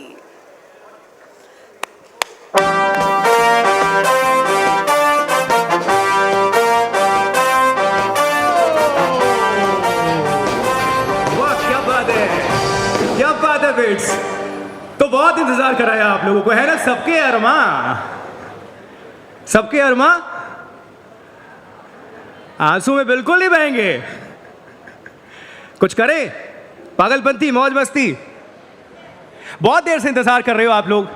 सुबह से जब से हमारे एंकर्स को होस्ट हमारे पूछ रहे थे, आप लोगों में से बहुत सारे लोगों ने कहा अरमान मलिक, अरमान मलिक, अरमान मलिक। लेकिन पहले मैं बुलाऊं स्टेज पे, उसके पहले मुझे चाहिए बोस। क्या चाहिए और कैसे?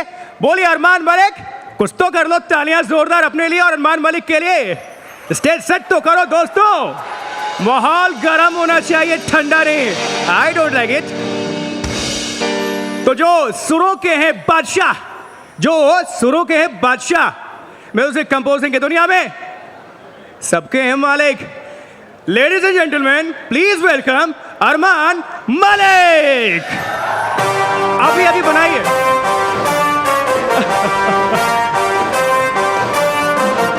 वेलकम। और मैं क्या करता हूँ हमेशा ना, स्क्रिप्ट फॉलो करता नहीं हूँ, पीछे से बोलते हैं मुझे, क्यों नहीं फॉलो करते हो यार? मुझे लाइव जीना पसंद है। क्यों अरमान? सबके अरमान में। हेलो, ये चल रहा? हाँ, अमेजिंग। कैसे? अच्छा, ये लोग ऑडियो में चेक करते हैं ना सिंगर्स, कैसे? प्लीज चेक करना पड़ता है। But thank you everyone for welcoming with me with so much love. और मैं बहुत खुश हूँ कि मैं यहाँ पे हूँ with such amazing people. Javed साहब सलाम। It's so good to be here and I hope कि हम लोग एक माहौल बना पाए यहाँ पे कॉन्वर्जेशन का, म्यूज़िक का, और हम लोग बहुत सारी बातें करेंगे, बहुत सारे गाने भी गाएंगे। यस, परफॉर्मेंस है ना? यस, थोड़ा और से लेडीज एंड वही हो जाता है ना, सिंगर के साथ उनको बातें नहीं सुननी, उनको सिर्फ गाने सुनने हैं। सुनने हैं कि नहीं सुनने? बट बातें भी करेंगे, थोड़ी बातें करेंगे। बातें जरूरी है, तेरा मिलना जरूरी, तू पहला पहला प्यार है मेरा। अच्छा, आप ही कॉन्सर्ट कर लो, मैं चले जाता हूँ। प्लीज। मूड सेट करना बहुत जरूरी होता है। Of course. स्टेज सेट करना बहुत जरूरी होता है। जैसे रिदम सेट करते हैं तो अपने साथ म्यूजिक, और अरमान मलिक हैं तो दिल के अरमा बिल्कुल निकलने चाहिए। From child artist to one of the India's most loved contemporary voices, Armaan Malik. Stage पर सबसे पहला मैं पहले सवाल पूछ देता हूँ, स्टेज पर आती है तो क्या सोचते हैं? ये मेरा पहला सवाल। स्टेज पे जब मैं आता हूँ तो बस एक क्योंकि आप सोच रहे थे और पूछ भी रहे थे कि क्या कहना है, क्या करना है। एक ही ख्याल है मेरा, बस मैं चाहता हूँ कि जो मेरी एक नेचुरल जो पर्सनालिटी है वो स्टेज पे रिफ्लेक्ट हो, लोगों का प्यार मिले, मेरे सुर सब अच्छे से लगे, ये सब चीज़ें चलती है मेरे दिमाग में। अच्छा, मेरा सवाल है कि संगीत म्यूजिक में आप खुद सिंगर भी हैं, म्यूजिक कंपोजर भी, डायरेक्टर हैं, तो कौन सा गाना खुद गाना है और कौन सा गाना दूसरों से गवाना है, ये कैसे तय करते हैं आप? जिस गाने का मुझे लिरिक्स नहीं याद है तो वो मैं बाकियों से गवा देता हूँ। सीधा माइक यहाँ पे करके। बहुत सारी बार ऐसा हुआ है मेरे साथ, क्योंकि मैं 10 या 11 भाषाओं में गाता हूँ, तो जाहिर सी बात है कि मुझे सब लिरिक्स याद नहीं रहते। यूजुअली मेरे शोज़ पे एक टेलीप्रॉम्प्टर होता है, जो भी मैं कभी कभी तेलुगु में गाता हूँ या तमिल में गाता हूँ, कन्नड़ा में गाता हूँ, तो मुझे वो लिरिक्स बहुत हेल्प करते हैं। लेकिन कभी कभी जब याद नहीं होता है तो मैं उस ऑडियंस की तरफ मैं माइक कर देता और वो मुझे सपोर्ट करते हैं। इनफैक्ट मैं पढ़ रहा था, आप तमिल, तेलुगु, कन्नड़, मलयालम, इंग्लिश समेत और भी कुछ भाषा में गाएं। भोजपुरी सिर्फ छूट रहा है, क्यों? भोजपुरी के भी बहुत दर्शक होंगे यहाँ पे, टीवी पे तो सुन ही रहे होंगे। भोजपुरी से अभी तक मुझे कोई मतलब ऐसा कुछ ऑफर नहीं आया है, बट पता नहीं, सोचना अगर आ गए तो सोच समझ के करना पड़ेगा, वो गाना करेंगे ना। Of course, definitely. अभी हमारे एनडीटीवी के व्यूअर्स के लिए, दर्शकों के लिए, और यहाँ जो बैठे हैं सुबह से वेट कर रहे हैं, सुबह से इंतजार कर रहे हैं सभी, अरमान मलिक कब आएंगे, तो आपको अभी इस वक्त क्या, कौन सा गाना अभी सोच रहा है? वैसे तो मैंने तैयार किए हैं 4-5 बहुत प्यारे से गाने जो आप लोग सबको बहुत अच्छे लगते हैं। एक तो आपने ऑलरेडी एक डेमो दे चुके हैं आप।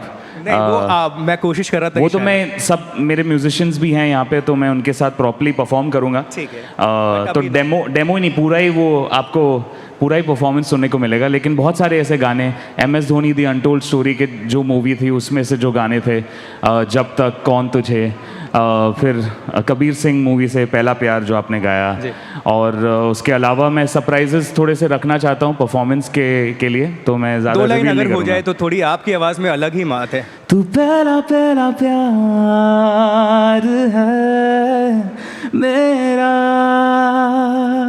अभी बाद में मैं गाऊंगा। ये भी सुर में था। एड शीरन के साथ भी आपने 2 स्टेप किया जी, और मैं देख रहा था कि आप इंडिया में कहीं, महाराष्ट्र में, भारत के किसी भी राज्य में, भारत छोड़ दीजिए, अब तो लंदन में भी आपके कॉन्सर्ट हाउसफुल रह रहे हैं। एक्स फैक्टर क्या है, कैसे? मुझे नहीं, आई थिंक एक रीजन है, जेंजी आपको बहुत पसंद कर रहे हैं। मुझे यूथ से बहुत प्यार मिलता है, सपोर्ट मिलता है, एंड यहाँ पे जो भी है ऑडियंस में, वो मेरे लिए इतना चीयर करे, इतना प्यार देते हैं, वही मेरे लिए सबसे बड़ा सक्सेस रहा है। बट मुझे एक और चीज़ मुझे लगती है, अगर आप पूछ रहे हो टेक्निकली कि क्या रीज़न हो सकता है, मैं बहुत सारे भाषाओं में गाता हूँ, तो जो भी स्टेट में जाता हूँ मैं उस भाषा में मेरी जो सेट लिस्ट है वो बदलती रहती है। अगर मैं कर्नाटका जाता हूँ तो कन्नड़ा के जो गाने हैं मेरे, वो मैं इंक्लूड करता हूँ, या आंध्र प्रदेश या तेलंगाना में मैं तेलुगु इंक्लूड करता हूँ सेट लिस्ट में।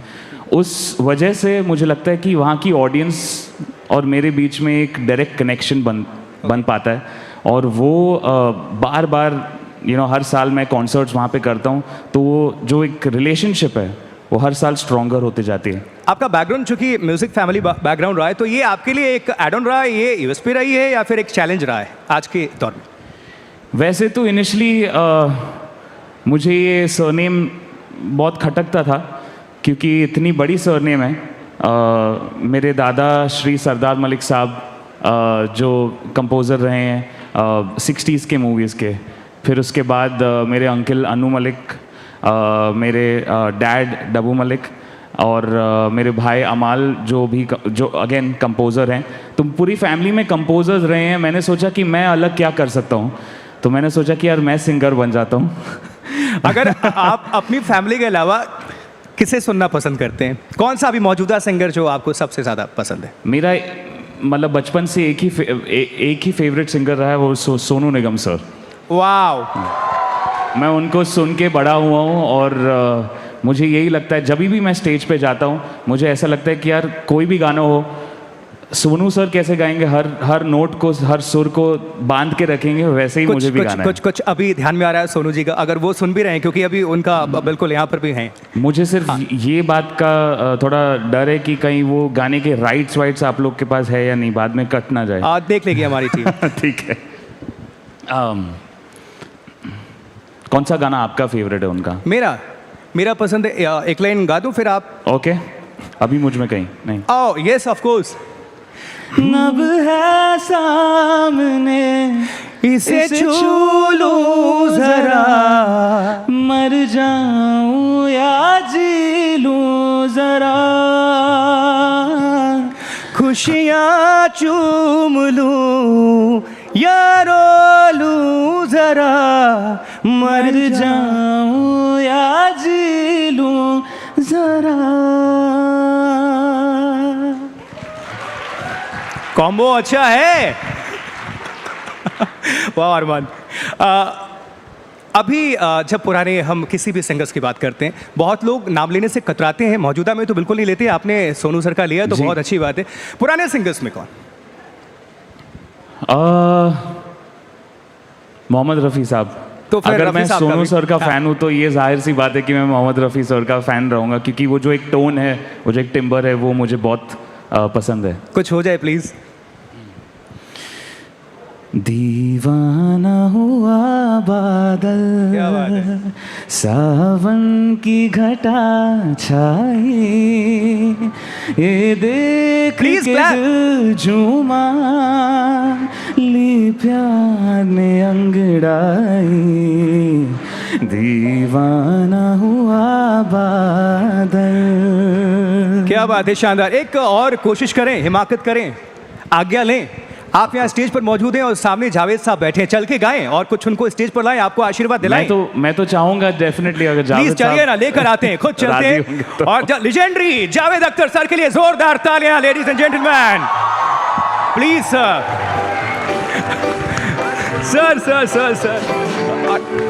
यो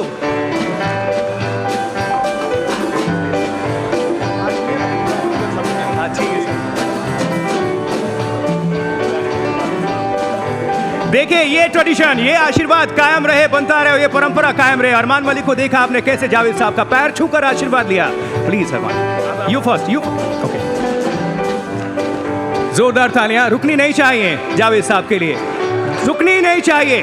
ये मोमेंट आप लोगों की लाइफ में बहुत कम आता होगा जब सामने साक्षात जावेद साहब खड़े हों। आपने बचपन से देखा, लिखा, पढ़ा, सुना, सब कुछ फिल्मों में इनको सुना, इनकी लेखनी सुनी। जावेद साहब, आप प्लीज, आप चाहे तो बैठ जाएं। आप बैठे ना, मैं इसीलिए कह रहा था कि 2 चेयर हैं वहाँ और आदमी 3। नहीं, आप बैठेंगे, हम खड़े रहेंगे, हम जेंजी हैं सर। माना कि दिल्ली नहीं है। देखिए अभी सुनिए, माना कि दिल्ली नहीं है, मगर फिर भी कुर्सी का तो झंझट थोड़ा हो जाता है। सर ऑल प्लीज आइए। जावेद साहब फरमाइए। मोहम्मद रफ़ी साहब के पास ही ले गए और आपके दौर में उस वक्त ले गए और वहाँ से ये सफ़र। सबसे पहले एनडीटीवी के व्यूवर्स को, जो करोड़ों लोग सिर्फ भारत में नहीं हमें विदेशों में देखते हैं, एनडीटीवी इंडिया के माध्यम से, और यहाँ जो लोग मौजूद हैं, सबको क्या आप संदेश देंगे अभी? और अरमान मलिक भी साथ बैठे हैं, तो इनके माध्यम से जब इतनी अच्छी आवाज़ के लोग बैठे हैं तो आप मेरी आवाज़ में क्यों संदेश लेना चाहते हैं? ये आपको गा के संदेश देंगे, मैं तो बोल के दे पाऊँगा। एक माइक और दे दीजिए अरमान को भी please. Very proud of him. आपको मालूम नहीं, इनकी रगों में म्यूज़िक है। He is the third generation music director. तालियां। आप लोगों ने, पता नहीं कितने लोगों ने सुना होगा एक गाना। पहले, आजकल तो क्या होता है, गाना सुना नहीं जाता, देखा जाता है, इसलिए कि वो टीवी पे विजुअल के साथ आता है, लेकिन तब तो रेडियो पे बजता था। ये इम्पोर्टेंट नहीं था कि स्क्रीन पे किसने गाया है और कौन किसके लिए गाया है, ये इम्पोर्टेंट नहीं था, गाना इम्पोर्टेंट था। आप में से कितने लोगों ने, मुझे मालूम नहीं, सुना होगा कि नहीं, एक गाना है सारंगा तेरी याद में नैन मेरे बेचैन। ये इनके ग्रैंडफादर के गाना है। तो ये ख़ानदानी लोग हैं भाई। जोरदार तालियां। क्या सारंगा ध्यान पे आ रहा है क्या आपको? कुछ गुनगुना दें। मैं बचपन से वो गाना मतलब सुनते आ रहा हूँ, सीखते आ रहा हूँ। मेरे फैमिली का सबसे बड़ा इम्पोर्टेंट गाना है वो, सारंगा तेरी याद में। मुकेश सर ने गाया था ये गाना, और आई थिंक सर ने बात छेड़ दी है, तो मैं थोड़े प्लीज गाई दूंगा। वो अम्बुआ का झूलना, वो पीपल की छाँव, घूंघट में जब चाँद था, मेहंदी लगी थी पाँव। हो आज उजड़ के रह गया, आज उजड़ के रह गया, वो सपनों का गम। हो सारंगा तेरी याद में नैन हुए बेचैन। हो मधुर तुम्हारे मिलन बिना दिन कटते नहीं रैन। ओ सारंगा तेरी याद में। इनसे मेरा कुछ और रिश्ते भी हैं, जो कुछ तो जानते हैं, कुछ जानते भी नहीं होंगे। एक तो खैर ये है कि इनके जो चाचा हैं अन्नू मलिक साहब, उनके साथ तो मैंने बहुत फिल्में की हैं, लेकिन एक फिल्म थी ठोकर, उसमें शम्मी कपूर हीरो थे, और उसमें म्यूज़िक सरदार मलिक साहब की थी। उसमें एक गाना था, ऐ गमे दिल क्या करूँ, ऐ वहशते दिल क्या करूँ। जी, वो गाना मेरे मैटरनल अंकल का लिखा हुआ था। हालांकि वो कभी फिल्मों में नहीं आए, लेकिन ये पोएम किसी प्रोड्यूसर ने ख़रीद ली थी और उसे यूज़ किया था। मुझे याद है ये गाना। तो दोनों तरफ ही जनरेशन लगी हुई हैं। ये मेरे लिए बहुत ही बड़ा मोमेंट है कि मैं जावेद साहब के साथ यहाँ पे स्टेज पे हूँ एनडीटीवी के माहौल में। मेरे दादा और दादी बहुत ही खुश होंगे ऊपर कि मैं इस माहौल में हूँ, इस स्टेज पे इतने बड़े हस्ती के साथ हूँ। और यही म्यूज़िक की बात है, लोगों जेनरेशन्स को जोड़ता है, लोगों को जोड़ता है। और मुझे लगता है कि मैं बहुत ब्लेस्ड हूँ, मुझे इतने अमेजिंग लोगों के साथ इंटरेक्ट करने को मिल रहा है। और आपको आशीर्वाद ऊपर से मिल रहा होगा। और चूंकि हम जावेद साहब को लेकर आए हैं, तो हमारा कर्तव्य है कि बहुत सम्मान हम लेकर जाएंगे। बट मगर जाने से पहले मैं राहुल साहब से एक बात कहना चाहता हूँ। बुला ले राहुल साहब। नहीं, वो वहाँ बैठे हैं, बादशाह को हर एक को थोड़ी बुला सकते हैं आप। आपने मेरा जैसा समझाया क्या कि बुला लिया? जावेद साहब बुला रहे हैं। ये जो अभी ऊपर का जिक्र हुआ था, कभी हमारी डिबेट करवाइए इस पे, ऊपर और नीचे के बारे में। I would like to talk about that. Rahul sir, कुछ आपके मन में सवाल चल रहा है? I have a question for Javed Akhtar and for Arman Malik, and this is actually a very unique opportunity. Please come. To have two such fabulously talented artists here at the stage of NDTV Yuva. So thank you very much, Arman Malik, for joining us here, and Javed Saab for agreeing to be on the stage with a young talent like Arman. Thank you. Can we have a round of applause, ladies and gentlemen? for two very different generations, but the artistry and their talent speaks very loudly. I have a question first for Javed Akhtar and the same for Arman Malik. This, sir, is the age of artificial intelligence where machines do the thinking. And one of the things with ChatGPT, for example, is that a lot of content creation, music, lyrics are now being written by AI. If you were planning your career now, how would it be different from the way it was when you started many decades ago? And how do you think this impacts the creativity of someone like an Arman Malik, who's waiting for his best years to explode in front of him and now has to deal with the challenge of not just competing with people his age, but having to compete with machines that can create music? And Arman, to you, how do you think you will continue to be one step ahead of the machine? Because so much of the music now is either being written or improved through artificial intelligence. And I think this is just such a fabulous stage because we've got two very different perspectives, two supremely talented artists. And I'm very curious to know how you think artificial intelligence impacts creativity, music, and how are you trying to deal with this? We'll start with Javed Akhtar. At the very beginning, I must say that if there is a choice between artificial intelligence and human stupidity, natural stupidity, I prefer artificial intelligence. But having said this, artificial intelligence is still in its nascent stage. I mean, it is walking on its knees at the moment. All four. This is the beginning. It's a very humble beginning. One cannot imagine, perhaps you and me can't imagine what will happen after 10 years or maybe after 5 years. But at the moment, artificial intelligence is no threat to creative people. It is a good secretary. It can correct your letters. It can write letters for you to the municipal corporation if you are complaining about the lack of water and so, electricity, blah, blah, blah, blah. Or you are writing any official letter. But as far as the creativity is concerned, I am not saying it will never happen, because never say never. It can happen, it will, I'm sure. But thankfully I have escaped from that. In creativity, they have yet to wait for at least decades to match human mind. Artificial intelligence, the problem is that it did not have a traumatic childhood. Artificial intelligence, mother didn't die when he was very young. Artificial intelligence, girlfriend did not drop him for some better boy. Artificial intelligence doesn't have a subconscious. Artificial intelligence is not deeply hurt and doesn't have some failed affairs. Artificial intelligence will have to wait to come somewhere near us. Thank you, Javed Saab. Thank you so much. Because they depend on data.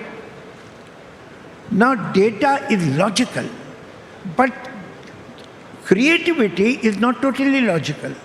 It happens somewhere between the mind and the subconscious and the conscious. Let me finish it off. Okay. Let me give you an example. If you are playing a Shakespearean character, and you are told by the director that you are the Prince of Denmark and you are very confused. The problem is that you can't take a decision. And you are saying to be or not to be, that is the question. And as you say, that's the question, you have to read this chalk mark, take that light. So man stands here, and actor convinces himself that I am the Prince of Denmark and I just can't take decisions. But at the same time, he knows the chalk mark and he sees the light. Now, this needs complete awareness. If you believe that you are Prince of Denmark, how do you remember this chalk mark? And if you remember the chalk mark, how do you think that you are Prince of Denmark? This paradox creates art. Artificial intelligence has yet to reach this paradox. Please, round of applause for Javed sir. Arman, now your turn. You think there's anything left for me to say after what he said? But your take. I think Javed sir has a very refreshing take on this because I also have some similar feelings about AI. I think it's a tool. It's something that will help us, as musicians over the years. पहले क्या होता था हम बहुत सारे live instruments use करते थे in our recording. Everyone used to play together in orchestra, a singer, all the musicians were in one room. Then it became music production started happening on the keyboard and the computer and the laptop. Now even that has gone to the next level where we have to just put in an input and say कि मुझे एक sad song चाहिए, and the AI will probably give you a beat which feels like a sad song or an energetic song. While that is still happening and it's still obviously in its nascent stage, बहुत सारे ऐसे developments होने बाकी हैं जहाँ पे ऐसा लगता है कि हाँ एक human song है या human music है. There's a certain soul, like he said, a certain emotion that only a human with human experiences can bring to the table. That AI is not possible at this point with AI. There's another thing that is problematic at this point. There's no legislation when it comes to the copyright of voices. Like, there are lots of different covers and songs that are there of, whether it's Kishore Da or whether it's any contemporary singers, जिनकी आवाज़ के ऊपर जो उन्होंने गाना गाया नहीं है उस गाने को उनके आवाज़ में डाल के पॉपुलराइज करते रील्स पे, which is good because I love to see that. I love to see कि मेरा फेवरेट आज का गाना किशोर दा की आवाज़ में कैसे सुनाई देता, लेकिन it's also an infringement of his vocal tone, his copyright, which I think that's a layer of legislation that needs to come into play, which will help musicians protect their identity, their voice. That is something that I pray for with regards to AI. जोरदार तालियां रुकनी नहीं चाहिए. Generation देख रहे हैं, 2 generation. Javed साहब के लिए जोरदार तालियां दोस्तों, और अरमान मलिक के लिए भी जोरदार तालियां. लेकिन अरमान मलिक अभी पावर पैक परफॉर्मेंस देने जा रहे हैं, इसलिए इनकी एनर्जी अभी बरकरार रहने वाली है. जावेद साहब प्लीज आप क्यों रुके please.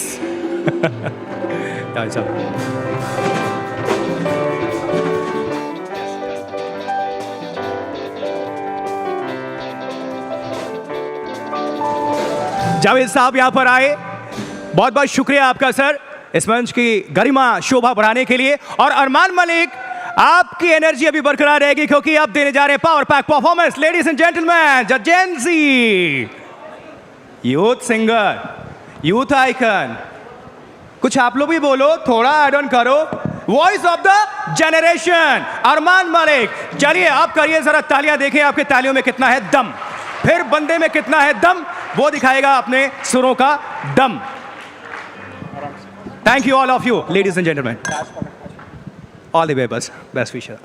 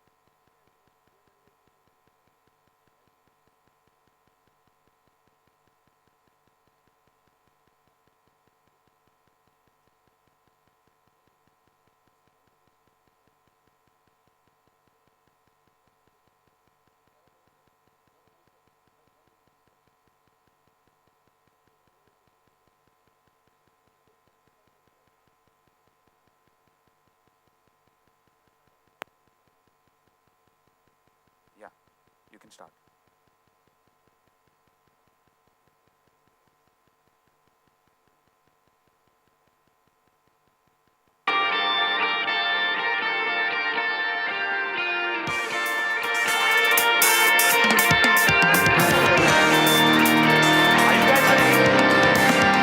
Make some noise, come on. आँखों के पन्नों पे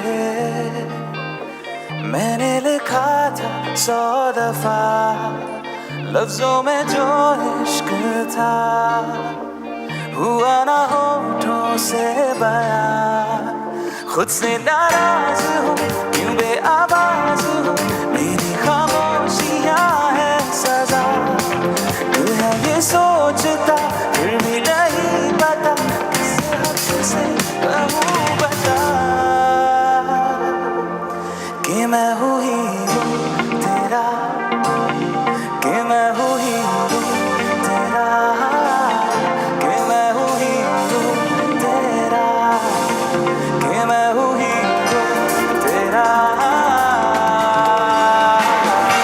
I want to see your hands up in the air, everybody.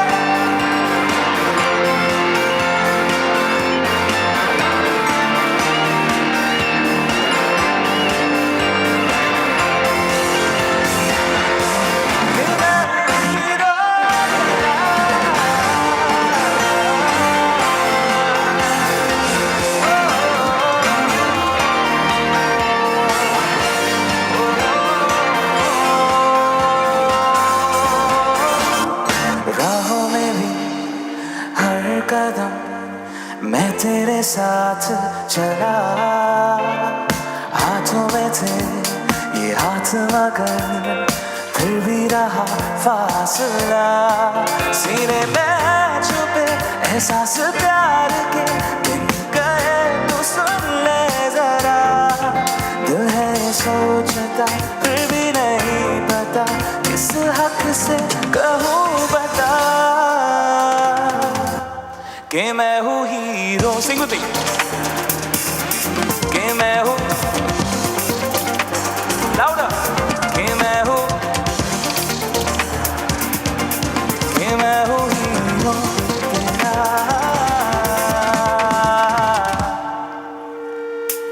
O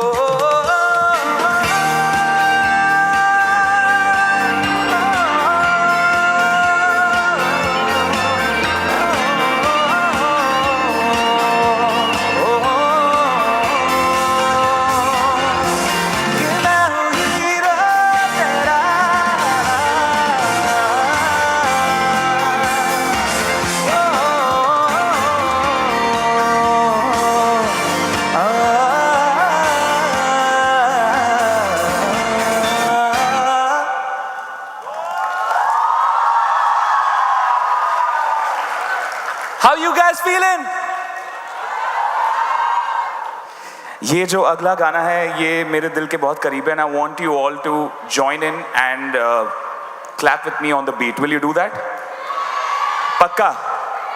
Okay, let's hit it.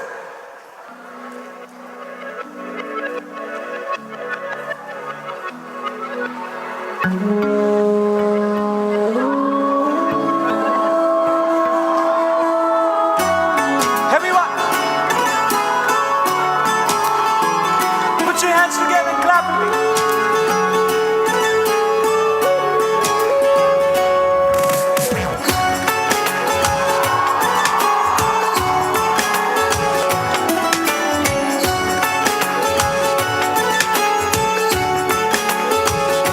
हुआ है आज पहली बार जो ऐसे मुस्कुराया हूँ तुम्हें देखा तो जाना ही कि क्यों दुनिया में आया हूँ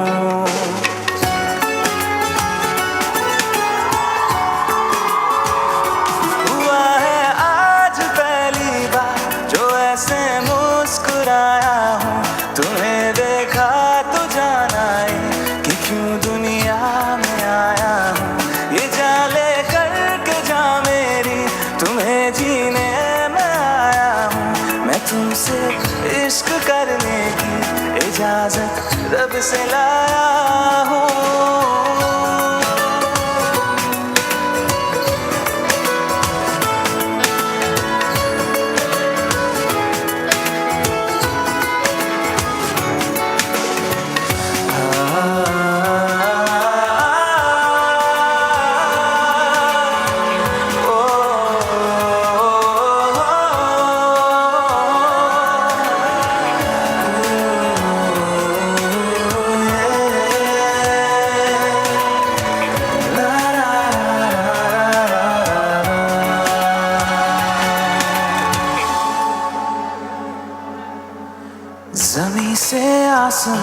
तक हम ढूंढ आए जहां सारा, बना पाया नहीं अब तक खुदा तुमसे कोई प्यारा।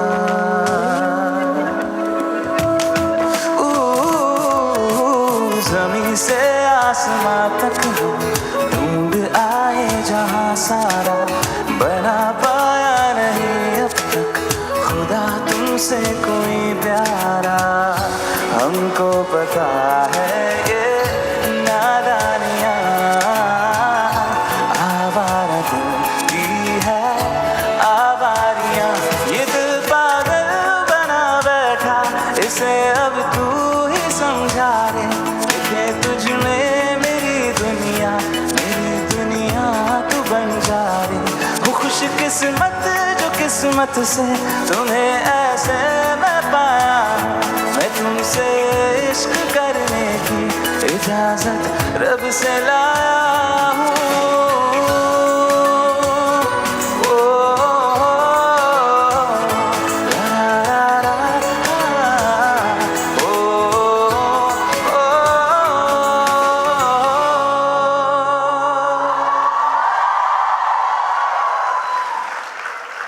You guys enjoying so far? Can you sing this song with me? जुदा हम हो गए माना, कभी मैं याद आऊं तो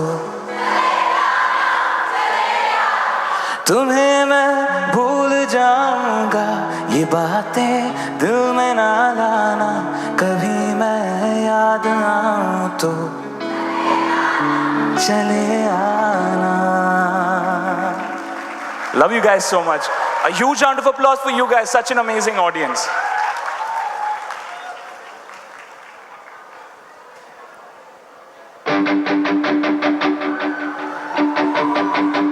ये जो अगला गाना है, it is one of my favorite songs. It's a duet with Shraddha Kapoor from the movie Baagi. If you know this song, sing with me. Sab Tera.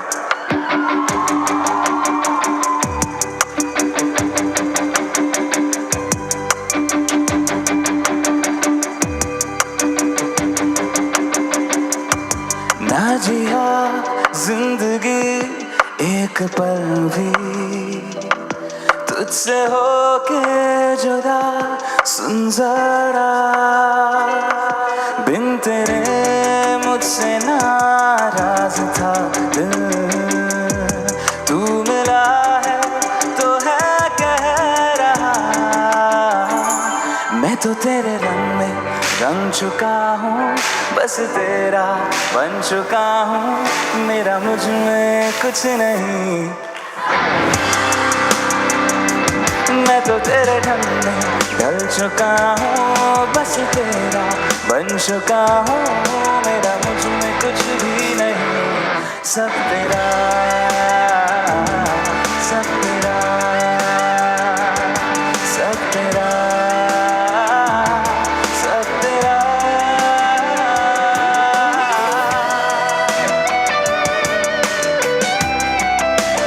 I want to see your hands up in the air, baby, with me, everybody. Come on. How you feeling, NDTV Yuva?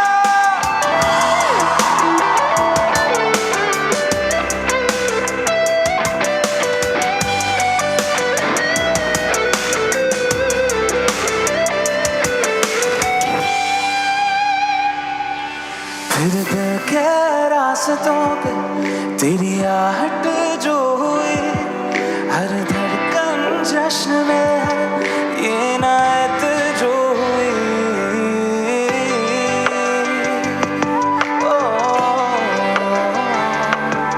फिर दिल के रास्तों पे तेरी आहट जो हुई, हर धड़कन जश्न में है ये नायत जो हुई।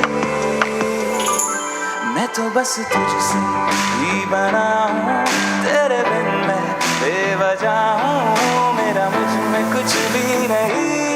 सब तेरा सब तेरा सब तेरा सब तेरा ओ सब तेरा सब तेरा सब तेरा।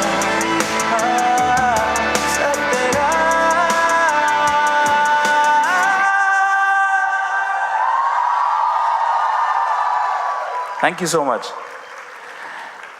बहुत रेयरली एक सिंगर, एक क्रिएटर के करियर में एक ऐसी प्रोजेक्ट आती है, एक ऐसी फिल्म आती है जहाँ पे उस फिल्म के सब गाने बहुत फेमस है, उनको बहुत प्यार मिलता है। एक ऐसी मूवी थी MS Dhoni the untold story, जिसके गाने आप सब ने इतना प्यार दिया है इन गानों को। और ये जो अगला गाना है, ऐसा लगता है कि कौन मुझे यूं प्यार करेगा जैसे आप लोग करते हो। I also would like to dedicate this to our beautiful angel Sushant, who played the role of MS Dhoni, the untold story. Sushant, this one's for you.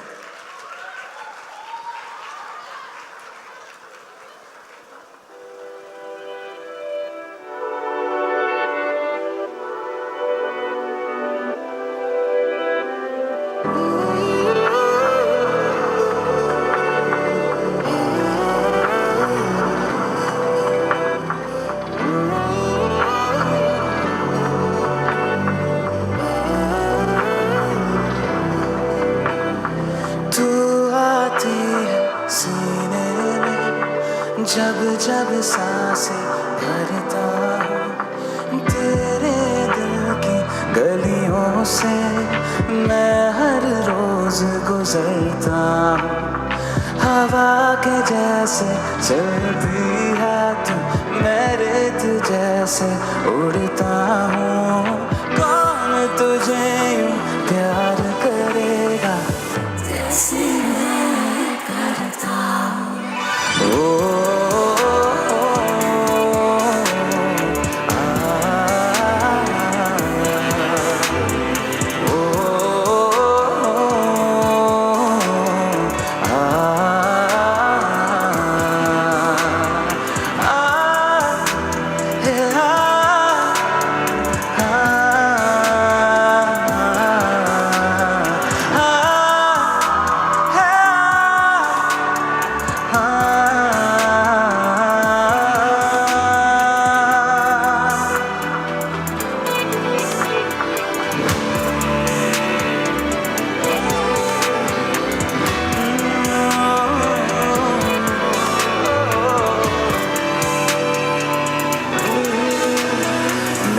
नजर का सफर तुझ पे ही आके रुके, कहने को बाकी है क्या, कहना था जो कह चुके। मेरी निगाहें तेरी निगाहों तुझे खबर क्या बेखबर। मेरी निगाहें तेरी निगाहों तुझे खबर क्या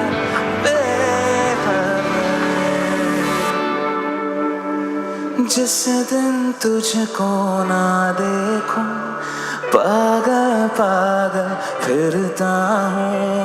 कौन तुझे यूं प्यार करेगा जैसे मैं करता हूँ।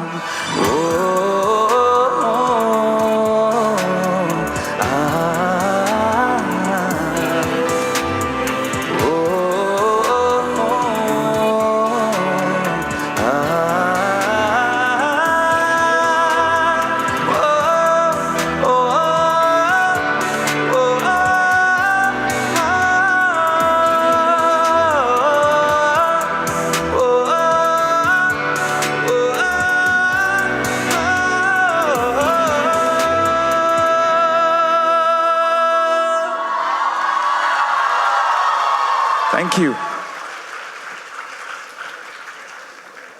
ये अगला गाना was one of the first singles that I ever put out. It's composed by my brother Amal, written by Rashmi Virag, and it was on Imran Hashmi and Isha Gupta. Anyone know this song? मैं रहूं या ना रहूं. Yes. आप लोग गाओगे मेरे साथ? Okay.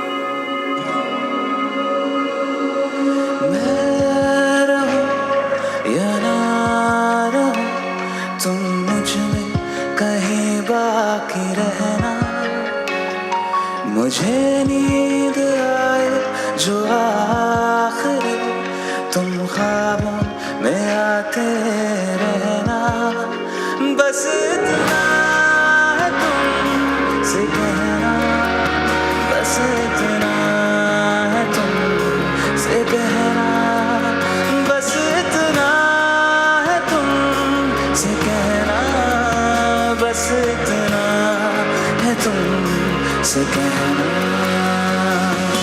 मैं रहूं या ना रहूं, तुम मुझ में कहीं बाकी रहना।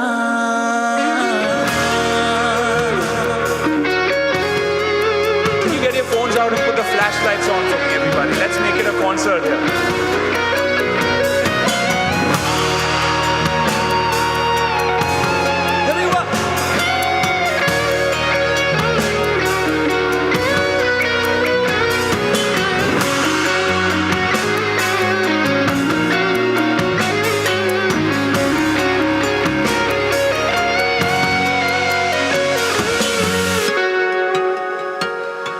किसी रोज बारिश जो आए, समझ लेना बूंदों में मैं हूँ। सुबह धूप तुमको सताए, समझ लेना किरणों में मैं हूँ।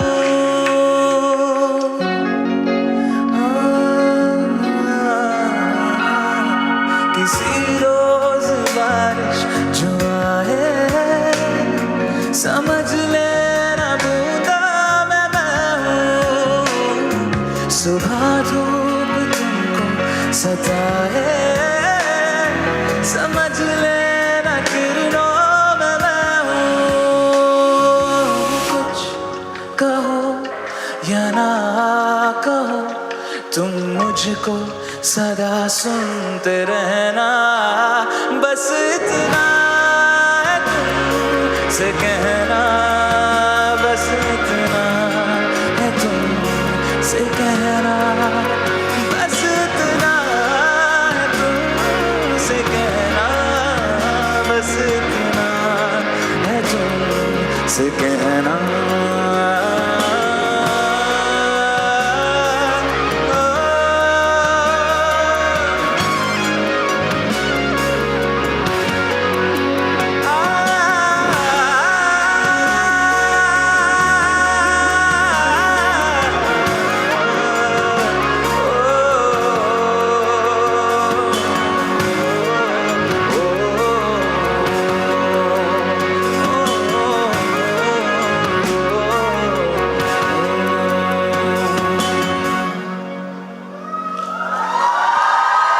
शुक्रिया। ये अगला गाना आप लोग को गाना पड़ेगा मेरे साथ। ये बेसिकली मैं सिर्फ पियानो है, मेरी आवाज़ है और आपकी आवाज़ है। Are you guys ready? Okay.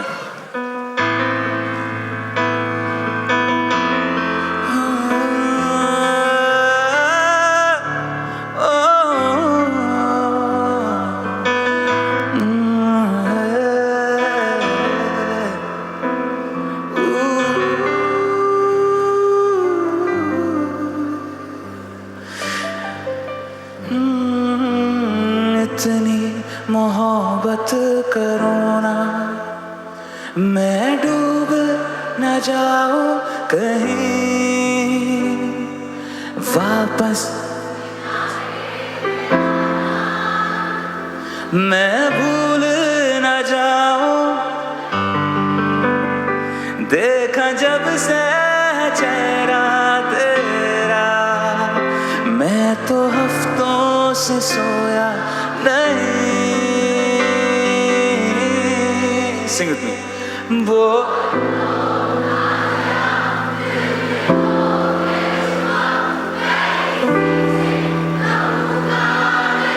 Beautiful. बोल दो दिल में जो मैं किसी से कहूँगा नहीं, मैं किसी से कहूँगा नहीं। हमारी कमी तुमको महसूस होगी, भिगा देंगी जब बारिशें। मैं भर कर के लाया हूँ आँखों में अपनी अधूरी सी कुछ ख्वाहिशें, रूह से चाहने वाले आशिक बातें जिस्मों की करते नहीं।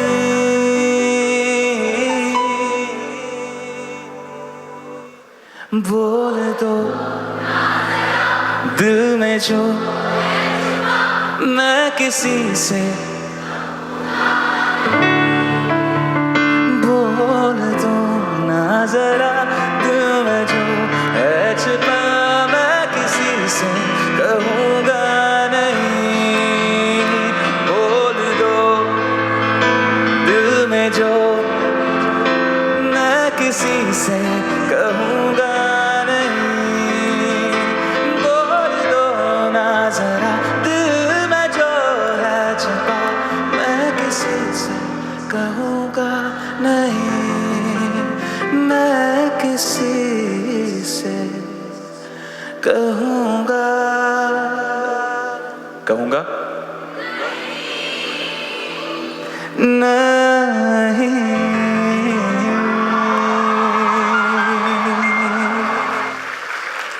एक बात तो पक्की है कि इस रूम में सिर्फ मैं सुरीला नहीं हूँ, आप लोग बहुत सुरीले हो। Huge round of applause for everyone out in the audience. You all sing so well.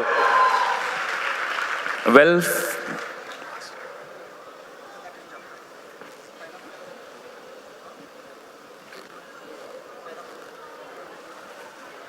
the song that you guys have been waiting for.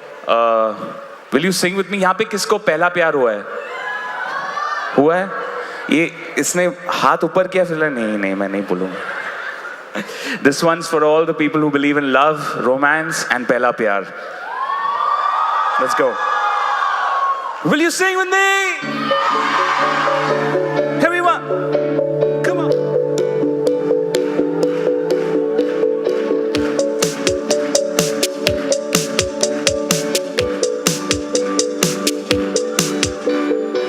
बातें जरूरी है, तेरा मिलना भी जरूरी, मैंने मिटा देनी ये जो तेरी मेरी दूरी। झूठी है वो राहें सारी,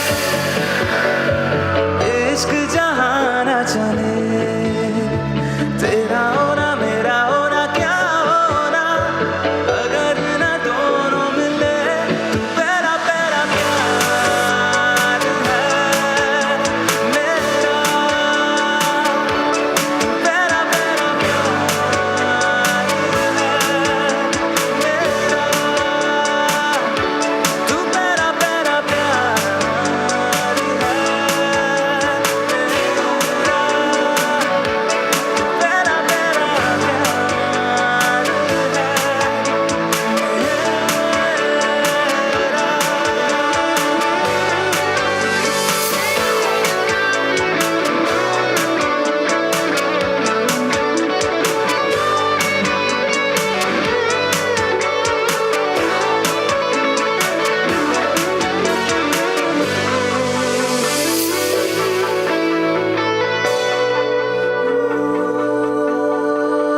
वो शहर बड़े होंगे बोरियत भरे, रहता नहीं जिनमें तू संग मेरे, खबर तुझे भी है ये रौनकें सभी होती तेरे होने से, तेरे बिना तन्हा कोई क्या करे। ऐसे सभी शहरों पे मुझको तरस आता बड़ा, तेरे लिए मैं ना जहाँ खड़ा हो। मीलों का हो सालों का हो चाहे वो, सफर की परवाह नहीं, तू है जहाँ मैंने वहाँ होना है, पहुँच है जाना वही।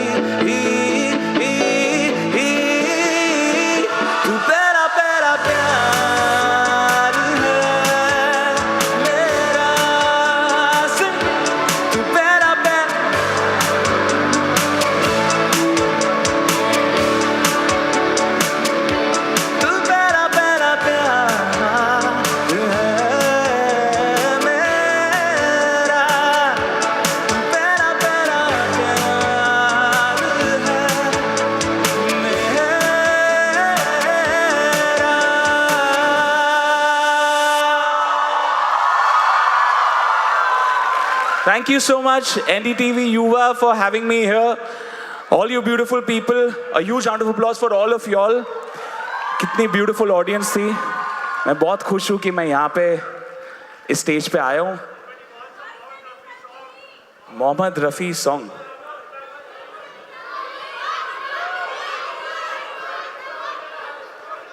Okay, okay. Can you play the key?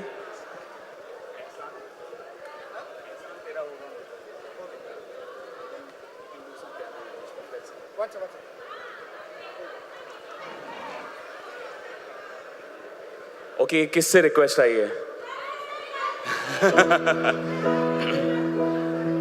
Actually, my papa is right here, Dabu Malik. A proud papa, and he wants me to sing this song. एहसान तेरा होगा मुझ पर दिल चाहता है कहने दो मुझे तुमसे मोहब्बत पलकों की छाँव में रहने दो एहसान तेरा होगा मुझ पर दिल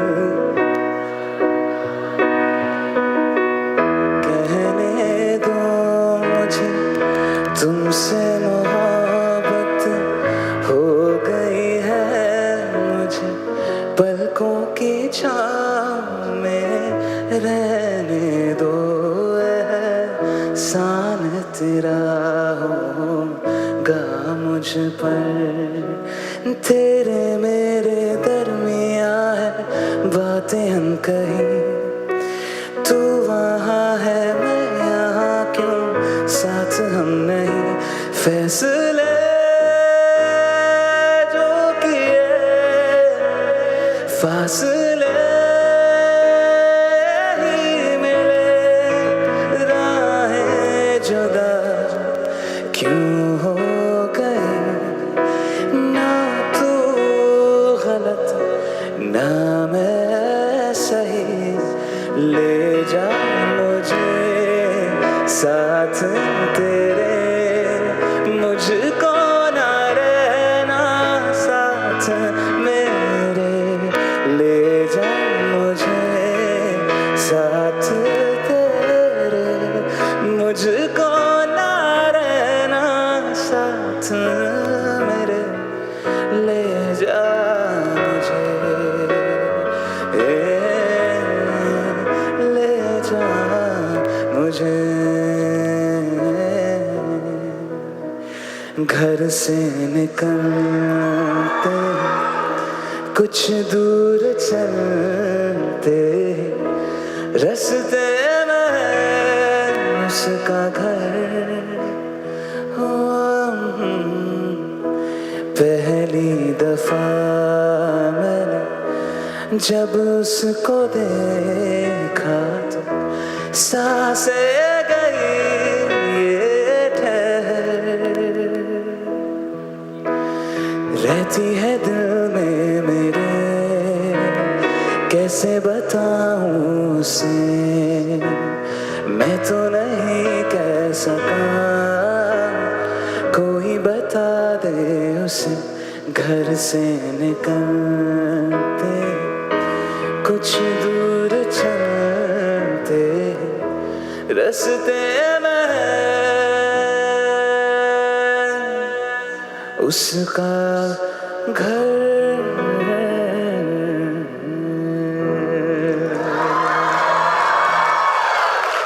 Thank you so much.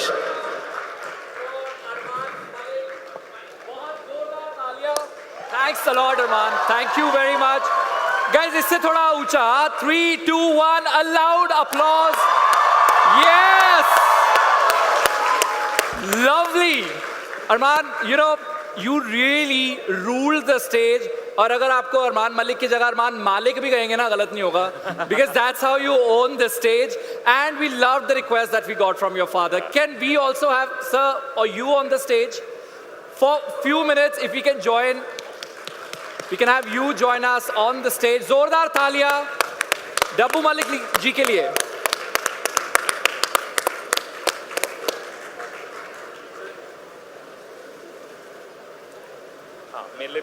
आपने सर जो रिक्वेस्ट दे के हमारा दिन मनाया ना, बेहद कमाल। नहीं, मुझे ऐसा लगा कि शायद सब म्यूज़िक लवर्स हैं, तो रफ़ी साहब का एक गाना होना चाहिए, बिकॉज अरमान कभी कभी मेरे लिए घर पे गाता है ये गाने, तो ये पहली बार आप सब लोगों के लिए गाया। I really love when he sings Rafi साहब song. Thank you for all the love that you are giving him. I am so excited, I don't know why.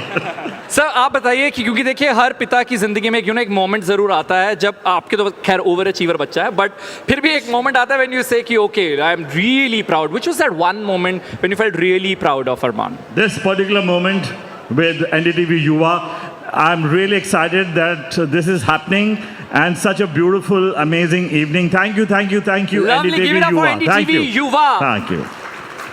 And Arman, if you can share your most cherished memory with your father. Okay.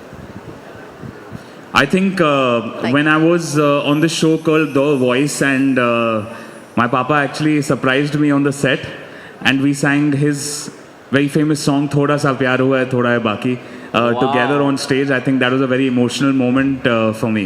I think we should recreate that. We need to hear that first hand on NDTV Yuva. So sir, why can't we have you also show your magic? We have the stellar band right here. A huge round of applause for the musicians here as well. It's become a musical evening suddenly. I think it... थोड़ा ऊपर दो note ऊपर ले।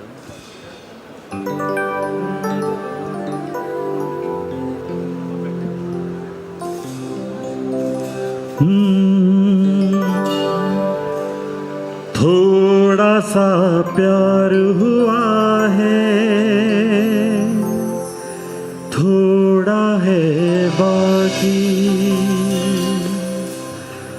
हम तो दिल दे ही चुके हो, हम तो दिल दे ही चुके, बस तेरी हाँ है बाकी, थोड़ा सा प्यार हुआ है, थोड़ा है बाकी, थोड़ा सा प्यार हुआ है, थोड़ा है बाकी, हम तो दिल दे चुके हो, हम तो दिल दे चुके, बस तेरी हाँ है बाकी, थोड़ा सा प्यार हुआ है, थोड़ा है बाकी, थोड़ा सा प्यार हुआ है, थोड़ा है बाकी। Lovely, give it up for the Maliks. Wow sir, talent really runs in your family and in the genes. So एक बार जोरदार तालियां Senior Malik साहब के लिए. Thank you. Thank you, sir. Before we let you go, you know, you're doing a lot of international presences. Thank you so much. We recently saw you with Tim. Can we increase the audio for his mic, please? You know, your selfie with Tim Cook is also going viral, and you do a lot of international collabs. So tell us first about that moment when you clicked that picture with Tim Cook, and of course it went, all viral. Honestly, it was a very special feeling. There were very few people invited to Apple Park for the launch and unveiling of the new Apple products and the new iPhone. And उनके साथ एक conversation हुआ about music and where Indian music is going and how Apple Music is also helping the whole ecosystem and the environment. Yeah. बहुत ही एक special moment था उनके साथ, and वो picture जो capture हुआ है, to me honestly, I didn't expect him to spend that much time with me. But it was Come on, you're a massive star, Arman. No, but it was a very special feeling for sure, and thank you, Tim, for being so generous and gracious. And one last question, you do a lot of international collabs with artists as well. Yes. Ed Sheeran was one of them. Yep. I, interviewed Shilpa, and she was saying when she met him, all they spoke about was food. Yeah. What was your conversation with Ed? Honestly, he's obsessed with chicken tikka masala. Is it? So yeah, because वहाँ पे UK का national dish is chicken tikka masala. I don't know if you're aware of this. I wasn't till now. It is. Okay. Just by the way. So we were sharing, our thoughts and experiences about food, and uska sabse favorite khana is Indian khana. So we went out for an Indian meal together as well. Yeah. Okay. But thank you very much, Arman. Thanks a lot for your time. And firstly, thank you to NDTV Yuva for inviting me here, and all you beautiful people for spending time with me and listening to my songs. And hope this evening was good for you guys. And I hope that you carry this memory with you all. Thank you so much. Thank you very much, Arman. Thanks for giving us such a lovely time. And with that, of course, we are wrapping NDTV Yuva Mumbai edition 2025, a day full of power, passion, and performance. Was it? Thank you.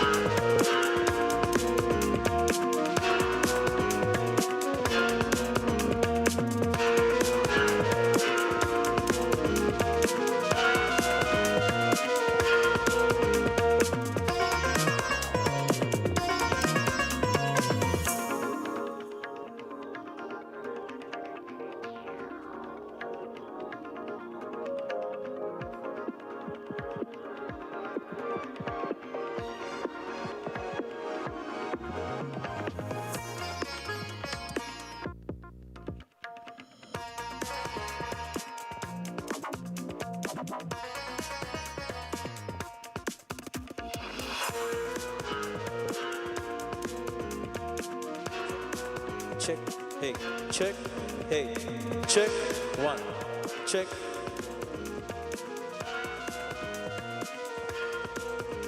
Hey, hey, check, one. Check, one, check, hey.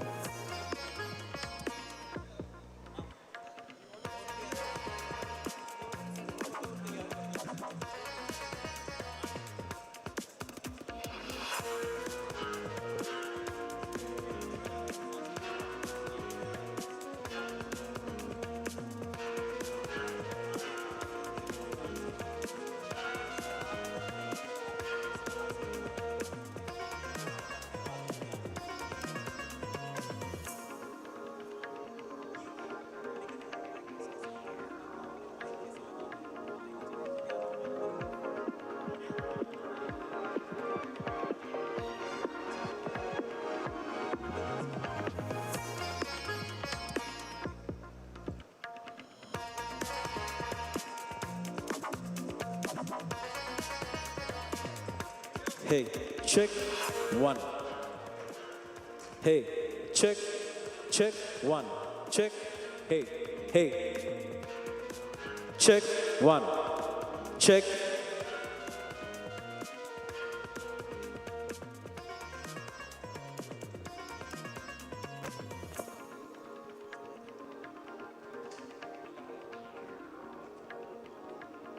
Hey, check, check, check, hey, check, one, check.